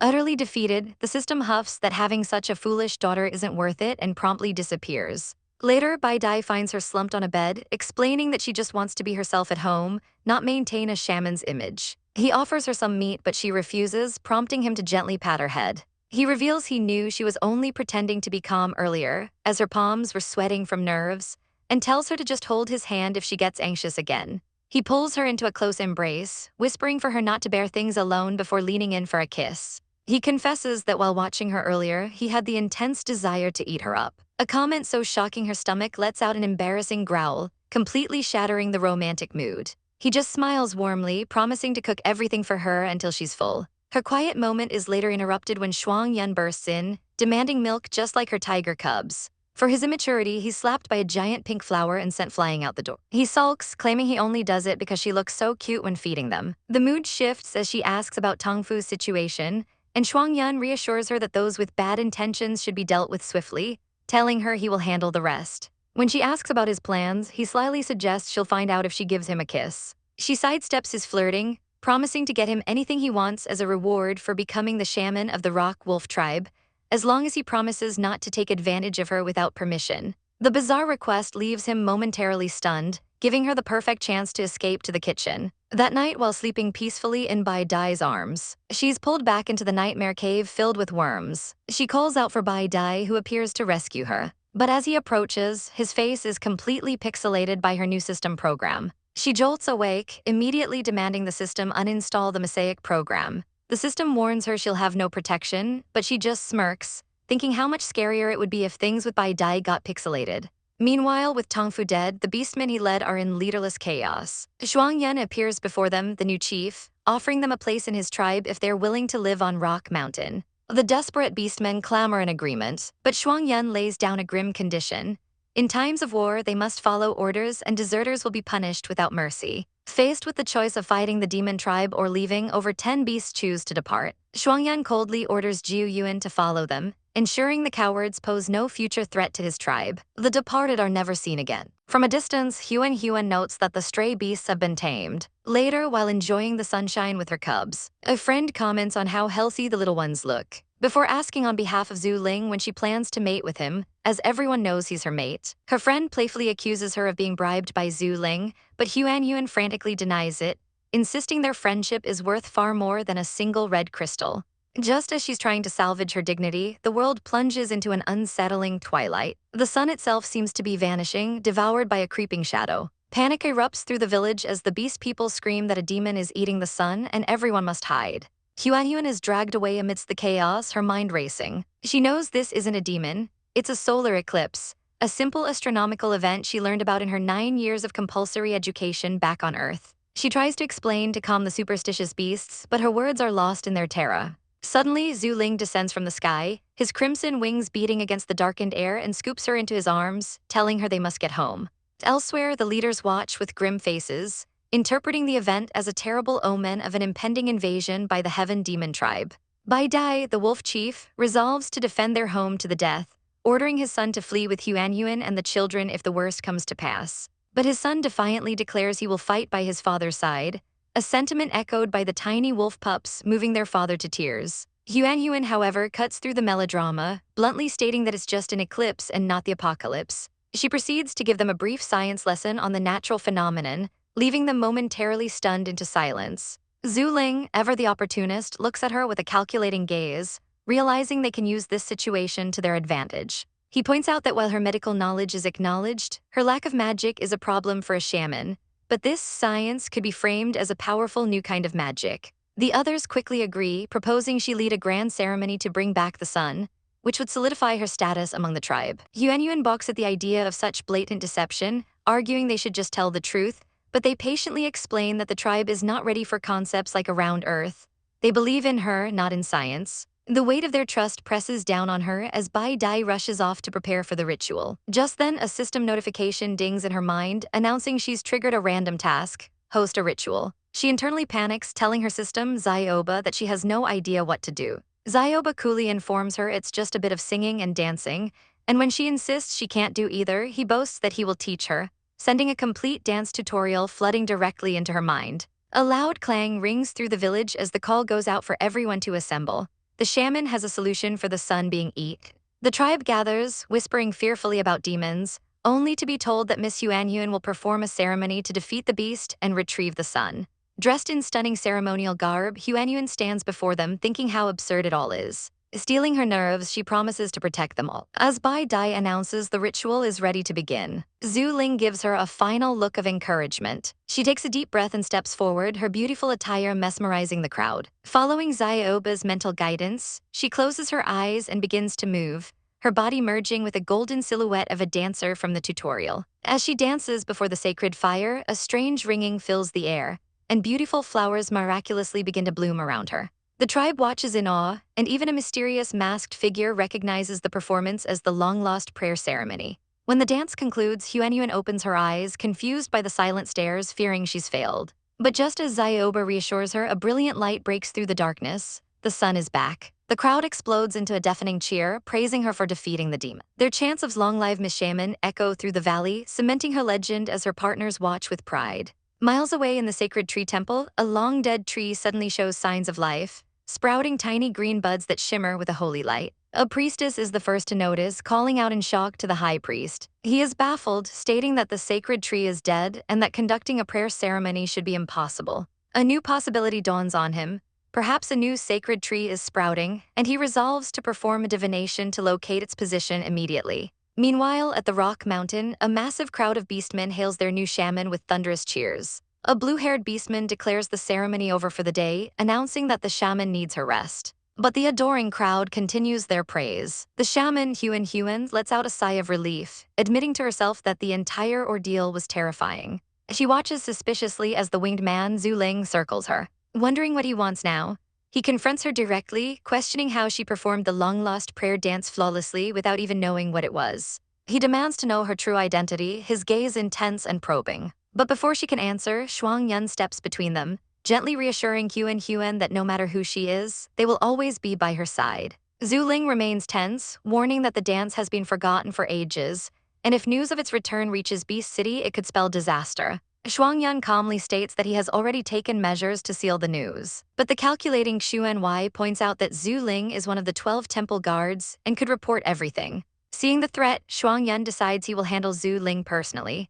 Exhausted from the ritual, Lin Huanhuan suddenly feels an overwhelming wave of sleepiness. Zhu Ling challenges Shuang Yun, asking if he isn't curious about her mysterious background, calling her a risk. Shuang Yun's response is unwavering. He declares that her identity doesn't matter and he will never leave her. He silently wishes she could have a simple, carefree life, but now he knows their only path forward is to become strong enough to protect her for a lifetime. After sleeping for an entire day and night, Lin Huanhuan wakes up completely bewildered. She immediately summons her system, Zioba, demanding an explanation for the prayer dance that took over her body. The little sprite cheekily claims it was a coincidence, that he just happened to find a dance tutorial video.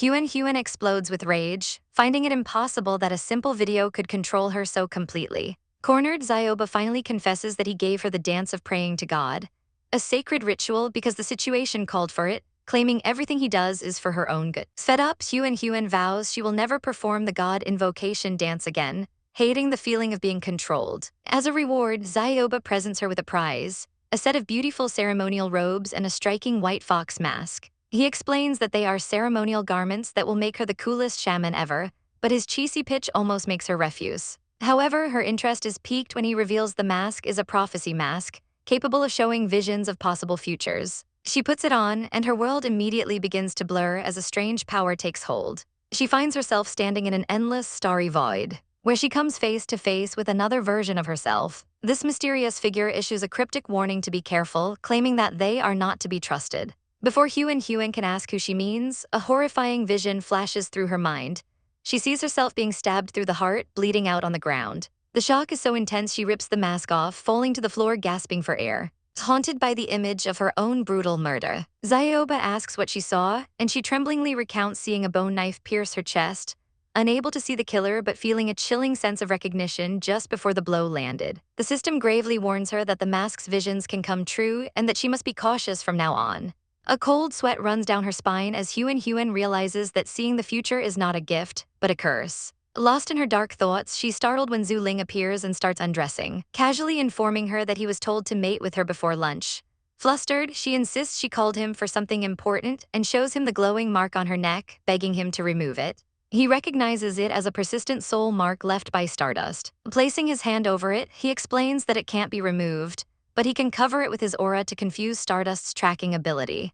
Lin Huanhuan thanks him, but he leans in close, declaring that verbal thanks are not enough. He sweeps her into his arms, stealing a gentle kiss, before suggesting they go for a walk. With a powerful beat of his red wings, he launches them into the sky, holding her tight as they soar through the air, much to her initial terror. He just holds her closer, reassuring her that everything is okay now. Furious, Lin Huanhuan sinks her teeth into Zhu Ling's arm, accusing him of bullying her on purpose. But he merely licks the mark, purring that she's cute even when she bites him. Utterly flustered, she calls him a weirdo, only for her surprise to turn to awe as he reveals a breathtaking field of golden peacock flowers before her. He asks if she likes it, and her mind immediately jumps to their medicinal uses, imagining how long they'd last if she picked them. Zhu Ling sighs in exasperation, reminding her this is a date, and she needs to stop thinking about herbs for just a moment. He gently offers her a single flower, and she beams, telling him it's as pretty as his sun-like hair. His smile fades slightly as he asks why she seemed so troubled earlier, causing her to hesitate.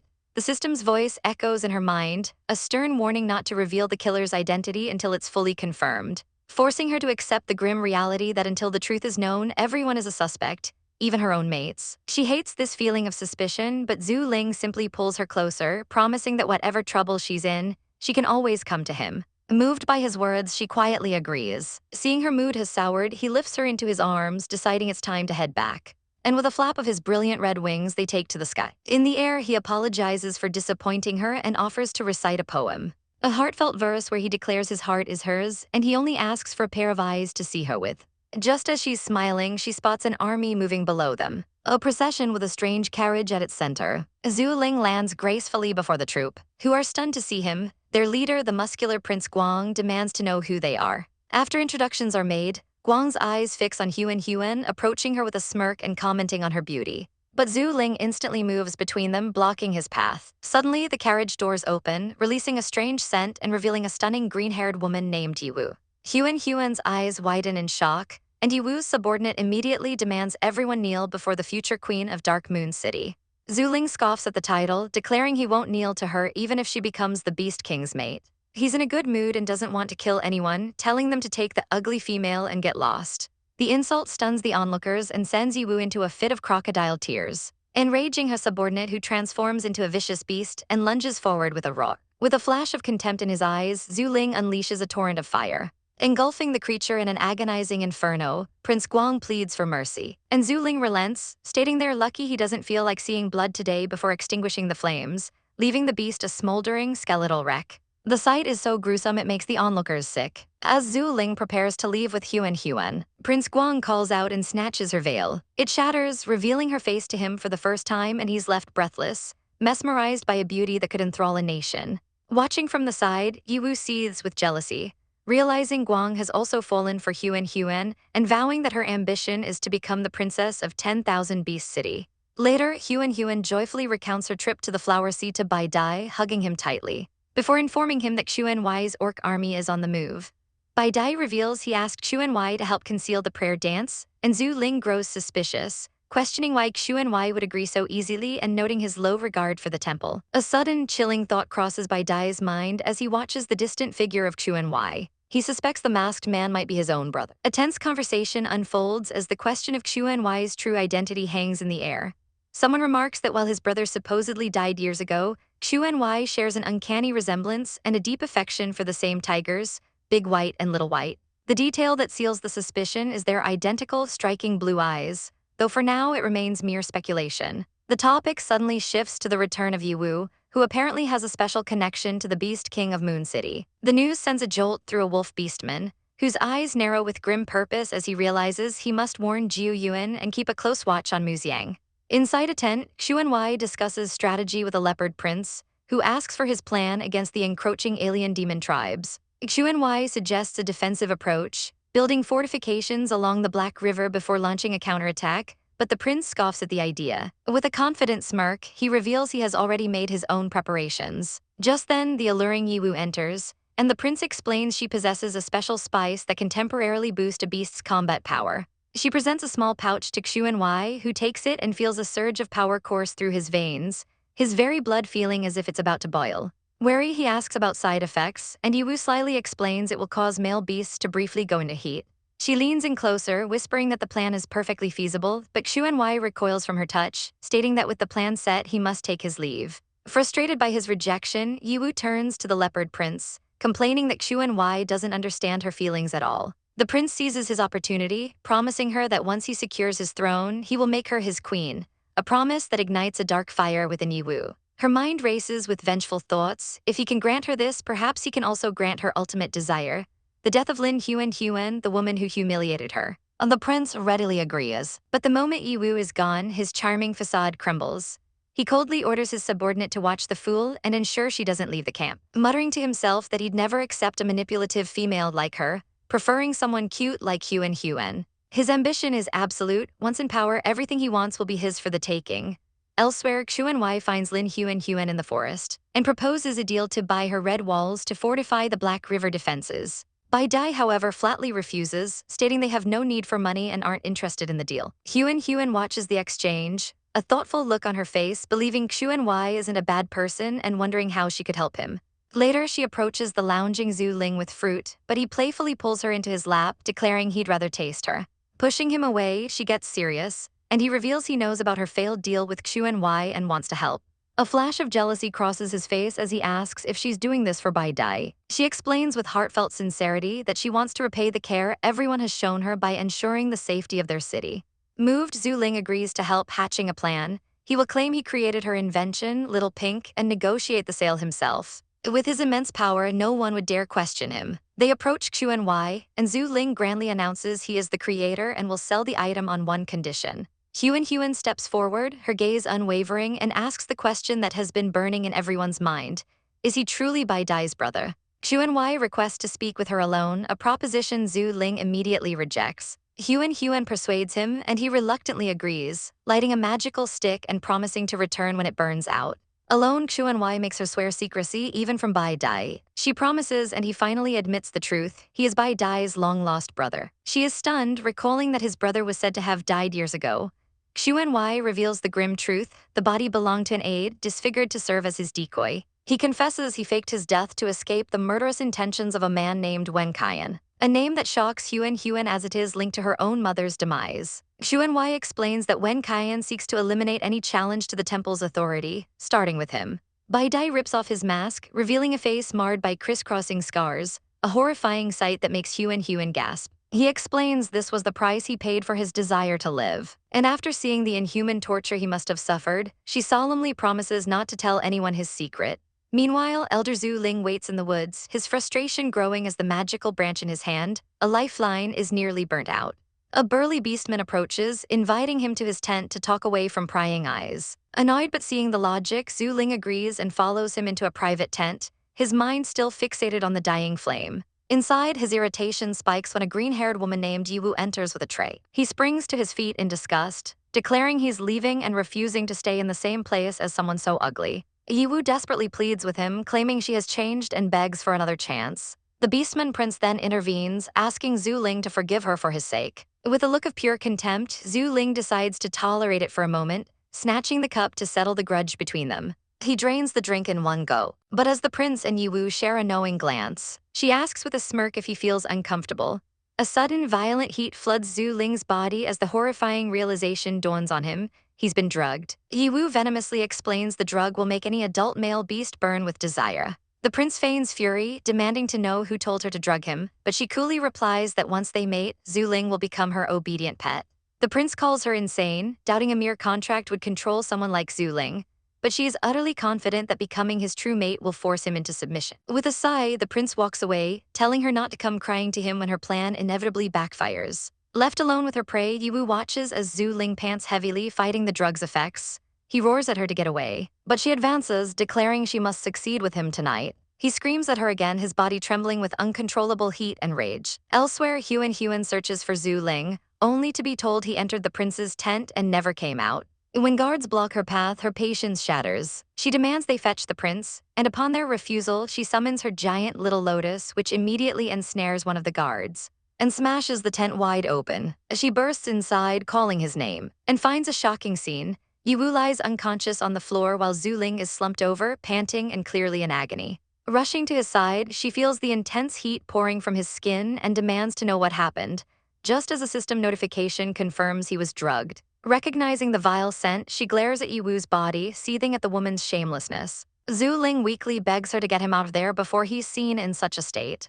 But just as they turn to leave, Huan's fury takes over. She pivots and commands her little lotus to kill Yiwu. The plant strikes, but a loyal guard throws himself in the way, getting torn apart to protect the unconscious woman. Before a second strike can land, Bai Dai appears, blocking the attack, and stating that Yiwu still has her uses. Huan furiously asks if he'll attack them if she insists on killing her. But he coldly reminds her they are surrounded and cannot escape the camp, forcing her to stand down. Weakened, Zhu Ling tells her not to fight, promising to help her get revenge later. Frustrated, Huan grabs him and leaves, calling off her little lotus. As they depart, the prince watches them with a despicable sneer. Later, Bai Dai tells the prince he handled the situation poorly, and the prince reluctantly agrees to send Yiwu to Dark Moon City after the war to appease the Rock Wolf tribe. In the forest, Huan supports the feverish Zhu Ling, who complains that he feels like he's on fire.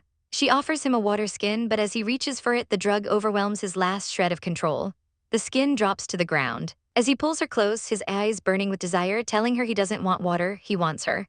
Huan finds herself lost in a dream, locked in a passionate kiss with Zhu Ling, who confesses with feverish intensity how much he wants her. Blood drips from his lips as he bites down, and he awakens her with a desperate plea to wake up. She snaps out of it with a gasp, relieved it was just a dream, only to be slammed back down by the very real Zhu Ling hovering over her. He looks at her with burning eyes, confessing that he truly likes her and begs her to say yes. She's momentarily captivated by his tempting words, but her system jolts her back to reality with a sharp warning not to be deceived, explaining that the effects of the medicine have worn off and he's only acting this way because he just drank her blood. Rage flares in Huan's eyes as she realizes she's being tricked yet again. Zhu Ling puts on a pitiful performance, but she sees right through his act and asks him if he really wants her. He confirms it, whispering that he misses her so much it's hard to hold back. Deciding to turn the tables, she shoves him down, declaring that she doesn't like being on the bottom.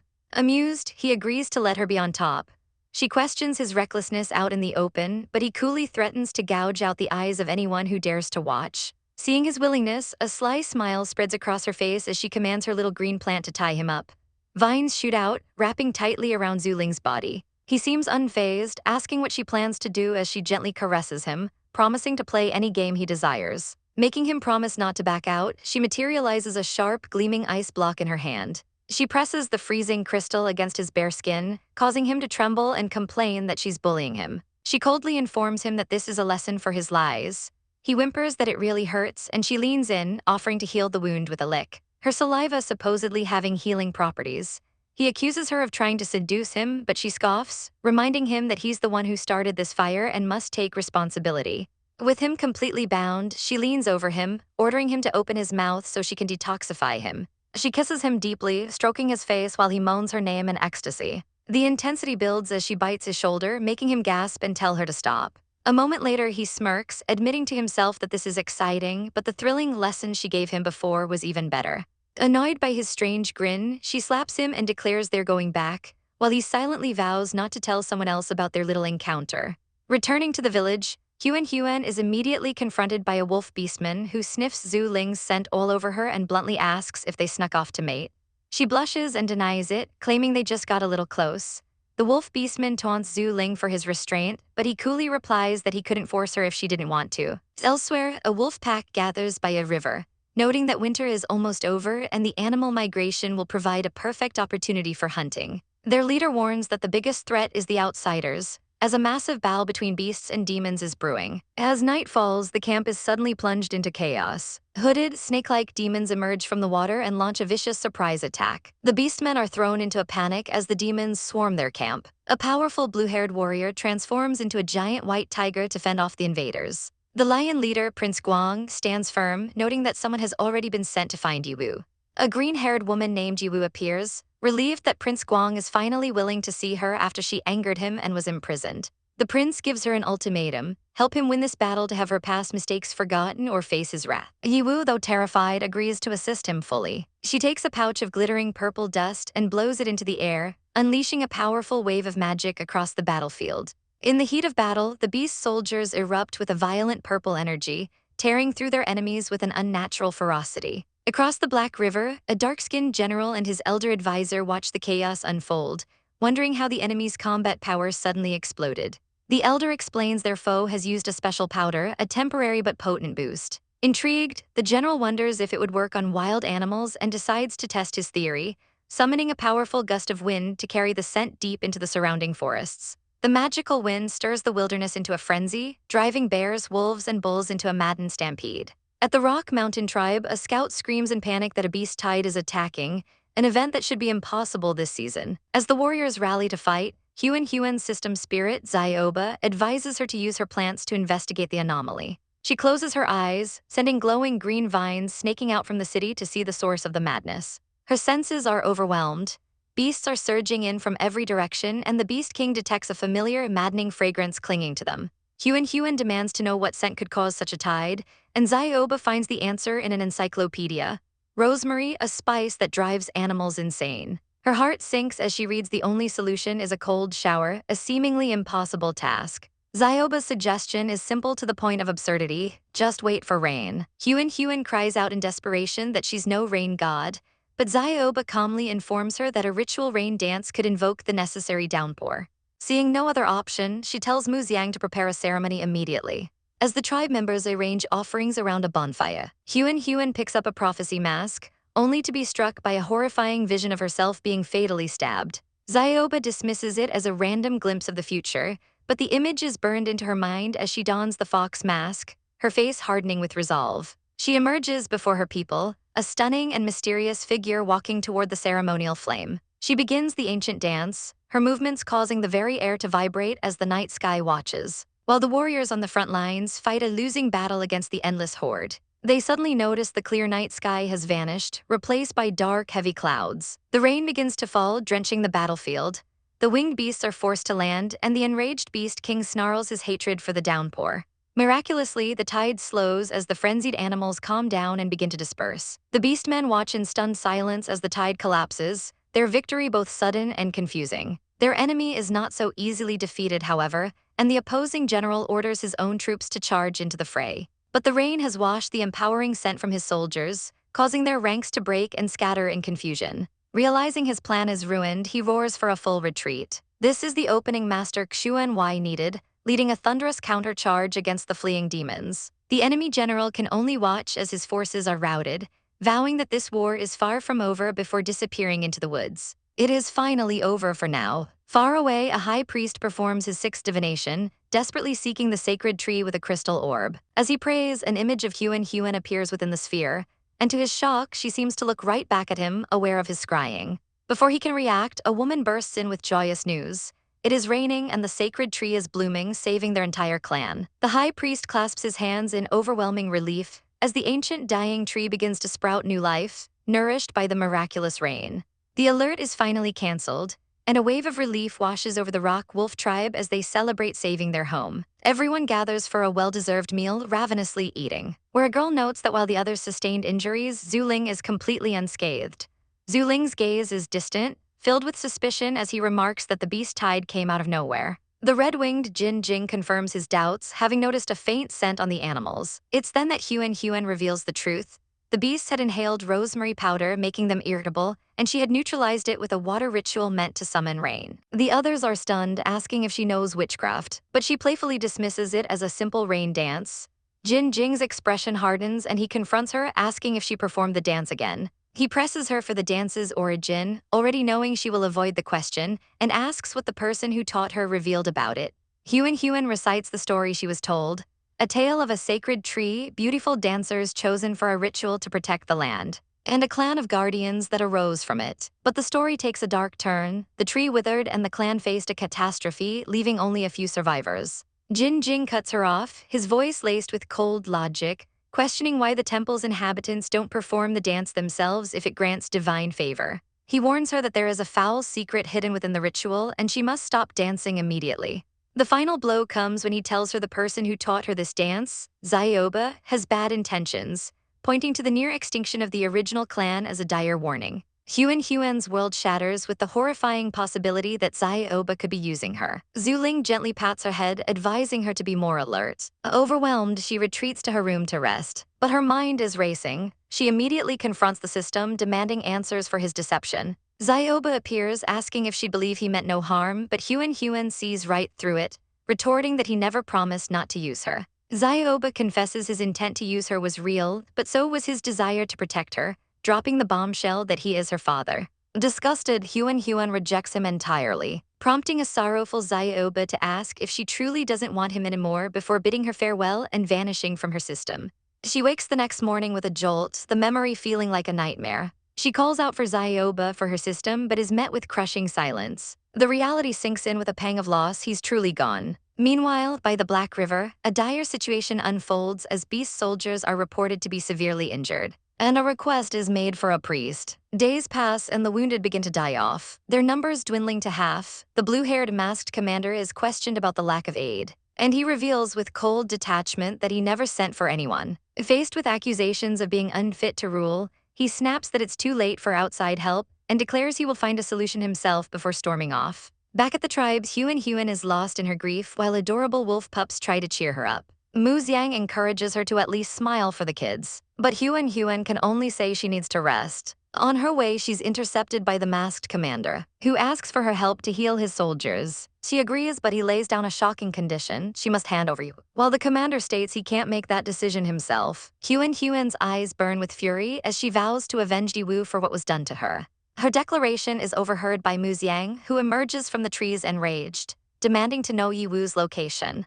She explodes, swearing to kill Yiwu to avenge Mu Yi. Huan stops her, promising to give her a satisfactory answer. Mu Xiang breaks down, tearfully begging for help to kill Yiwu, and Huan agrees with grim certainty, declaring the menace must be eliminated. At the priest hall, the lion beastman refuses their request, stating Yiwu is under the protection of the Dark Moon City's Beast King. The masked commander offers payment, crystals, or slaves, but Huan immediately declines. The lion beastman smirks, clarifying that he's offering trained war slaves. The term confuses Huan, and for a fleeting moment, she instinctively wants to ask Zioba for an explanation, only for the painful reality of his absence to crash down on her again. Zuling notices her pained expression and asks what's wrong. She admits she was thinking of a friend she scared away, confessing she doesn't know where they went or if they'll ever return. Zuling comforts her, reminding her that she will always have them by her side as he pulls her into a gentle embrace. As they leave, the masked man is left to negotiate, insisting that Yiwu must be handed over, much to the lion beastman's growing irritation over the political fallout he now faces. A clandestine meeting unfolds as a masked beastman tempts the prince of 10,000 Beast City, questioning why he fears Dark Moon City when the entire future could be his. He reminds the prince that in the game of power, there are no permanent enemies, a sentiment the prince readily accepts with a smirk. The prince agrees to a secret pact, promising to hand over Yiwu in exchange for silence, declaring that today's offenses mean nothing in the face of future power. Nearby, Huan reluctantly agrees to their terms, promising to heal the wounded beast soldiers. She is soon flown to the Black River alongside Bai Dai, Zuling, and the others to a makeshift camp ravaged by conflict. Appalled by the squalor, she immediately takes charge, ordering the bodies cremated and the entire camp sanitized to prevent an outbreak of disease. 7 days later, her efforts have transformed the camp, earning her praise from the prince, who promises Yiwu will be delivered shortly. But the plan shatters when a soldier bursts in, announcing that Yiwu used a potent fox love potion on the guards and has fled toward Dark Moon City. Mu Xiang erupts in fury, cursing the witch, while Jiu Yuan and another shift into their wolf forms to give chase. Bai Dai transforms into a massive white tiger, shielding Huan from the chaos as the prince tries to reassure her. Though she thanks him, she recoils internally, her only thought being to find Zhu Ling. She finds him in the martial arts arena, locked in a fierce but friendly sparring match. The masked beastman admits Zhu Ling's strength is formidable, acknowledging he might not win a real battle. Their bout is cut short by Huan's frantic arrival. She gasps that Yiwu escaped and that Bai Dai and Mu Xiang are in pursuit. Desperate, she begs Zhu Ling to take her to them, but he simply smirks, demanding a kiss as payment. Without a second thought, she gives him a quick peck, exasperated that he always finds a way to take advantage of her. He finds her initiative amusing before sweeping her into his arms and launching them into the sky. Meanwhile, the wolves have cornered Yiwu in her fox form, cutting off her escape. Jiu Yuan sinks his teeth into her tail, his eyes burning with vengeance as he declares he will finally avenge his brother.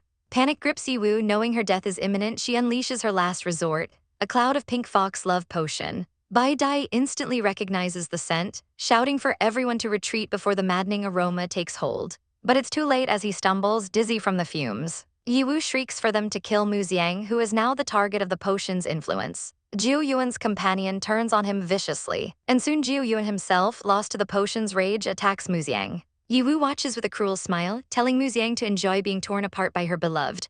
High above, Zhu Ling spots the chaos and dives toward the fray. He lands with a blast of energy, incapacitating the frenzied Jiu Yuan. Huan rushes to Bai Dai, begging him to stop the madness, as Zhu Ling places a stunned Mu Xiang beside him, instructing her to stay safe while he deals with Yiwu. With a powerful beat of his wings, he's gone. Yiwu flees through the woods, her mind screaming for a savior, when she spots a patrol and collapses before its leader, a hulking lion beastman. He is immediately captivated by her beauty, promising to protect the damsel in distress. But his protection is short-lived as Zhu Ling descends from the sky, his voice like ice as he demands the lion hand over the fox. The lion, identifying himself as Xuan, the second prince, roars in defiance, challenging Zhu Ling to touch his people. He lunges, but Zhu Ling effortlessly conjures a wall of flame, stopping him cold. Zhu Ling is unimpressed by his royal title, stating even the prince's father would receive no mercy. While they face off, Yiwu tries to slip away unnoticed. But Zhu Ling catches the movement, remarking that escape isn't so easy. In a flash, he unleashes a pillar of fire that consumes her entirely, her screams echoing for a brief moment before she's reduced to ash. Hixuan is horrified by the brutality, but Zhu Ling coldly states that a snake-hearted female deserved to die before flying away. Left in his wake, Hixuan seethes with rage, swearing he will one day slaughter him. Back at the camp, Zhu Ling lands and calmly informs Huan that Yiwu has been burned to death. Mu Xiang collapses in tears of relief and gratitude, kneeling before Zhu Ling as her benefactor. Huan gently lifts her, reminding her that they are friends and this is what friends do. As they prepare to leave, Zhu Ling casually mentions his encounter with Hixuan, the second prince. The first prince's eyes light up with recognition, thanking Zhu Ling for the news of his brother's arrival, just as a powerful lion crests a nearby hill, his eyes fixed on the camp. Hixuan's escort enters the Black River camp, a rugged outpost on the frontier. But his arrival is interrupted by a familiar, arrogant voice. It's his second brother, flashing a brilliant, muscular smile as he greets Hixuan after a long time. Hixuan immediately questions his presence, and the prince explains their father sent him here to learn, though he openly expresses his disgust for the terrible place and demands to know if there's any fun to be had. Hixuan soberly warns him that they are in a constant battle with the alien demon tribe, and that it's far too dangerous to wander around. Unimpressed, the prince declares that if he's not told where the fun is, he'll simply find it himself, and promptly leads his entourage away from the camp. He finds a serene river and kneels down, trailing his fingers through the cool water. When suddenly a figure surfaces before him. A stunning woman with long green hair emerges from the depths, leaving him utterly speechless. He recoils in shock, stammering about how she could possibly be alive when he thought she was burned to death. The mysterious woman ignores his question, leaning in close to ask who he is before whispering with a predatory smile that she wants to eat him. The prince, now terrified, shoves her away and scrambles into the nearby foliage, where they have a feverish encounter. Afterwards, he gets up to leave, muttering to himself that he has no desire to mate with a female of low status, but she calls out, asking where he is going. He merely calls her a strange female and walks away, leaving her to watch him depart. Later that night, back in his tent, the prince is in utter agony, crying out to Hixuan that he's suddenly become unbearably itchy.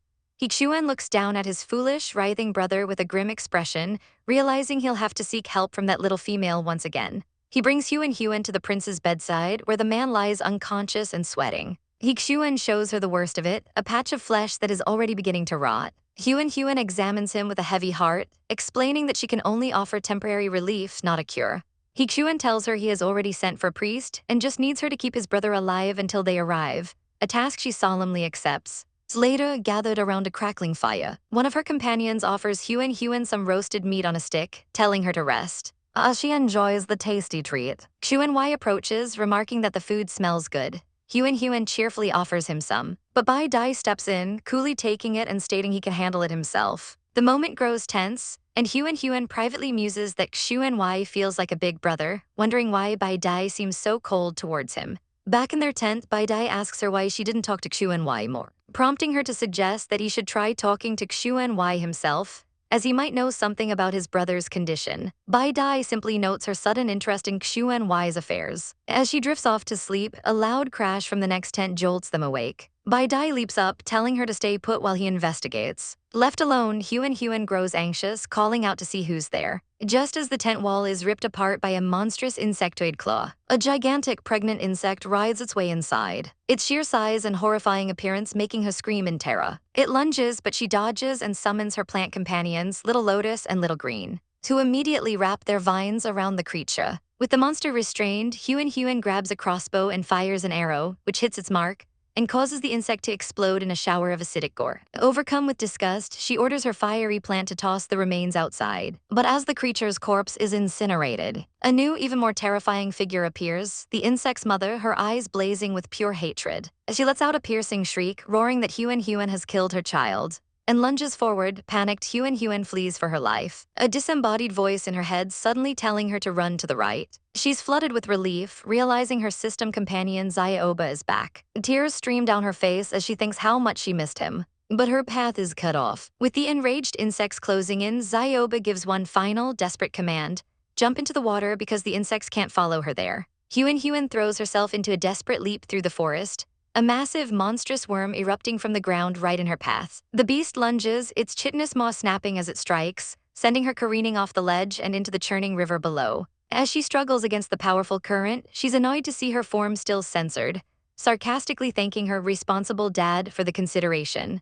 But the river is too fast and her strength quickly gives out. A wave of exhaustion washes over her as she sinks beneath the surface, her body going limp as she surrenders to the depths. In the silent, watery abyss, a figure with hair like spun gold appears before her, and as consciousness fades, she wonders who this mysterious savior could be. The next morning, she awakens on a grassy riverbank with a gasp, completely bewildered. The terrifying memory of the worm attack floods her mind, but her fear is replaced by hope when a voice calls out that Zaizoba is back. She runs toward the sound, only to realize with a tearful cry that she's been tricked yet again. Just as despair sets in, a system message announces that the real Zaizoba is back and won't leave again. She's overcome with relief, explaining how much she missed it, and is stunned to learn that it was Zaizoba who saved her last night by taking on a human form. Zaizoba explains that the transformation exhausted its energy and it must now enter a deep sleep to recover, leaving her once again alone. After resolving to find food and a way back to camp, she notices a strange butterfly mark on her shoulder just as the river beside her suddenly erupts. A man with long, ethereal white hair and piercing golden eyes emerges from the water, his presence both shocking and intimidating. She stammers, asking what a male beast is doing here, and he calmly replies that he's bathing. Flustered, she tries to leave, but he stops her, claiming he is blind and needs help retrieving his clothes from a rock. Feeling a pang of pity for the supposedly blind beast, she agrees and hands him his garments. As he dresses, he asks if they've met, remarking on her unique conversational style, all while thinking to himself that she doesn't recognize him in his new body.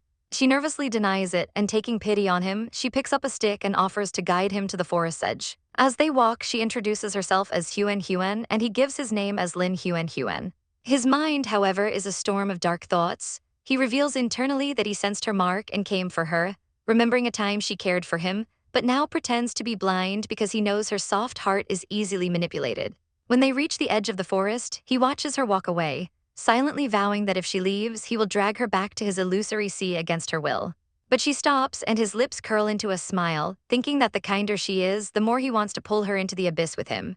He approaches her again, touching the mark on her shoulder now that its previous scent has faded. After they rest, she pulls out a tablet to message someone named Bai Dai, a detail that only deepens his suspicion about her complex background. Continuing their journey, Huan soon realizes she's lost, and somehow her guide has led them from the lush forest straight into a vast desert. After a second day of wandering through the sand, they finally spot a caravan of beastmen in the distance. Huan approaches them for directions to Rock Mountain, and one of the men agrees to ask his companions. But their intentions are vile. They plot to capture the beautiful female, kill her worthless friend, and sell her in Beast City. As the beastman turns back to her with a malicious grin, Lin Huan's eyes narrow, his feigned helplessness vanishing as he senses their murderous intent. As they travel with a caravan of beast people, Huan is introduced to their leader, Xinhong, and his mate, Huyan. She's stunned to learn that more than half of the 23 beasts in the group are mates to Huyan, a fact she finds utterly overwhelming. Curious, she turns to the quiet, white-haired man beside her and asks how many mates he has, to which he calmly replies he has 4, and they are one big loving family. As they approach the vast desert, Xinhong announces they will transform to better traverse the sand. Huan suddenly slips, but Stardust catches her instantly, stating her speed is holding them back and that he will carry her. He tells her not to be afraid, and though she feels a bit uncomfortable in his arms, she agrees to guide him. The journey is a blur, and she eventually wakes up dazed in his arms under a darkening sky. Stardust, now in a much younger form, tells her to sit up as Xinhong offers them skewers of golden-tailed scorpion, a rare desert delicacy. She finds the meat surprisingly delicious and urges her companion to try it too, oblivious to the sinister plot unfolding. Xinhong quietly confirms with his men that the drugged meat will take effect soon, their trap perfectly set. A moment later, with their target seemingly asleep by the fire, the beast people approach with predatory grins. But Huan suddenly mumbles and Xinhong is shocked, wondering how a drug potent enough to down a rhino failed to affect this small female. Before he can react, monstrous vines erupt from the earth, ensnaring his men in a terrifying attack. Huan realizes something is terribly wrong with the beasts, and Stardust, now fully awake, warns her that it's dangerous and they need to flee. He pulls her away as the enraged beasts give chase, one screaming for them to capture the female. Huan's mind races in terror, unable to comprehend how the kind people from before had turned into maniacs. Stardust shoves her forward, vowing to hold them off, and she's struck by the sight of him trembling with fear yet still trying to protect her. He thinks to himself that running alone would only get him lost again, a thought that fills Huan with hopelessness. He then devises a plan for her to sneak off and bind Yan while he creates a distraction. As their pursuers close in, the leader orders his men to kill Stardust while he goes after Huan himself. But as they charge, a terrifying dark power explodes from Stardust, shadowy hands ripping the very souls from the beast's bodies, leaving them to crumple to the ground, dead before they hit the sand. Hiding nearby, Huan debates how to get past the remaining guards to capture their target. But her system Zyaoba suddenly appears, incredulously asking if she's really trying to rescue the male beast she was just protecting. Zyaoba screams the unbelievable truth at her, that man is Stardust. The revelation hits her like a physical blow, as Zyaoba explains Stardust has reverted to his true, powerful form now that he's free from the sea of illusion. Realizing her monumental mistake, she knows she has to run, but Zyaoba warns her to look behind her. She turns to see Stardust standing there, having dispatched his enemies with chilling efficiency. As Zyaoba wishes her a final, flatlining goodbye, Huan dives behind a rock, praying the Dark Lord hasn't seen her. It's a futile hope. His cold gaze pierces the darkness as he asks what she is doing there. She blurts out a stupid question about how he knew she was crouching if he's blind, then quickly tries to play it off. A slow, dangerous smile spreads across his face, and she panics, changing the subject to ask what happened to Xin Hong's gang. He leans in close, his voice a menacing whisper as he asks if she truly wants to know the bloody details of their fate, making her shake her head in terror. His chilling laugh makes her want to bolt right then and there. Meanwhile, the rest of the caravan finds the bodies of their comrades, dead not from wounds but from sheer terror etched onto their faces. Deciding the place is haunted, they flee, casting one last fearful glance at the two travelers. As they walk away, Stardust once again offers to carry her, but she refuses, claiming she doesn't want him to struggle. He frowns, but her insincere concern still warms him. He admits to himself that he likes the feeling of being cared for. The blistering desert sun is relentless, and for Xing, the heat is becoming unbearable as she gulps down the last of her water. But her relief is short-lived when the intimidating silver-haired man, Bai Dai, asks for a sip. She offers him a separate pouch, but his golden eyes fixate on hers, insisting he'll just drink from the one she used. Terrified by his predatory gaze, she hands it over, only to watch in horror as he provocatively licks the spout, a clear, unsettling threat. Their tense moment is interrupted by the arrival of another group of beastmen, whose leader explains their guide is dead, and they're now heading to 10,000 Beast City for supplies. He asks to borrow some of their food and water, but Xing's mind flashes back to their previous hostility. She has plenty, but she wouldn't dare share it with them. Feigning scarcity, she politely refuses, earning a suspicious glare in return. That night, as an uneasy silence falls over the camp, Xing's plant companion, Little Green, springs into action, its vines snaking out from beneath her dress to ensnare one of the lurking beastmen. With a series of sickening cracks, the vines constrict and then explode with watery force, eliminating the threat completely. Xing gives a silent thanks to her companion, feeling a small sense of security. The remaining beastmen, having witnessed the brutal display, decide it's best to keep their distance, mourning their fallen companion and fretting over their own survival. The next day, their journey turns into a nightmare as panic screams fill the air. They've stumbled into a nest of colossal golden-tailed scorpions. Xing can only watch in frozen terror as a monstrous creature looms over her, its stinger poised to strike. She screams, certain she is about to be eaten, her veil flying off in the chaos. In a flash, Bai Dai is there, grabbing her and yelling for her to dodge. He leaps into the air, carrying her to the safety of high rocks, just as a blast of venomous energy slams into the ground where they just stood. From their perch, she watches the less fortunate beastmen get swarmed by smaller scorpions, crawling over a graveyard of bones. She asks why he won't save them, but Bai Dai coldly dismisses her plea, questioning why he should help those who caused them trouble. Xing argues they need a guide, adding that she's always wanted to see the fabled 10,000 Beast City. Seeing a spark of genuine excitement in her eyes, he relents, agreeing to go with her. He asks if she's sure, and despite her inner self screaming no, she insists she wants to go, blaming her shaking head on a silly habit. Amused by her transparent lie, Bai Dai smirks. Telling her to wait, he dives back into the chaos, snatching the last surviving beastman from the jaws of death and pulling him to safety. Later, around a campfire, the bewildered survivor stares at the feast before him, roasted scorpion. After he greedily devours his share and complains that one jug of water isn't enough, Xing's plant slaps him across the face for his insolence. Terrified, he immediately begs for forgiveness. Xing lays down her terms: guide them to 10,000 Beast City or she'll send him right back to the scorpions. Having secured her new guide, Zing cleverly fashions a sled from some wooden planks. The beastman is horrified when he realizes he's meant to be the beast of burden. But the promise of 2 daily pots of water is enough to convince him, and he eagerly transforms into a dog-like form to pull them across the sands. The journey is surprisingly pleasant for Zing, who enjoys the ride. The next morning, the endless sand finally gives way to a line of green on the horizon. They've reached an oasis, and the beastman and Bai Dai immediately dive into the cool water. As Zing watches, a thought strikes her. Bai Dai has been underwater for a suspiciously long time. For a fleeting moment, she sees a chance to escape, but just as the idea forms, he erupts from the water, his wet hair framing a chiseled torso as his intense golden eyes lock onto her. She freezes, knowing she'd never get away. He invites her to take a bath, but she nervously declines, claiming she prefers being covered in sand, all the while thinking that if she smells bad, he might just bite her. Upon arriving at the magnificent 10,000 Beast City, a place even more bustling than Sun City, Huan and her companions find themselves in the outer district. Their wolf guide explains that the inner city is for nobles and advises against entering, suggesting they join one of the 4 local factions for protection. He recommends the weakest but friendliest group, the Beast Alliance. But Huan, ever defiant, declares she wants to check out the Golden Leaf Chamber's territory instead.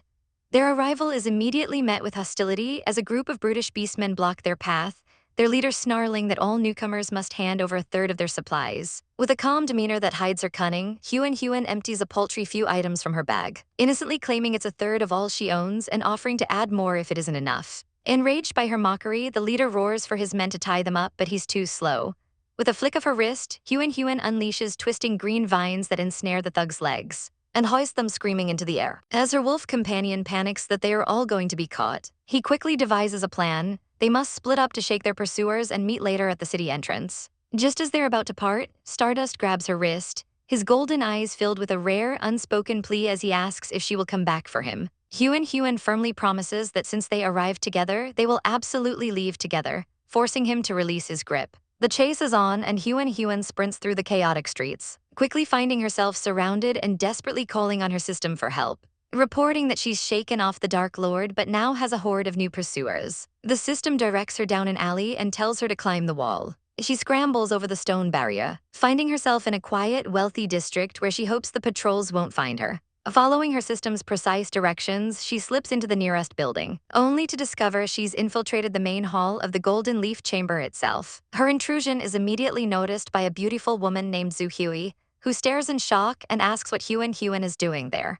Exhausted and disheveled, Huan recounts her harrowing tale of escaping a horrifying insect nest. Zhu Hui listens intently, her expression growing grim as she identifies the creature as a white rock worm, a monstrous pest from a past disaster. She explains its queen devours corpses and mates with beasts to birth endless larvae, a fact that makes Huan recoil in disgust. Vowing that this threat cannot be ignored, Zhu Hui promises to inform the prophet after an upcoming ceremony and offers her weary friend a hot bath. While soaking in the warm water, a sense of dread washes over Huan as her system issues an alert. The mark on her neck has turned purple again. She touches the butterfly-shaped mark, realizing with horror that Stardust must have tampered with it, allowing him to track her wherever she goes. Panic sets in, but her system offers a simple, albeit brutal, solution. Trembling, she asks if she truly has to cut off her own skin. The system reassures her that it will block her pain receptors, and stealing her resolve, Huan agrees to do it.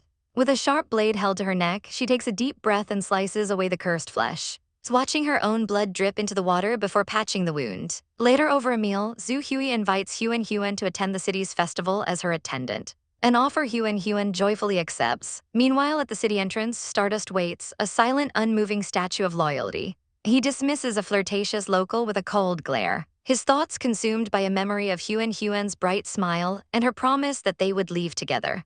A profound sadness grips him as he admits to himself that he never wanted to leave her in the first place. He summons the glowing butterfly meant to track her location, but instead of flying to her, it circles aimlessly before shattering into dust. The connection is gone, the mark is broken, he has lost her. In the shadows, a hand clenches, crushing a glowing symbol of fraud as a cold voice issues a deadly command.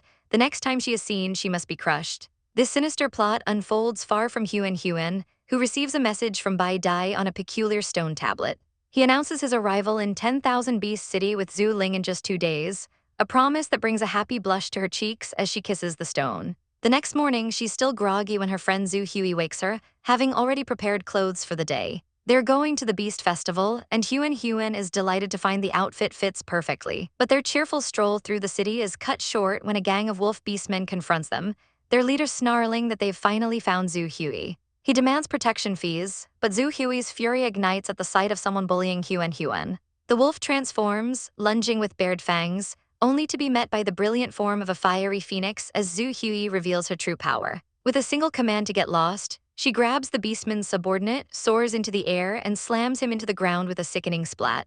The remaining thugs howl in terror and flee for their lives. Zhu Hui tells Huan to ignore the trash and unfurls her magnificent wings, carrying them into the sky for a breathtaking view of the city. She points out the palace and the temple, explaining they are in the inner city. Huan muses on the strange closeness between the royal family and the temple, a detail that feels significant. They land at the temple where a priest guides them toward a towering staircase leading up a mountain. Zhu Hui explains this is the path to the altar for a ceremony she must attend, telling Huan to rest at a pavilion halfway up until she returns. The climb is grueling, and Huan is utterly exhausted by the time she reaches the resting spot. As she gulps down some water, a sleazy priest appears, introducing himself as Mother. He gets uncomfortably close, his leering gaze making her skin crawl as he tries to see her face. Disgusted, Huan recoils, but before she can react further, her little lotus plant springs to life and smacks the priest across the face. Enraged and humiliated, Mother roars in fury, transforming into a massive, hulking bear and vowing to kill her for daring to hurt him. He raises a claw to strike, but just as he's about to attack, a spray of blood hits Huan's face. A mysterious, blindfolded man with flowing golden hair suddenly stands before her, shielding her protectively. Mother, now back in his human form, grovels on the floor, begging the prophet for mercy. The prophet turns his masked face to Huan, gently asking if she's all right. She confirms she's fine, and he delivers a chilling warning to Mother never to let this happen again. As the terrified priest flees, Huan can't shake a feeling of familiarity and asks the prophet if they've met before. He denies it, but his presence feels strangely known to her. Curious about the glowing symbol on his blindfold, she asks about his eyes, and he explains they're too sensitive for daylight. He bids her farewell, a faint hint of recognition in his voice before turning to leave. Later, waiting in the pavilion, Huan insists to her system that she knows the prophet from somewhere, his face too memorable to forget. The system dismisses her claim as a mistake and promptly goes on a break, leaving her fuming. As the festival concludes, a sudden outcry shatters the peace. A group of priests descends the stairs, carrying the lifeless body of Mother. Huan stares in shock, realizing he was the only other person at the pavilion. An elder's gaze locks onto her, his finger pointing accusingly as he declares her the murderer. Framed and alone, Huan is frozen in disbelief, the world crashing down around her. Chaos erupts as beastmen lunge forward, shouting to grab the wicked female. Utterly confused by the sudden attack, our heroine watches in shock as a massive man-eating flower she culls little lotus bursts from the ground to defend her. The guards recoil in terror and fury, one ordering the others to set the demonic plant on fire. She scoffs at their hasty judgment and calls forth her second companion, Little Green, whose vines immediately shoot out and ensnare the warriors. She urges her companions to hurry, a flicker of hope in her eyes as they make their escape. But that hope is shattered in an instant when the blonde beastman leader roars with contempt, effortlessly tearing the vines from his body. He grabs Little Lotus by its stem, his grip like iron, and snaps its vine with a sickening crack. Holding her plant companion hostage, he levels a chilling ultimatum at her: surrender now or watch her friend die. Little Lotus trembles, weakly pleading for its mother to go and save herself, but our heroine can't bear the thought.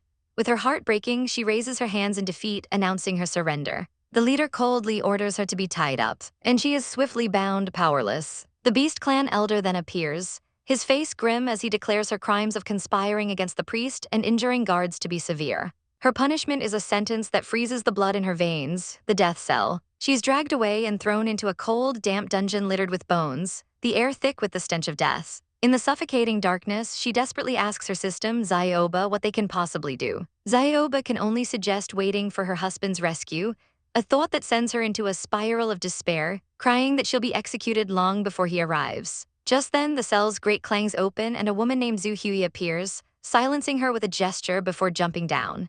Zhu Hui heard of her capture and came at once, but our heroine panics, insisting she didn't kill the mother. Zhu Hui calms her, asking her to explain everything that happened. Our heroine recounts how the prophet himself acknowledged her, but Zhu Hui finds this hard to believe, knowing the prophet is a recluse. Despite her skepticism, she believes her junior and promises to try and arrange a meeting with him to testify on her behalf. She comforts the girl, feeling partially responsible for what happened, and offers her food. As Zhu Hui prepares to leave, our heroine worriedly asks about Little Lotus and Little Green, who were taken to protect her. Zhu Hui agrees to try and rescue them before disappearing, leaving our heroine alone with her thoughts. As she laments her miserable prison life, Zioba tries to cheer her up by singing a song. Annoyed, she asks how he can sing at a time like this, but the melody triggers a forgotten memory. The time she almost drowned in the Black River and was saved by the Prophet. A shocking realization dawns on her. It wasn't the Prophet who saved her, it was Zioba. She confronts him, demanding to know why his face is identical to the Prophet's. Zioba calmly reveals the truth he's been hiding. He asks if she would believe him if he claimed to be the Prophet. He clarifies that he is not the Prophet himself, but a copy, a tool created from his soul and flesh. He was disguised as a system and attached to her by the Prophet's own design, with a mission to plant the sacred tree seed within her and teach her the ways of alchemy and prayer. Tears stream down her face as she asks the only question that matters: why was she chosen? But it's a question Zioba cannot answer. He apologizes for using her, but she brushes it aside, asking if he'll be punished if she fails. He doesn't know. Her heart sinks as she asks if he will leave her when the tasks are complete, and his hesitant maybe confirms her deepest fear. They only have 1 year left of the 3-year deadlines. Resigning herself to fate, she decides that if their separation is inevitable, they must cherish every single day they have left together. Zioba quietly agrees. To break the somber mood, he offers to put on a movie for her in the desolate cell. Her eyes, once filled with tears, now sparkle with pure childish excitement. Huan sits nervously in her cell, her system posing a chilling question: who killed her? Before she can even process the shock, a holographic image of a golden-haired boy pops up, chastising her for not knowing that spoilers get people killed, revealing her teacher was the murderer. She can only stare in disbelief, internally fuming at what she calls a petty and vengeful system for bullying her over a fruit she couldn't eat. As the system vanishes, she lets out a sigh of relief, but the clang of her cell door opening shatters the quiet. A masked, blue-haired man named Xuanwei steps inside to find her sleeping peacefully, a sight that seems to amuse him. He gently shakes her awake, calling her name. Huan's eyes snap open in surprise, but Xuanwei quickly shushes her, whispering that the Elders' Council will hold a public trial for her tomorrow. He explains she's only being given a chance to defend herself because she's a female, but Huan sees right through the facade, knowing with cold certainty that the trial is just a formality and the head elder wants her dead. She desperately asks if the Prophet will attend, but Xuanwei confirms he won't, causing her heart to sink as she realizes her plan involving Zhu Hui has failed. Seeing her despair, Xuanwei reassures her not to worry, revealing that he, Bai Dai, and Zhu Ling have a plan and that she will not die. She then questions if he knows who really killed Mather, to which he cryptically replies that he can guess but can't say, leaving her to handle it tomorrow before silently departing. The next day, Huan is escorted to the temple forecourt by 2 burly guards, the murmuring crowd parting before them. The grim-faced head elder calls forth 2 witnesses, who turn out to be the very guards flanking her. They spin a tale of catching her seducing Mather, claiming that when he said she wasn't worth it, she flew into a rage and attacked him. The elder turns to her, asking if she has anything to say. With a surge of defiance, she declares they are lying through their teeth, and dramatically pulls off her veil, revealing a face of such stunning beauty that the entire crowd gasps in awe. She coolly asks if anyone truly believes a male beast could resist her charms, a question that sends ripples of agreement through the onlookers. The head elder, enraged that he's losing control of the trial, slams his hand down and declares the evidence conclusive, ordering Xuanwei to take her to the execution ground immediately. Xuanwei simply agrees, and as he leads her away, Huan glances at him, wondering if this is all part of a plan to frame her. The crowd watches them go, pitying the beautiful young female being led to her death. Not long after, a frantic guard bursts in, reporting that the prisoner has escaped Xuanwei's grasp.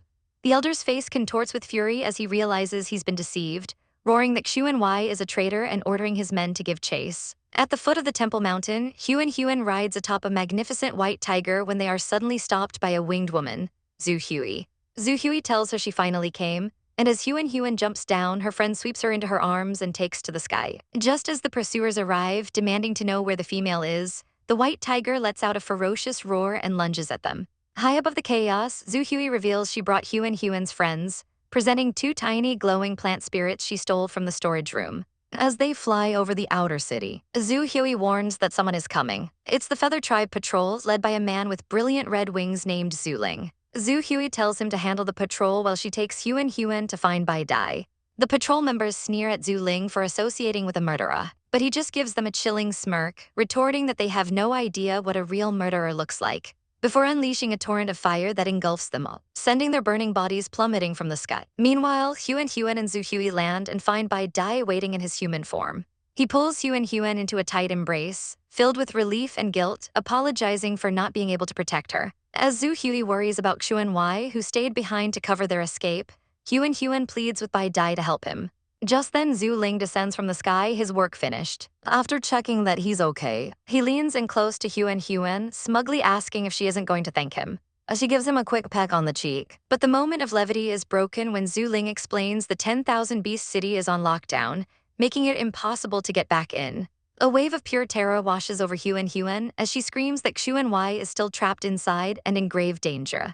Refusing to believe he could be caught after he sounded so confident, as the group decides to retreat and form a plan. They take to the skies once more, leaving Huan to gaze back at the city with tears in her eyes, praying for Xuan safety. After a long journey, Bai Dai and her companions decide to rest by a serene river, but the peace is shattered when Zhu Hui returns with devastating news. She reports that Xuan has been captured, his bones broken and his body hung from the city gate as bait for Huan. Consumed by rage, Huan immediately declares he will go back to save him, but Bai Dai frantically stops him, warning that it's a trap. Her heart aches as she explains she can't just abandon Xuan, who is her brother. The white-haired Yuan then drops a bombshell, revealing that Xuan faked his death years ago and has changed so much that he can no longer reunite with Bai Dai. Understanding dawns on her face as she processes the painful truth. Despite the danger, Huan vows to rescue Xuan alone, but Zhu Hui insists it's suicide. Bai Dai, ever pragmatic, suggests all three of them go together to increase their chances of success. When they worry about her safety, she confidently assures them of her survival skills, honed by her time under the Dark Lord. Yuan tenderly holds her face, promising a swift return, and she vows to wait for him. With a mighty roar, he summons a great spirit tiger and leaps away with his winged companions. Left alone, Bai Dai anxiously asks her system, Zioba, if they will be all right. As night falls, boredom sets in, so Zioba offers to show her a movie. Her excitement turns to terror as a horror movie monster flashes on the screen, making her scold the tiny spirit for being useless. 3 hours later, her worry intensifies until a rustle in the darkness signals their return. They've brought back Xuan, but he's a horrifying sight, a broken man covered in wounds, his limbs twisted at impossible angles.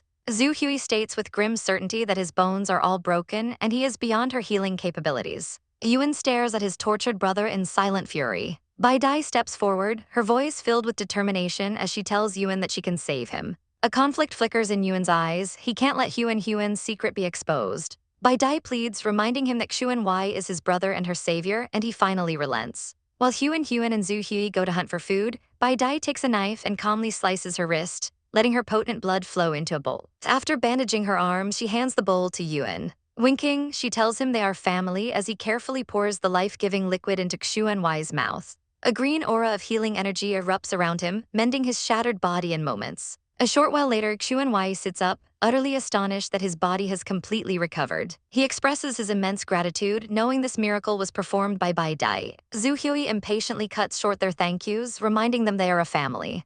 The group decides to rest, but their plans are complicated when Zhu Hui suggests seeking refuge in Shenmu City, a place protected by the Grand Elder.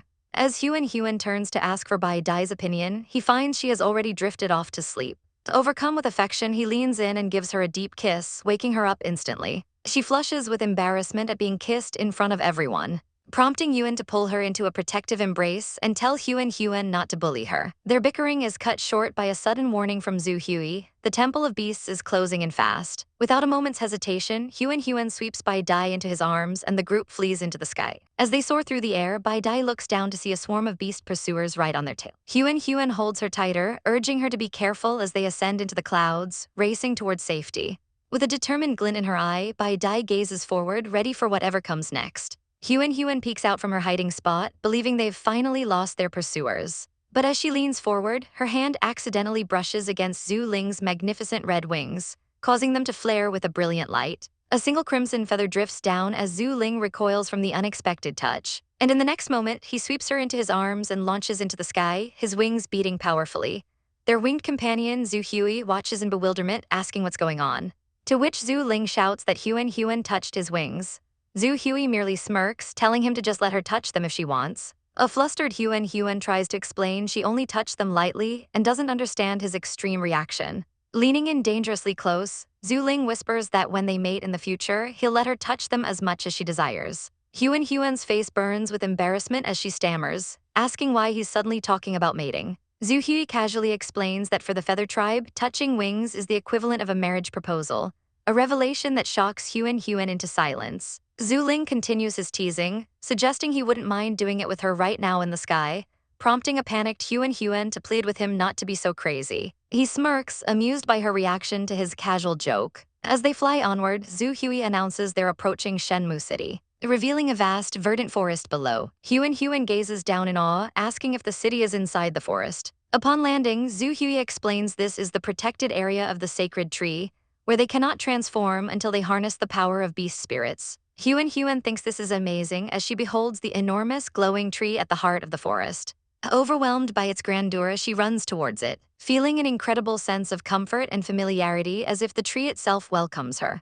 It feels like the warm embrace of a gentle elder, a nostalgic feeling that tells her she has been here all along. Her plant companions pop out, swaying happily as a vine extends from the tree and 2 golden fruits appear on its branches. The plants devour the fruits greedily, and Huan thanks the tree for its gift. Zhu Hui explains that the tree protects the forest, while Zhu Ling observes that the tree seems to be playing with Huan, noting it was awakened not long ago by an unknown person. Zhu Hui adds that finding this person could lead to the rebirth of their clan. Their conversation is interrupted when a young man with elven ears leaps from the bushes, startling Huan with a shout.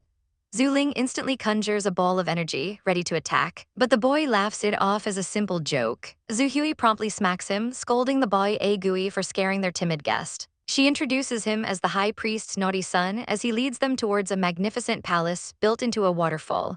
Inside, they meet the high priest, who welcomes Huan home, telling her she no longer has to be afraid. He gives her a small white flower, a pass to move freely within the city. After arranging a welcome banquet for the next day, they are shown to a house to rest. That night, Huan wakes up groggy from the fruit wines, wondering where Bai Dai has gone. Drawn by a jingling sound, she wanders outside to find a large group gathered around a bonfire near the sacred tree, where a veiled woman is performing a mesmerizing dance. Huan freezes in shock, recognizing it as the same prayer dance she once performed. She calls out to the dancer, who turns and reveals that she is Huan. As the mysterious figure touches her cheek, Huan's consciousness begins to fade, an overwhelming sleepiness taking over. A voice suddenly commands her to awaken, and she finds herself facing a blindfolded man who claims not to be a prophet but her father. Before she can process this, he warns her that everything she sees is a dream and not to believe it. In an instant, the peaceful illusion shatters as skeletal arms burst from the ground, surrounding them in a vortex of dark, purple energy. Huan is trapped in a nightmare, watching a blood-splattered, masked woman emerge from the woods over a pile of bodies. The figure's voice echoes in her mind, accusingly asking why she didn't save them. The pain is unbearable. Huan clutches her head, feeling like it's about to explode. Suddenly, a blindfolded man appears behind her, his sword drawn, telling her she needs to wake up, before mercilessly plunging the blade through her chest. She jolts awake, panting with relief that it was just a dream, but her heart sinks when she realizes Bai Dai is nowhere to be found. The dream pulls her back in. The masked woman appears before her again, a chilling smile on her lips as she says Huan has finally arrived. Huan demands to know who she is, but the woman only moves closer, attempting to merge with her. The blindfolded man reappears, grabbing her from behind, and she can only wonder how she returned to this place. As she's ripped from the vision, the masked woman warns that she can't escape. The stabbing scene repeats, making Huan feel like a cold-blooded killer, and she wakes for good, clutching her chest in terror. Her eyes land on photos of her happy life, and she realizes Bai Dai is right beside her. It wasn't a dream after all. He wakes, gently asking if she's all right. When he offers to make breakfast, she playfully suggests she'd rather eat him, only to become flustered when he actually starts taking his clothes off. Later, she asks her system about the nightmare, and it explains that someone used dream control to lure her into becoming a puppet. The system smugly adds that to save her, it had to stab her 32 times, a personal achievement it seems quite proud of. Huan clutches her heart, the phantom pain still lingering. Outside, she finds Zhu Ling grooming his magnificent red wings. He plucks a feather and offers it to her, saying it matches her perfectly today. She teases him about being old enough to start molting, and he playfully warns her not to lose it or else. Just then, Zhu Hui arrives with exciting news about the upcoming Jiahua festival, a bonfire party for singles to meet. Huan is immediately intrigued and promises she'll be there. Zhu Ling grows possessive, pinching her cheek and reminding her that she already has 4 males. She reassures him she only wants to enjoy the party, not find more men.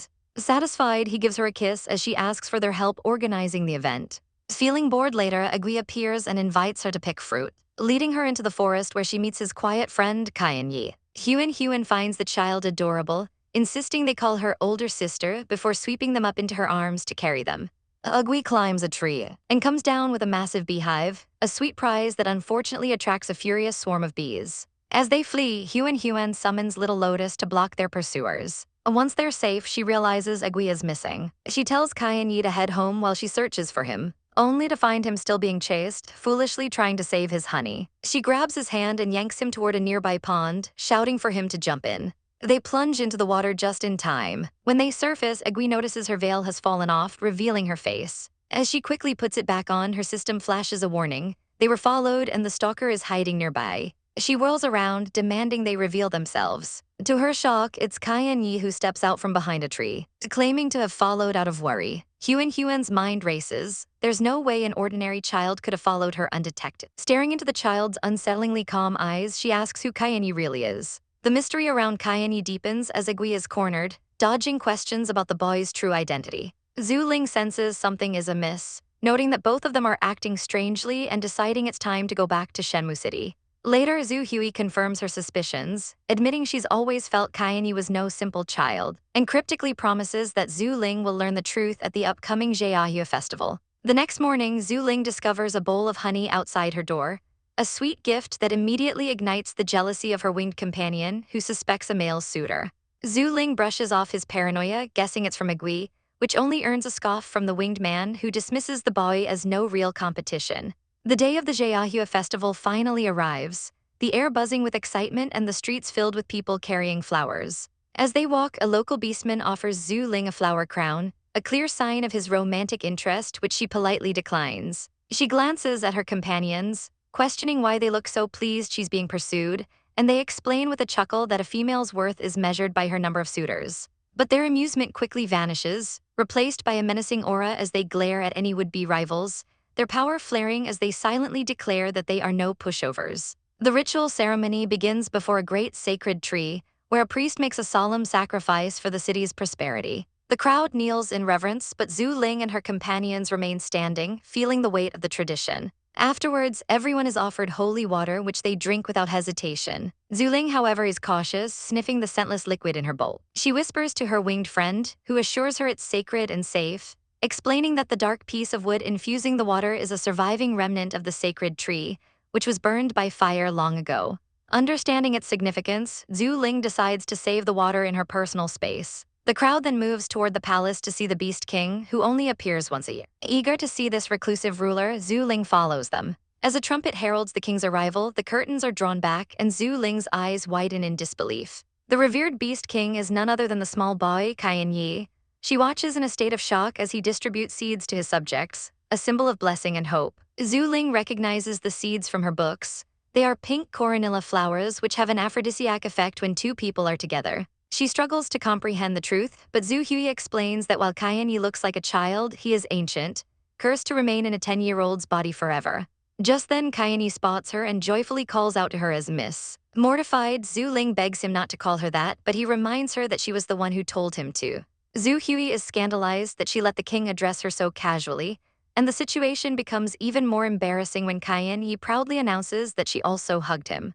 Flustered, Zhu Ling tries to explain she only did it out of concern for his safety as a child. Her companions, finding the whole ordeal hilarious, decide to make a graceful exit. Later, Zhu Hui confirms to Kyan Yi that Zhu Ling is indeed a descendant of the Sacred Tree clan, suggesting it's best for her to live with her own people, though she concedes the final choice must be Zhu Ling's. As night falls, the festival continues with music and dancing around a bonfire. When a stranger asks Zhu Ling to dance, her winged companion's heart visibly breaks. But before she can respond, Kyan Yi steps forward, asking for the honor himself. Zhu Ling politely informs the king that she already has a partner. Turning to her winged friend with a smile and asking if he would like to dance, his despair vanishes in an instant, replaced by a warm smile as he takes her hand. They move together in perfect harmony under the stars, his eyes sparkling like gems as he gazes at her, lost in the magical rhythm of the dance. From the shadows of the forest, Bai Dai watches the woman he loves, a quiet torment reflected in his eyes as Xuanwei joins him for a drink.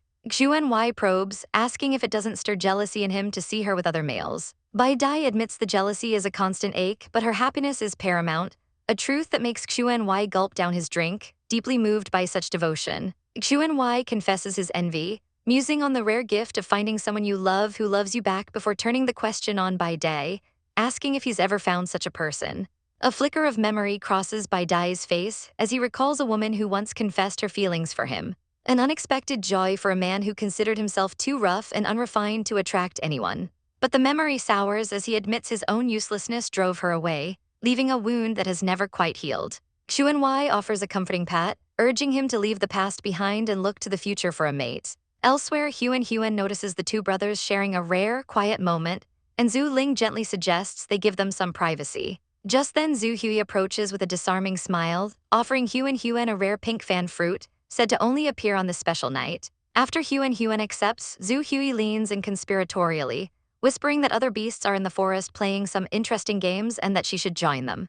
With Zhu Ling's encouragement, Huan eats the fruit as he takes her hand, leading her toward the rustling trees. But the scene that greets her is one of shocking intimacy, pairs of beasts locked in passionate embraces, and she realizes with a jolt that Zhu Hui has deceived her. Zhu Ling holds her close, explaining this isn't a game but a sacred ritual, where those who have eaten the fruit officially become mates. He whispers that he knew Zhu Hui was tricking her, then corrects himself, saying she wasn't lying after all because mating is indeed a very interesting game. In one fluid motion, he sweeps her into his arms, his intent clear as he asks if she'd like to try. His kiss is immediate and all-consuming, a fiery promise that he has waited for this moment for a very long time. Fear and desire war within Huan as she feels the intensity of his passion, but he promises to be gentle, his massive red wings enveloping them in a private, glittering cocoon. She surrenders, realizing this was always their destiny. He tells her to listen to the sounds of the forest, a symphony playing just for them as they finally become one.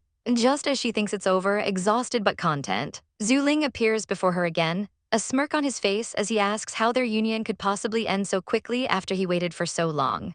The night is far from over. Huan awakens much later, back in her room and aching all over, cursing that shameless rogue under her breath. The door creaks open and Zhu Ling enters, his voice soft as he asks if she still hurts. He moves to apply medicine but stops, amazed to see that all the marks from their passion have vanished. She explains it's the healing power of the sacred tree seed. But then he spots something else, a tiny, delicate flower that has bloomed directly on her navel. She stares in shock, having no idea what it is, as Zhu Ling muses it must be a gift from the sacred tree itself. He gently pokes it, remarking how cute it is, and a shiver runs through her as she realizes it's a sensitive spot. He leans in, teasingly demanding she call him darling, an embarrassing request she vehemently rejects. His attempt to appease her with food he cooked is met with suspicion until he mentions her favorite dishes. He concedes that his cooking isn't as good as Bai Dai's, but reveals that Bai Dai isn't home. A serious tone enters his voice as he explains that the sacred tree has disappeared, and the high priest has summoned both Bai Dai and Xuan for questioning. At the temple, the high priest interrogates the brothers about their whereabouts. While Bai Dai has a solid alibi, Xuan admits he was resting alone in his room, with no one to vouch for him. The accusation hangs heavy in the air, and guards move to take him into custody. Bai Dai desperately protests his friend's innocence, but Xuan, his conscience clear, agrees to go peacefully. The priest informs Bai Dai he must remain until his story can be corroborated by Huan and Zhu Ling.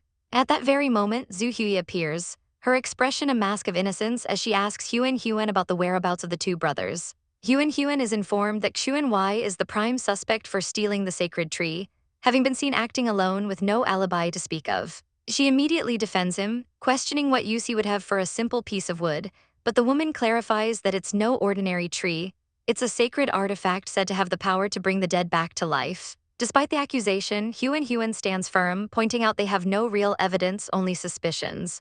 The woman assures her they won't harm Xuan, only restrict his freedom for now, before guiding her to see a certain Master Bihuan who wishes to ask her some questions. They arrive in a grand hall where Master Bihuan questions her about her whereabouts during the festival, a story that seems to align with what others have said.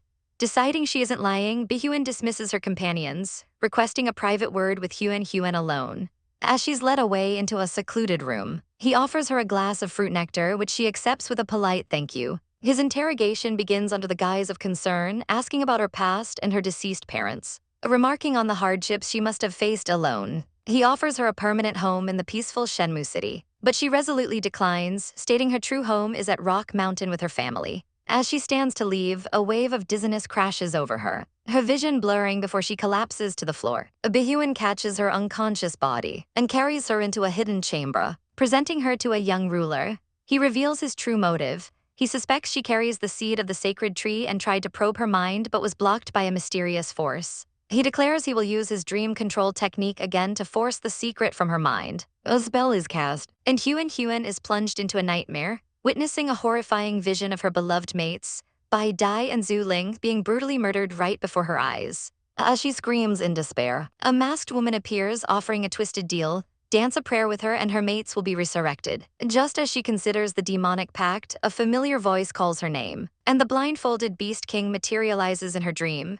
He calmly informs her that none of this is real, it's all an illusion. As the demonic woman reappears, vowing to kill him, he simply raises a hand to his blindfold, unleashing an overwhelming power that shatters her and the nightmare she represents with a single command: get lost. Back in the quiet of the dreamscape, Huan realizes she was drugged with the fruit nectar, and the Beast King confirms that Bihyun is manipulating her dreams.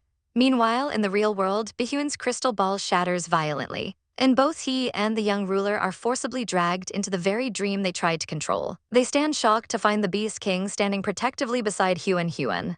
Bihyun tries to explain they only wanted information, but the Beast King's tone turns cold, warning them that if she refuses, they shouldn't blame him for showing no mercy. With a sneer, he declares he will show them the true meaning of the words, effortlessly shattering Bihyun's defenses and banishing him from sight. He calmly explains that Bihyun will now experience the same torturous vision he inflicted upon her, and since the prophet could control dreams, so can he. With a wicked smile, he invites Huan to watch the show as a shimmering butterfly lands on his finger. Huan is plunged into a vision of the past, witnessing a younger, more desperate Bihyun completely lost in a dream of his own. Inside this memory, he cradles a pale, sickly woman named Yuying, his mate, who coughs weakly into her hand. With her dying breath, Yuying tells him she's not going to make it and pleads for him to take care of someone named Ashi after she's gone.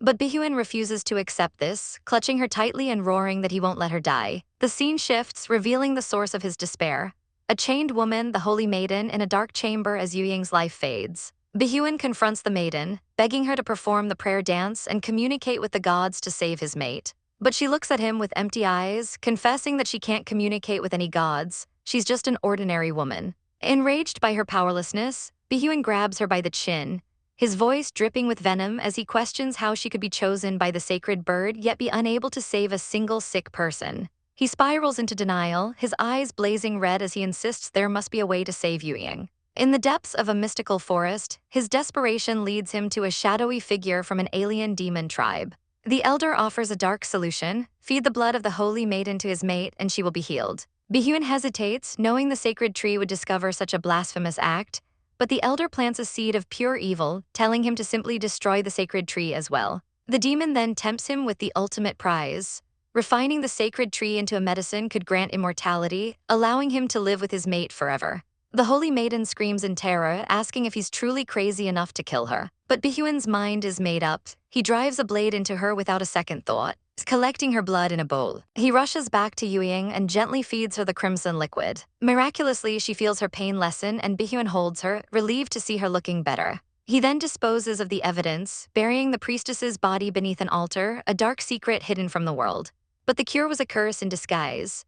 Yuying is found hunched over, ravenously devouring a small animal, her humanity slipping. When Bihyun finds her, she's covered in blood, her eyes filled with a terrifying hunger as she craves more. Realizing no one can find out about her condition, Bihyun begins burying the remains of the animals she consumes. But soon, animal blood is no longer enough to satisfy her horrifying thirst. Left with no other choice, his fist trembling with resolve, Bihyun resigns himself to a terrible new path. Soon, villagers begin to notice beasts disappearing, and they decide to pray to the sacred tree for guidance, wondering where the holy maiden has gone.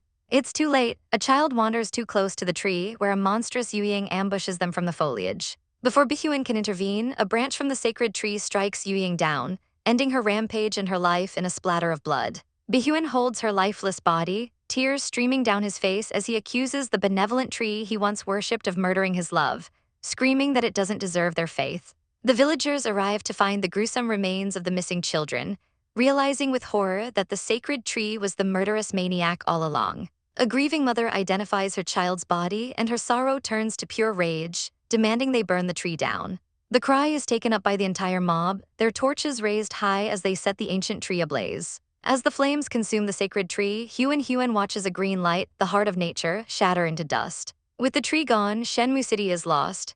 An unprecedented insect plague descends upon them, covering the land in swarms of death. Weakened and defenseless, they are then attacked by the alien demon tribe army. Their king, Jian Yi, transforms into his beast form, burning his own life force to fight back the invaders. But the effort is too much and he collapses, completely exhausted. Stepping into the chaos, Bihuan presents a concoction made from the ashes of the burned tree, calling it holy water. He gives it to the fallen king, who miraculously awakens, feeling much better. He distributes the water to everyone, healing their wounds from the insect plague. The people erupt in cheers, hailing High Priest Bihuan as the savior who stopped the disaster, never knowing he was the very architect of their suffering. Jolting awake, Huan gasps for air, finally free from the horrifying dream. A system notification flashes, warning her that Bihuan and Cayenne will soon wake up and she must leave immediately. She rushes out calling for her friends and is relieved to find Zhu Hui, Bai Dai, and Zhu Ling waiting for her. Without wasting a moment, she tells Zhu Hui she must seek Xuan Wai immediately. They arrive at a dark chamber where Xuan Wai is imprisoned,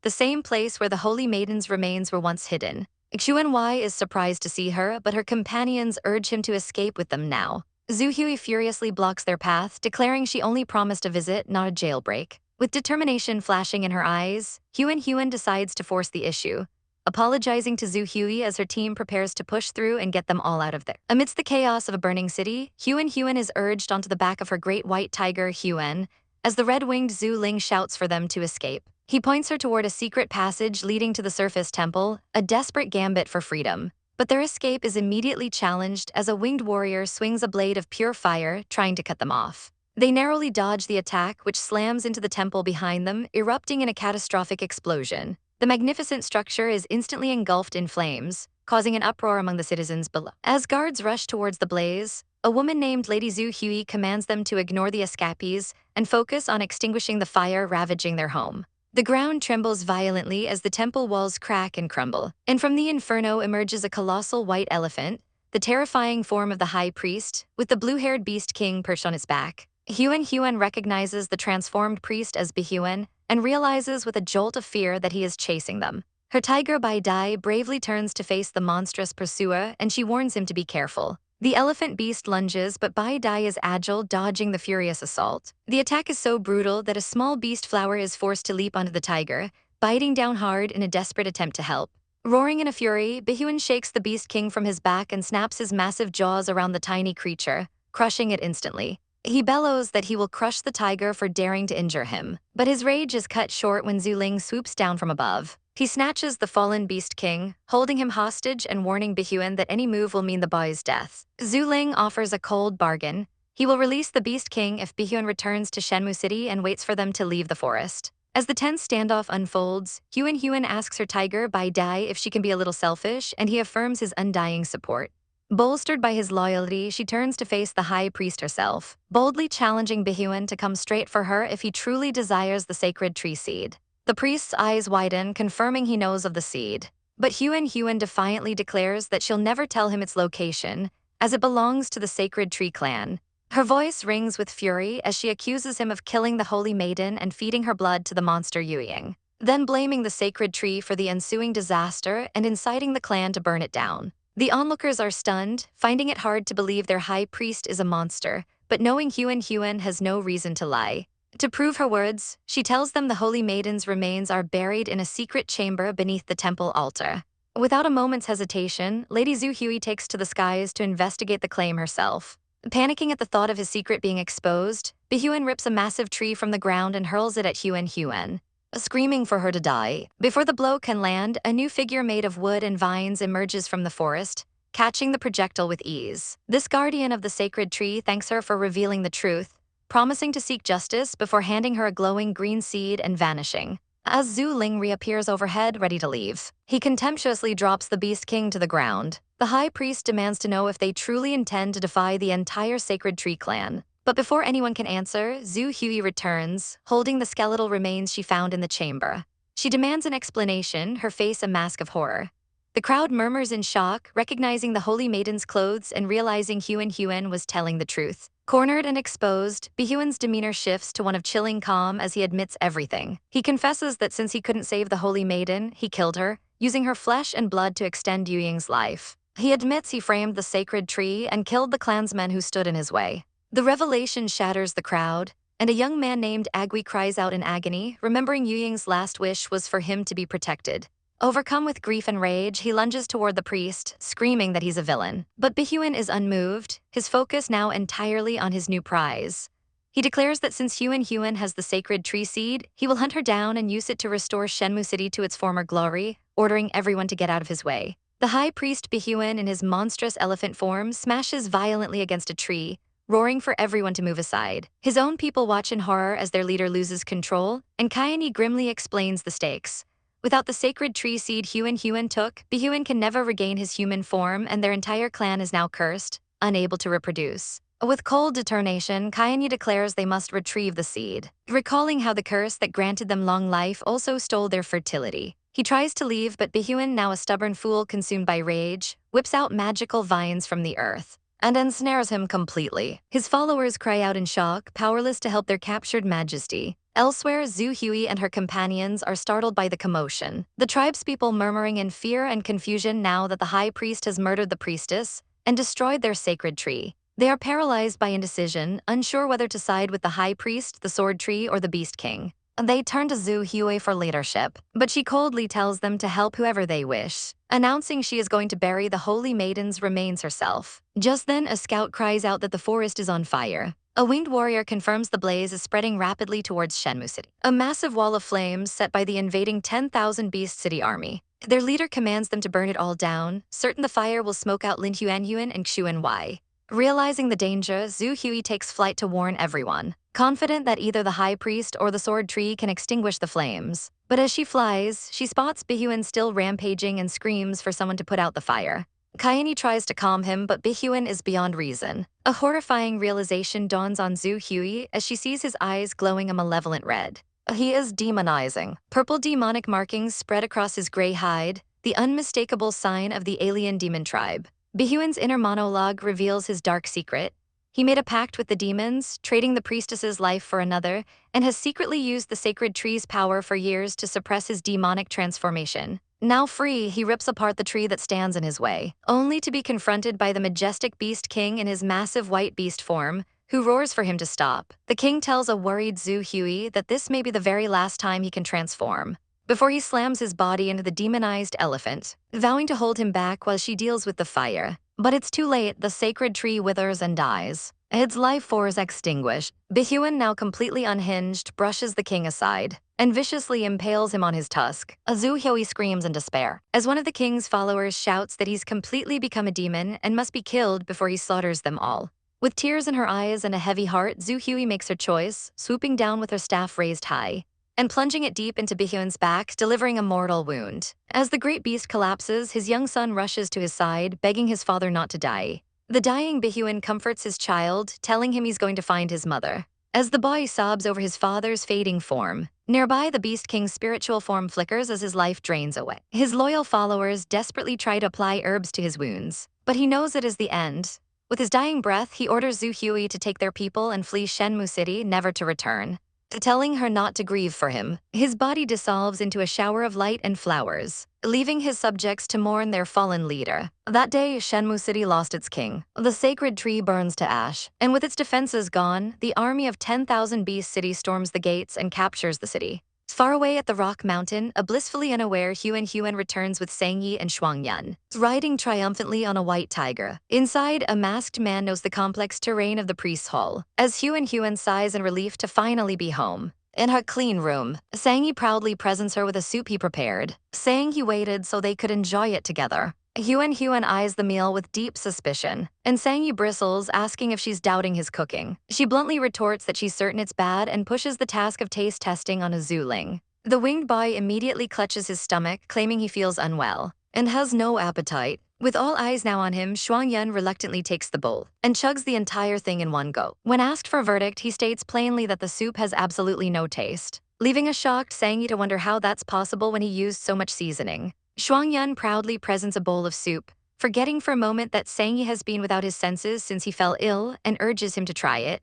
Sangyi senses the strange stares from everyone and immediately becomes suspicious, wondering what could possibly be wrong with the soup. Reasoning that it must be at least average if Shuangyun drank it in one gulp, he takes a cautious sip, only to violently spit it out a second later. As Shuangyun stares in disbelief, he notices the others snickering, realizing he's been pranked. He explodes with indignation, but quickly forgets his anger and embraces Huan, telling her how much he's missed her. She calls him a liar, pointing out that he's still laughing, but he smoothly replies it's only because she's so cute. Flustered but pleased, Shuangyun declares that since she called him cute, he's allowed to make fun of her too. Not long after, the mood turns serious as Bai Dai recounts their perilous escape from 10,000 Beast City back to Rock Mountain. He warns that their enemies may pursue them, so they must prepare. Shuangyun asks if they should also be wary of Higuang, but Bai Dai suggests they should first try to talk with him to avoid an unnecessary fight. Meanwhile, in the priest hall, Higuang lounges dismissively, stating he doesn't care about his grudge with 10,000 Beast City as long as the army stays outside. He then makes a surprising request, asking if his beast soldiers who have been through life and death with him could stay at Rock Mountain to recuperate from the harsh conditions of their own barracks. Bai Dai and Shuangyun agree to accept some of them, and Higuang casually says he'll let them visit in turns, treating it like a vacation. This news sends Huan into a panic, realizing dozens of beast soldiers will be arriving, and she scrambles to figure out how to hide Sangyi. Elsewhere, the masked Huan searches an empty courtyard, only to be startled by Sangyi appearing behind him holding two large eggs, who pointedly asks if he is a member of the alien demon tribe. Sangyi coolly admits he is, shocking Xuanwei, who can't believe Huan would accept such a mate. Xuanwei then recognizes him as Wenxi's grandson and recounts the tragic story of how Sangyi's father, a temple priest, was branded a traitor for marrying a woman from the alien demon tribe, a scandal that nearly cost his grandfather his position as high priest. He warns Sangyi that there is no future for their kinds together, but their tense conversation is cut short by the return of Huan and the others. She asks what they were talking about, but Sangyi brushes it off as simple chatting, his heart feeling a sense of ease only when he's by her side. The peace is broken when Shuangyun bursts in, announcing that Bai Dai has been inappropriately sleeping in Huan's room. Bai Dai calmly explains Zhu Ling is away, so he's just using his room. Seizing his chance, Shuangyun grabs Huan and declares she'll be sleeping with him tonight. When she refuses, stating she'll sleep with Sangyi, Shuangyun challenges his rival to a fight for her affection, a challenge Sangyi calmly accepts. Huan tries desperately to stop them, but Shuangyun is fueled by the belief that only the strong deserve a mate. Bai Dai and Xuanwei watch with amusement, the latter even offering to be the referee, much to Huan's exasperation. Fed up, she proposes a different kind of duel, a game of cards. Xuanwei is intrigued, and after Huan explains the rules, the game begins, ending with a thoroughly humiliated Shuangyun getting repeatedly slapped with cards. Bai Dai announces the results, Xuanwei is the winner and Shuangyun is dead last. As the loser sobs, Huan waves him a cheerful goodnight. Bai Dai then offers to teach the dejected wolf beast how to play, claiming it's more fun with evenly matched opponents, though he admits it might just be pity. Later that night, Huan finds Sangyi smiling to himself. He confesses his happiness at finally being able to sleep with her again. She rests against him, remarking how comfortably cool his body is, but he apologizes for not being able to smile properly. She reassures him, promising they will take it slow and that she will find a way to help him recover completely. The next morning, she wakes up alone and is greeted by her system, which cheekily suggests she should be on bed rest after a night with a snake beast. Huan furiously reminds it that the forget love grass hasn't worn off and that they can't mate, prompting the system to remember Sangyi is impotent, calling him a poor child. Elsewhere, Zhu Ling reports to Changgu about their escape from Shenmu City, explaining how they only survived because Jian Shu held off the high priest Bihuan. Changgu advises him that the Sacred Tree clan has nowhere else to go but Rock Mountain and tells him to send any pursuers his way. Taking flight, Zhu Ling spots Sangyi standing alone in the woods and grows suspicious. He lands just as the person Sangyi was meeting vanishes into thin air. Zhu Ling confronts him, demanding to know who he was just talking to, noting the faint but distinct aura of the alien demon tribe in the air. Sangyi coldly dismisses the question as a private matter and walks away, leaving a concerned Zhu Ling to follow as they head back together. Sangyi stands alone, a strange box with a serpent emblem on his table, a quiet unease settling over him. He reveals to an empty room that he sensed the presence of the alien demon tribe this morning, a dark premonition hanging in the air. His gaze turns grim as a figure emerges from the trees, someone he didn't expect to see, his uncle.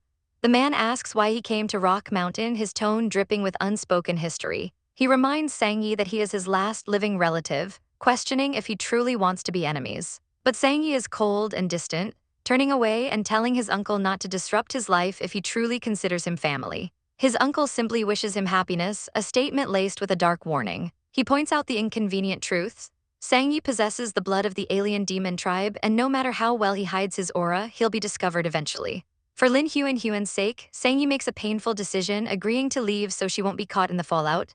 The uncle bursts into laughter, a cruel and knowing sound. He reveals that Sangyi's mother gave the exact same answer before she betrayed their tribe for his father, a choice that led to nothing but separation and hatred. He coldly asks if Sangyi truly wants to follow in his mother's tragic footsteps. Sangyi demands to know if his uncle came all this way just to dredge up the past. His uncle cuts to the heart of the matter, questioning why Sangyi remains by Lin Huanhuan's side when he drank a forget-love potion, a concoction meant to erase all desires. Sangyi's answer is simple and devastating. Being with her is as natural as eating when hungry, a basic instinct for survival. His uncle scoffs that he wasted a perfectly good potion, then reveals the contents of the box he brought, their parents' ashes. He explains it was his mother's dying wish to be buried with her husband in Dark Moon City. Sangyi is taken aback by this sentimental request. The uncle confesses that he has killed countless people, but could never bring himself to harm his own sister, and it was that weakness that led to her tragic life and unfulfilled wishes, a wrong he now intends to avenge. With renewed determination, Sangyi declares he will not let his parents' misfortune repeat itself in his own life. Just then Lin Huanhuan enters, asking what he's looking at. She spots the box and immediately panics, mistaking it for his mother's ashes and frantically apologizing to her mother-in-law for not greeting her properly. Sangyi calmly informs her his mother has been dead for many years and can't hear her. Huanhuan insists that the dead must be respected regardless. She asks how he suddenly came to possess the ashes, and he explains his uncle brought them. The mention of his uncle, the king who gave him the forget-love potion, sends a jolt of alarm through her. Sangyi explains the mission: take the ashes to Dark Moon City and bury his parents together. Huanhuan is horrified, knowing that Sangyi is the most wanted criminal in that city and walking back would be a death trap. Sangyi reassures her they won't go until the mountain snow melts, asking her just not to touch the box as she runs off to tell the others. As she leaves, another figure appears in the doorway. It's Bai Dai, who asks if the alien demon tribe member Sangyi spoke of was Han Ying. Sangyi confirms it, and Bai Dai smirks, remarking that Sangyi's perception is indeed keen for a young beast. After a brief, awkward exchange where Bai Dai boasts about his own youthfulness, he declares Sangyi no fun and flies off to find Shuang Yun. He soars over the mountains and finds Shuang Yun with another beastman, reporting that they've discovered a nest of white rock worms. The third prince has ordered them to gather forces and destroy it. Bai Dai's eyes gleam with excitement, declaring that fire is the best way to deal with bugs as he prepares his flames. They arrive at the massive, pulsating nest hanging from a tree, the cold weather having forced the worms into a dormant state. With a sinister grin, Bai Dai unleashes a torrent of fire, and the larvae inside begin to squeal as they are incinerated. But just as they think it's over, a powerful energy erupts from the nest, and a monstrous, humanoid bug creature emerges with a hiss. The beastmen are stunned, recognizing her as Yiwu, who they thought was burned to death. But this is no mere beast. It's the mother of the white rockworms, a terrifying insectoid queen. Meanwhile, back at the village, Huanhuan cheerfully offers sponge cake to the cubs. But as they happily munch away, a sudden wave of intense unease washes over her. She worries aloud about Zhu Ling and Shuang Yun. Her system, Zioba, reassures her that her men are super strong and will be fine. But the terrible feeling won't go away. Zioba suggests she use the prophecy mask to see what's happening, offering a chance to change a bad outcome. Hesitantly, Huanhuan takes out the fox mask and places it over her eyes. Her vision is immediately flooded with a horrific scene: the giant worm mother Yiwu unleashing swarms of glowing, poisonous moths. The humanoid moths are highly toxic, causing the flesh of the beast soldiers to rot on contact as they scream in agony. Her vision reveals the truth. These are ghost moths, translucent and invisible to ordinary beasts who are walking straight into a deadly trap. Panic seizes her as she realizes Shuang Yun and Zhu Ling can't see the danger. She rips the mask off and bolts out the door, running straight into Bai Dai, frantically explaining her vision of the ghost moths. Sangyi arrives, and Bai Dai tells him to stay with Huanhuan where it's safer, but she refuses. She insists she must go herself, as she's the only one who can see the invisible threat. Bai Dai relents, agreeing to go with her. They leap onto the backs of two giant white tigers and race through the forest. As they draw closer, they see the fire raging and the beast soldiers in chaos. Huanhuan's tiger warns her not to go, that they need backup. But then her eyes widen in horror as she sees them, the translucent, shimmering ghost moths buzzing as they swarm directly towards her. She braces herself, ready to face the invisible nightmare. The air sizzles as a ghostly moth solidifies in Huan's palm, a beautiful but deadly creature. Her mates, in their massive white tiger forms, urgently warn her that direct contact with the moths causes flesh to rot, commanding her to quickly change back to human form and get dressed. In a flash, she grabs her clothes just as her partners materialize in their stunning, bare-chested human forms behind her. Once they are clothed, Xuanwei explains the grim situation. Invisible ghost moths are everywhere, harmless unless they touch bare skin. Finding the ordeal troublesome, Xuanwei decides to reinforce the beast soldiers, leaving Sangyi with the solemn duty of protecting Huan. As they prepare, Huan finds catching the tiny creatures by hand agonizingly slow, but her sentient plant, Little Lotus, eagerly offers its help, unafraid of the venomous insects. With a ferocious appetite, the plant begins devouring the ghost moths, much to Huan's relief, who realizes her Scutularia barbata finds them to be a delicacy. A horrifying thought strikes her and she sprints towards her other mates, Shuang-yun and Zuling. Shuang-yun can't hear her panicked cries over the chaos of battle, as she desperately tries to warn them that a swarm of moths is heading straight for them. The chilling realization hits her, they can't see the ghost moths at all. Just as despair sets in, Sangyi steps forward, vowing to handle it as he transforms into a colossal black serpent. But even his massive form is overwhelmed, there are simply too many moths. Her plant cries out that it can't eat them all at once, prompting her system helper to suggest using her other mutated plants. An idea sparks in Huan's mind and she pulls out a pouch of carrot seeds. Without hesitation, she bites her own finger, smearing her blood across the seeds to activate their latent power. She hurls the blood-soaked seeds into the swarm, and they erupt in a chain of fiery explosions that incinerate the ghost moths completely. The beast soldiers stare in confusion at the dead insects now visible on the ground, realizing they were being attacked by an invisible enemy, with Xuanwei marveling at the great shaman's power. He notices a strange red substance on the ground, finding it soft and sweet-smelling like a plant. Suddenly, a monstrous green-haired creature erupts from the shadows, screeching in fury over her dead children. The half-woman, half-spider monstrosity lunges forward, her eyes locked on Huan. Bai Dai screams for her to get out of the way, but it's too late as the monster sinks its fangs deep into her shoulder. Sangyi watches in pure horror, a guttural hiss escaping his serpent form as he transforms back into a half-snake warrior, his eyes burning with rage. He unleashes his fury upon the spider demon, sending it screeching backward. The attack reveals his true nature, and a rival tribe leader instantly identifies him as a hated alien demon. Bai Dai swoops in, snatching the wounded Huan from the ground. Though her vision blurs with pain, she refuses to retreat, insisting they must help Sangyi, whose identity has been exposed, placing him in mortal danger. Bai Dai entrusts the battle to his comrades and flies away with her, just as the mother insect sprouts wings and tries to flee. The beastmen give chase, but their leader also commands them to surround the alien demon, Sangyi. Cornered, Sangyi faces the hostile warriors. The tribe leader calls him an enemy that must be destroyed, but Shuang-yun furiously defends him, declaring that Sangyi is one of Huan's mates and their family. The leader is unmoved, his verdict absolute, all alien demons must die. Later, as Zuling carries a weakened Huan, she sees Sangyi is also hurt and wants to get him medicine. But the enemy tribe arrives, demanding they hand over the demon to avoid punishment. Shuang-yun roars that it's impossible, and Sangyi looks down in defeat, knowing his identity can no longer be hidden. As the tribes stand on the brink of war, Sangyi holds Huan and tells her the devastating news: he has to leave. He explains that for the safety of their home, he must disappear, telling her to blame everything on him and pretend she knew nothing. She clings to him, sobbing and refusing to let him go, insisting they can find a way together. He gently reminds her of the consequences, that harboring him would make them enemies of the entire continent, gesturing to their friends fighting and bleeding for them. He tells her he will miss her every single day, hoping she will remember him. Crying, she pleads for him not to leave, not to be separated from her. He asks her to promise she will take care of herself. And as tears stream down her face, he leans in and kisses her, vowing to return one day so powerful that no one will ever dare separate them again. Through her tears, she agrees, holding him in a final, heartbreaking embrace. To distract Huan from her sorrow, Zioba suggests watching a movie, cheekily offering up horror titles like The Great Purge and Biohazard.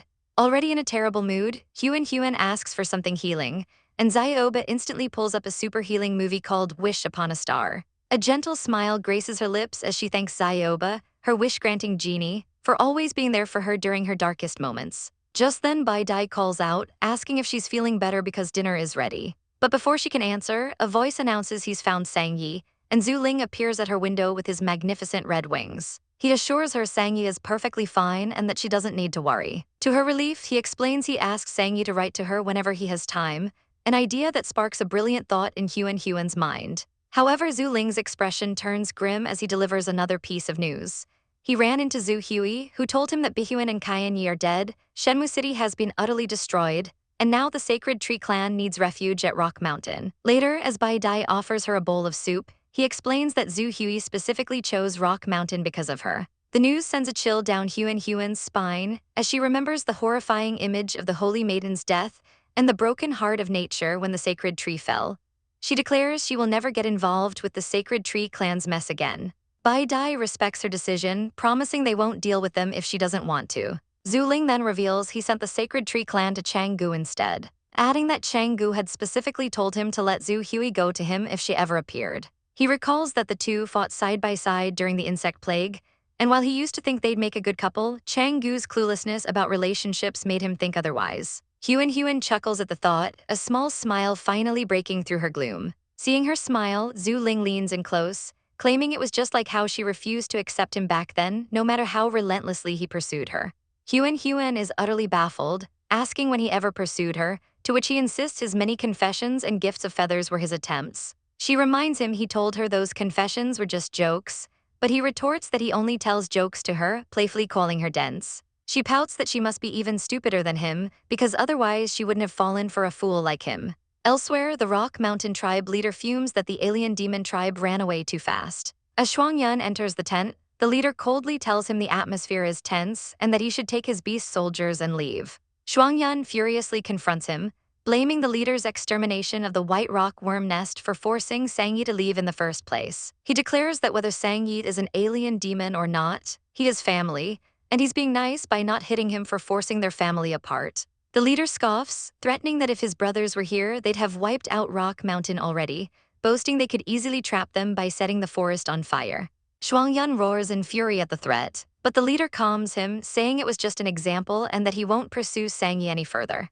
He makes a deal, they can stay until the weather warms, but then they must leave. He then pats Shuangyan on the shoulder, condescendingly adding that with Sang Yi gone, Huan has plenty of other excellent males to choose from. Shuangyan violently slaps his hand away, warning him to give up because Huan will never forgive him or accept him after he forced Sang Yi away. The leader simply smirks, vowing to work harder to win her favor. Back in her room, Huan receives a magical message from Sang Yi, a letter etched into a stone tablet. He tells her he's going to Dark Moon City to bury his mother's ashes with his father's. He promises to travel slowly and rest during blizzards, reassuring her that he's taking good care of himself. Days later, she receives another gift from him, a breathtakingly beautiful flower perfectly frozen in a crystal of ice. Shuangyan grumbles jealously that the snake really knows how to please her. As the ice melts and the flower begins to wither in the room's warmth, Huan decides she will dry the petals and preserve them as a specimen. Sang Yi continues to send her souvenirs from his travels, the next being a stunning frozen butterfly. She carefully places it in a sheepskin book, dreaming that one day this book will be a gift for their child. As the ice finally melts, the Rock Mountain tribe prepares to leave and the local beasts cheer their departure.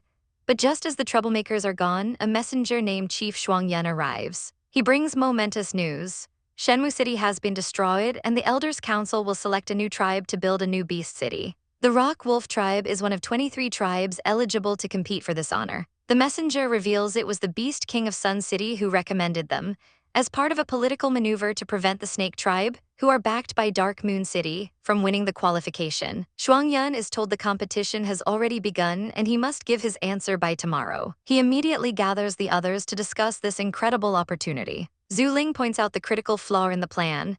Huan is a wanted person in 10,000 Beast City, and by extension, so are they. Huan sees it differently. This is the perfect chance to clear her name by surrendering herself to the Elders' Council and explaining she didn't kill Mather. Her friends immediately shout their disapproval. Bai Dai gently explains that if the council was willing to listen to reason, they wouldn't have needed Xuanhuai's help to escape in the first place. Another ally states the grim truth: the council doesn't need justice, they just need a scapegoat. Huan's mind reels with a terrifying possibility.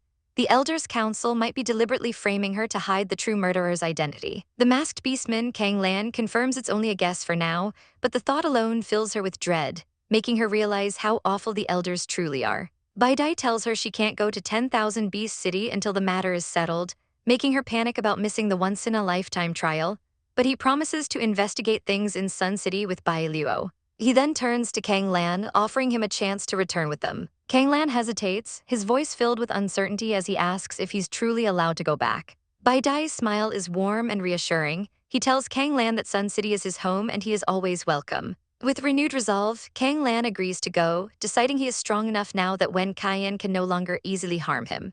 The next day, as they prepare to leave, Huan asks Bai Dai to be careful. He pulls her into a deep kiss, telling her to come back to him quickly. As their figures fade into the distance, she sighs, noting that 2 more people are now gone. But before loneliness can set in, Shuang-yun suddenly scoops her into his arms, declaring that she belongs to him now that they are all alone. He leans in close, boasting that his youth and energy will satisfy her far more. A blushing Huan demands he put her down, quickly changing the subject by announcing her intent to plant new seeds for the spring. In the field, she presents special seeds from Shenmue City and asks her system if the sacred tree seeds can be planted.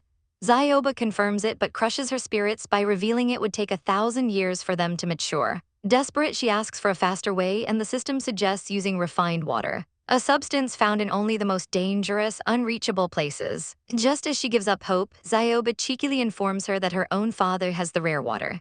The scene changes, introducing the magnificent red-winged beastman, Zhu Ling.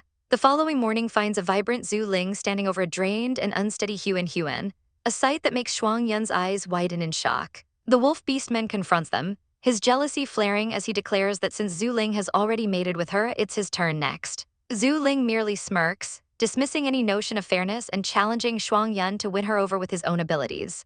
Overwhelmed, Huan meekly agrees to sleep with Shuang-yun, which only earns her a pout from a hurt Zhu Ling who calls her heartless. Feeling a stab of guilt, she apologizes, but he tells her he wants her, not her apology.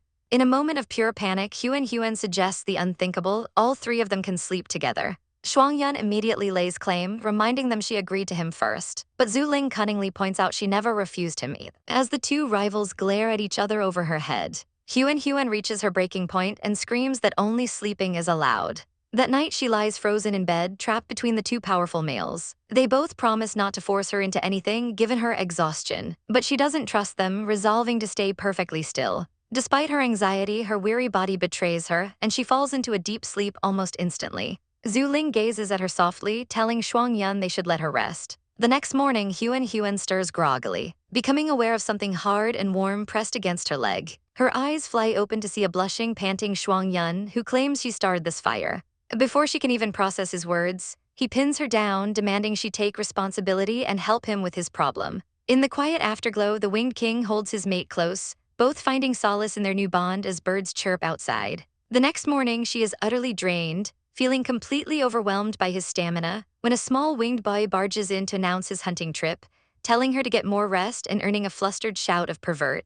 Her mate simply smiles, musing aloud how he once saw mating as a mere function of reproduction, but now understands it as a wondrous connection with a loved one, much to her blushing embarrassment. Desperate to shift the conversation, she declares her intention to visit Zhu Hui to discuss important matters, but he grows serious, asking if she truly plans to forgive those who harmed the sacred tree, admitting he never could.